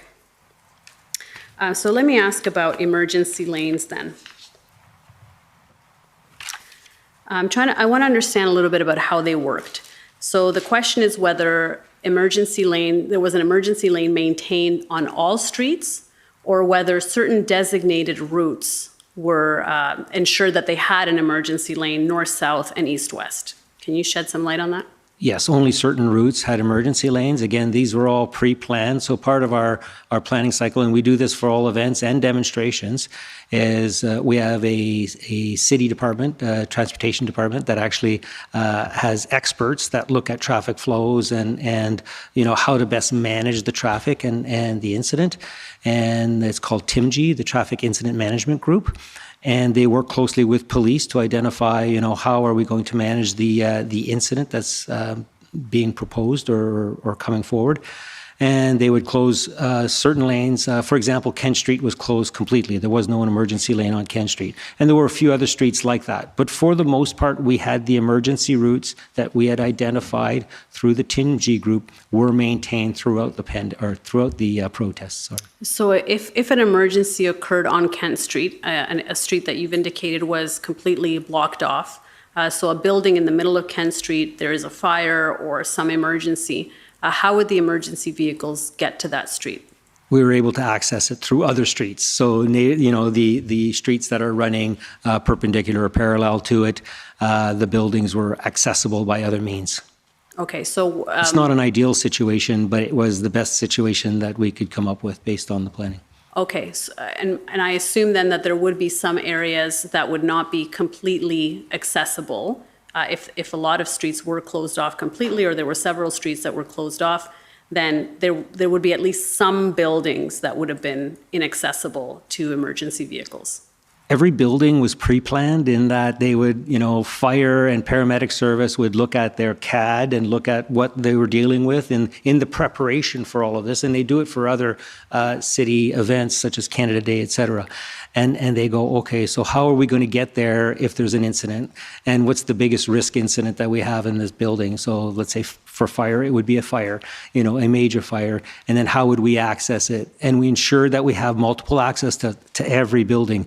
Even so one street could be closed, but you might still have 3 other streets that actually, encapsulate or surround that building. So those buildings were all, we were sure that we can attend all of those buildings. It wouldn't be an ideal response because sometimes you'd want to put your ladder truck, let's say, on Kent Street to actually bring the ladder or tower up to access certain floors, and that wouldn't be available. But there was always a plan to how do we actually assess and manage these types of situations when we're faced with them. So we were comfortable from an emergency service that we could access the buildings that we needed to access given any emergency. Okay, and when you said the CAD, they would look at their own CAD, what did you mean by that? Yeah, so fire services has a computer-aided dispatch system. So it's a Sorry, can you repeat that? Computer-aided dispatch system. Yeah. So it identifies, the streets, where the hydrants are, the buildings, the height of the buildings, what the risk is for the building. So, a hotel would have a much higher risk level than a government building that's unoccupied, or a government building that's not occupied in the evenings or on the weekends. So based on the risk level, will dictate how many resources we actually have going to those calls. So it's not always just one fire truck going to an incident. In fact, sometimes people will say, oh my God, that must have been a big fire. There was like 6 trucks going to it. Yeah, it might have been a false alarm. The reality is those 6 trucks were required in the event that it was a real incident. They needed to set up. There are so many different tasks that need to take place in the initial minutes to be successful that those resources need to be there. Okay, and in this case, were there any delays from EMS or fire, ambulance to be able to access any points within the areas that were occupied with trucks? There were no substantial delays. We did get some complaints with regards to paramedics not being able to access, or a paramedic trying to get through a street and it was taking a little longer. But we investigated every one of those complaints to look at it with regards to our response standards to see whether or not they still fell within our response standards. And if they didn't, was it an acceptable risk? Was it reasonable? And we didn't have any high-level risks that we were concerned with regards to any response. Okay.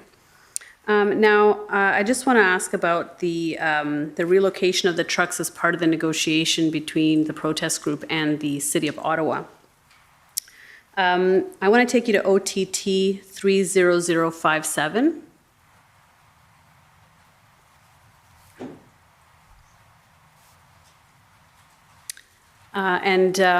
Is this a text message from your phone? Yes, it is. And it says Chris Protester in brackets. Is that the name that you entered for that phone number? That's correct. Okay, and who's Chris Protester? It's Chris Barber. Okay, and so in green, this would be you speaking, and the gray would be Mr. Barber, correct? Correct. Okay, thank you. And if I can just take you to page 4 of those exchanges.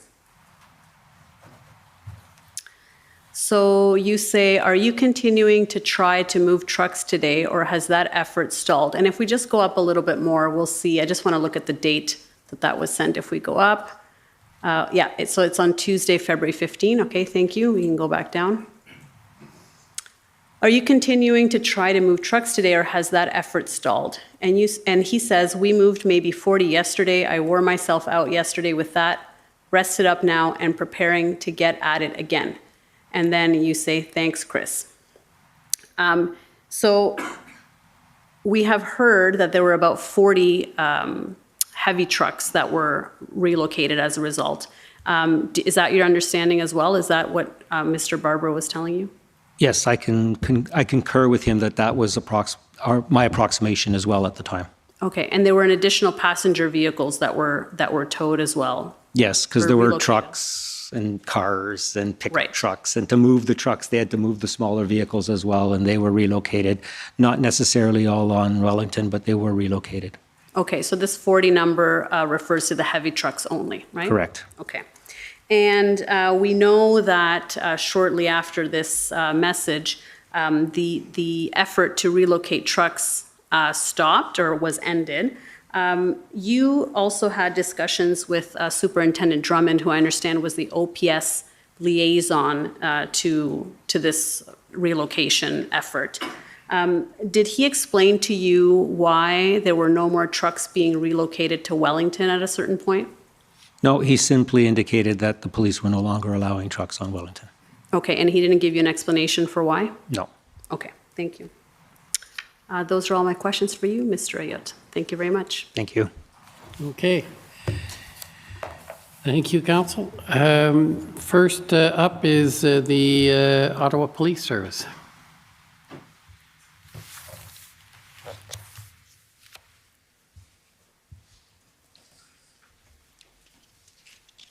Good morning, good afternoon, Mr. Ayot. It'll soon be good evening. Thank you. I am David Michikowski. I'm counsel for the Ottawa Police Service. I just want to get some clarification with respect to the relationship between bylaw and regulatory services and the police. And you mentioned Roger Chapman. Is that the name? Yes, he's the Director of Bylaw Services, correct? And so if you could please turn up OTT 0359.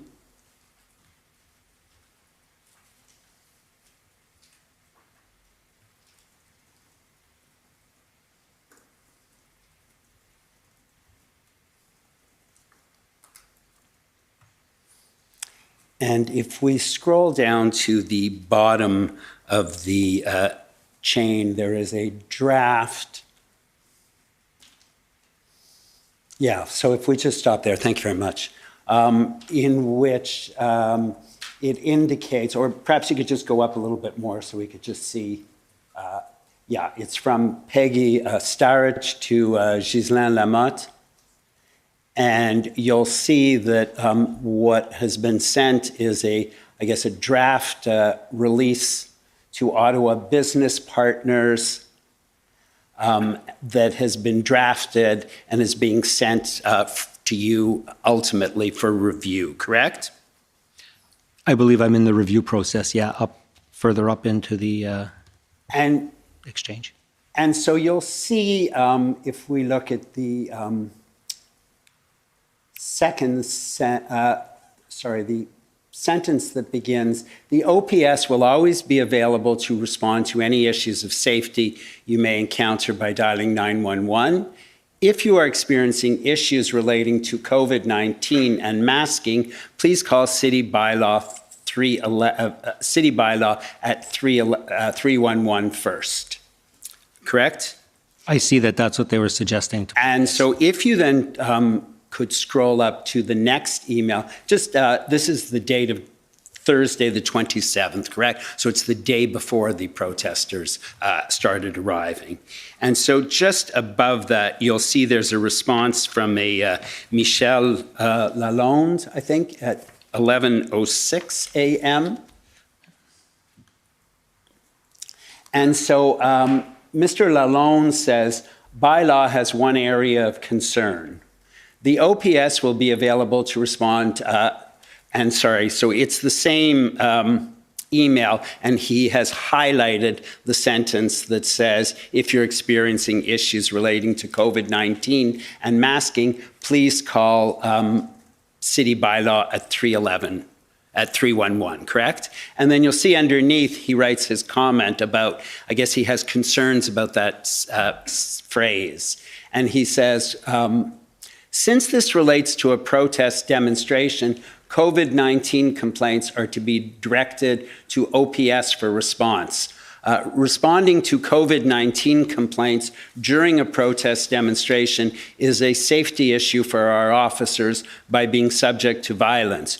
We have made our position clear over the year that Bylaw Services does not respond to protest demonstrations, including the activities surrounding it. Can we change what is highlighted in yellow? And then if we scroll up above that, you'll see there's a request for a revised text. And then if you scroll up to the, continue scrolling up, please. And then you'll see that somebody named Tanya McCumber has said on January 27th, below is the email chain regarding the calls within the demonstration. Roger advised myself that Kim made the police aware yesterday at a meeting, and Roger will reiterate again tomorrow at the meeting with the police. And I take it you did reiterate that position? Yes, I reiterated the position that we would not be putting bylaw officers in dangerous situations that could affect their health or the safety of anyone around them.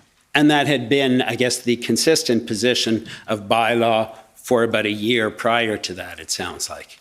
As I indicated earlier, yeah, it was the position for all protests and demonstrations. I want to say it's always been that way, but it's been that way for a long time, as far as I can remember it. You mentioned that there were occasions where bylaw went in with police in these QR teams. These are quick response teams, correct? Yes. And so they would issue tickets for parking, noise bylaw complaints, and that would be in the demonstration zone, correct? Correct. And in fact, there were several hundred tickets issued by those quick response teams for those type of complaints, were there not? Yes, that's correct. We can also see, if you could be good enough, please, to turn to 10463 OTT.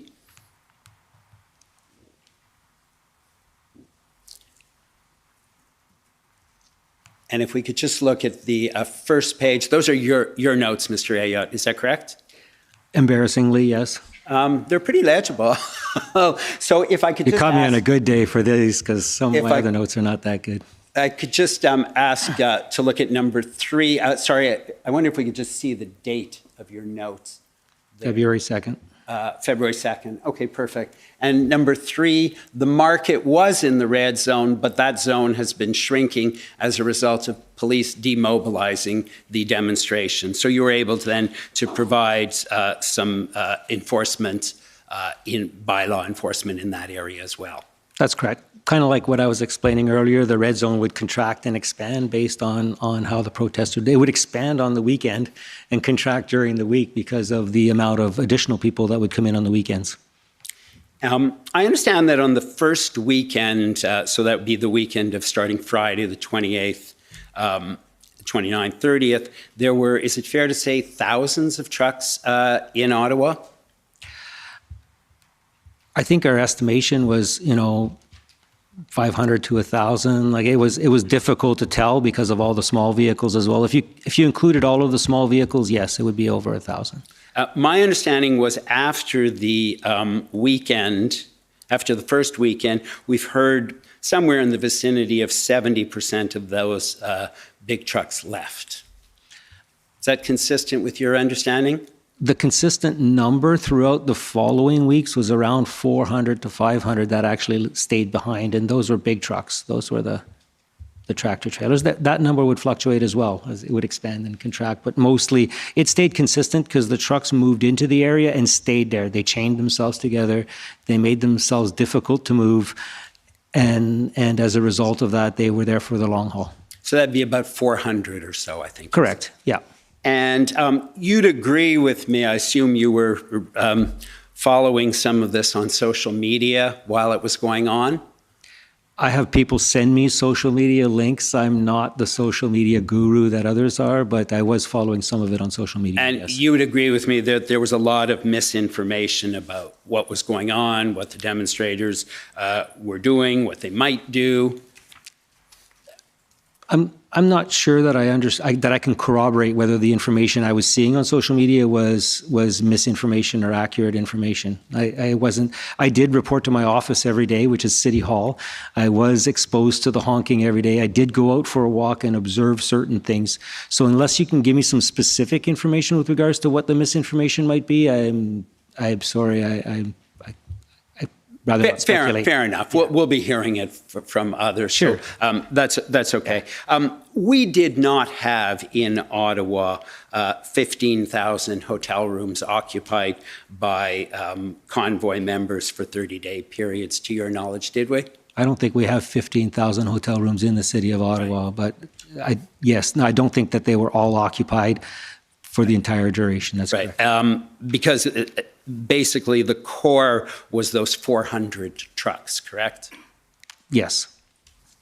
I wonder if you'd be good enough, please, to look at document OTT 10103.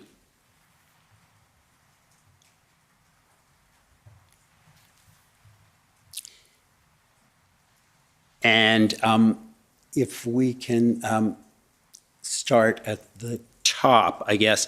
This is some iMessages, I assume, between yourself and Beth Gooding? Correct. And Beth Gooding is the Director of Public Safety. Have I got that right? That's correct. And she was the incident commander of the EOC. And this is on February 15th, so that's the Tuesday? Correct. And the movement of trucks, as I understand, pursuant to the mayor's agreement, was on February 14th. Is that right? Correct. That's when it started, yes, to move the trucks. And on the 15th, as I understood your evidence, the police had stopped assisting in the moving of trucks and were encouraging the truckers to go home. Is that right? Yes. And on the 15th, then, you were discussing what happened in that agreement, what the effect of it was, correct? With Ms. Gooding? And so I was trying to obtain numbers of trucks that had moved. Sure. Because that was the key question that I was being asked from the city manager and the mayor's office. And so if you'd be good enough, please, to look at Beth Gooding's message at 1:24 p.m. Correct. And so you'll see you're asking her about the number that are still there. And she says, I think there's about 337. 357, but that Chief Slowly had been saying 400, so that there's a delta of 43, correct? Yeah, so what I read from that is that the 400 was the original number, and now the police are saying there's 357, so what had moved is 43. Right, and then we see at 1:26, you tell her that what you're interested in the numbers is the big trucks and whether they move. That's what you want the information. That's correct. And so you tell her at 1:56, if you could please scroll down. You tell her that according to the protesters, I think they moved about 40 the previous day. Is that right? Yes. And she said that that basically aligns with what the NCRCC has said, correct? Correct. And at you continue then to discuss how many and how it's difficult to count them. And if you could please look at 4:19 p.m. You have to scroll down a bit.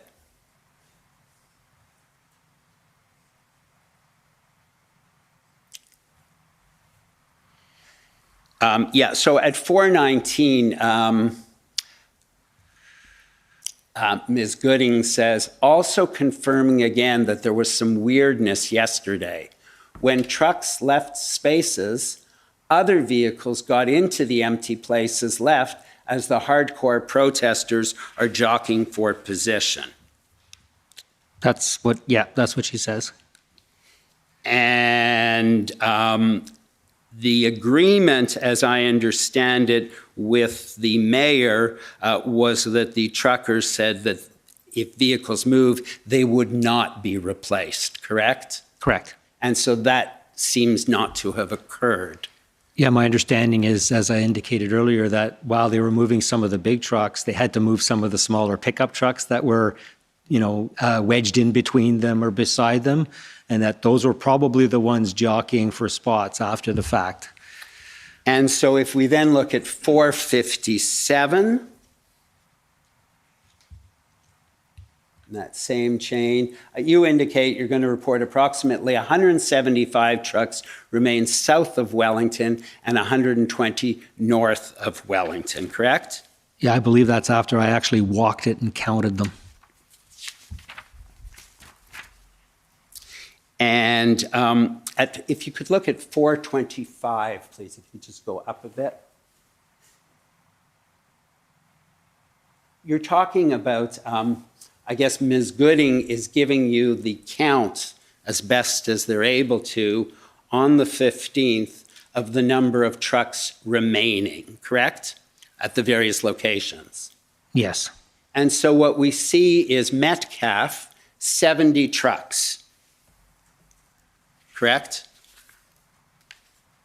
Yes, that's what she says. And so yesterday we saw a picture from the mayor's office of Metcalfe, and we saw no trucks on it, but I assume that we were only seeing a one-block portion because there were about 70 trucks still on Metcalfe, it looks like.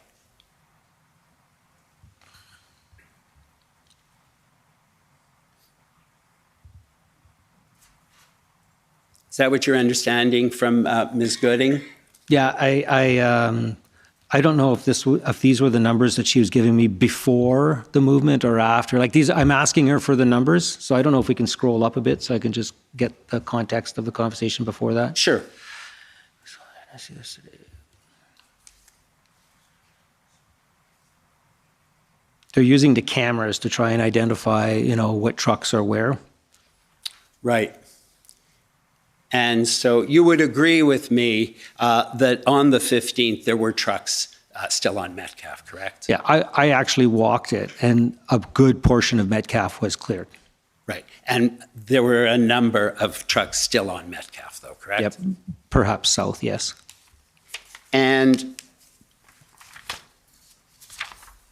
those are all my questions. Thank you very much, Mr. Ayat. Thank you. Okay, next I'd like to call on the convoy organizers.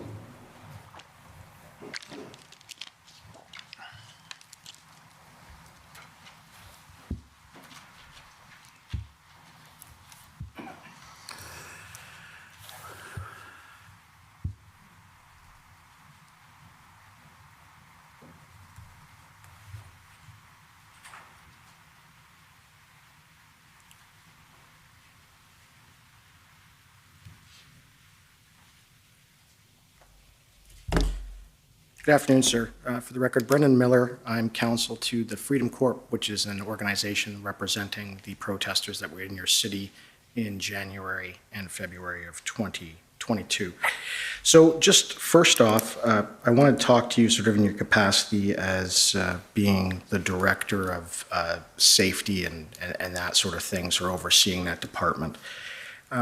Can you agree with me that between January 27th and February 14th, there were over 3,000 tickets issued for provincial and municipal infractions? That sounds correct. I'd have to actually look at the numbers, but we did provide all of those documents through the disclosure process. Right. And were some of those tickets issued by the bylaw office? Most of them were issued by the bylaw office. Right. And I take it that during the issuing of those over 3,000 tickets, none of your bylaw officers were assaulted? There were some contentious times, and so I can't say that none of them were assaulted, not that I know of. Not that you know of, right. So you never had reported to you and no charges were laid against any protester issued a ticket with respect to physically assaulting a bylaw officer? No, I just know that a couple of them got swarmed, but that they didn't get physically assaulted. Okay, so 3,000 tickets is a lot. That's a lot of interactions with a lot of protesters. And not a single assaulting a peace officer charge was laid in relation to your bylaw officers. That's correct. Now, the numbers I understand is that between January 27th and February 14th, there were a total of 31 arrests made. Is that correct, of the protesters? You'd have to ask the police that. I don't capture those numbers. Okay. You don't keep those sort of numbers? You don't capture those sort of numbers? I don't manage the police. I manage all other emergency services in the city of Ottawa. Okay. To your knowledge, is it not true, again, you don't have to, if you don't have the information, please just advise. To your knowledge, is it not true that only 16 people of the protesters between that same time period, January 27th and February 14th, were charged? I can't speak to that. Thank you. Now, dealing with some of the stuff with respect to the cooperation of the leaders of the protest, as well as dealing with the safety lanes and that sort of thing, is it not true that the protest leaders were actually concerned about maintaining the safety lanes and raised that with you? They did. Right. And they wanted to ensure that the lanes were open so that emergency vehicles could always get through? Correct. Right. And the protest leaders cooperated with you and the city in maintaining those safety lanes, right? Yes. Right. And they maintained them? For the most part, yes. Yeah. And when new trucks would even arrive, they even organized to talk with what they refer to as block captains. Did they relay that to you? No. All right. But when new vehicles had arrived, to your knowledge, you agree that they always organized to make sure that those safety lanes were open? Yes. And you did have, I believe, your fire chief even do an inspection of the Coventry Street or Coventry? Yeah. Just for clarity, the fire chief wouldn't have done the inspection, but one of his chief officers would have. So there are many different chief levels within the fire service. Right. And when that fire chief did the inspection, he asked them not to have any open, he did not, or he asked them not to have any open fire pits. Isn't that right? I can't speak to that. I don't know the contents of that. Right. I understand that you attended a logistics meeting at City Hall on Sunday evening of February 13th to discuss the trucks' moves. Yeah, that's the only time I ever met with the organizers of the protest. Is it not true that at that meeting, the protesters explained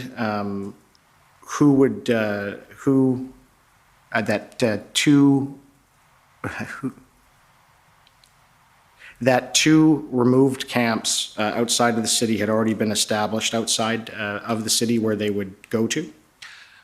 From my recollection, the discussion was around how are we going to move the trucks out of the residential areas, and that there was limited spots on Wellington Street. So I wasn't 100% sure we could move all 400 trucks onto Wellington. Actually, I knew we couldn't move all 400 trucks onto Wellington Street, and that the agreement, from as far as I was concerned, meant that they had to make sure that those other vehicles left town and left the city of Ottawa. And they said yes, that they had secured ground or and that's farmers' properties outside of the city. Right. So that's what I'm trying to clarify, because I'm just trying to be fair to you, because there's going to be evidence about that. So they told you that they had set up two camps in properties they were allowed to be at outside of the city, and that they were looking to move there.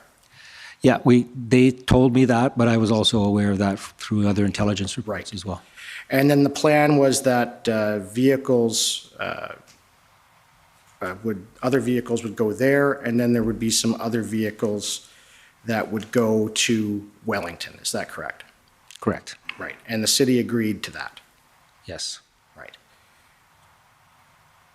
Now, if the protesters were able to move the vehicles on Tuesday and Wednesday, which is February 15th and 16th, as had been agreed, can you agree that the result would have been most, if not all, of the vehicles would have been cleared out of downtown except for Wellington? I can't agree with that, only because I didn't see a lot of protester vehicles moved except for the ones we allowed onto Wellington.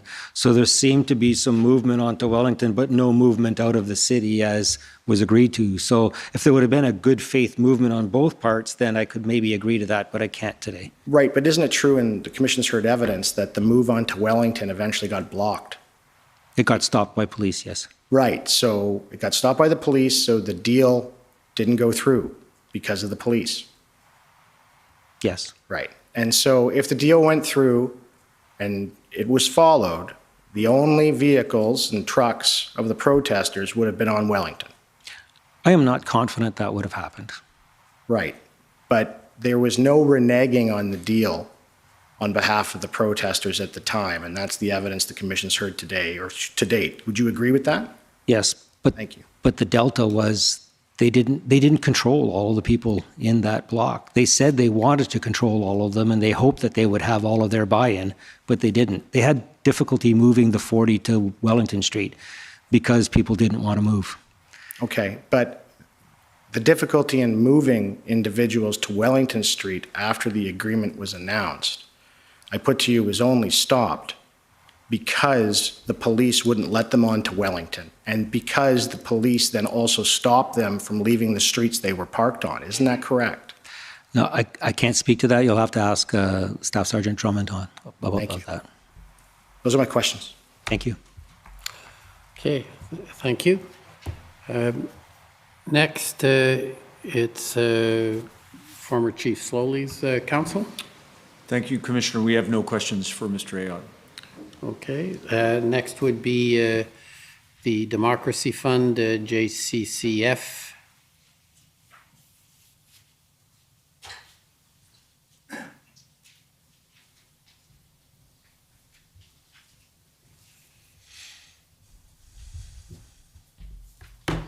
Good afternoon, Mr. Ayotte. My name is Rob Kittredge, and I represent the Justice Center for Constitutional Freedoms, and we have 5 exciting minutes here together today.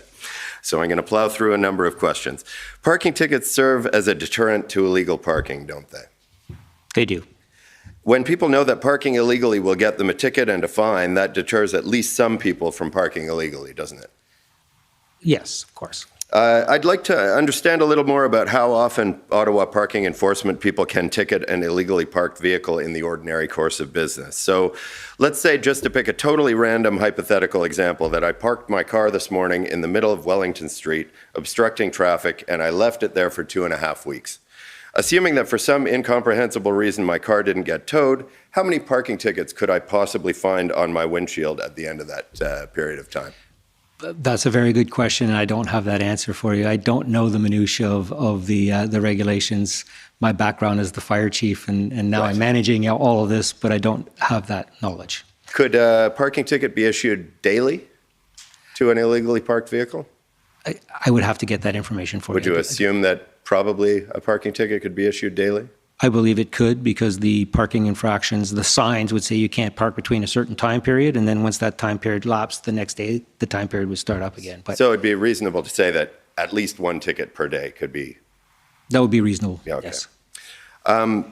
Leaving aside the instruction from OPS to stop bylaw enforcement without police instructions and accompaniment, it's true that illegally parked vehicles weren't ticketed anywhere near that frequently during the process, were they? I believe I understood the question, but I'm going to kindly ask you to repeat it. And Nick, can I just ask you to go a little slower? I'll even give you an extra minute or 2. Deal. All right, I'm trying to plow through No, I know, but 5 minutes worth of questions. So but it's with the interpreters. The time is tight. So tickets weren't issued daily to illegally parked trucks during the protests, were they? That's correct. If the city had ticketed illegally parked vehicles much more aggressively, don't you think that mounting fines might have persuaded some drivers to move their vehicles? I do not. You don't think any drivers would have moved if more tickets were issued? I do not believe that the protesters were feared getting tickets or fines. And not a single driver would have moved in the face of mounting ticketing? I can't say that 100%, but certainly, in my opinion, very few would have left. All right. You said on the 29th you were instructed by OPS not to ticket in the red zone without their okay and accompaniment. On the 28th, approximately how many bylaw or parking enforcement officers were working in the downtown area?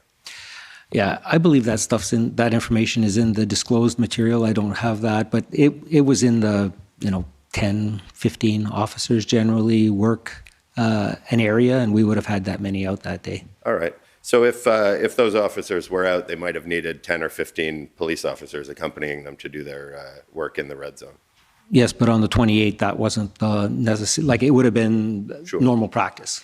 Sure, but going forward, if Yes. they needed police accompaniment, that might have meant 15 officers. It might have. I can't speak to the police operation. They may feel that because of the threat that they would require more than one officer and one bylaw officer to attend those situations. Sure. I understand that in 2019, the City of Ottawa issued about 350,000 parking tickets. Does that sound about right to you? That sounds right. And 250,000 in 2020 due to COVID, I guess, which breaks down to about 20,000 parking tickets per month, or about 10,000 parking tickets every 2 weeks, doesn't it? You did the math. I'll agree with your math. How's that? Close-ish, underestimated. But we've heard that only 1,700 parking tickets or so were issued in downtown during that period of time, right? Correct. Yeah. No, sorry, over 3,000 were issued. Over 3,000. Still, that's quite a bit less than the normal Yes. 10,000 or so. Yeah. Yeah. Ottawa bylaw and parking enforcement officers are trained in dispute resolution and conflict de-escalation, aren't they? Yes, they are. And they receive that training because in the ordinary course of business, it's not unusual for ticket recipients to behave in a less than civil manner, isn't it? Correct. Right. And on any given day, protest or no protest, it's not unheard of for ticket recipients to get aggressive with enforcement officers, is it? True. But no bylaw or parking enforcement officers were attacked or injured by freedom movement protesters, were they? As I indicated earlier, not that I'm aware of, Right. except for the swarming. And when talking to Commission Council earlier, you discussed the difficulties that the city had obtaining towing services from its standing offer towing contractors and others, and the efforts made to procure towing services. Did the city consider offering increased compensation to towing services to encourage them to provide? Not that I'm aware of. All right. Did the city consider buying or leasing heavy tow trucks? We were looking at all options. You still need to train the drivers, and this was still being viewed as a specific time frame, right? By the time we bought a tow truck and we trained an appropriate driver, that would be one truck, and we needed a lot more than one to execute the final plan. Right. The city never used its two OC Transpo heavy towing rigs during that period of time, did they? It did not. Initially, they considered it, but they needed it for their daily operations. The bus system was still running, and the buses were still breaking down and required towing. So, and there were also from the union concerns about safety issues. All right. You mentioned that heavy towing operators were concerned about driver safety, and that was a big reason why services could not be procured.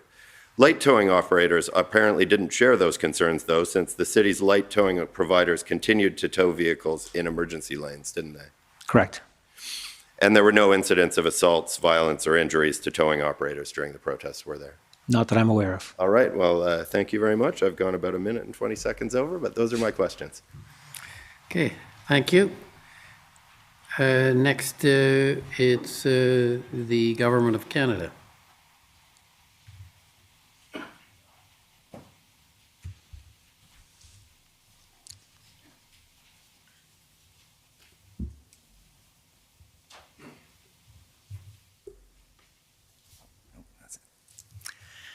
Good afternoon, Commissioner. Mr. Ayotte, my name is Andrew Gibbs, and I'm counsel for the Government of Canada. Bonjour. Bonjour.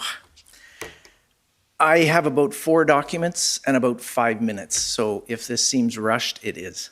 The first document I would ask to call up is OTT 301305. And while it's coming up, this is the application record from the City of Ottawa with respect to the injunction on February 13th, 14th. Do you recognize this document? I do. And you provided an affidavit in support of this application? Yes, I did. And, excuse me, in your affidavit, you detail that the demonstrators were breaching city bylaws, correct? I did, yes. And that it was stretching city resources. Is that correct? Yes. You also state in the affidavit, I believe it's at paragraph 10, that you'd visited various sites, observed personally, and were advised by operational staff, both bylaw and regulatory services and fire services, to gather the information for the purposes of the affidavit. Is that correct? That's correct. And you swore this affidavit on February 13th? Sorry, if we could maybe go to it. It should be on about page 4, I believe. I thought it was the 11th, but Down 2 more pages. And 2 more to the actual affidavit starts. Right here. And it's sworn February 13th, 2022. Do you see that? yes, I do. Thank you. And do you adopt the information in this affidavit as true? Yes, I do. Thank you. Now, at paragraph, excuse me, paragraph 10 of the affidavit, you state that you're monitoring using CCTV cameras, and you were doing this out of concern for public safety and the ability of first responders and other city services to provide emergency and other services to downtown and across the city. Do you see that in paragraph 10?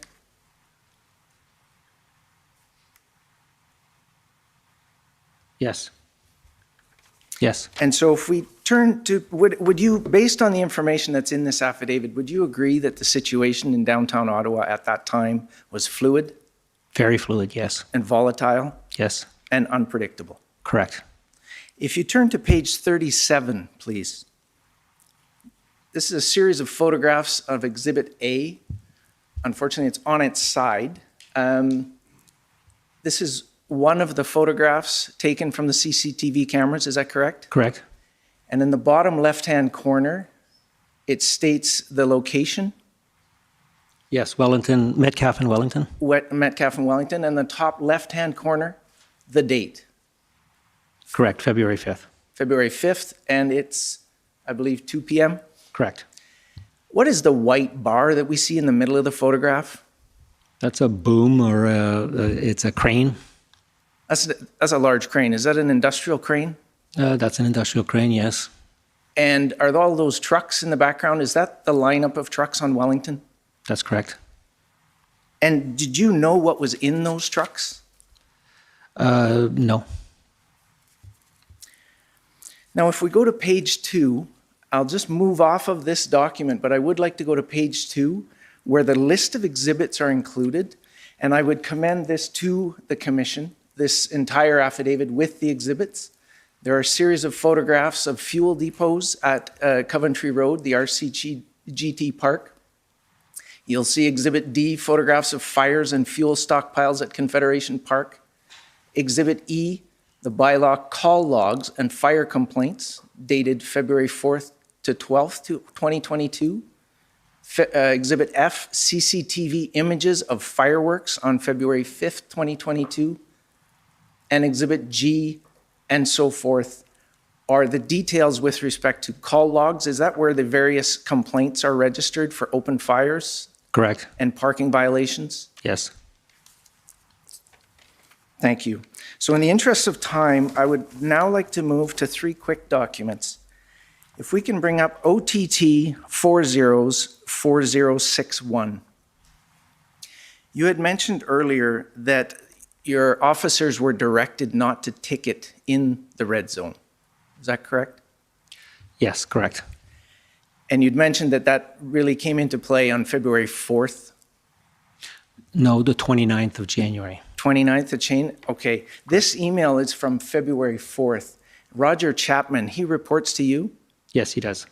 And he states specifically, if you look at the second paragraph, first and foremost, our top priority and responsibility is ensuring the safety of staff.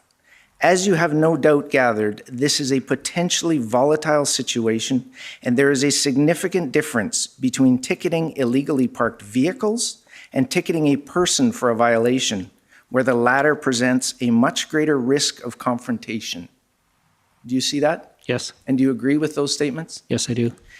And in response to the questions you just received from my friend, Mr. Miller, with respect to the lack of tickets or the number of tickets and very little charges laid for assault, would you agree that where the directions to the officers were to ticket vehicles and not people, that is one possible explanation for that discrepancy?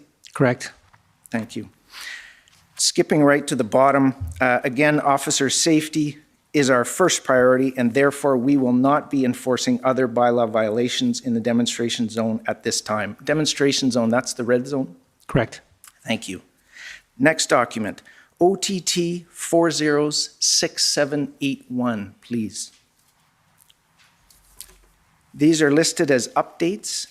E0CCG update 15 from yourself.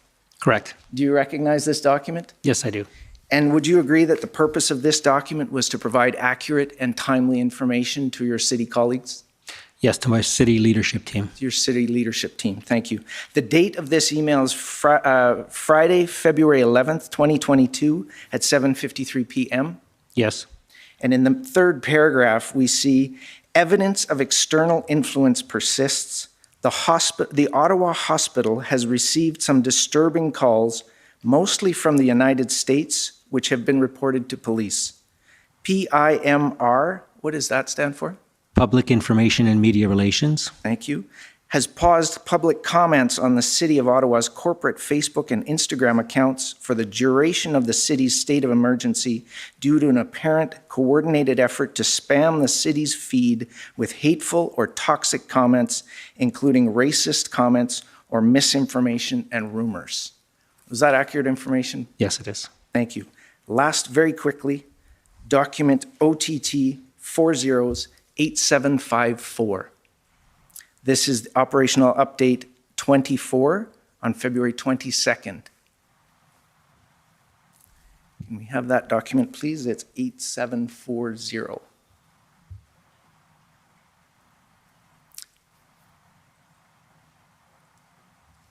And it references on the third paragraph. This is again from you. You recognize this? Yes. Thank you. CHEO received a false bomb threat yesterday evening.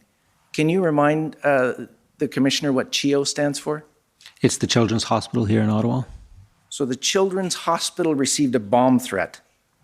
While false calls to 911 have been reduced, there are indications that outside interference persists. Is that correct? There was a bomb threat to the Children's Hospital on February 22nd? Yes, there was. Now, Mr. Ayotte, do you have any evidence that that bomb threat was connected to the convoy? No. But would you agree that that was part of the challenge in these events? Correct. We received a tremendous amount of increased 911 calls that were also false during this time, higher than normal amounts of 911 calls. So we suspected that it was related. And the mayor had testified earlier today to what he referred to as whack-a-mole. Is it not correct and fair to say that you couldn't tell what was coming next? I think for the most part, yeah, we didn't know where they were going to go. We were trying to be strategic, but it was a difficult time. Thank you very much. Those are my questions. Thank you. Okay, next is the coalition. We have no questions. Thank you, Commissioner. Okay, thank you. Next is the CCDL and CLA. Good afternoon, or almost good evening. Mr. Ayotte, my name is Colleen McEwen, and I'm counsel to the Criminal Lawyers Association and the Canadian Council for Criminal Defense Lawyers. These are two organizations comprised of criminal defense lawyers. Many of the questions I have for you have already been canvassed, so I've been trying to tailor them as we've gone along. If I could just pick up on some questioning you got earlier about sort of the number of tickets overall over the course of a year. My friend said perhaps it was 300,000 or 250,000, and you said you didn't have the numbers in front of you, but that was sort of about right. Is that right? Yes. And he gave you an estimate that could mean something like 20,000 tickets being issued monthly. Is that right? Yes. And my understanding, not having seen these figures myself, but this would be for across the whole city. That's correct. Is that right? Correct. But is it still your view then that the 3,000 tickets that were issued over the course of the demonstration in the demonstration zone or related to the demonstration, that this would be a sort of a smaller fraction of tickets that bylaw services would have had the capacity to issue? Yes, but there were a lot more infractions in that zone that could have been ticketed. Right. So there were many more infractions, and this is a smaller number than the tickets that might have been issued, but for the safety concerns you've already described. Correct. And I understand that that bylaw and regulatory services received an approval for an increase to the set fines for various bylaw infractions on February 8th. Does that sound right? Yes. And I know you've already adopted the contents of the affidavit you swore as part of the city's injunction application in the course of questioning by another council. So I'll just draw your attention that you said in that affidavit that you didn't think that these increased fines had any impact on the ongoing bylaw violations. Is that right? That's correct. And that was the affidavit you swore on February 14th. And I take it that your opinion didn't change after you swore the affidavit, that there wasn't some change after that fact. My opinion hasn't changed, and the affidavit was sworn on February 13th. Right. And yes, and after February 13th, there wasn't those changes from February 8th. You didn't change your opinion of whether they had an impact. No, my opinion remains the same. Okay. Thank you very much. Those are my questions. Thank you. Thank you. And now to City of Ottawa.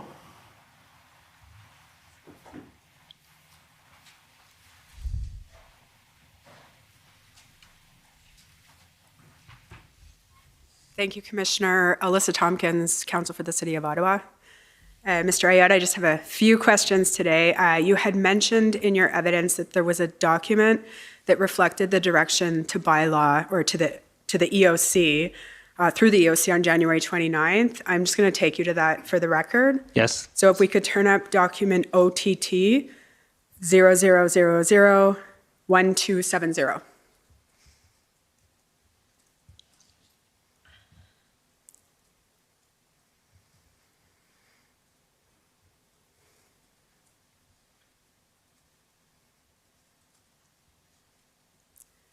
And if we could just scroll next page, please.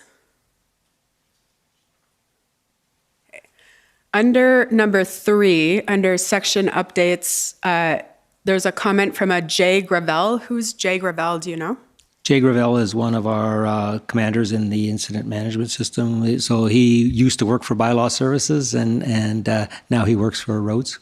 Okay, and it says here, BLRS, we're experiencing issues. A perimeter red zone has been established. If BLRS are required to enter that zone as directed by the NCRCC, they'll be provided police escort.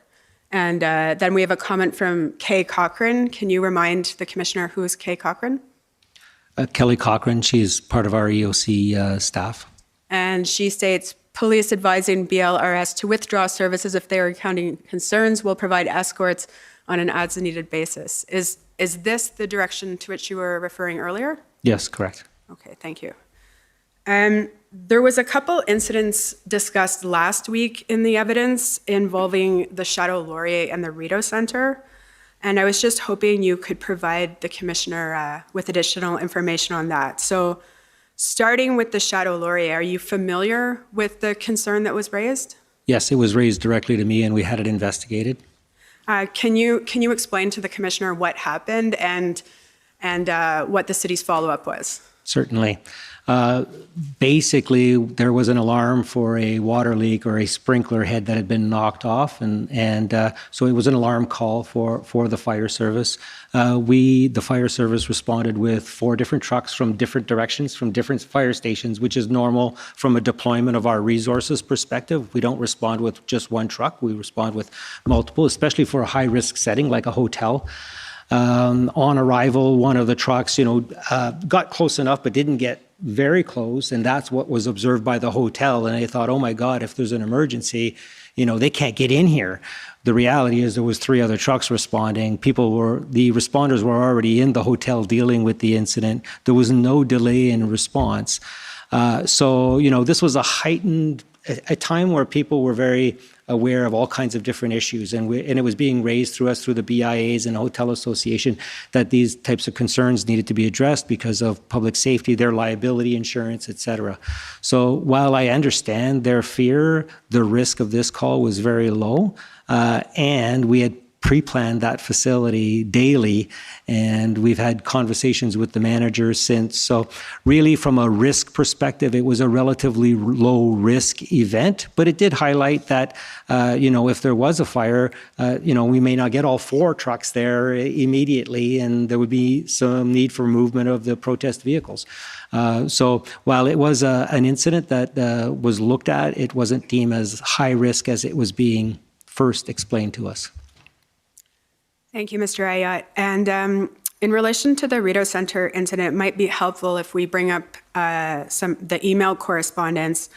If someone could turn up document OTT 408284.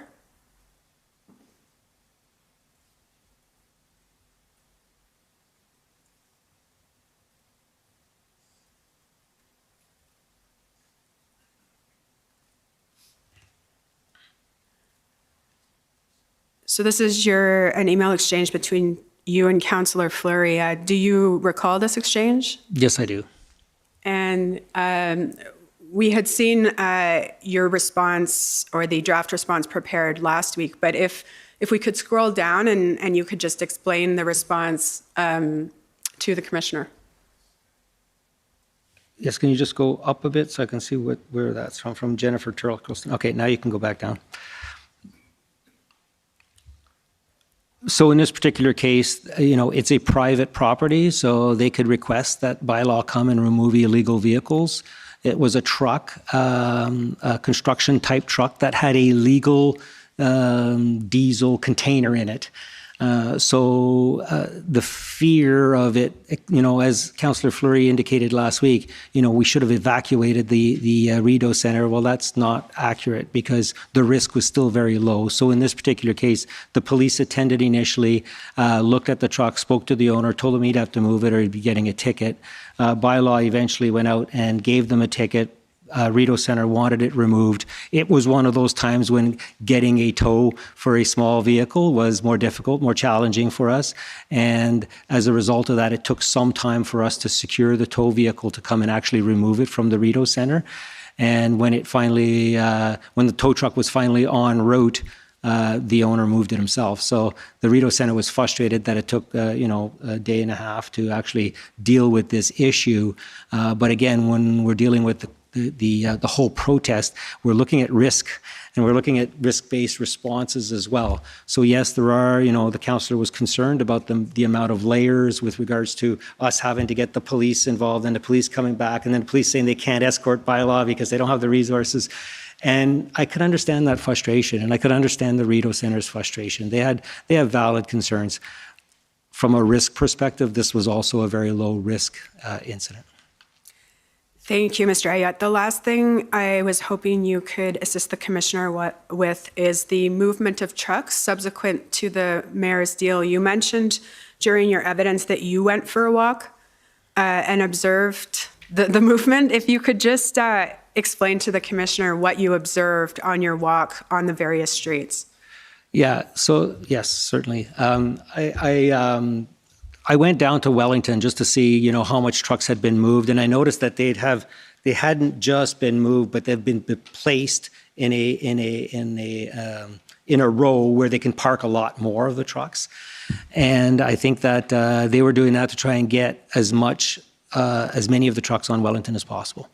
And so there was still quite a bit of room from, Wellington, from, let's say, Kent Street right down to SGM with regards to, the ability to park more trucks. Metcalfe was cleared for the most part. Again, there may have been a few scragglers here and there, south of Laurier. But Kent was still packed. So when Councillor McKinney was walking down Kent Street, she was right. There was no movement of any trucks on Kent Street. In fact, Kent didn't clear out until the police started their action to actually, with the public order teams, to move out. And then the trucks moved out quite quickly. But yeah, so my walk was to I try and identify, has any progress been made, and is there still room? And are the protesters actually moving out as well, or are they just trying to move everything to Wellington Street? And it was my perception, I guess, that I didn't see a lot of trucks leaving town. I just saw a lot trying to get on Wellington Street. And again, I can't speak for Officer Drummond and the reasons for stopping it, but I suspect that it might have something to do with that as well, and the negotiation and the ability of both sides to be able to, the give and take factor. So, Excellent. Those are my questions. Thank you very much, Mr. Ayat. Thank you. Thank you, Mr. Ayat. I just want to make sure I understood what you said about the fire issue with the Chateau Laurier. And you said they dispatched 4 fire trucks. Yes. That would be the appropriate number of trucks, or was that more trucks than what the appropriate response is? That is our deployment for an alarm call. Okay. So in this particular case, it was an alarm call, general alarm. So just so I understand, so when you say it wasn't a high risk, it's because it was a broken fire plug, if you like, or yeah, sprinkler. Sprinkler. But if there had been a real fire, that would be a real problem, having not all of the trucks that were dispatched, and presumably there would be more trucks dispatched if it were a real fire. Correct. How it unfolds is depending on the information that the 911 or that the dispatch center, the Ottawa Fire Dispatch Center, receives. If it's just a general alarm, then we proceed with our staffing for a general alarm, and that's enough to get things started. And then if there is a fire, other rigs would be coming in, and they would continue to come in. So that's a general alarm assignment. If it was a fire, if the information came in that we actually have a fire in one of the rooms, there would have been several more vehicles responding because it's a high risk. We would have had 25 firefighters in total responding. So you're looking at 8 or 9 rigs responding. And I guess all I'm trying to understand is the inability of some rigs to get there would have been a bigger problem if there had been a real fire. Because I think what I'm trying to understand is whether when you said it wasn't serious, it's because it wasn't a real fire, but access would have been limited if there had been a real fire. Of course, yes. And that would have been a big problem. And that was the concern of the Chateau Laurier. Okay. But they were portraying it as oh my God, they couldn't get in at all. Well, that was one of the 4 trucks. The other 3. But you're not saying it wasn't a problem. No, I'm saying it's a problem. It was a problem everywhere with the congestion. Ideally, there's a reason why we have large roads so that we can get the trucks set. And the same thing for Kent Street. If there'd been, because we saw, I think yesterday, apartment buildings on Kent Street that were inaccessible, right, because Kent was blocked, that would have been a serious problem if there'd been a serious fire. No doubt. And we planned for those, but again, we were lucky there were no serious fires.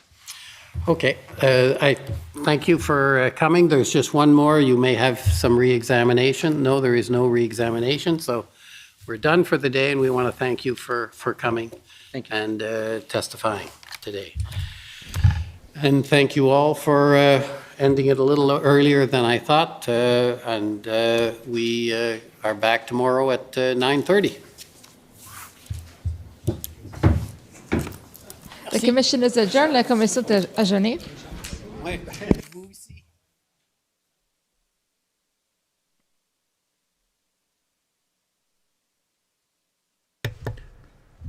Are these guys even trying at this point? I don't know if they are. How come they're ending early? It's only 5:30.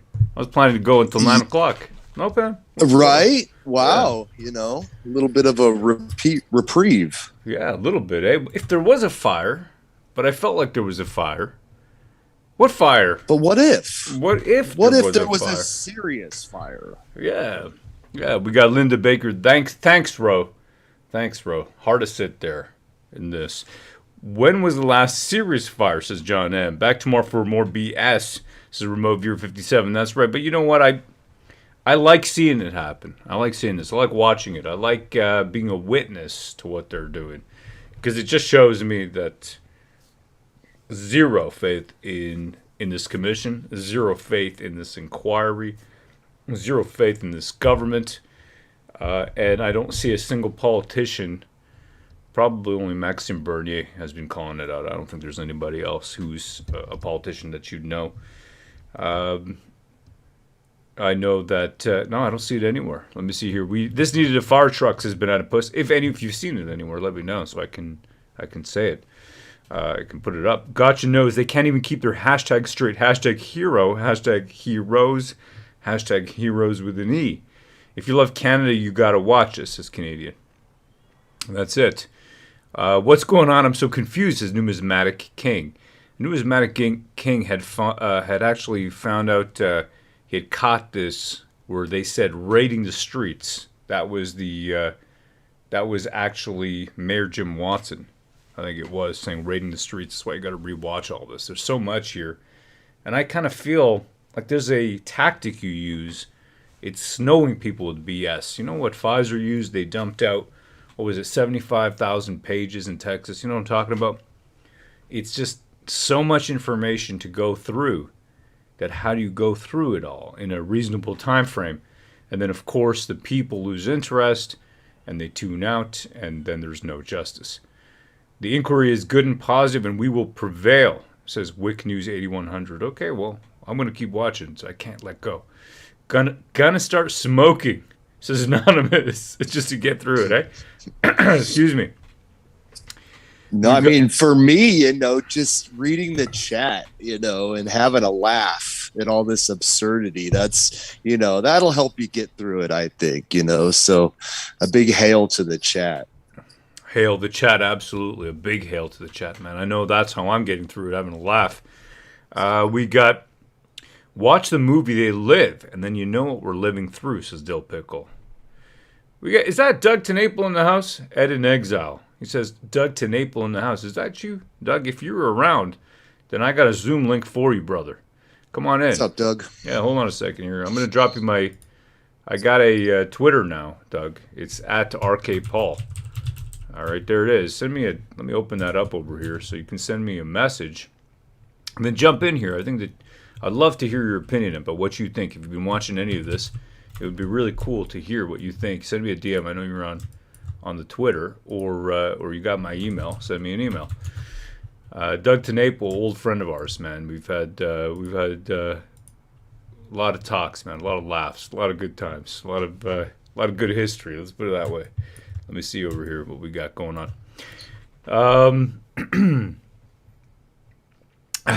Yeah, Canadian broke him to kick ass and chew bubble gum, and he's all out of bubble gum. I don't know, man. I don't know if I'm kicking ass. I'm just watching this shit show, to be perfectly honest. It's not so much there's any ass kicking. It's just watching the travesty that is this entire show. This entire show of how would you put it, Pan? This. Well, it's like we've said, it's just a dog and pony show, and like you said, they're just trying to snow you, just typical political BS.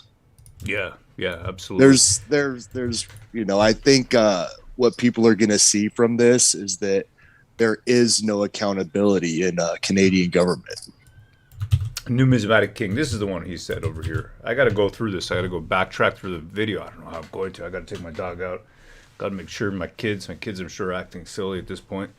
But it says here, he said raid the streets, that they were going to send their officers to raid the streets. Wow, that's, not, serve and protect, not going to protect the people. We're out raiding the streets of Ottawa. A big hail to the chat. Hail. El Producto. Hail, brother. Weasel's gonna weasel, says Chad Classens. What do you guys think? You think we're gonna get anywhere with this stuff? Concrete blocks are not gonna move themselves, says Greg Knight. That's it. A capital shit show, says Upside Down.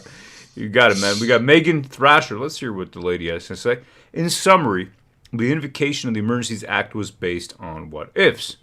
At the end of the day, they had to table the reasoning for it, which they submitted on February 16th. What did it say? Was it valid? I think it was declared on the 14th, but I don't know, maybe there was another paperwork put on the 16th. I'm not sure. Regardless, it was incredible.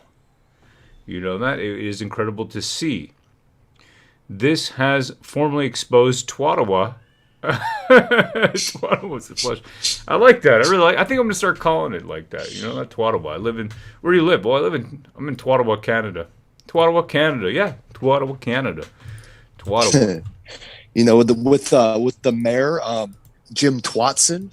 Jim Twatson. Twaddle? Jim Twatson of Twattawa. Oh man, they have zero justification so far. We have to open it up. It will be held as unjustified, says Porter Racing. Snoopy on the ground says, everyone is all talk. Someone do something. What do you want to happen? Tell me.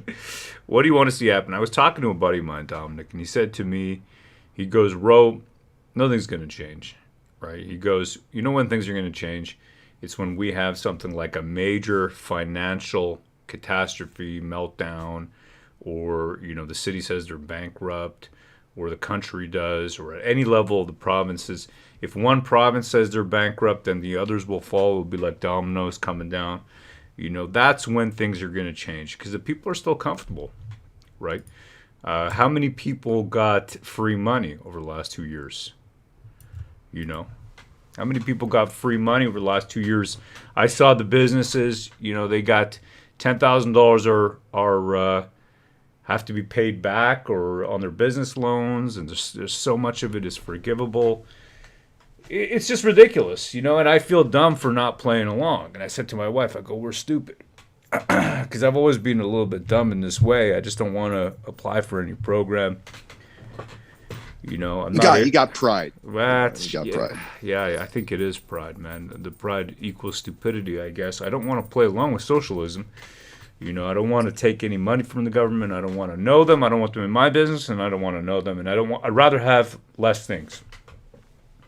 Because what do you need? If your kids are healthy, if you're living good, if you're able to do what you do, and you know that leads into the business, right, that we're running, that Gat Hanzo, founder of the War Campaign with me and Pan, three of us doing it, we're running together. Pan, early investor, first investor in our business.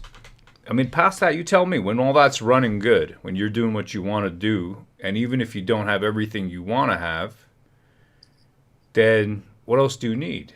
You know, you're good. My wife, her health could be better, that's for sure.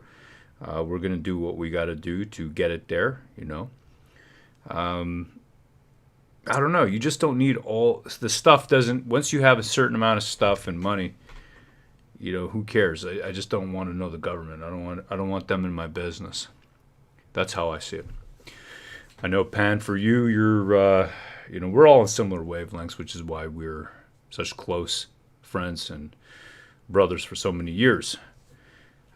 Kathy Ray, I got a question for you, Pan. What do you think of this? Wonder if Schwab is happy with WEF member Watson's performance today. Wow, is the doofus, I like to call him Jim Doofus Watson, is he WEF? Is he a WEF boy?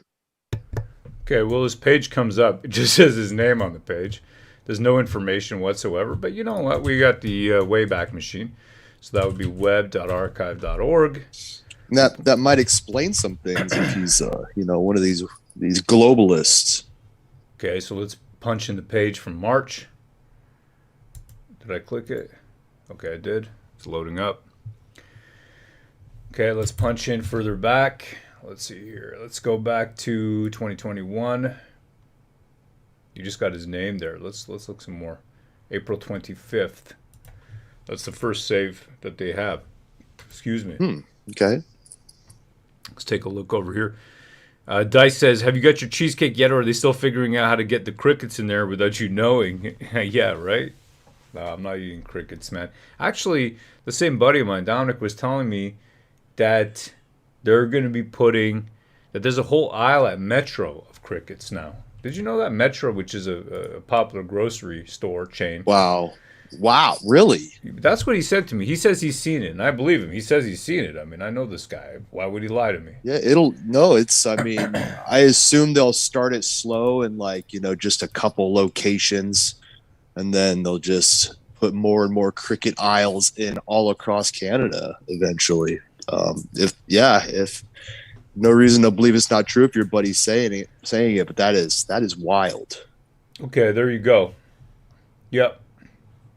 He's done speeches there. So let's punch this into YouTube. Really? Let's So do some- Watson is the doofus. He's a globalist doofus. Well, it sure looks like it. Let's see here. I want to look at this. Holy This is interesting smokes. to me. Yeah. That's kind of scary that these guys are, as they would say themselves, infiltrating, even local governments. Yeah. Imagine that. But then again, you know what? We're a test zone. Because we got that Yeah, KTDI for sure. coming in over here, right? We got that. It's called the Known Traveler something, digital ID, that kind of thing. And Right. I'm going to have to do some research on this. I want to find out some more. And it's funny how he's not running anymore. You know that? It's interesting how they're all not running Wow. now. Yeah, there's some of these that I'm not going to. Well, is he going to run for like a bigger office? Could be. Here we go. Listen to this. Representing Ottawa at the World Economic Forum's annual curators meeting in 2013. Global Shapers annual curators meeting. Global Shapers, huh? Jeez Louise. I'm telling you, man. There he is. That's him in the center there. Okay, well, there you Oh, go. wait, this is Mathieu Fleury. This guy right over here. Oh, McFlurry. Yeah, there he is in 2013. Speak French for me, Mathieu. Speak French. Watson is lined up for a diplomatic posting. Ambassador Watson, says Bushwriter. Jimmy's managed to piss everyone off, says Jason McCoy. Kaboobel says, I'll take the one on the right. I have no idea what you're talking about. Banana Puss says, time for my bed pit. Take care, all of you. War Campaign and Co. Matter somethings. Be good. Hail. Hail, brother. Be good. That's what my father Thanks used for to say. watching. Yeah, I appreciate that, brother. Really do. Everyone's a yes puppet, says NIO England. New England. England has a heavy problem, man, over there. Whew, man, I can't stand going Right. to a lot of these locations. You can't even get a drink. You want to eat some meat, and drink a beer. Places won't even serve you. They run under Sharia law, a lot of places. It's just crazy. It's totally nuts. Let me see over here. We got Greg Knight, just another MSM brainwashed boomer who has no clue how to use the internet. Yep. Dice says, Ottawa Mayor, Toronto Mayor, Brantford Mayor, ex-Liberal that just lost his seat. The goofy-looking guy, he's running for mayor. Oh, is that? Oh, you can recognize all these guys, eh? Ottawa Mayor, Toronto Mayor, Brantford Mayor. In this picture. See that right there? No, I've been asleep. I haven't paid attention to politics and politicians. I was talking to a fellow, he's in the chat actually, he watches too. He lives in my neighborhood a few blocks away, and he was telling me that, like, all the details on these guys, because he pays attention, and I don't pay attention, and I kind of feel like I should have been paying attention, because these people have been plotting. They've been plotting while I've been working.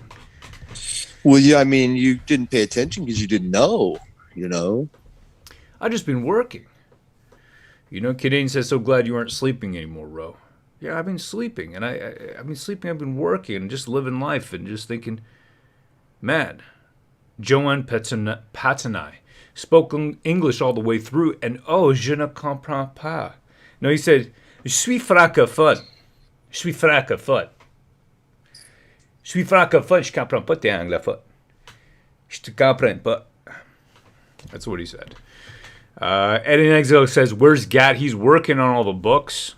That's what he's doing right now. He's working on the books. Ed in Exile, is that you, Doug? Is that you, brother? If that's, is that you? If that's you, man, then put a touch your nose. If that's you, Touch nose. touch nose. If that's you, we gotta get you. You gotta come on here, Doug Tenaple, man. He's a famous guy. Actually, he worked on creator of Earthworm Jim. Actually, creator of Earthworm Jim, and big time. I would call him a culture warrior. We learned a lot from him, and You know, a guy that you know you want to have a drink and smoke a cigar with. Good dude. He used to play D&D with us back Yep. in the day. Yep. Send a link to my Twitter envelope. Okay, hold on a second here. Let me add you and send it. I just made this new Twitter account. Give me 1 second here, brother. Cool. I'm gonna go on mute for just a moment and use the restroom, and Yeah, go for it, man. come back and we'll talk to Doug. Okay, let me just find him on the Twitter. You guys want to see Doug TeNapel come on here? You want to talk to Doug? He's a great guy. Doug TeNapel. Okay, here you go. Just followed you. You're not following me, so I don't know how to send it to you, Doug. I'll send it to your email, okay? Doug TeNapel. To your Doug TeNapel art account. All right, Zoom link. Zoom link from Row. That's what I'm going to call it. And here's the Zoom. Wait a second here, Doug. This is going to be good, man. A good time with you, brother. Participants invite. Copy invite link. And boom. There you go. Sent. All right, so there you go. Ready to bring you into the chat, brother. That's going to be a good time. Yeah, Doug is a very talented person, extremely talented, and more than just talented person. This is a guy who has been fighting all this. Like he knows about the culture war deep, because this guy's got these strong opinions. Okay, very strong opinions, and with those strong opinions comes great responsibility. Let's put it that way. And he has been canceled. They've tried to cancel him many, many times for his opinions. He's somebody who does not play nicely with the leftists, radical leftists. He will just say, hey, that's that. I am not going. Let me show you a little bit over here. Doug TeNapel being canceled, so you know who I'm talking about here. Doug TeNapel canceled. They call him a bigot. The shady truth about Earthworm Jim creator Doug TeNapel. He's a scary dude. This is him. There he is, the root of many problems. So he's a famous guy. He is Earthworm Jim creator Doug TeNapel, his political views are all wrong.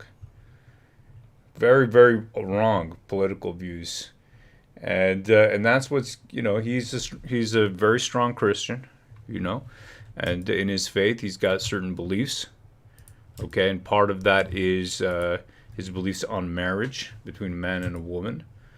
I happen to agree with a lot of what he says. I happen to share a lot of opinions with him. We don't talk about that here, too much. We're talking about politics. But let's just say that the rainbow is for everybody. You know what I mean? The actual rainbow itself, God's rainbow, is for everybody. Let's put it that way. And it shouldn't be politicized. That's how I believe. And especially if you see a double rainbow. That's very special. So there you go. I mean, he's being, it's all over the place. He's being canceled everywhere. I think, Interplay, he was going to do another video game, and then he had problems there. Yeah, there you go. Dungeons and Dragons artist going after him. He's had a lot of firing at him for being somebody who's outspoken, and he's actually been extremely politically active. He had a huge YouTube channel, must have been 500,000 or 1 million, something like that. And they kept taking him down, kept striking his channel. Right. Yep. He had about 1 million, maybe 500,000 to 1 million subscribers. The guy was really well-spoken, and a lot of people following him, and he was covering all American politics, but the wrong politics, and that was that for him. 455K subs, he says, right there in the chat. And now I hear he's like on the cutting edge of NFTs, which is something I have no understanding of. So maybe he can come in and school us. Yeah, come on in, man, and teach us. Teach us what you know, Doug. Let's go. Let's do this. There you go. The link is in your email, brother. Let me see here. Okay, let's look at the chat. Doug is still looking for the link, says Rick. It's sent to your email. It should be there in your email. Zoom link from Row. It's sent to your Douglas TeNapel email account. It should say Zoom link from Row. If you follow me on Twitter, then I can send it to you on Twitter, brother. That'll be up to you, whatever you want to do. Or you can hop on the War Campaign Twitter account and maybe send it that way. Oh, right. Yeah, of course I could do that. Okay, hold on a second here. Good idea. I forgot all about that. Okay, let's see here. I think we have conversations with Doug. Yeah. Perfect. In the perfect. DMs. There you go. No, I made a new Twitter account. That's why I didn't see what you're doing. Perfect. There you go. Yeah, Sent to you. if you haven't already and you're on Twitter, subscribe or follow Rose's new Twitter, which is at RKPALL, RK Paul. There you go. There he is. All right, let me put this up here. Hold on a second here. Here he comes. The man, the myth, the legend. Let's just get this picture in here. I'm good. Okay, is he... You got to connect to audio, brother. I think you got to press the button there. Let's hear from Doug. This is going to be good. You there, Doug? Oh, okay.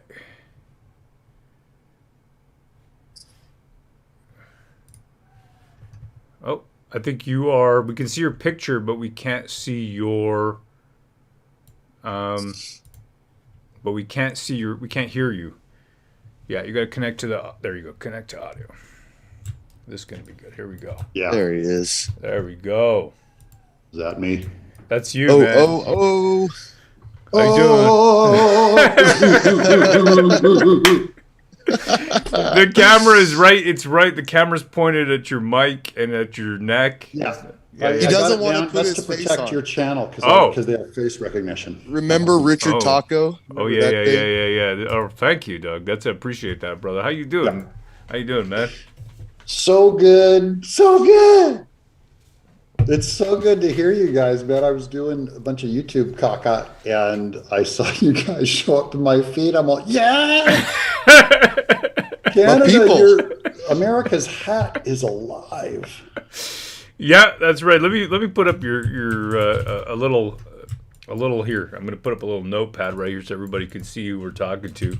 I'll say Doug TeNapel. There you go. Because otherwise, nobody. Who is this anonymous fellow?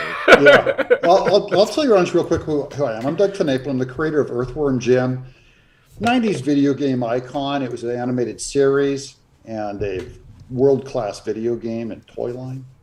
I also created the Neverhood for Steven Spielberg, and Skull Monkeys was one of our big video game titles. Then I did Cat Scratch for Nickelodeon, which was played up on Canada on, is it Y? It's called Y TV or something, some kids channel associated with Nickelodeon up there. That was one of my things I did in the 2000s. And then I started crowdfunding comics, where I did Bigfoot Bill and my Earthworm Jim comic. Had set the record before EVS stomped me on that one. And then I did YouTube, and I got 455,000 subscribers in 3 months. And that was when I started, and then I got canned like 7 times. So now I'm doing a secret channel, and I know that your audience, I know no one's watching, only 1,600 people are watching, so no one will know. But do check out Ed in Exile. And it's my son's channel. It's a sock puppet that goes over memes. Oh, cool.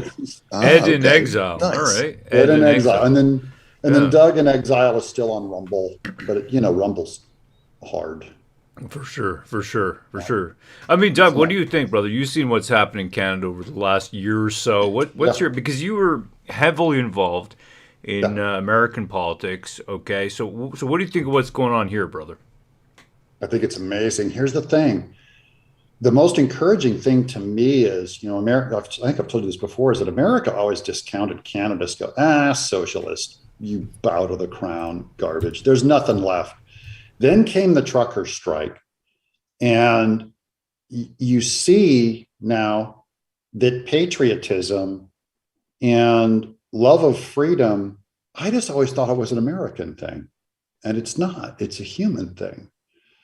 There's in every country, there's a bunch of sellouts, a bunch of people that are they're going to open up the gates and let the barbarians in. The men in silk pajamas, the rich elites, are going to let everybody in. But I'm telling you, you look in France, there's the yellow jacket protesters in London against the lockdowns. They had massive protests in London. The farmers in the Netherlands are coming up.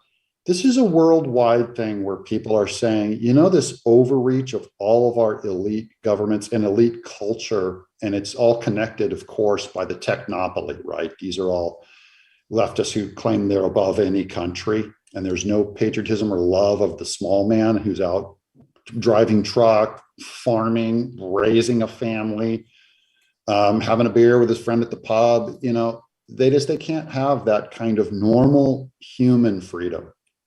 So I'm encouraged when I see Canada stand up and go, this is crap. This Trudeau, this ain't gonna stand. Absolutely incredible. What's the thinking in the Patriot circles? Because you are heavily connected over there in the Patriot circles, you know, the whole MAGA, all that. What's the feeling over there in the States? Good. I'm telling you right now that we're going to absolutely, the world is watching the midterms, because the midterms on November 8th, you know, we vote every 2 years, 4 years for president, but 2 years is when we start deciding on the House and Senate. So that's a third branch of government. We have the Supreme Court, the presidency, and the House and Senate, which in the House and Senate is the most important in America because they represent the voters in the states. Right. So the voters themselves are really the ones that are supposed to be guiding America, all of America's policy, right? Well, we lost the presidency, we lost the House and Senate. And so now you have the leftists taking over the country and just able to do anything with those two branches of government through presidential orders and through whatever investigations on Trump they want to do. That all ends on November 8th. Mm-hmm. Okay, November 8th, there is a right wing. I don't mean crazy right wing. I just mean basic bread and butter. When Trump ran in 2016, he called it the forgotten man, which you'll see in your country too. That's the truckers, the forgotten man. Bread and butter people. They're not necessarily politically active, but now they have to be because they're watching so many of their freedoms where they're separated from their families or they can't freely speak. It's creating a backlash where they're leaning right. That is, they used to feel the luxury of being able to vote left, and now they're going, these people are psycho and it's all going to be over if we keep voting that way. So in America, what you'll see with the media is saying there's no right wave, there's no big red wave coming, and it's really wishful thinking. Mm-hmm. They're absolutely terrified because of gas prices, food shortages, shortage of milk, cost of meat just going through the roof, the pressure from the environmentalists to turn your power off or down and to live like second-class citizens when you don't have to do that. So these are all unforced errors. These are all single car accidents where they could have avoided it, but they're just choosing, going, look, we worship the environment, and we believe the world's going to end in 2018 in a giant flood if we don't stop using light. You can't use your regular light bulbs. You know, you have to use these LED light bulbs. Right. So it's like death by 1,000 cuts. There's so many fronts that I think are making the average voter in America is going to come back in this huge red wave. So you'll see the left say, women's right to choose. You know, hey, they're going to come get your body. Well, how often does a woman even get pregnant to even have to even discard human life? It's not more than once a year, but how often do you fill your gas tank? How often do you buy groceries? How often do you try to walk into an airport without wearing a mask? How often? It's far more common. And so I think those are called kitchen table issues. The kitchen table issues are going to absolutely explode on November 8th, and you'll see we're going to take back the House and Senate. That makes Biden basically a lame duck, and that means all the international damage he does too is going to end because he has to get approval from the House and Senate for all of his purse strings, like funding the Army or funding the government or funding this program or that. All that budgetary stuff is supposed to be controlled by the House of Congress in America. Wow. Changes. So November 8th. these kitchen table issues, and you see the same kind of issues affecting Canada.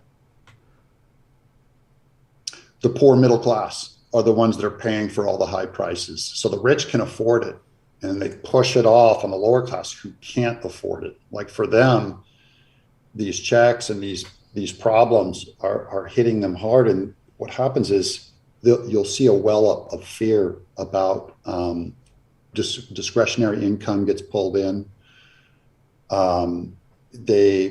You'll see like within about a year, I'm guessing by spring, everyone's their liquid assets are going to be gone. They're going to basically be paying for everything out of pocket, right? 13% more for about double for gas, but at least a 13% increase just across the board on all items because shipping is more expensive. I think we're already paying more on food right now, than 13%. 40% or something. It's going way up there. If you just go buy milk or eggs, double the price for eggs.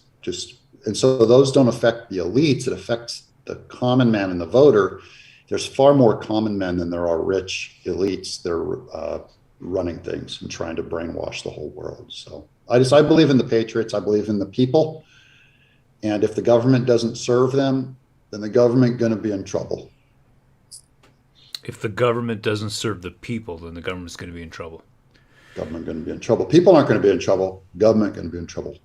I don't know if you caught any of that. We got this inquiry going on here. So they enacted what we call here in Canada. They renamed the War Measures Act in the 1984-esque renaming and called it instead the Emergency Act. And they created these 4 types of emergencies where they could enact martial law in 1989. In 1991, Manitoba Law Journal people were already warning that this could be used for massive civil liberties, abrogation of rights. So that is really what they did. They declared martial law, Trudeau government. The question is that if you catch any of the inquiry on the Emergency Act use, then you see that it's really farcical. It's government organs blaming each other, and a lot of the Canadian people, and including myself, I got to say, what justice are we going to get from the system policing itself, Doug? What do you think, brother? Yeah, you're not going to. They're so disconnected from the average voter. That's why they have to get thrown out of office en masse. It'll happen. It just takes time. They can screw around, but they screw around. It's maybe 2 years, 4 years, they get away with it. And everyone's like, oh, I want to be nice. I want to be the clean, popular kind of guy. So I want to be the popular guy with the Hollywood elites and all the rich people and all of culture and the art department. I want to be cool with them, not some dirty trucker. And then Parliament takes off. They do their thing. They do their backroom deals. And you see the people. I saw you with your video out on the streets, and they're calling these people to account. They're saying, you can't do this anymore. And the problem is it has to be done at the ballot box. It can't be done I'm all for speaking on the streets, but I'm saying the place where it really hurts them is during elections. So Trudeau got to go. But you're seeing it like with Italy even, right? Italy is like one of the most socialist strongholds there is. And they put that Giorgia Meloni lady in power, first female prime minister, and she was called, the names they called her is far right and Mussolini and all that. That's all BS. She believes in the family. She's a traditional Catholic. She's going these borders. We got to secure the borders. This is all this multicultural stuff is garbage. All this attack of the family and all these different forms of marriage you're creating, and we ain't buying it anymore. It's okay to defend the normal and just say that that's how most of life should be run. There's no fear in it. They're not going to come hunting after your family. They're not going to come hunting after you. That's all the fear tactic of the left. And they own media, so they get their message out 10 times more. But they can't do a cover-up of a recession. They can't do a cover-up of housing prices crashing, of it costing, $1,000 more a month for you to pay your rent or to pay your loan. They can't cover that stuff up fast enough. So we're in a flux time right now where it's turning, and it's going to turn away from that leftist vision. People are just going to start laughing at it now as unemployment skyrockets, inflation skyrockets. This happens in every socialist empire where it's tried, including in America. They can't bury the results of what they're doing, of shutting down pipelines, and energy costs go through the roof. They're trying to push windmills and solar panels on everyone. They can't pull it off for long. They can do it a little bit, but it ain't going to work. It ain't going to work for long. The people they're too free, and if they don't respect elections, then we'll take it from them. That's how societies are made throughout all of man's history. There's no socialist empire that lasts for long. Fine.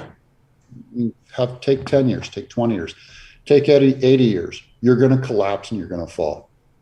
Right. Right. And I just want to be clear here. Randolph Richardson in the chat, he did say that the Emergency Act is different than the War Measures Act, and that is an important point. It actually has in the preamble that you cannot abrogate the Bill of Rights, the rights that are written in there, the Canadian Bill of Rights, and the Charter, as well as an international agreement in there. So it is different.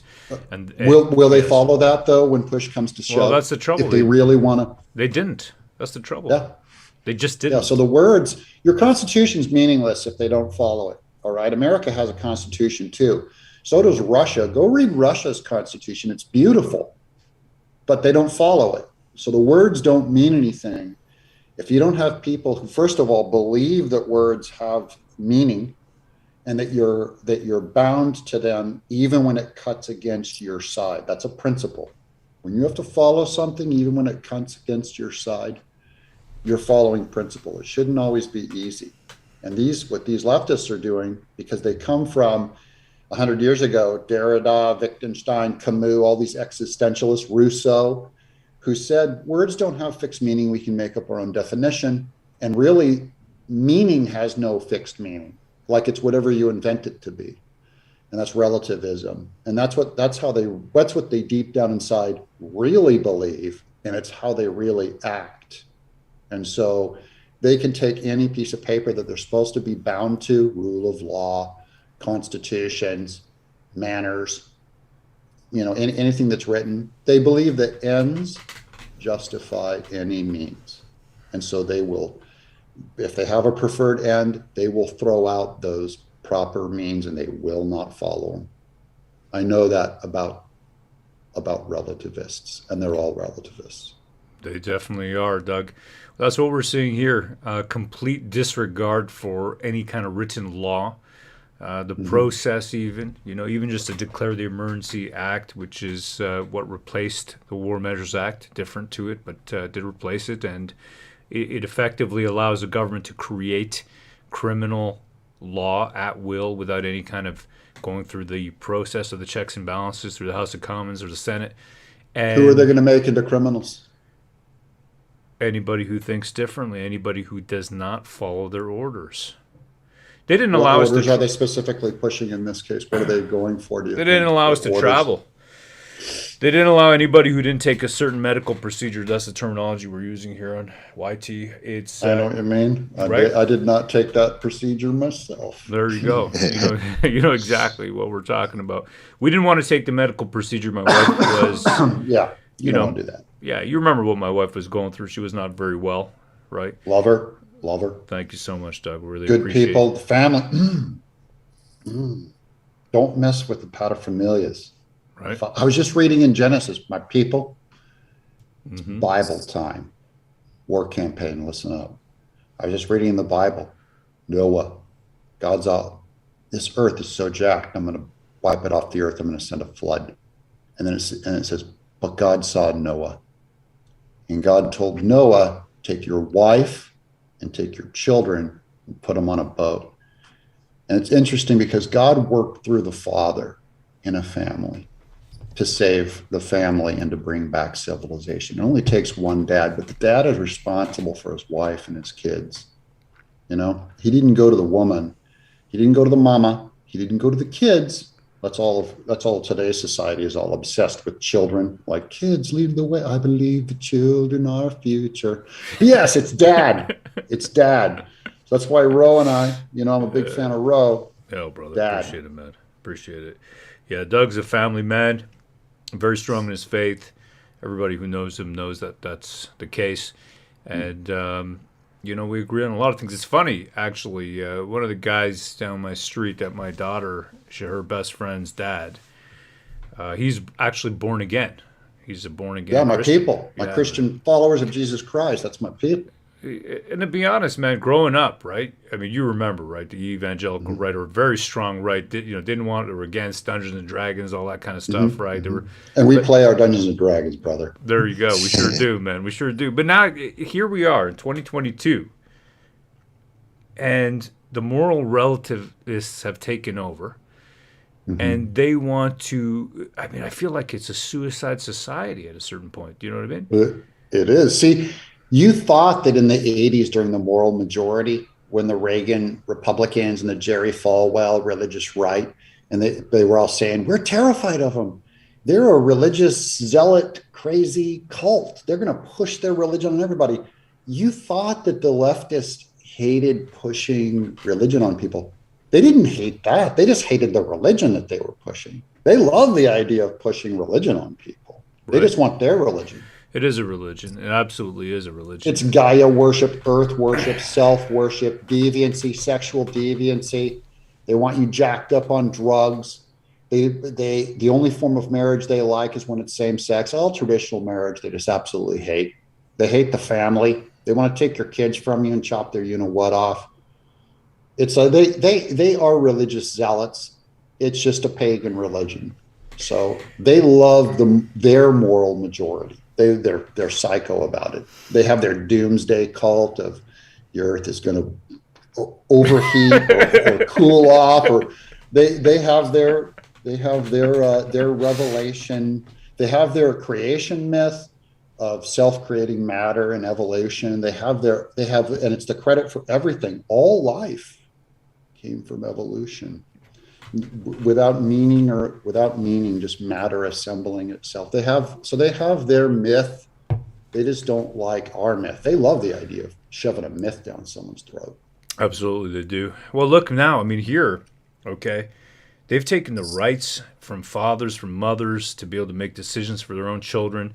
They have in Canada. I don't know what it's like over there, right, down where you're at in Tennessee, but over here in Canada, if your child decides that they have, and I'm going to kind of use a little bit of euphemisms here. Got to use them. You know what I'm saying. You know it all too well. Doug actually, he was removed from this platform after 455K subs, so he knows exactly what we're talking about. $150,000 a month in ad revenue gone. Yep. Yeah, they want to starve you out, Doug. That's what they want to do, because you don't toe the line. We talked a lot about towing today, but you don't toe the line. And because you don't toe the line, they want to bankrupt you. Yeah. That's what it is. They're not going to break me. And look at my smile. I'm the happiest guy I know. It's also we love each other, Ro. We have have someone put a gun to my head and have them say, all you got to do is turn in Ro. All you got to do is turn them in. And I'll say, pull the trigger, buddy, because I am not, you cannot pay me enough and take enough of my stuff away to be like you. They got the wrong guy. And that's why I think in the end, your happiness doesn't come from your money or your fame or even your job, but certainly your family and friends. You do not turn people in. Yeah, absolutely. Take all my money. I don't care. Yeah. Happiest guy I know. No, you're right, brother. That's the loyalty part of Hale. That's it right there. It is so important to have some kind of concrete morality that you can hang your hat on, whatever it is. For Doug, he's a born-again Christian. My father's family, right, going to Gurdwara, right, with Sikhism, as well as going to Mandir. My mother's father actually founded the first mandir in London, England. And wow. Man. But you need morality. You're gonna need a turban. You need a turban for your beard if you keep going like that. We're gonna wrap that thing up, dude. I got so pissed off, Doug, after this second lockdown, because I was getting it trimmed up nice cause I was CTO. I had worked my way up to chief technical officer here, and then they called me a homophobe and a supremacist for going down to the Freedom Convoy. You remember that? You read? Yeah, I sent you the letter, right? The firing letter, right? I mean, it's unbelievable, dude. Because I went down there, and I don't know what to tell you. Screw those people, buddy. Screw them. Yeah. They think they got a big win by taking your job. They'll take your reputation, and a centered man, you just can't. It's a worse death to concede and get all their goodies. It's worse. You got to live in your own skin, man.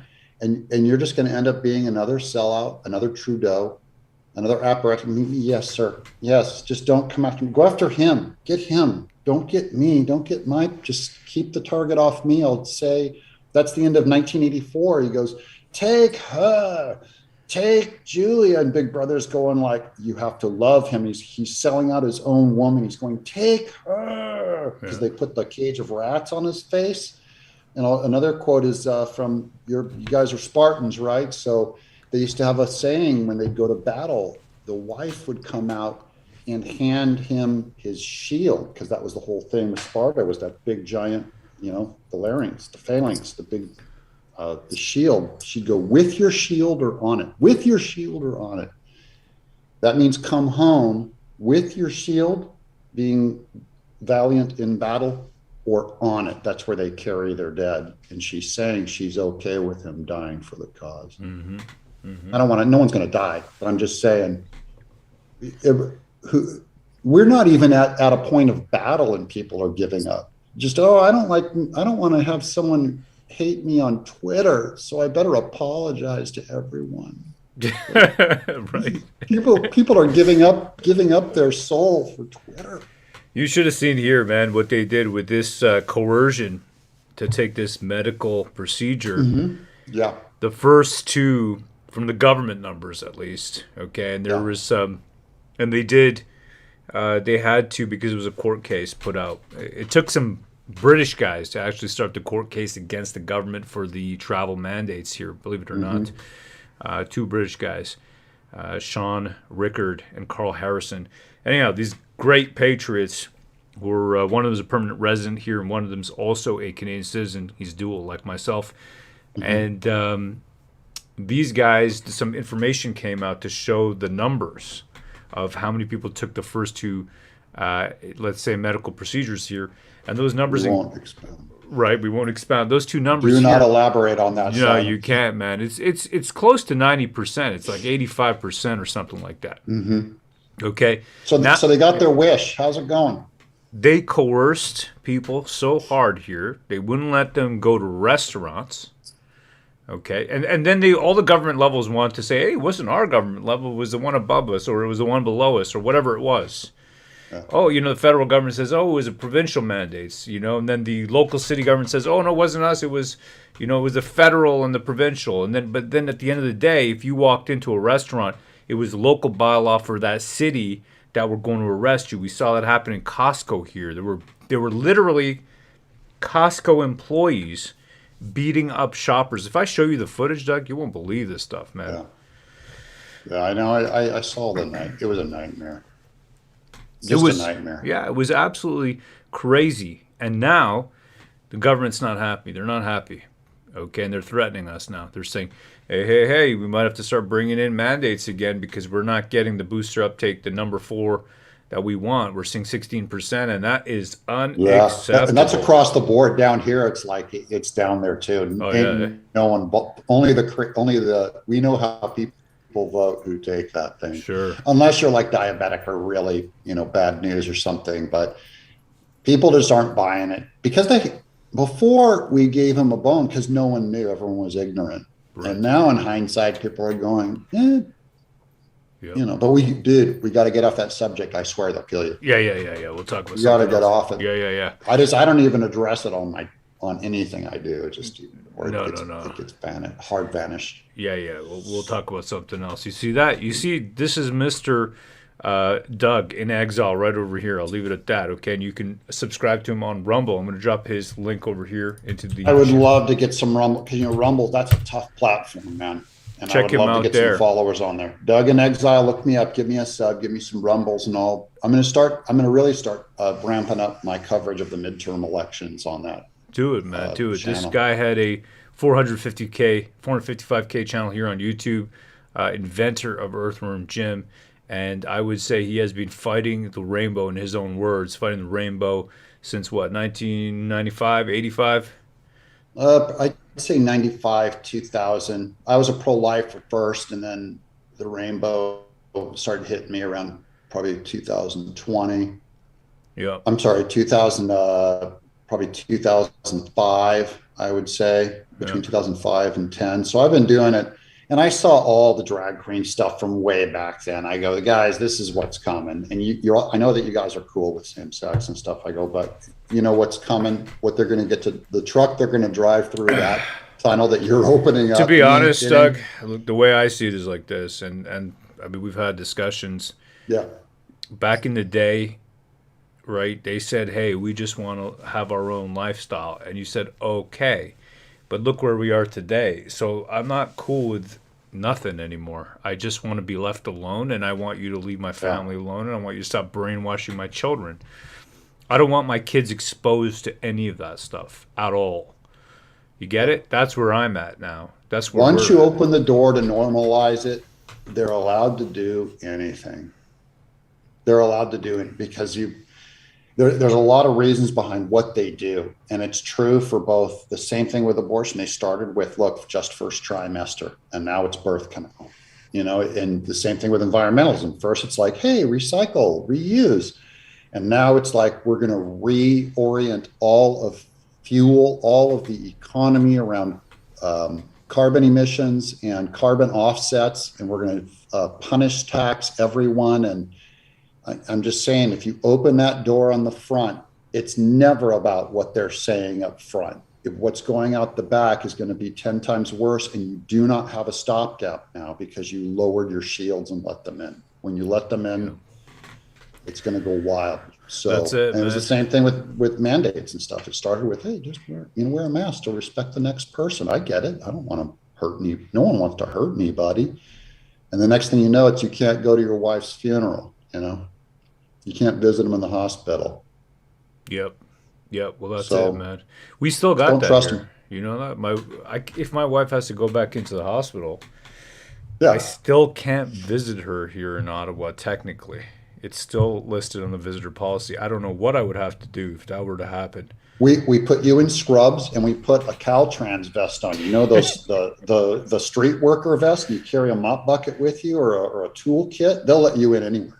You just go, I'm here to there's an emergency. I'm here to. You just got to dress up a little bit. That's right. You got to put on you got to cosplay just like they do.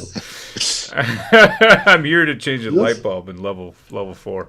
That's right. There's an emergency. You're going to be in big trouble. You don't sign this. Here, sign this document. You even give them a clipboard. Say, please sign this, that you rejected this service. Oh, wow. That's a good one. Oh, that Yeah, you push it on them. Put them on the hook. Say, can I just get your badge and your number? Because, and then you go visit your wife. That's awesome. You see that? See, Doug's got all the tricks.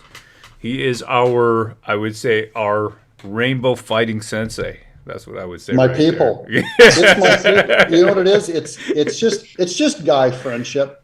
No one has to approve of what everyone else does, but there's guys on the front lines who I know are doing the good fight, and that is War Campaign. And so I'm just happy to know, look, Canada's alive as long as I know you guys are still going. So you guys are doing the good fight, and I appreciate it. Really We're all appreciate you, man. patriots. Really do, man. Hey, Doug, we actually launched Vestige 3 yesterday. Oh, Did cool. you know that? Yeah, No man. kidding. Yeah. On Indiegogo? On Indiegogo. You got it, brother. Here, let me show it to you over here. Wait a second here. I actually just And to read- your audience, you guys got to back this book. This is a thing where how you support this channel. I know that you like watching this entertainment, but this is how you help kind of give these guys a hug as you go in and you buy a Vestige 3 comic. You support the comic and you say, you know what, I'll read your book. I'll read book 1, 2, and 3 and check out this cool adventure. As a creator, it really helps to get a little vote, and it's not that much money, and it's a way that you can support something cool. Go ahead, bro.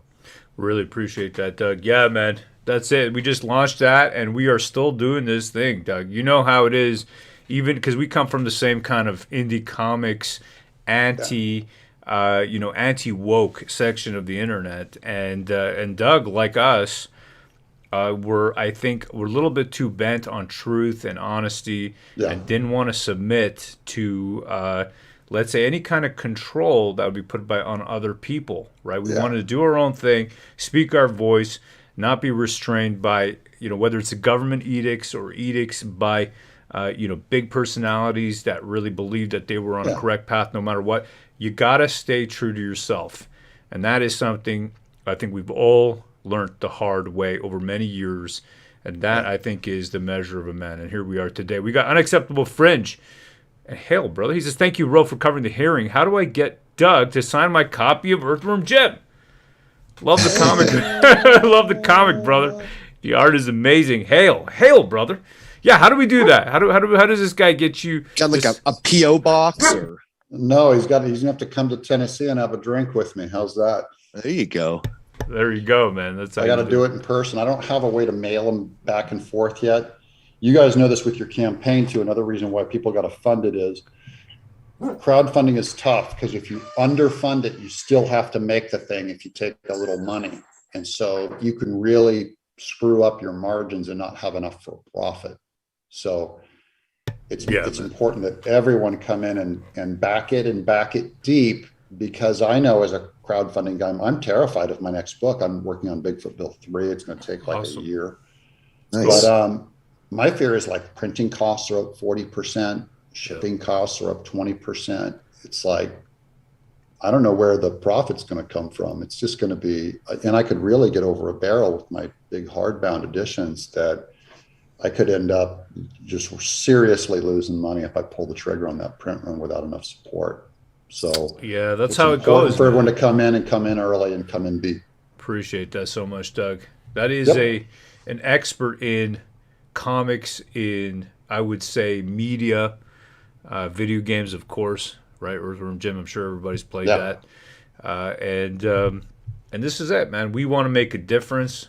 My kids love Doug's books, always have. He is a phenomenal creative. If you haven't already, make sure you're out there, you're subscribed, right there, Doug in Exile. And you know what? We're going to be here again tomorrow. Doug, we've been streaming since it's Eastern time is 6:30 right now. We've been streaming since 9 a.m. covering the inquiry. So you guys are on fire. I know. I look at your videos. I saw one from a couple days ago. It was like 65. It was like a ton of views. Great views. And everyone's got a super chat too. Super chat these guys.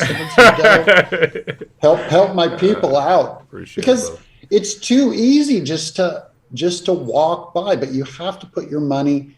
You have to start supporting some people out there, because I get it, man, we're at war with Disney Plus. We're at war with all the woke, the woo-woo, the weak cartoons, the weak comics. But you got to find something positive to back. So if you're already watching a channel and you're already a fan, this is the way that you kind of give them an extra special thanks. Appreciate that, brother. We got some fellas in the chat who are asking about NFTs.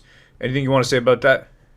Well, it's dead, I'll tell you that much. I did really well last year with the crypto boom and with the NFT boom, and then it just drained out, and I lost a ton too. It was it was easy gain, and then the easy lose. So we're waiting to see if it comes back, and we'll find out over time if NFTs are a Beanie Baby or if it's like, more like independent comics where it keeps going. Yeah. But I don't know either way right now. I know that I'm laying low on NFTs and I'm working on other animation and stuff like that with independent people right now. Give me 1 second. I just got Pat. You got this, brother. I'm just gonna let my dog out here. 1 second, brother.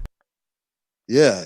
Dog. Ro's a dog guy now. He got a German Shepherd like about a year ago, I'd say. Oh man, purebred. And he's doing the whole shebang, dog training, and with the top guys, and you got to get him obedient. So Ro's a slave now. He's got his daughter. That him and his daughter training the dog up and doing the whole thing with the professional dog trainers, and it's a hobby that he wishes he could focus more on, but we got to do this freedom thing because the mainstream media isn't going to give it to you straight. So It's kind of what we've been doing, you know. I'm shocked you guys are still on the platform. I'm happy. Right? We stay. Dude, especially you realize guys. that Especially you guys. I anytime. can't believe you're on the platform. No, we've toned it down. We were like way edgier back in the day with our Yeah. stupid jokes and stuff, and now we don't drop the F-bombs as much. Yeah, that was garbage anyways. That was it's funny, but it's like what you have now is far more. You stepped into some really important work, and For that's sure. fun to see too. It's just fun. Well, that's the thing, Doug. You know what I mean? It's the importance of it. We're taking it seriously because it's a serious topic. I want my freedom. You know what I mean? Everybody here does. And the audience Yeah. loves it too. It's still good entertainment because you guys know how to run a show, and that's the bottom Mhm. line too. You see these other people just doing terrible work, and I'm going, man, you guys were always able to throw down whatever platform you were on. There's just some guys that are on here. I'm going, how are you succeeding, man? You're terrible. There it No, is. that's good. We're glad that you've been here all the years, and you appreciate what we've done and what we're doing. So likewise, right back at you, man. Yeah, I appreciate you guys. Hey, thanks for having me on. I'm going to jump. I got to go get some dinner with my family. Thank you, Doug. Take care, Doug. Thank you so much, brother. That God was bless you guys, man. Godspeed with your shielder on it. Hail, brother. Hail, brother. Beautiful, man. Hail. Thank you so much. That's awesome, man. That was Doug right there, Doug in Exile. If you haven't already, get out there and subscribe. And if you want to help us, and I know you do, it really means a lot to us, I got to say, to keep going, to keep doing this, to fight that culture war. You see that's Doug TenNapel. We know him from the culture war. Buyvestige.com. That's how you do it. B-U-Y, buy Vestige, VESTIGE.com. Great way to help us. That's how we know him from the independent comic scene. He's created comic books. He's been deplatformed. That's how we know one another. Creator of Earthworm Jim, and all around great guy, fighter of the rainbow. Hail the chat. Hail, brethren. We will be back here tomorrow again, bright and early at 9 a.m. I'm going to catch some Z's, grab some dinner. What about you, Pan? What's your plan for tonight? Yeah, I think that's it. Just get some dinner with the family and maybe sit down and watch a movie, and be back at it tomorrow morning. Perfect, man. I'm going to leave us with the Vestige outro. I think it's a pretty good one.